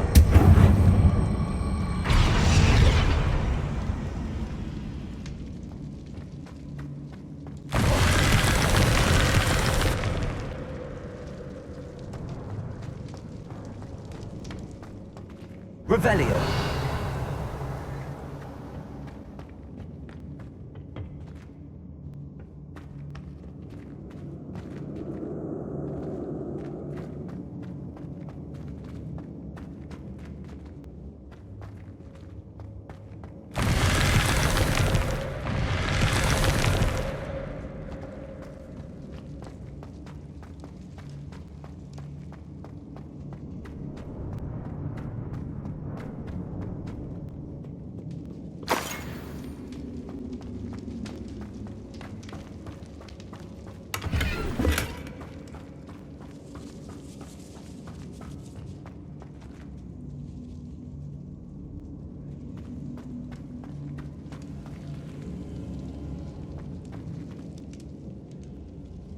Accio. Wingardium Leviosa. Glacius. Accio. Wingardium Leviosa.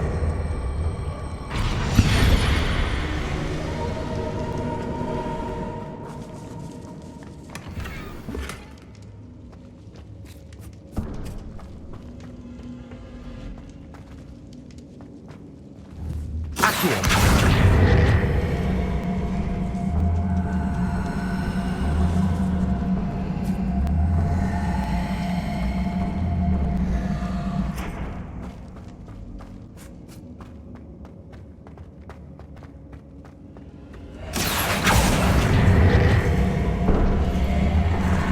Wingardium Leviosa.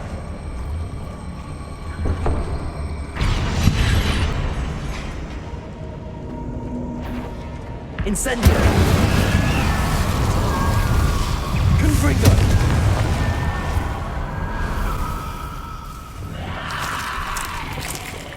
Incendio.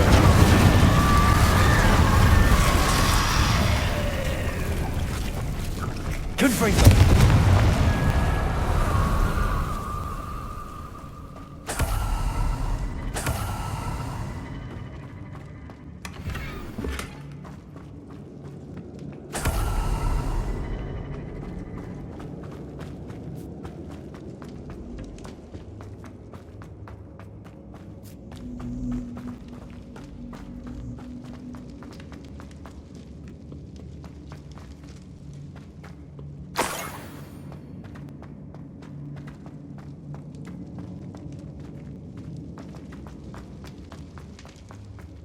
Revelio.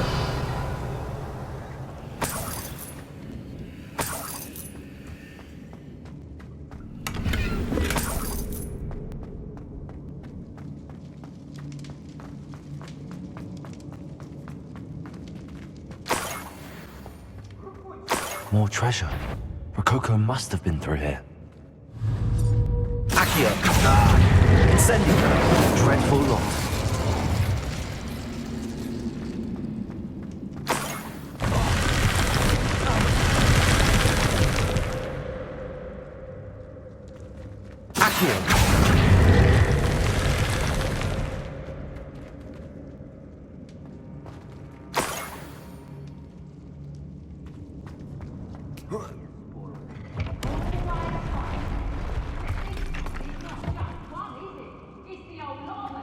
Revelio.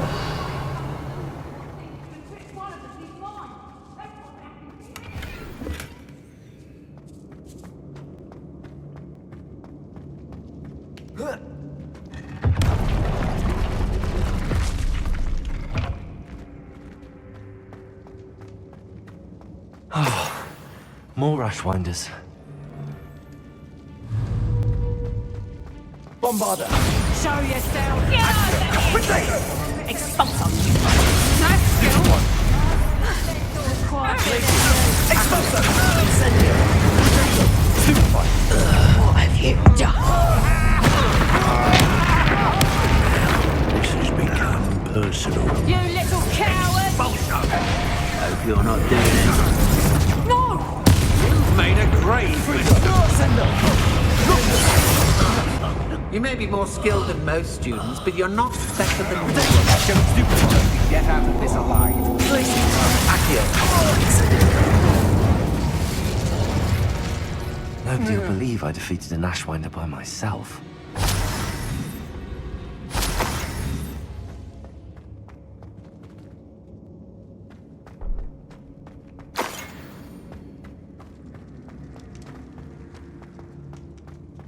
Revelio.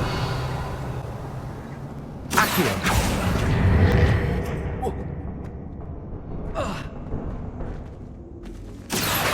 Wingardium Leviosa.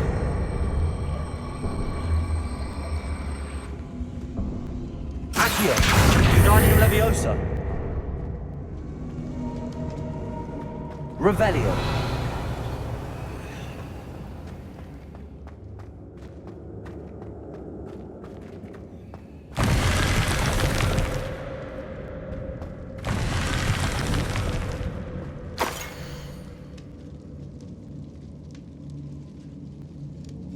What's this? Some sort of treasure map?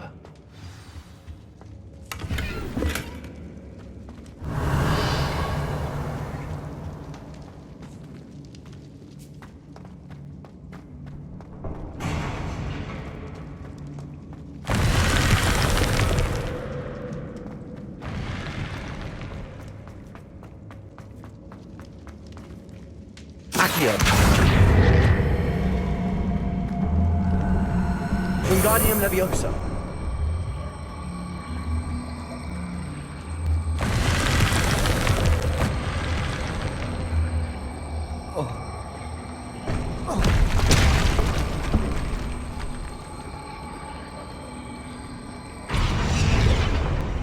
Accio. Wingardium Leviosa. Incendio.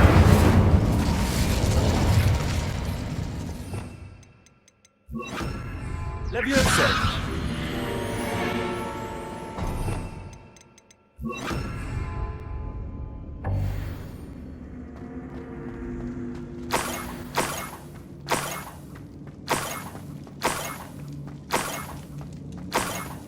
Ugh.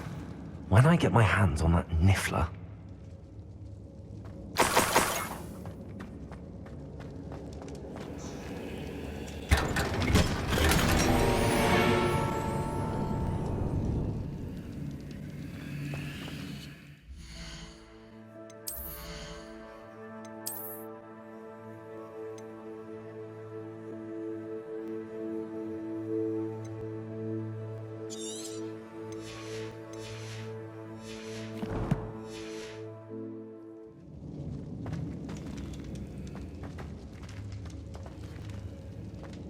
Revelio.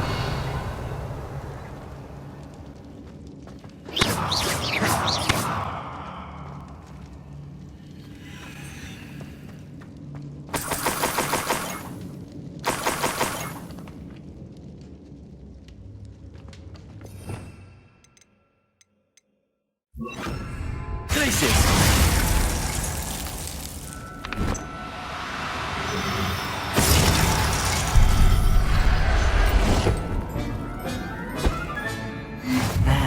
Let's get back to Miss Coffee.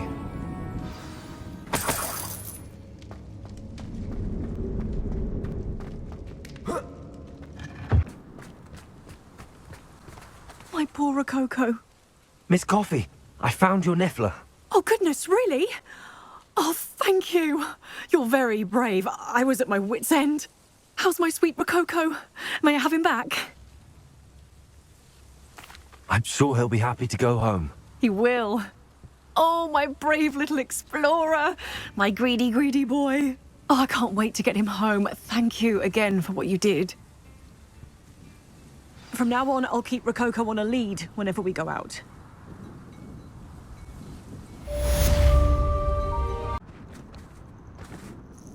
I received your owl. Thank you. I'm glad you came. I spotted droves of Ranrock's loyalists coming up from the coast. Overheard one of them say they're headed to another cavern, like the one we found. How are they still one step ahead of us? They can't know about the triptych. I don't know. I did see another memory.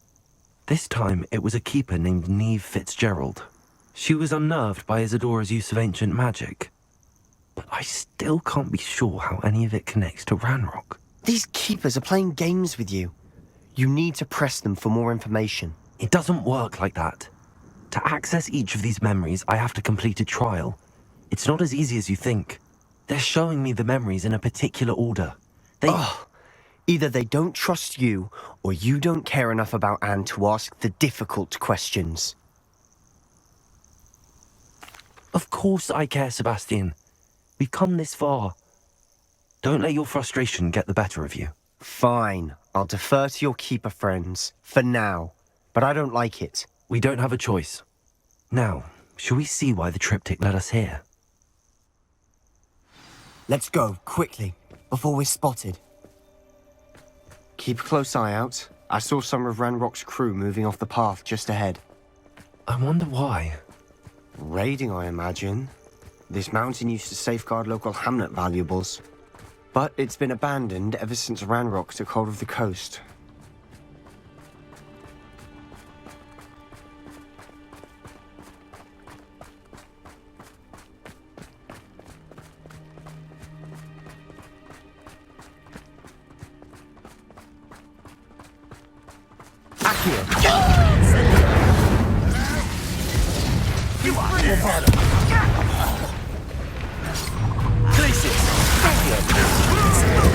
I won't rest until you're dead.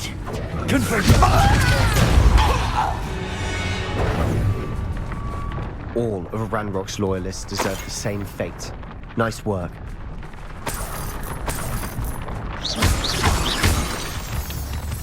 Bombarda!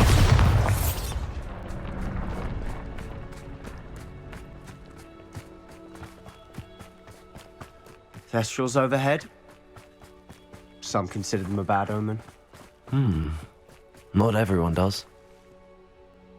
I know that. All right. I'm making small talk. I'm not going to trek up this mountain in silence.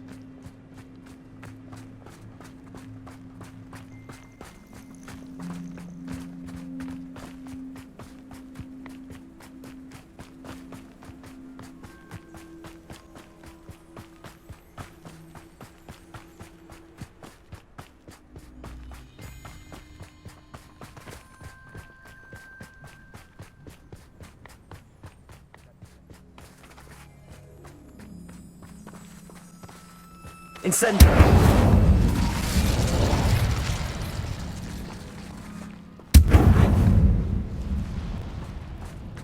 Kill any who trespass.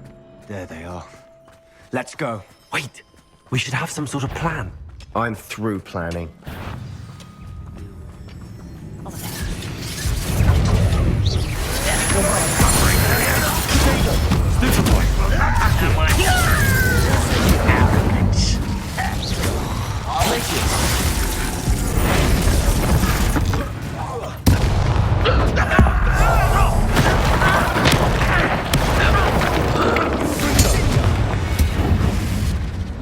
They got what they deserve.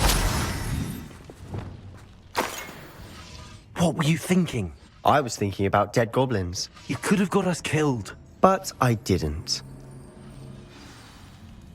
Looks like Ranrock's loyalists were heading further up the path. Let's keep going. Revelio.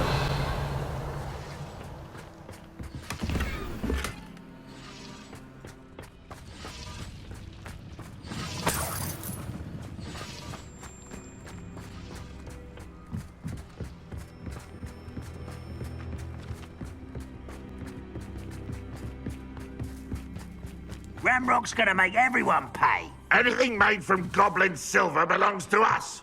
Whether it's a sword or a repository, whatever that is.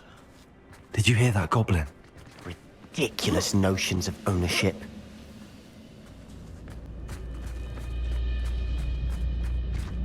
I'm right as a grapple, you are. Accio!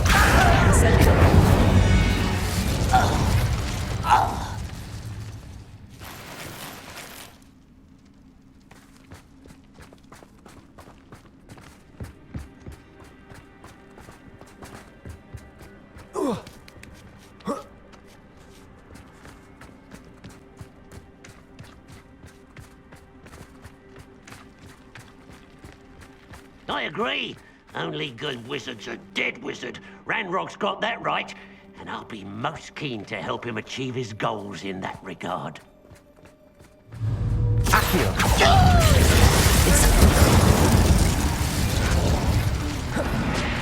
Bombarda!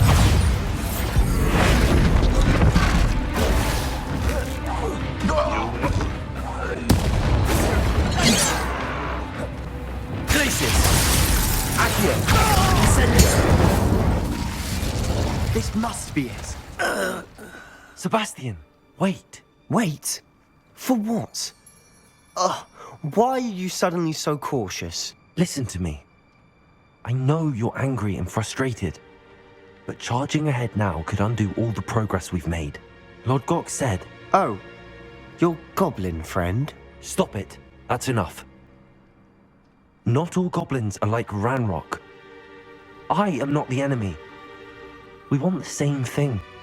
To find answers. I thought we wanted the same thing. We do. Listen to me. Lord Gok has insights into Ranrock that we don't. He told me that Ranrock somehow knows about the Keepers and is searching anywhere connected to each of them. That's why they always seem to be one step ahead. I know what I'm doing. You need to trust me, or I don't see that we can continue together. Fine. I'm sorry. I'm letting my emotions get the better of me. And I have been for a while. I do trust you. And I don't think I can help Anne without you. Good. Ranrock clearly knows more than we thought. We need to be careful and do this right, not just go charging in. We have our work cut out for us. We need to work together if we're going to find the final piece to the triptych. Agreed. Revelio.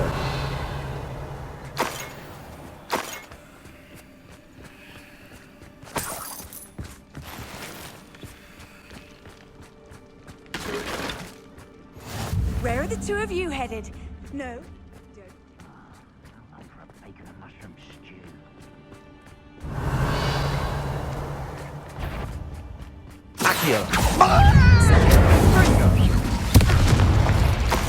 All of Ranrock's loyalists deserve the same fate. Nice work.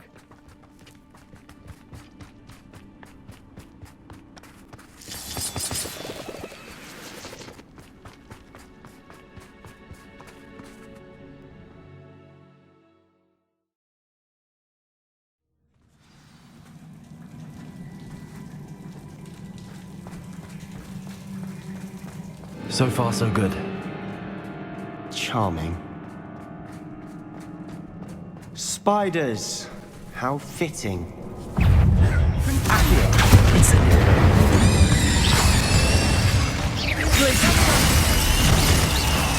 Bombarda!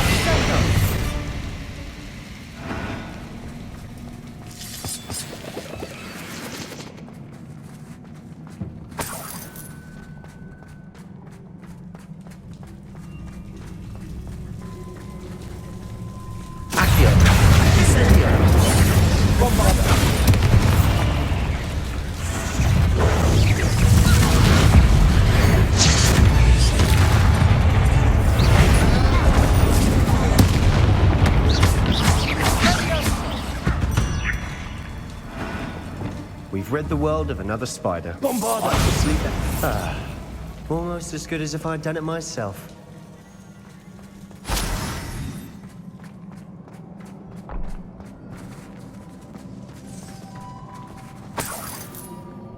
Revelio.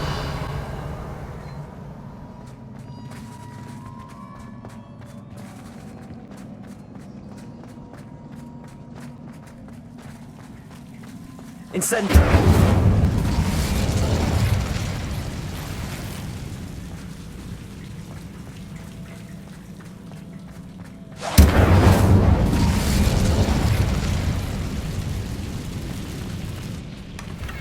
One nudge and that chest might have fallen.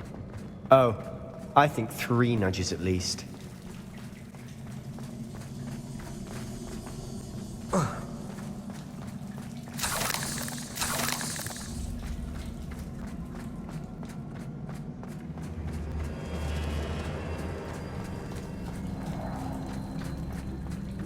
These spiders are determined to make a meal of us. I'm sure we taste better than a goblin dinner.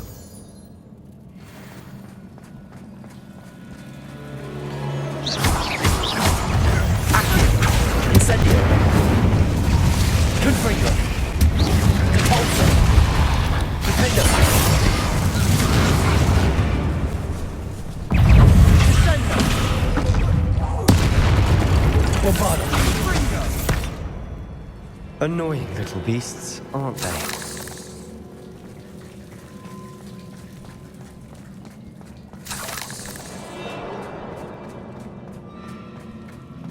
A staircase leading here?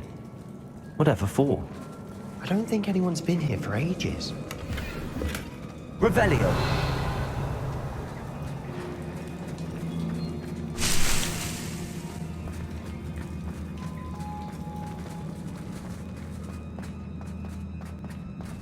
Incendio!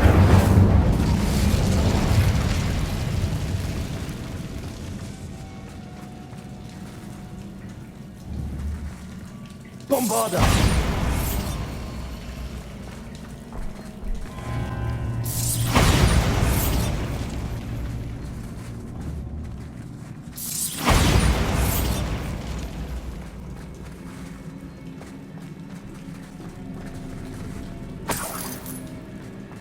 Look at this place.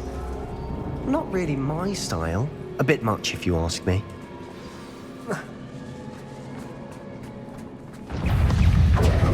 Accio! Bombarda!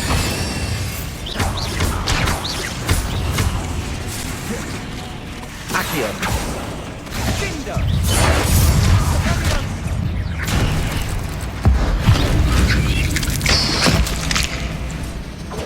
Bombarda!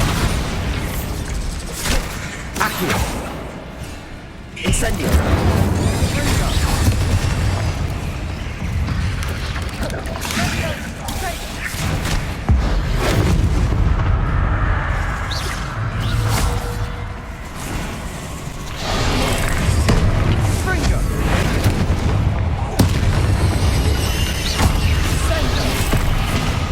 Confringo! Defender! Bombarda! Getting through the cavern can't have been the only challenge. Perhaps we should search for runes.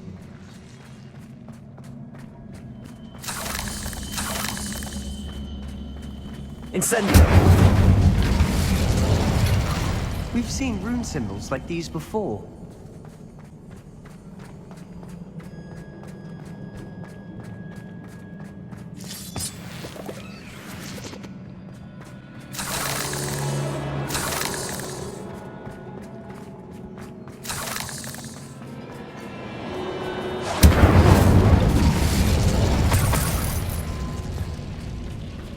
Is finding these chests luck or instinct?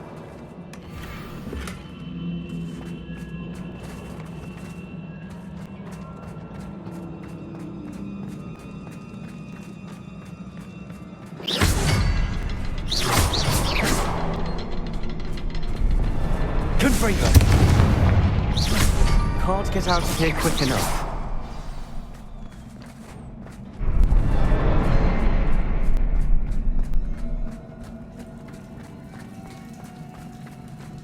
Revelio!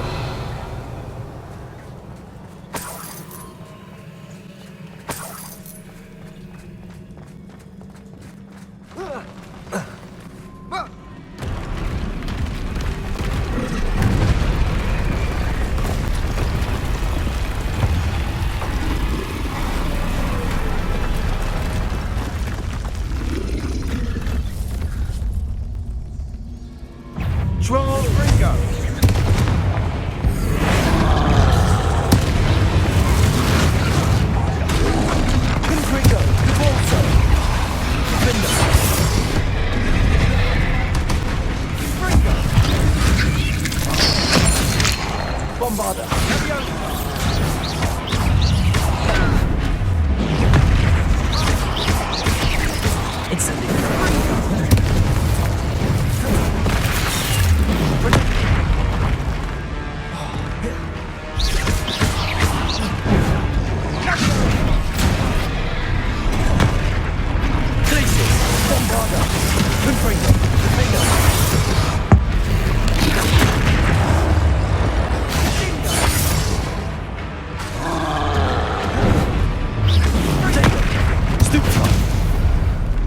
Nice teamwork.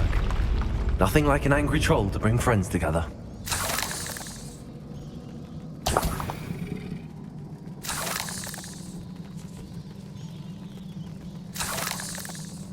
Revelio.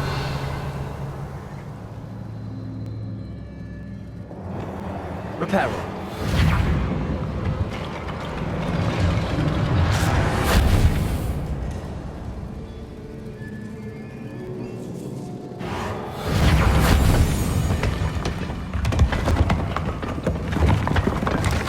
That was a piece of work. More than one. Bombarda.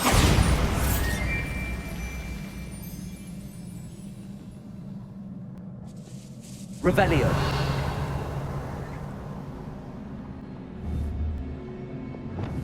Confringo.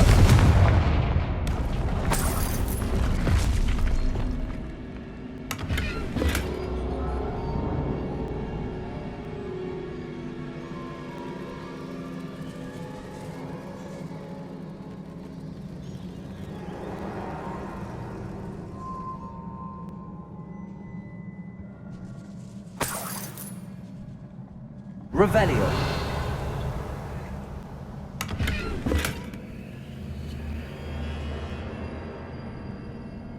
Accio. Wingardium Leviosa.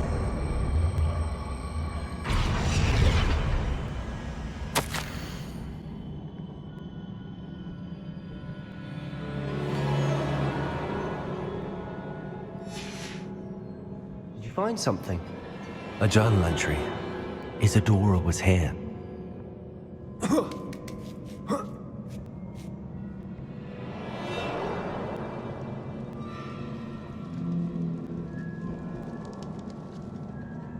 Revelio.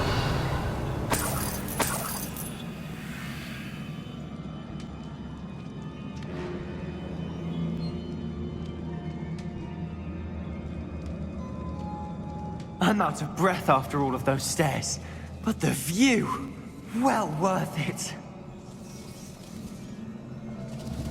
Accio. Wingardium Leviosa. Nice work. Your skills never cease to surprise me.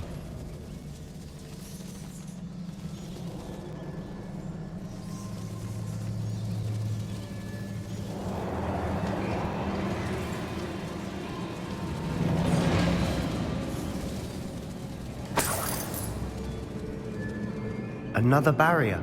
We can blast through it, I'm certain. This can't be a dead end. Must be another floor above us. Revelio.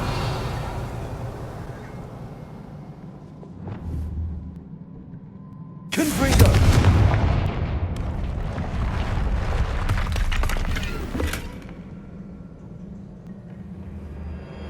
Revelio.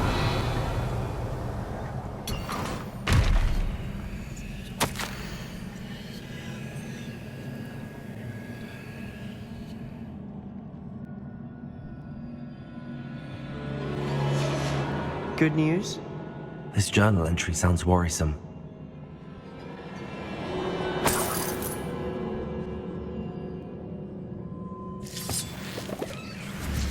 Bombarda. Almost as good as if I'd done it myself.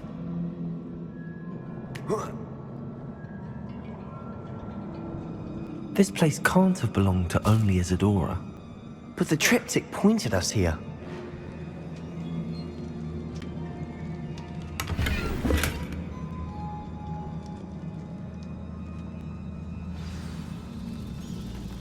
Revelio.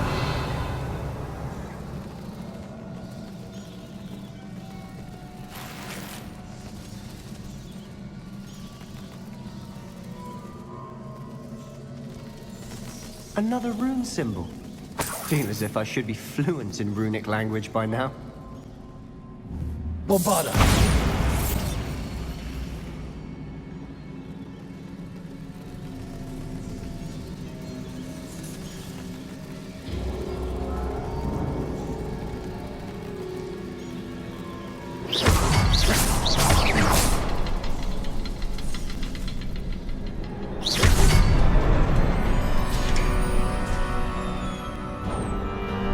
Could this be another area Isadora created?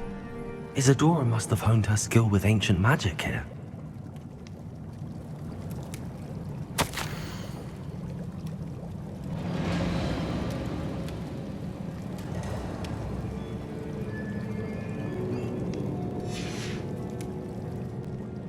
Revelio. I know from the memories I've seen that the Keepers and Isadora didn't see eye to eye on the use of ancient magic.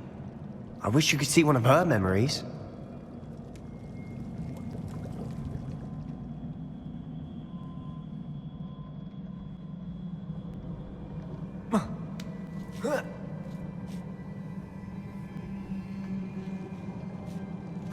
The final canvas piece to the triptych. We've done it! Isadora should not have had to keep all this secret. I know from the memories I've seen that the Keepers and Isadora didn't see eye to eye on the use of ancient magic. But I don't understand why she seems to have gone to such great lengths to tell her story without their knowledge. I wish you could see one of her memories. So do I. Perhaps completing the triptych will shed more light on all of this.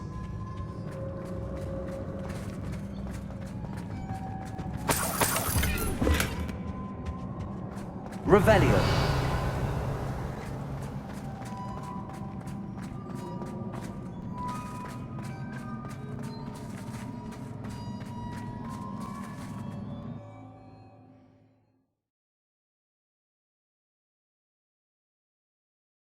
I cannot believe the journey this triptych took us on.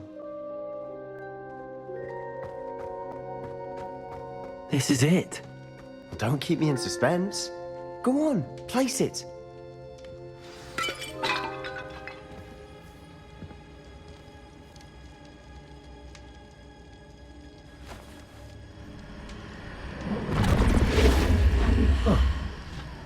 Another pensive.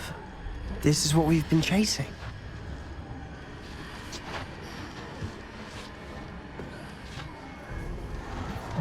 I wonder. What is it? Let's find out.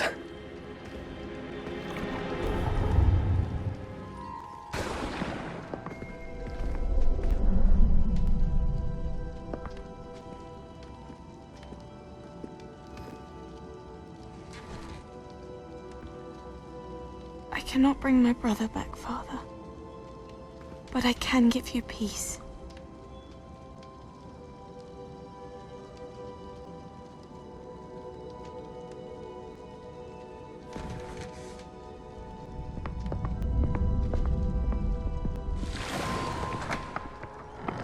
Please, have a seat.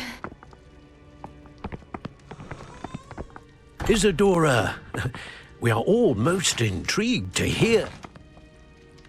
We're ready. I've something to show you.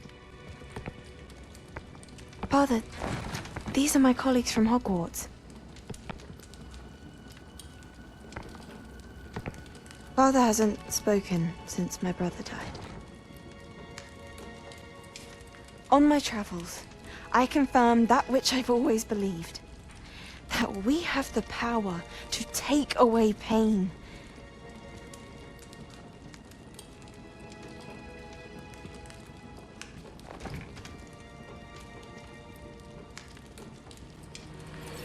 Isadora.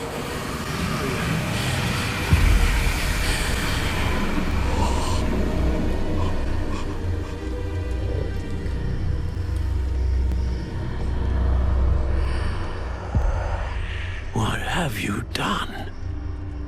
I took his pain.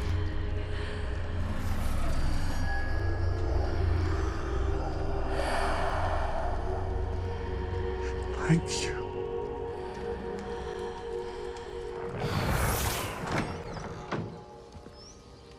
That worked. It did indeed. Of course it did. It's goblin silver.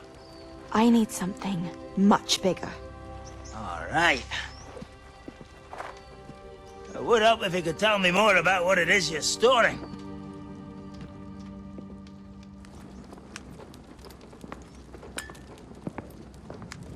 Magic. Left over from a spell I devised to remove pain, but if used correctly, its power can be used to do even more good. Why would you want to store such magic away? I only need to keep it safe until I can convince my colleagues of its worth. Magic like this unnerves some. Not everyone's ready to wield such power. Perhaps not. But someone will be.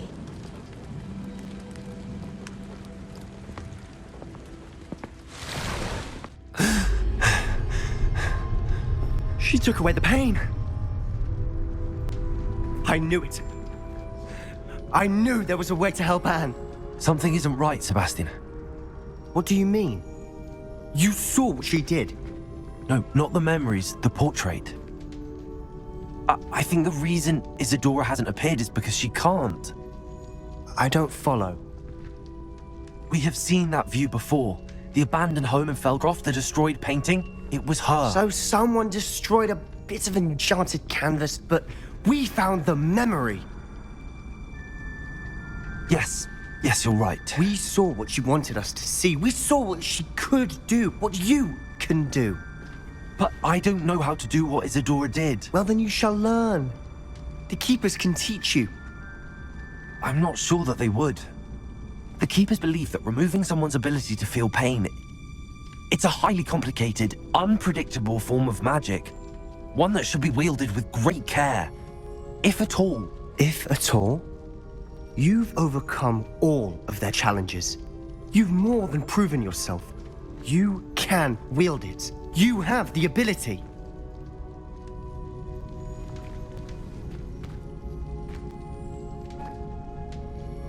Please, talk to the Keepers. If not for me, then for Anne.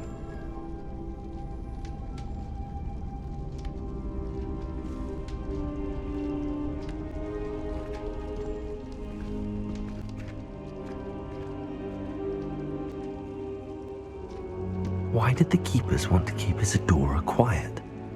Why destroy her portrait?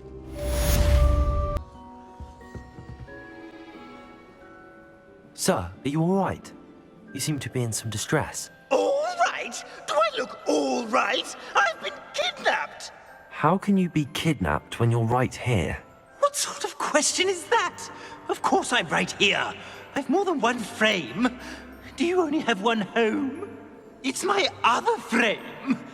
It's been stolen. And by students, no less. They paid filthy thieves to steal my other frame. Oh dear. That sounds awful. Well, awful is exactly what Astoria Cricket is. She's behind all of this. She and her friends were moaning about me of all the nerve. Then I heard her plot to enlist a gang of good-for-nothings to have me stolen from the Three Broomsticks. That's why my other frame hung. Marvel of a place. Though I suppose one could do worse. I once knew a portrait who ended up in the Hog's Head. No one's heard from him since. Right. So back to your frame. Ah, yes. There I was, powdering my wig, and the next thing I knew, I was being manhandled by rogues and carried off. As if I can afford not to be at my post. I do important work for the headmaster, and I need my other frame back at the Three Broomsticks. Just who is Astoria Cricket, and what would she want with your frame? She's a fourth-year troublemaker, that's who. She and her band of hoodlums discuss all sorts of misdeeds right under my nose, and then resent me for overhearing them. I can only assume they took my frame in some misguided attempt to punish me for doing my job. What do you mean you do important work for the headmaster? Let's just say I overhear quite a bit in Sirona's fine establishment, and the headmaster likes to know all about it. He's come to count on me in this regard. Reminds me of my prefect days. I don't suppose you have any idea where your stolen frame was taken. Can you see anything from it? I most certainly can.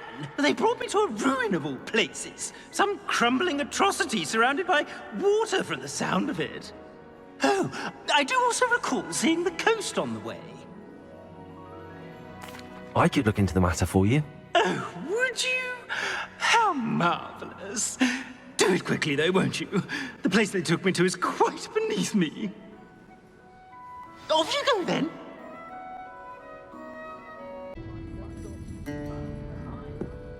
Astoria Cricket? That depends. Am I in trouble? Ferdinand Pratt thinks you should be. Says you stole his frame. I wouldn't call it stolen. Relocated's more like it. How do I put this nicely? Ferdinand Pratt is a postulant boil, and he's lucky I didn't have him sealed in a wall.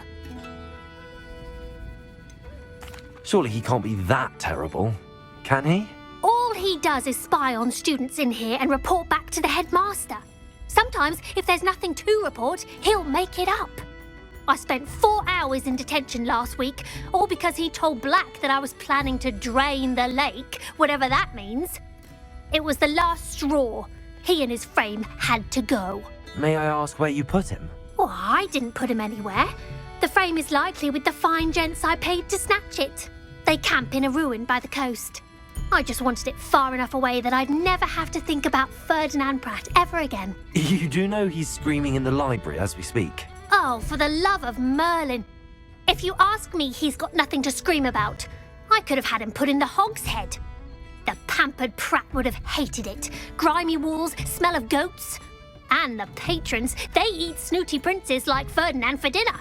But what's done is done. He isn't here anymore, and if I were you, I should enjoy it.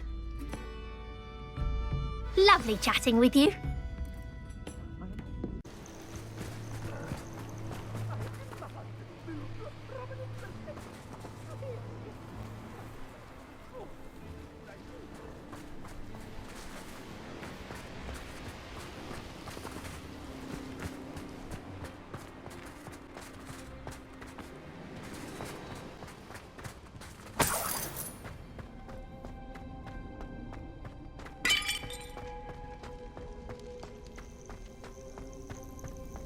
It's about time. It's a wonder there's anything left of me. Calm down, I'm here now. Calm down. Those buffoons outside have been talking about burning me. Me! If they weren't all sharing half a brain, they'd realize I'm worth more to them intact and at the 3 broomsticks. How was that? With everything I overhear, I'm a veritable trove of information. Now, don't just stand there. I need to be back by cocktail hour. The place will be like a funeral without me.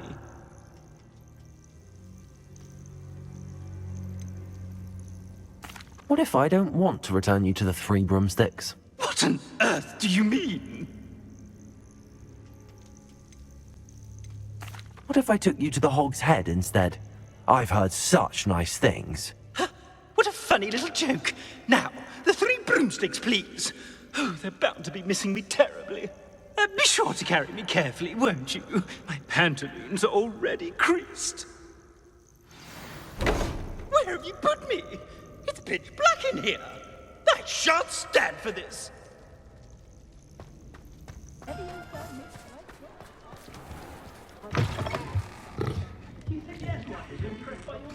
You'll rot for this! Leaving me in here with your unsanitary clutter. Get me out!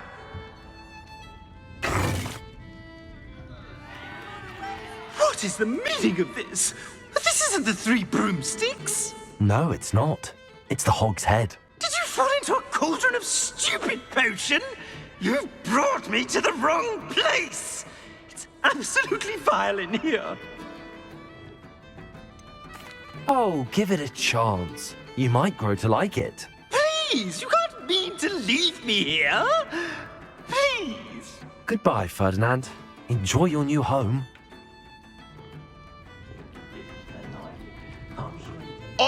I normally toss the both of you out. I like the look of the fancy man. Target practice. Please, you can't leave me here. Squalor does terrible things to my complexion.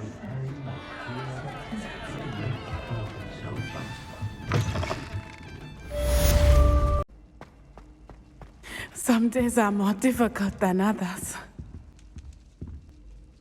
Lassie, is everything all right? There are times when my father's absence drifts to the back of my mind, and I feel peace for a day or two. But this is not one of those times. I miss him. I miss running with him. I miss Matibeleland. He should still be here. And it's my fault that he isn't. It's not your fault, Natty. There's nothing you could have done to prevent it. That is what my mother says. But he died protecting me. And I cannot help but feel guilty over that. I find myself reliving the moment more often than I would like. I believe I would feel less helpless if I could truly put an end to Harlow and the rest of Rookwood's miserable lot.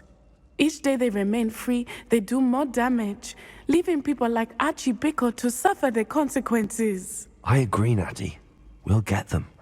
I've never seen someone so committed to a cause. Thank you. I believe we will get them, beginning with Harlow. Thank you for speaking with me. It was very helpful. You made it.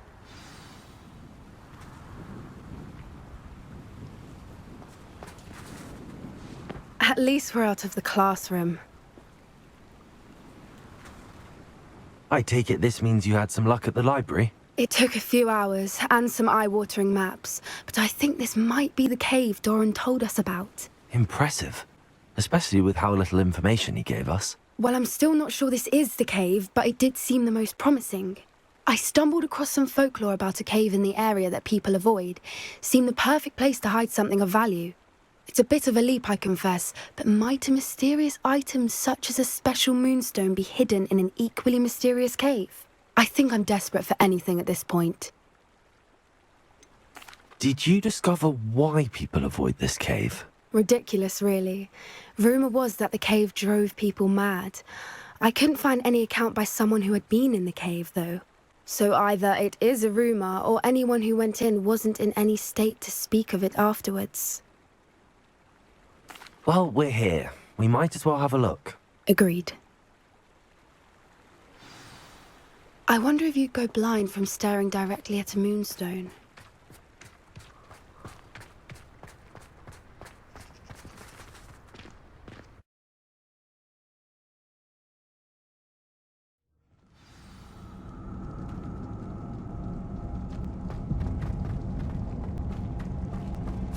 You don't think the rumors about the cave are true, do you?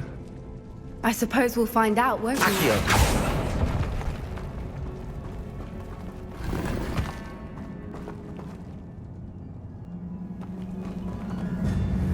Bombarder!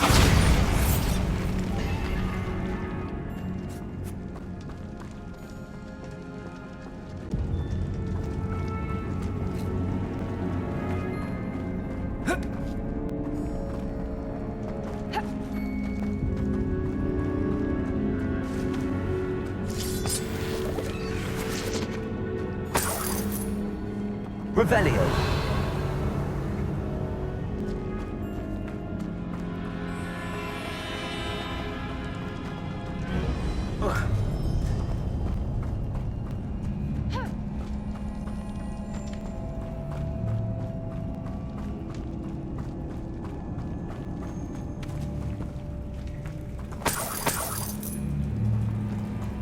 It's another aggressive one! Bombarder! Confringo! What is going on with them?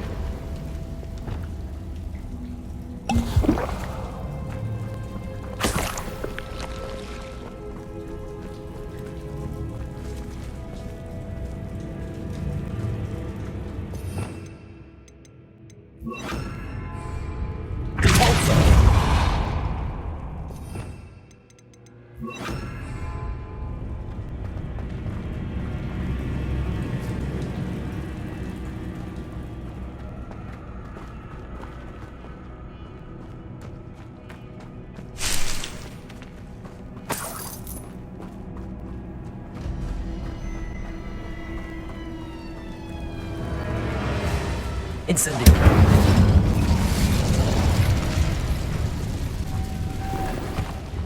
Lumos. Lumos.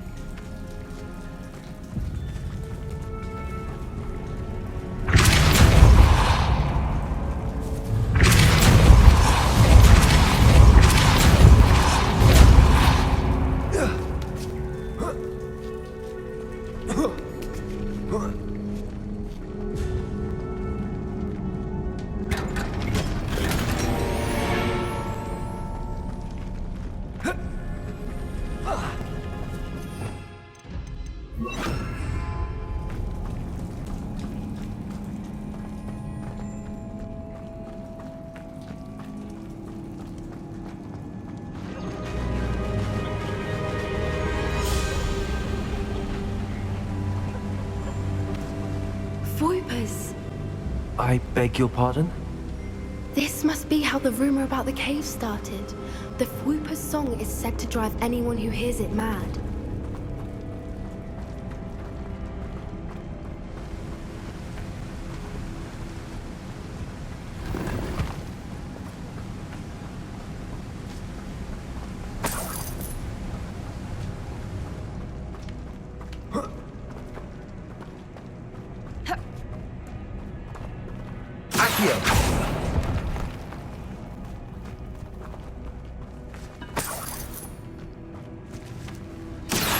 If the Moonstone is here and so are Voipers, I wonder if it's being protected.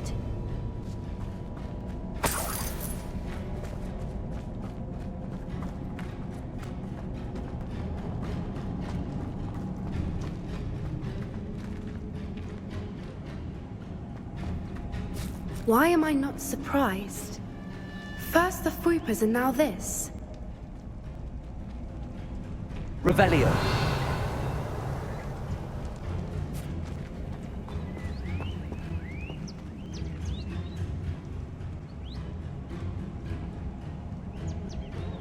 We need to find moths for those spinners.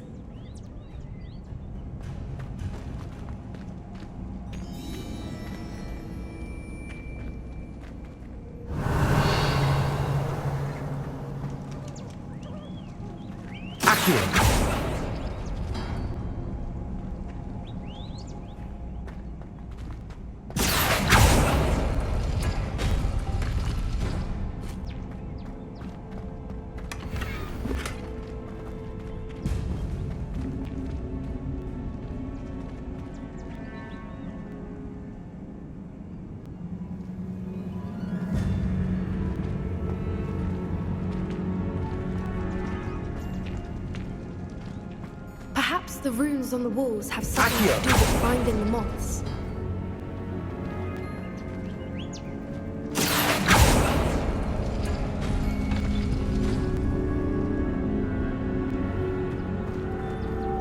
Lumos. Lumos!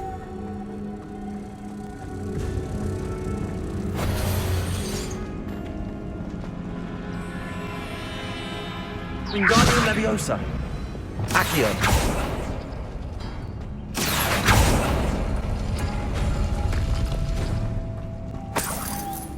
Lumos. Lumos!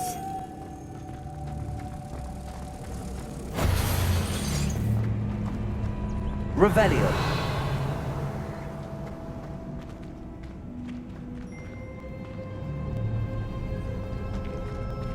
Wingardium Leviosa. Accio.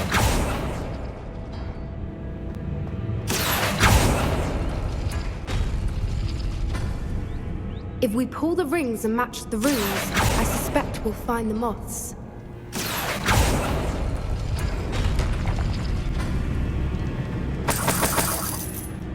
Revelio.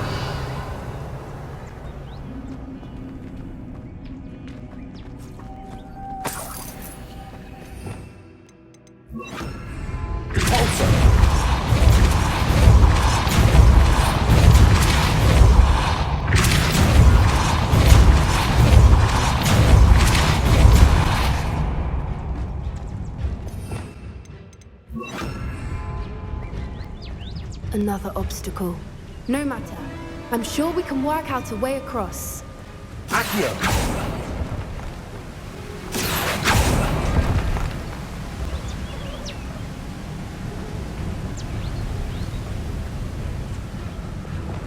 Lumos. Lumos!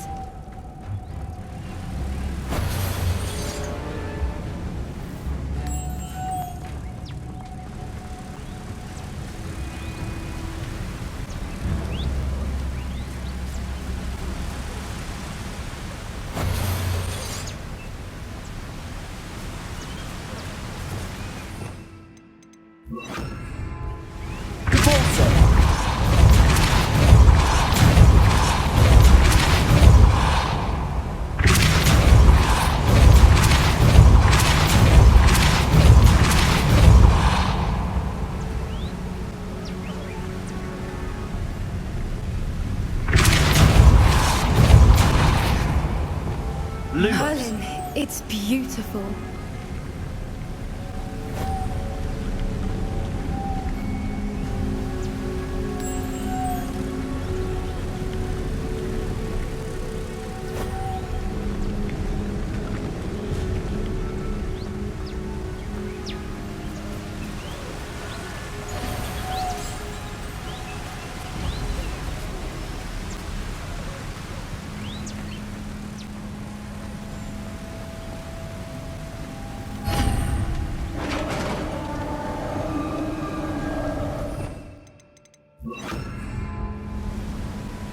You did it!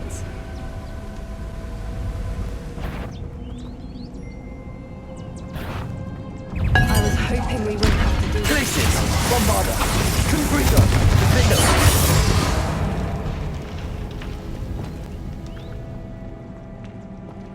Revelio!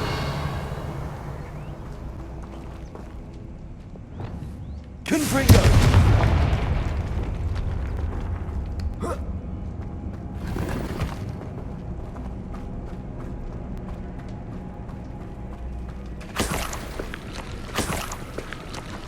Look, where the water's bubbling. How odd. Should we take a closer look? You read my mind.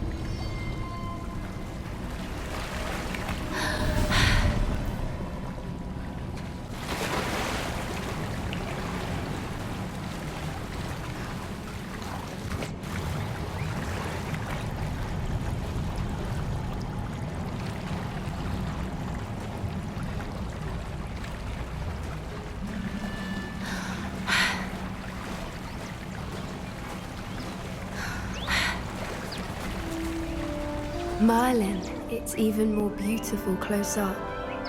It's got to be here, I just know it.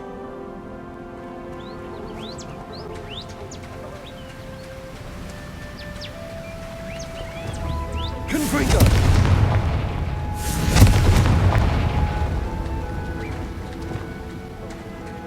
Given what swoopers are known to do, I never thought I'd be so happy to see this many of them. I don't know. I've been listening to them for a while now, and I'm starting to lose my mind. Very funny. I was just thinking how it's proof that poachers haven't been here, assuming this is where the Moonstone is. Which means we're one step ahead of them.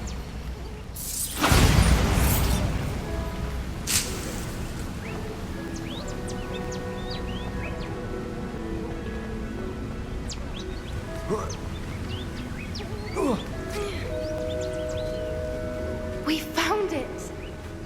It's like staring directly at the moon. Well, we found what we came for. Now we just need to bring it to the henge. Well done, Poppy. This did end up being the right cave after all. A good thing, too. We need every advantage over the poachers if we're to get to the Snidgets first. We should do as Doran suggested and bring the Moonstone to the henge. Shall we? We shall. If we leave now, we should make it there by nightfall.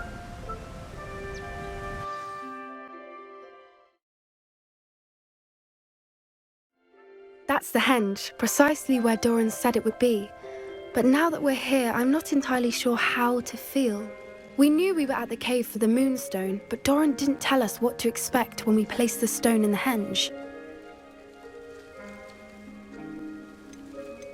I don't think Doran would knowingly send us into danger. You're right. I suppose I'm worrying over nothing. Let's make our way down. We're nearly at the end of this. I think that's it over there.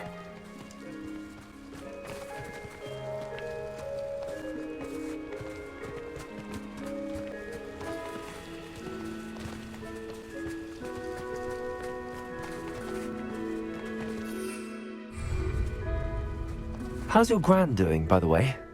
Nothing keeps Gran down. She set up a caterwauling charm and threatened to make a coat out of the next poacher that set foot on her doorstep.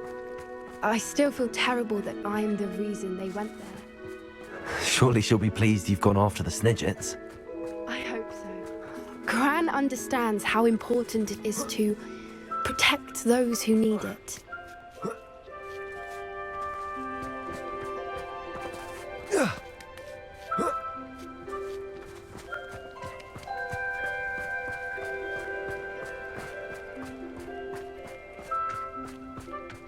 think we can safely say we know where the Moonstone goes.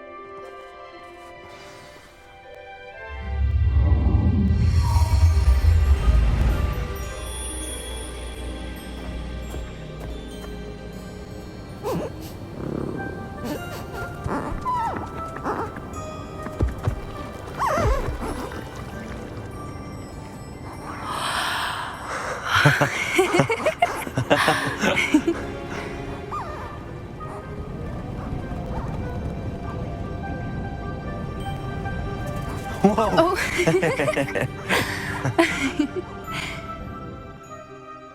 That was a mooncalf dance. Do you know how rare it is to see even one?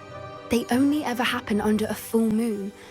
Though I suppose the Moonstone allowed it to happen now. Is the pattern they left behind on the ground normal? All part of the dance. No one pattern is ever the same though.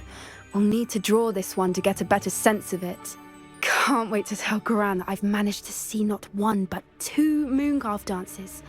She'll be jealous. You've seen this before? It was pure luck the first time. I was on Highwing or I'd never have spotted it. It was the night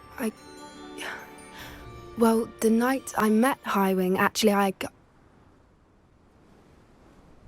I'd love to hear about how you and Highwing met. I'd actually like you to know.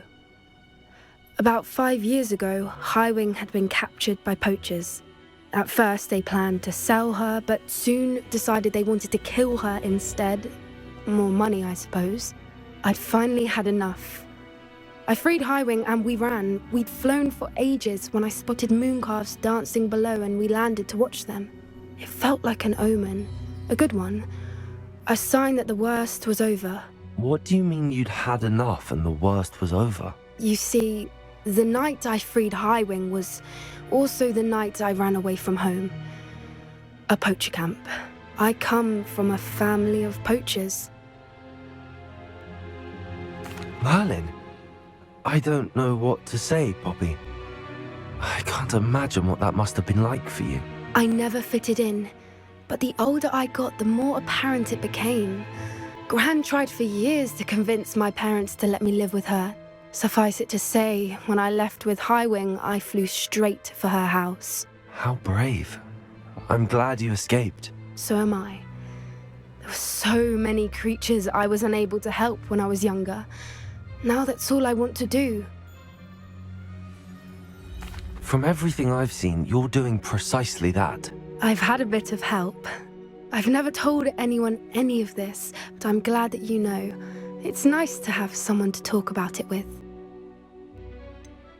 What was it like growing up in a family of poachers? The thing I remember most was how much we moved around, always chasing the next big kill. It was chaotic and dangerous and nowhere a child should ever grow up. Do your parents know about the things you do now? Saving that dragon from the fighting ring, for instance. We don't speak, or rather, they don't speak to me. Last I heard, they were in Borneo trying to make their fortunes there. Acromantulas. However, I wouldn't be surprised if word has got back to them. Some days a part of me hopes that it has. Now that I'm older, I wish I could talk to them, get them to see sense. But sadly, I suspect that wouldn't do any good. We were around so many poachers in the tent. Were you not worried about being recognized? Poachers are nomadic, and most of the ones in the area aren't any I'd grown up with. That said, I suspect someone must have recognized me. That's how they got to Gran. I'm glad you told me. We should get back to Doran. He'll need to see the symbol, and we've got poachers to beat. If you collect the Moonstone, I can make a quick drawing of the symbol for Doran.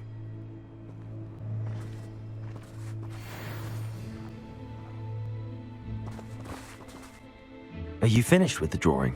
Just barely. I think the pattern's a bird. At least that's what it looks like. Didn't the journal say the key to finding the Snidget lies in the moonlight? Of course. That's it. We need to show this to Doran. Not that I'd know where to find him at this hour. Perhaps we should head back to the castle and we can track him down after a good night's sleep. Agreed. I'm ready to leave if you are.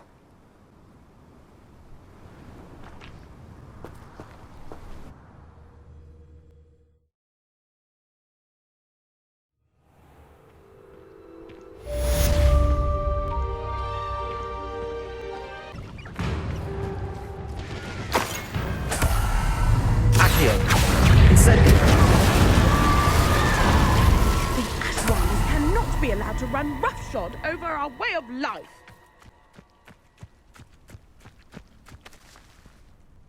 Is everything all right, Madam? Olivier, Madame Olivier, and no, everything is not all right. The vermin known as the Ashwinders have infested nearby Clagmar Castle, disrupting not only our sense of peace, but our valuable trade. It appeared that they were finally going to slither away until Sylvanus Selwyn arrived. Sylvanus Selwyn? Head rat.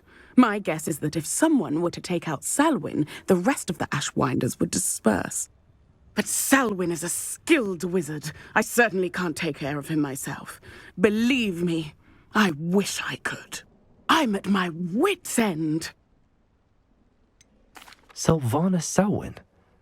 I thought Victor Rookwood headed up the Ashwinders. Selwyn's one of Rookwood's lieutenants. Not quite as terrifying as Theophilus Harlow, but a menace nonetheless. Where is Clagmar Castle? Clagmar Castle's along the south coast, south and to the west of here.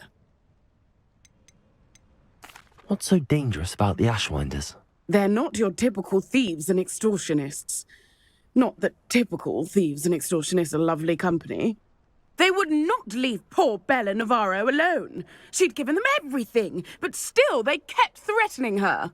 She was ready to go back to her family in Italy, almost lost her livelihood. They are ruthless. I could take care of Selwyn for you. Goodness, no. I'd never ask a student to confront Selwyn. But I'm offering a nice bounty on his head. Feel free to put the word out. I only want Cragcroft to go back to normal. I'm tired of living under the thumb of Selwyn and his cronies. This must be the castle that Sylvanus Selwyn and his thieves are in. If I can just get to him, I should be able to disband the group.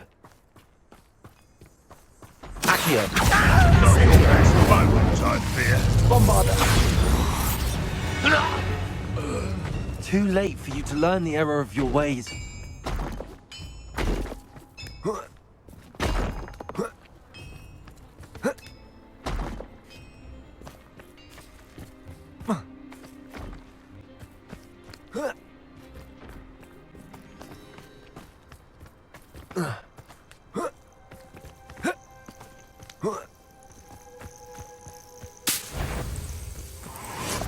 I shan't be having nothing. I don't trust. Certificates totality! Something's not right with this one. We'll see that. No!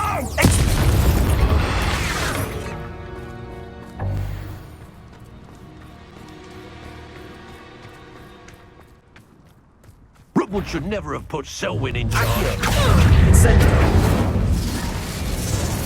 Bombarda!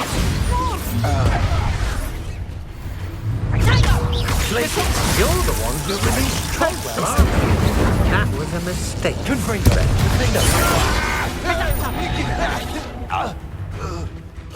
Might want to... Selwyn. Should go and see Madame Olivier back in court. Protego! Redactor!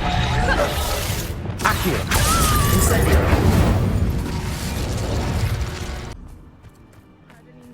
Sylvanus Selwyn?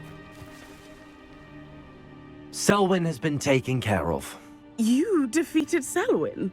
Merlin's beard. A student took down one of Rookwood's top filth. Then I suppose this bounty is yours.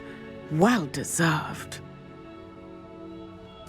I'm glad I could help protect Cragcroft from the Ashwinders. The thieves will finally leave us alone. Thanks to you. You're welcome in Cragcroft any time. It's such a pleasant place when it's not being threatened by Ashwinders. Professor, could you tell me how you and Natty ended up at Hogwarts? I can. That is an easy question. We are here because of Professor Weasley. You knew Professor Weasley when you were in Uganda? I knew of Professor Weasley.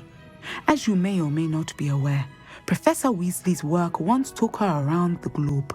Without providing detail that is not mine to share, I can say that she was well known in our wizarding community for, well, sharing magical knowledge between countries. Professor Weasley seems quite knowledgeable, so I'm not surprised to hear she'd do that sort of thing. Indeed. Although I suspect there is much about each of your professors that would surprise and impress you. Such exchanges of information, ministry sanctioned or not, have occurred for centuries. It was an African sorcerer, in fact, who shared the unlocking charm with a certain wizard from London. A thief, rather unfortunately. I see. But, back to your original question. Professor Weasley had heard of my work and life in Matabeleland, and my time teaching at Wagadu. She was deputy headmistress at Hogwarts by then, and when the position of divination professor became available, she contacted me. Her timing was perfect. I'd just foreseen a change in Nat's size and my circumstances and knew that we needed to leave Uganda. Natsai was as ready as I was for a new adventure. So, off we went. Natty has spoken of your move. She was quite kind to me my first day here, in Charms. That sounds like Natsai. I'm glad she has found a friend in you. Now, I must return to my work. As I've told Natsai, do be careful. I had a vision earlier this year of her with a friend, flying on winged beasts. Perhaps unsurprisingly, she will neither confirm nor deny my visions, unless it suits her. There could be goblin loyalists in here.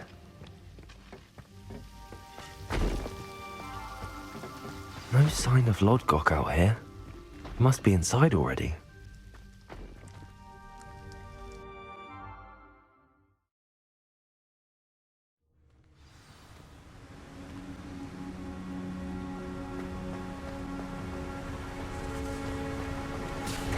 Look at the size of this mine.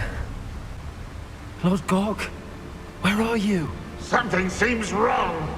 This place is teeming with Ranrock's loyalists. I have to keep my wits about me.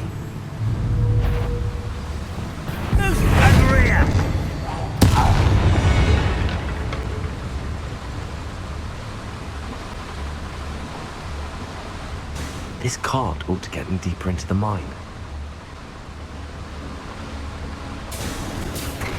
Just like Gringotts, but I'm in the driver's seat this time. Something seems wrong. How deep will this take me? Ranrock's gonna be pleased with our progress. Who was on that car? Enjoy suffering. Yeah, but it's par, will ya? That has to be the end up ahead.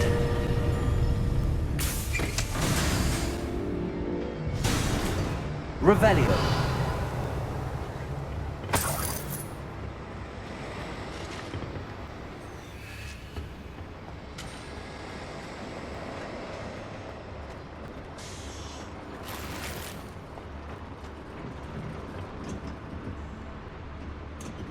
Incendio.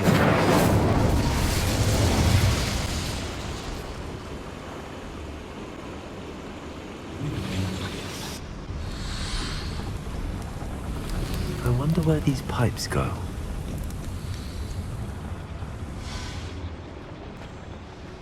Accio.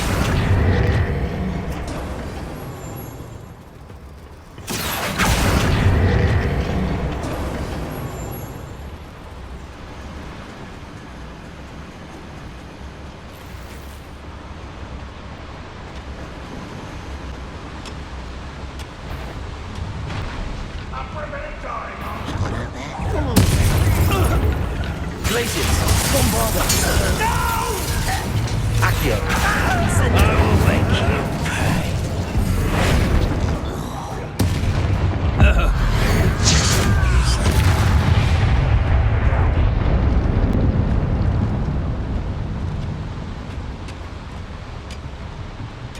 Accio.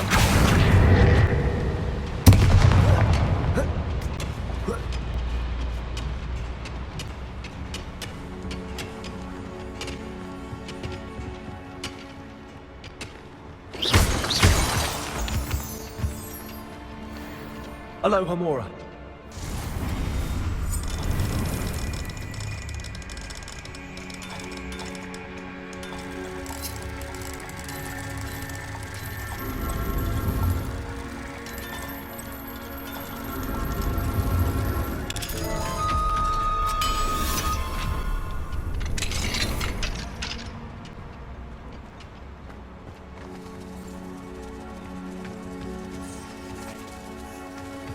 Bombarda.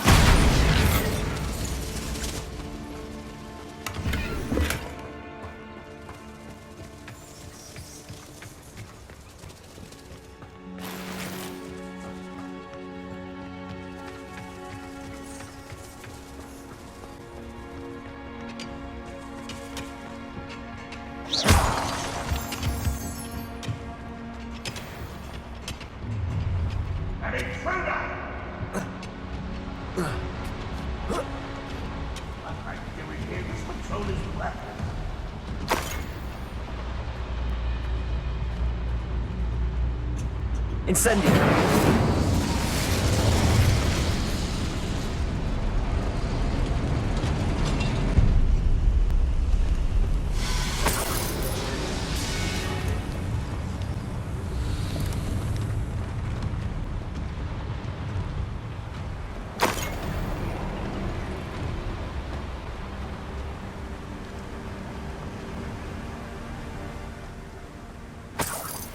Revelio.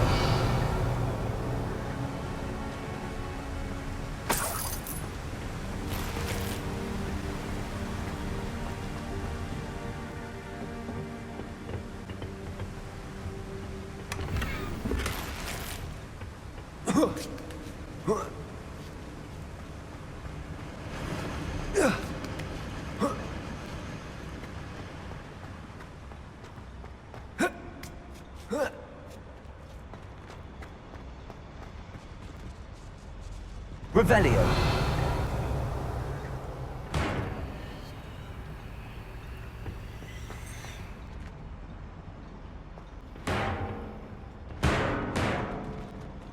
Accio.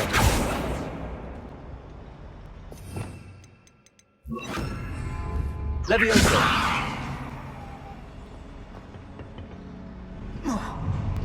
Enjoy suffering, do you?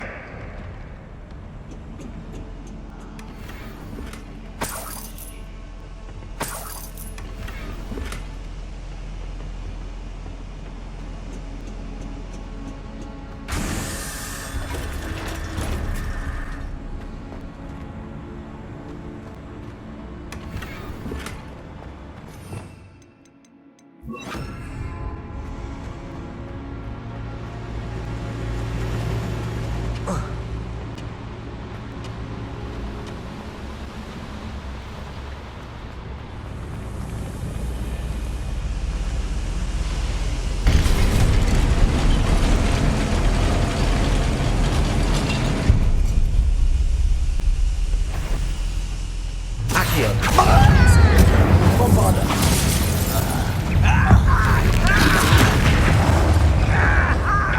How nice of you. You will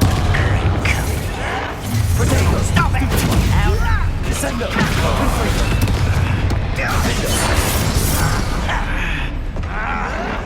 Why stupid? Incendio.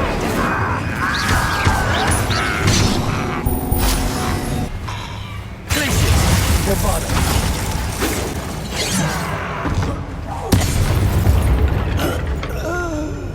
Too late for you to learn the error of your ways.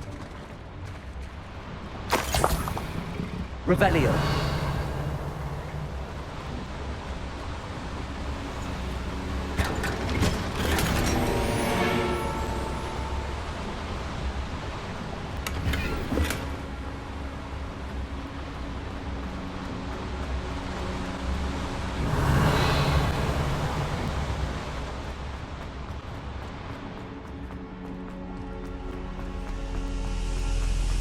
Incendio.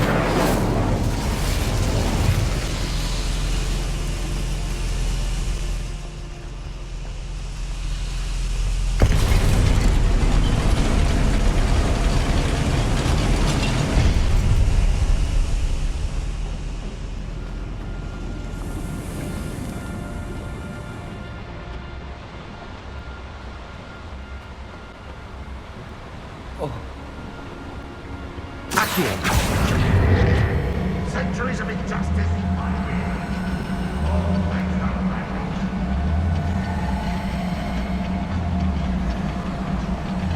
No better than that by now.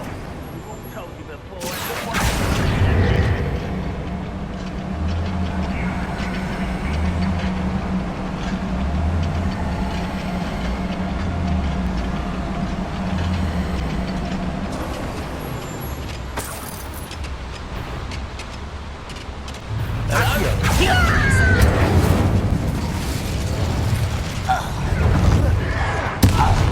my best. Bombarda. Let's get this. That's not one. Nice stuff.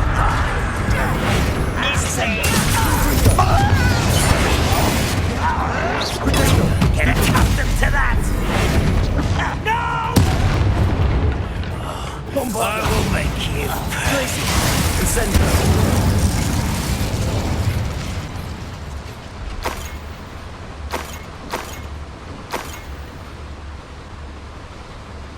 Where does this one lead? Off the beaten path, I suspect. Revelio.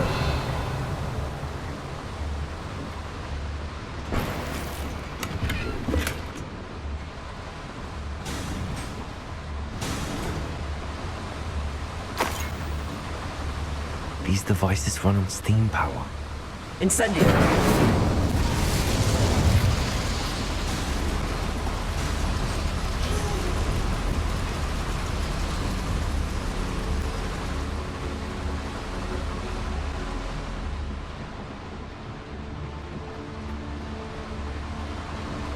Revelio.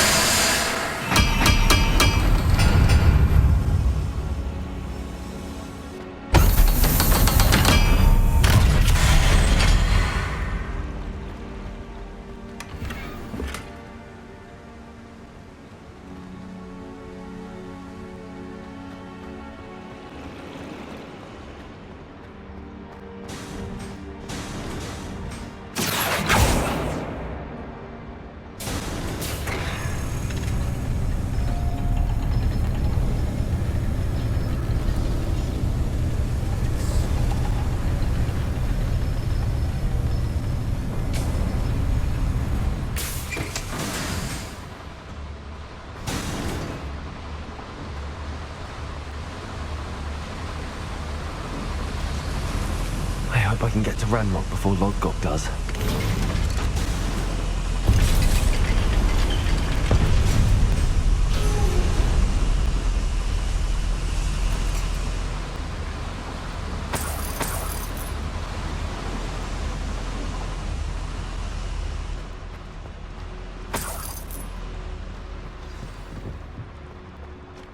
Another drill is complete. The wizarding world will crumble! I can end this right now. I have to destroy the drill and stop Ranrock's loyalists. Accio. Bombarda.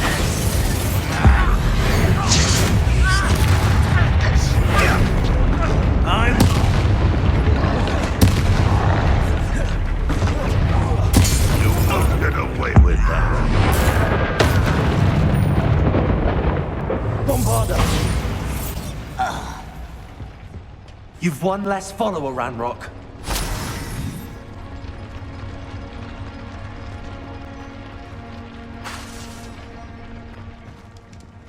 Confringo. Bombarda.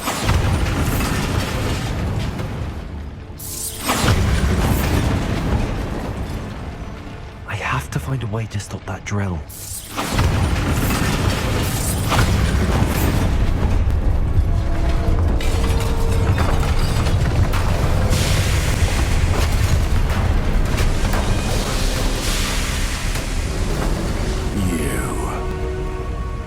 That is unfortunate. No matter, we will build another. I found this one lurking outside. Lord Gok, come to make amends, little brother. I came to stop this. What is this you've brought me?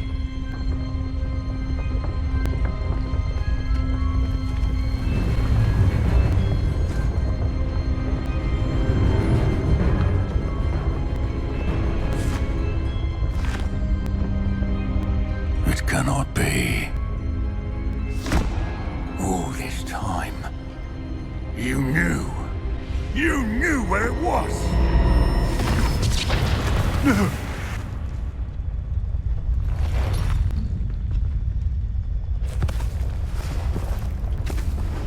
Are you alright? I'll never understand you, Lord Gok. So, Gollum, that witch did not consider you an equal. She, like all wizard kind, sought only to use you. You're wrong, Ranrock. The young ones are especially deceitful. They are taught to hide their disgust for us, as they exploit us. Astonishing that our ancestors ever trusted each other. All this time, looking everywhere for the final repository, searching in vain for Bragbor's last journal. Wasted my time chasing a child. And my little brother knew where it was all along. But now, I don't need you. I don't need any of you. I was bringing it to you.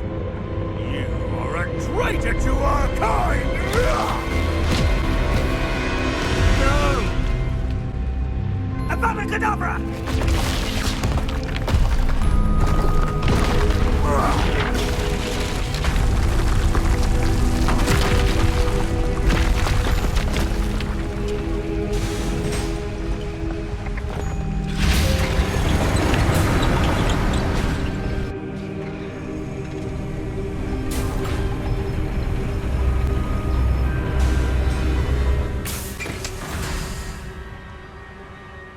Poor Lord Gok. Dead by his brother's hand. No wonder he tried so hard to reason with him. Revelio.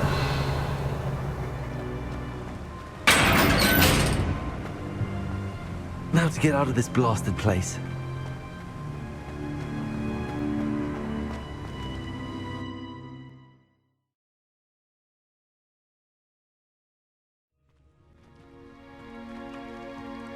I'll send word to Fig to meet me in the map chamber.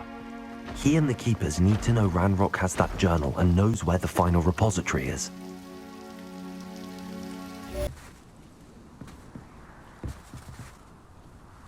You're my Summoner's Court opponent, Professor Ronan. Indeed I am. Professors are allowed to have fun once in a while too, you know. Of course. I look forward to playing against you. And I you. I've been playing this for eons, so you haven't a chance of winning. How about we get started anyway? I'm ready. No time like the present.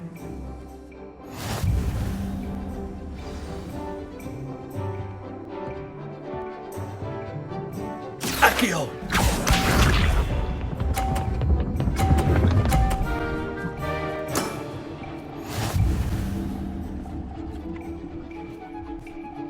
Accio.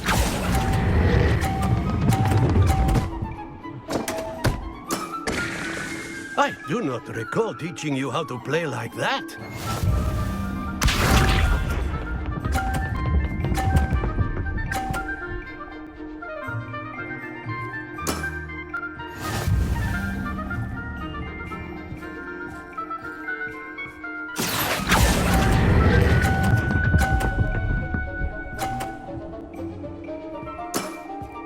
Well now, nicely played. Accio!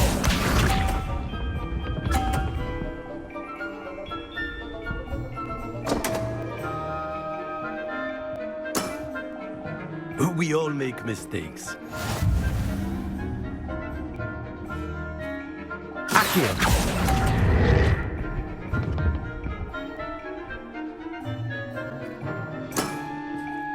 And there you have it. Yet another opportunity to learn and improve. Delightful to see such mastery from one your age.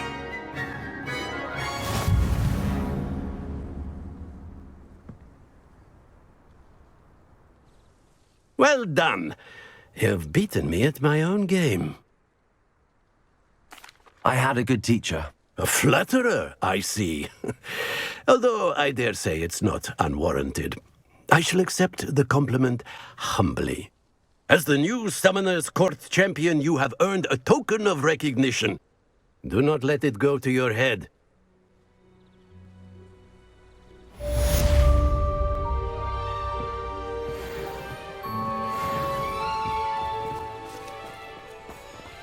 Well played in Summoner's Court. I dare say I learned a bit from you. Always a treat. I didn't think anyone could beat Professor Ronan. I hope Professor Fig got my owl. I need to tell him and the Keepers that Ranrock knows where the last repository is.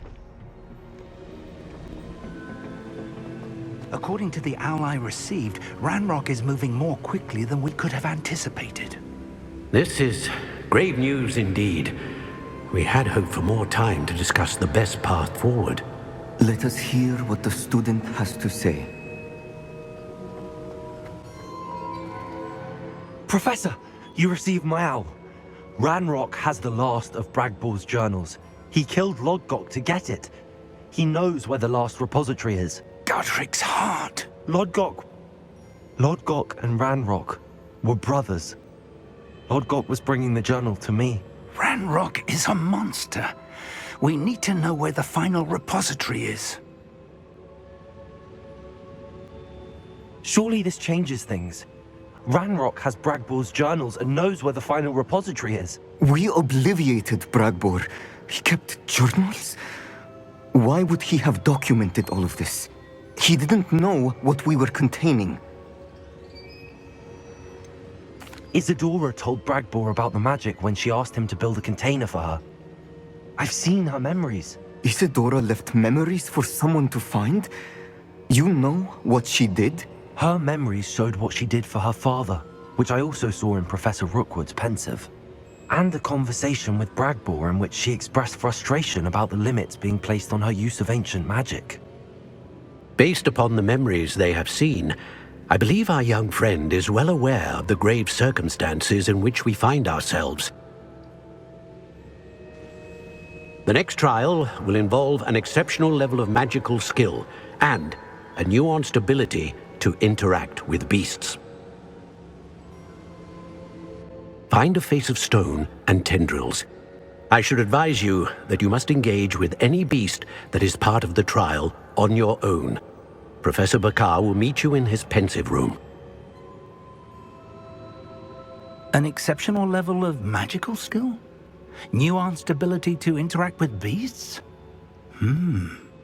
I suppose we should begin our search for a face of stone and tendrils, whatever that may be. Very well. Professor Weasley has been keeping an eye on me.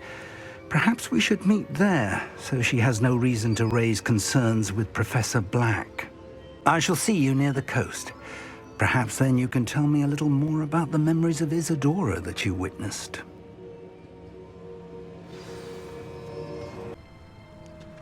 You're here. I have good news. We do not have any of Ranrock's loyalists to contend with. Of course, the bad news is that it's likely because they no longer need to track the Keepers for information. Revelio.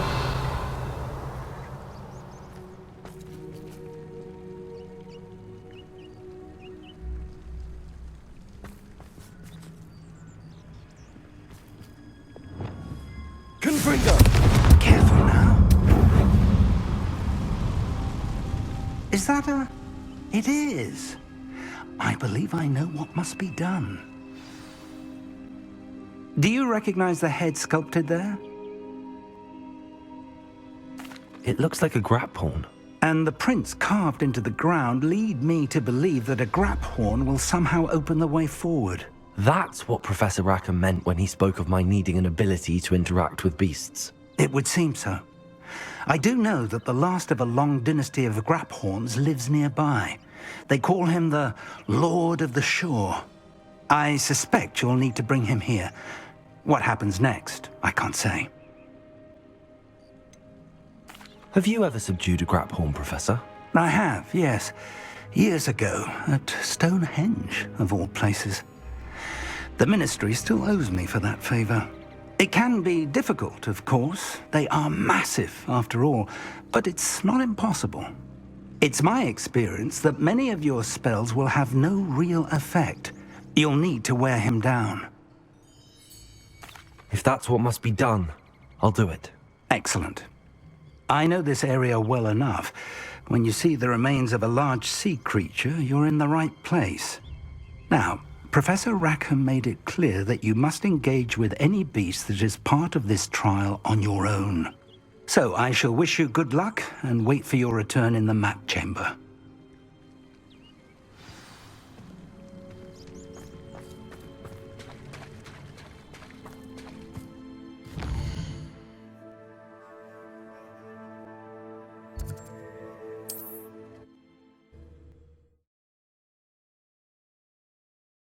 You can't imagine how inconvenient travel was before I invented flu powder.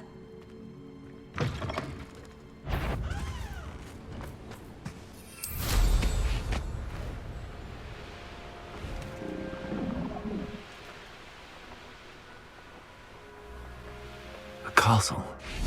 Must have been quite stately in its time.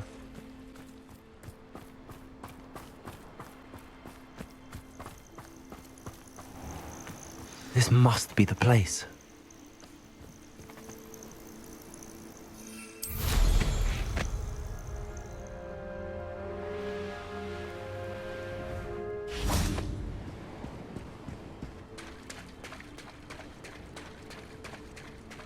Very well, Lord of the Shore.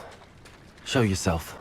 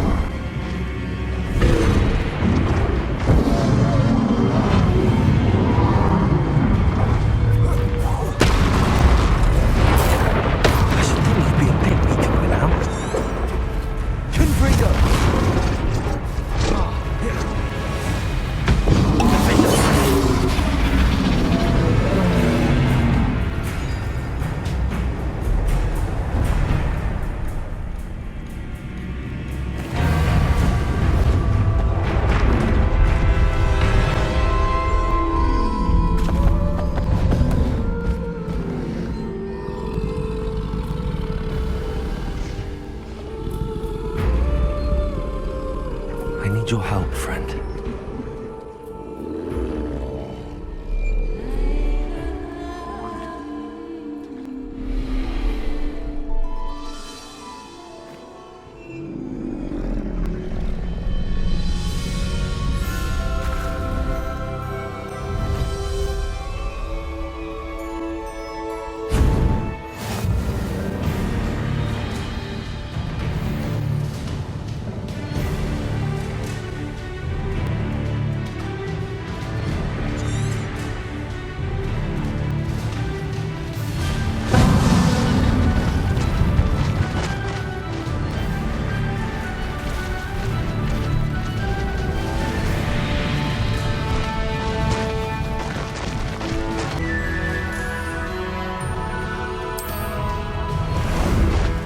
Some sightseeing.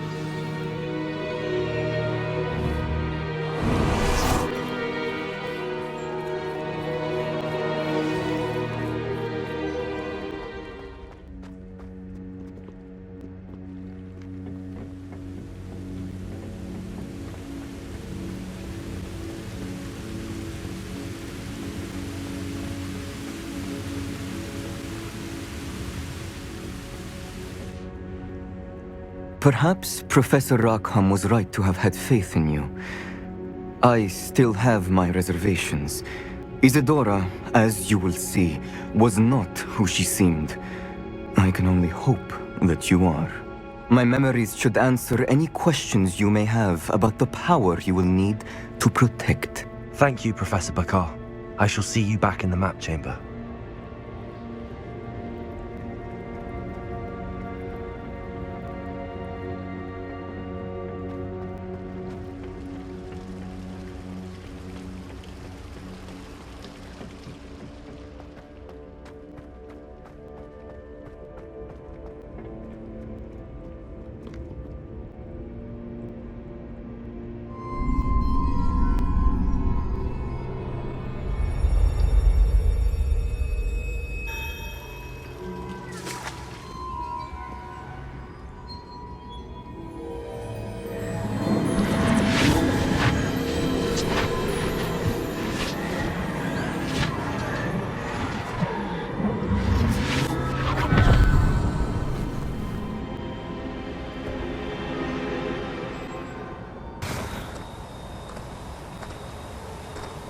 Hello? Isadora? Isadora?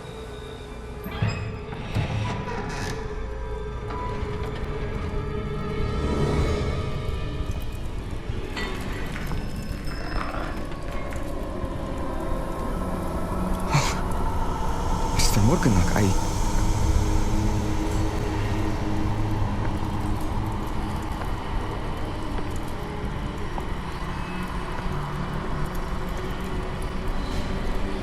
Mr. Morgan?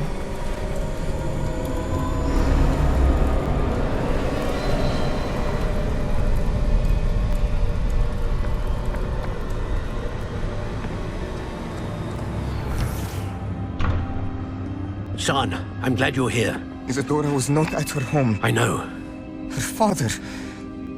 Percival. What is it? It is as though he was stripped not only of his pain, but of all emotion. Everything is much worse than I feared.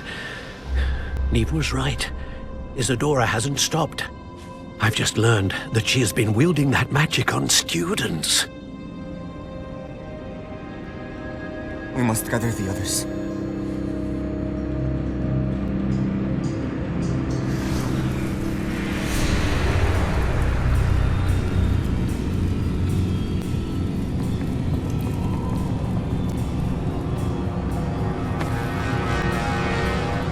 I need you to return to your common room, all right?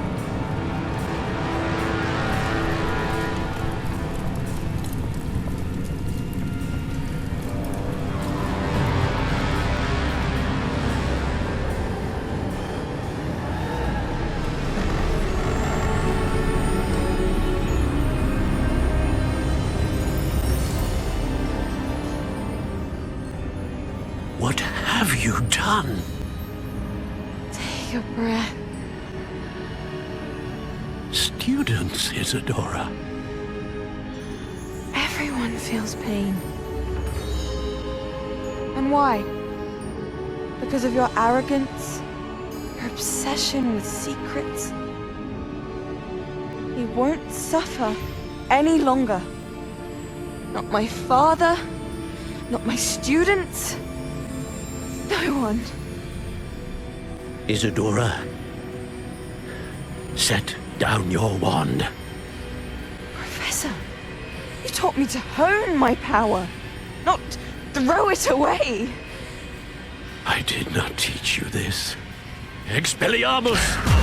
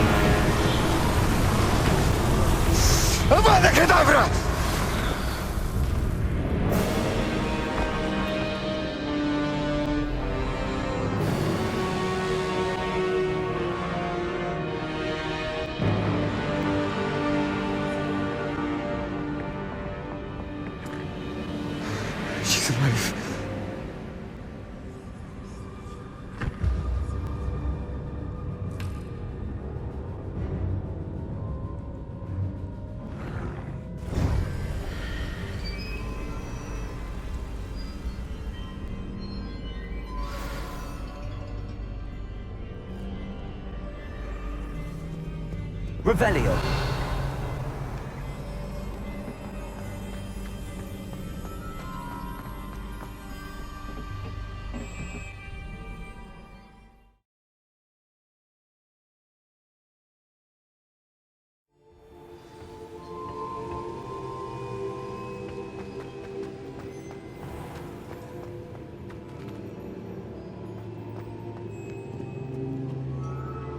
The caverns below Hogwarts, where you fought Isadora.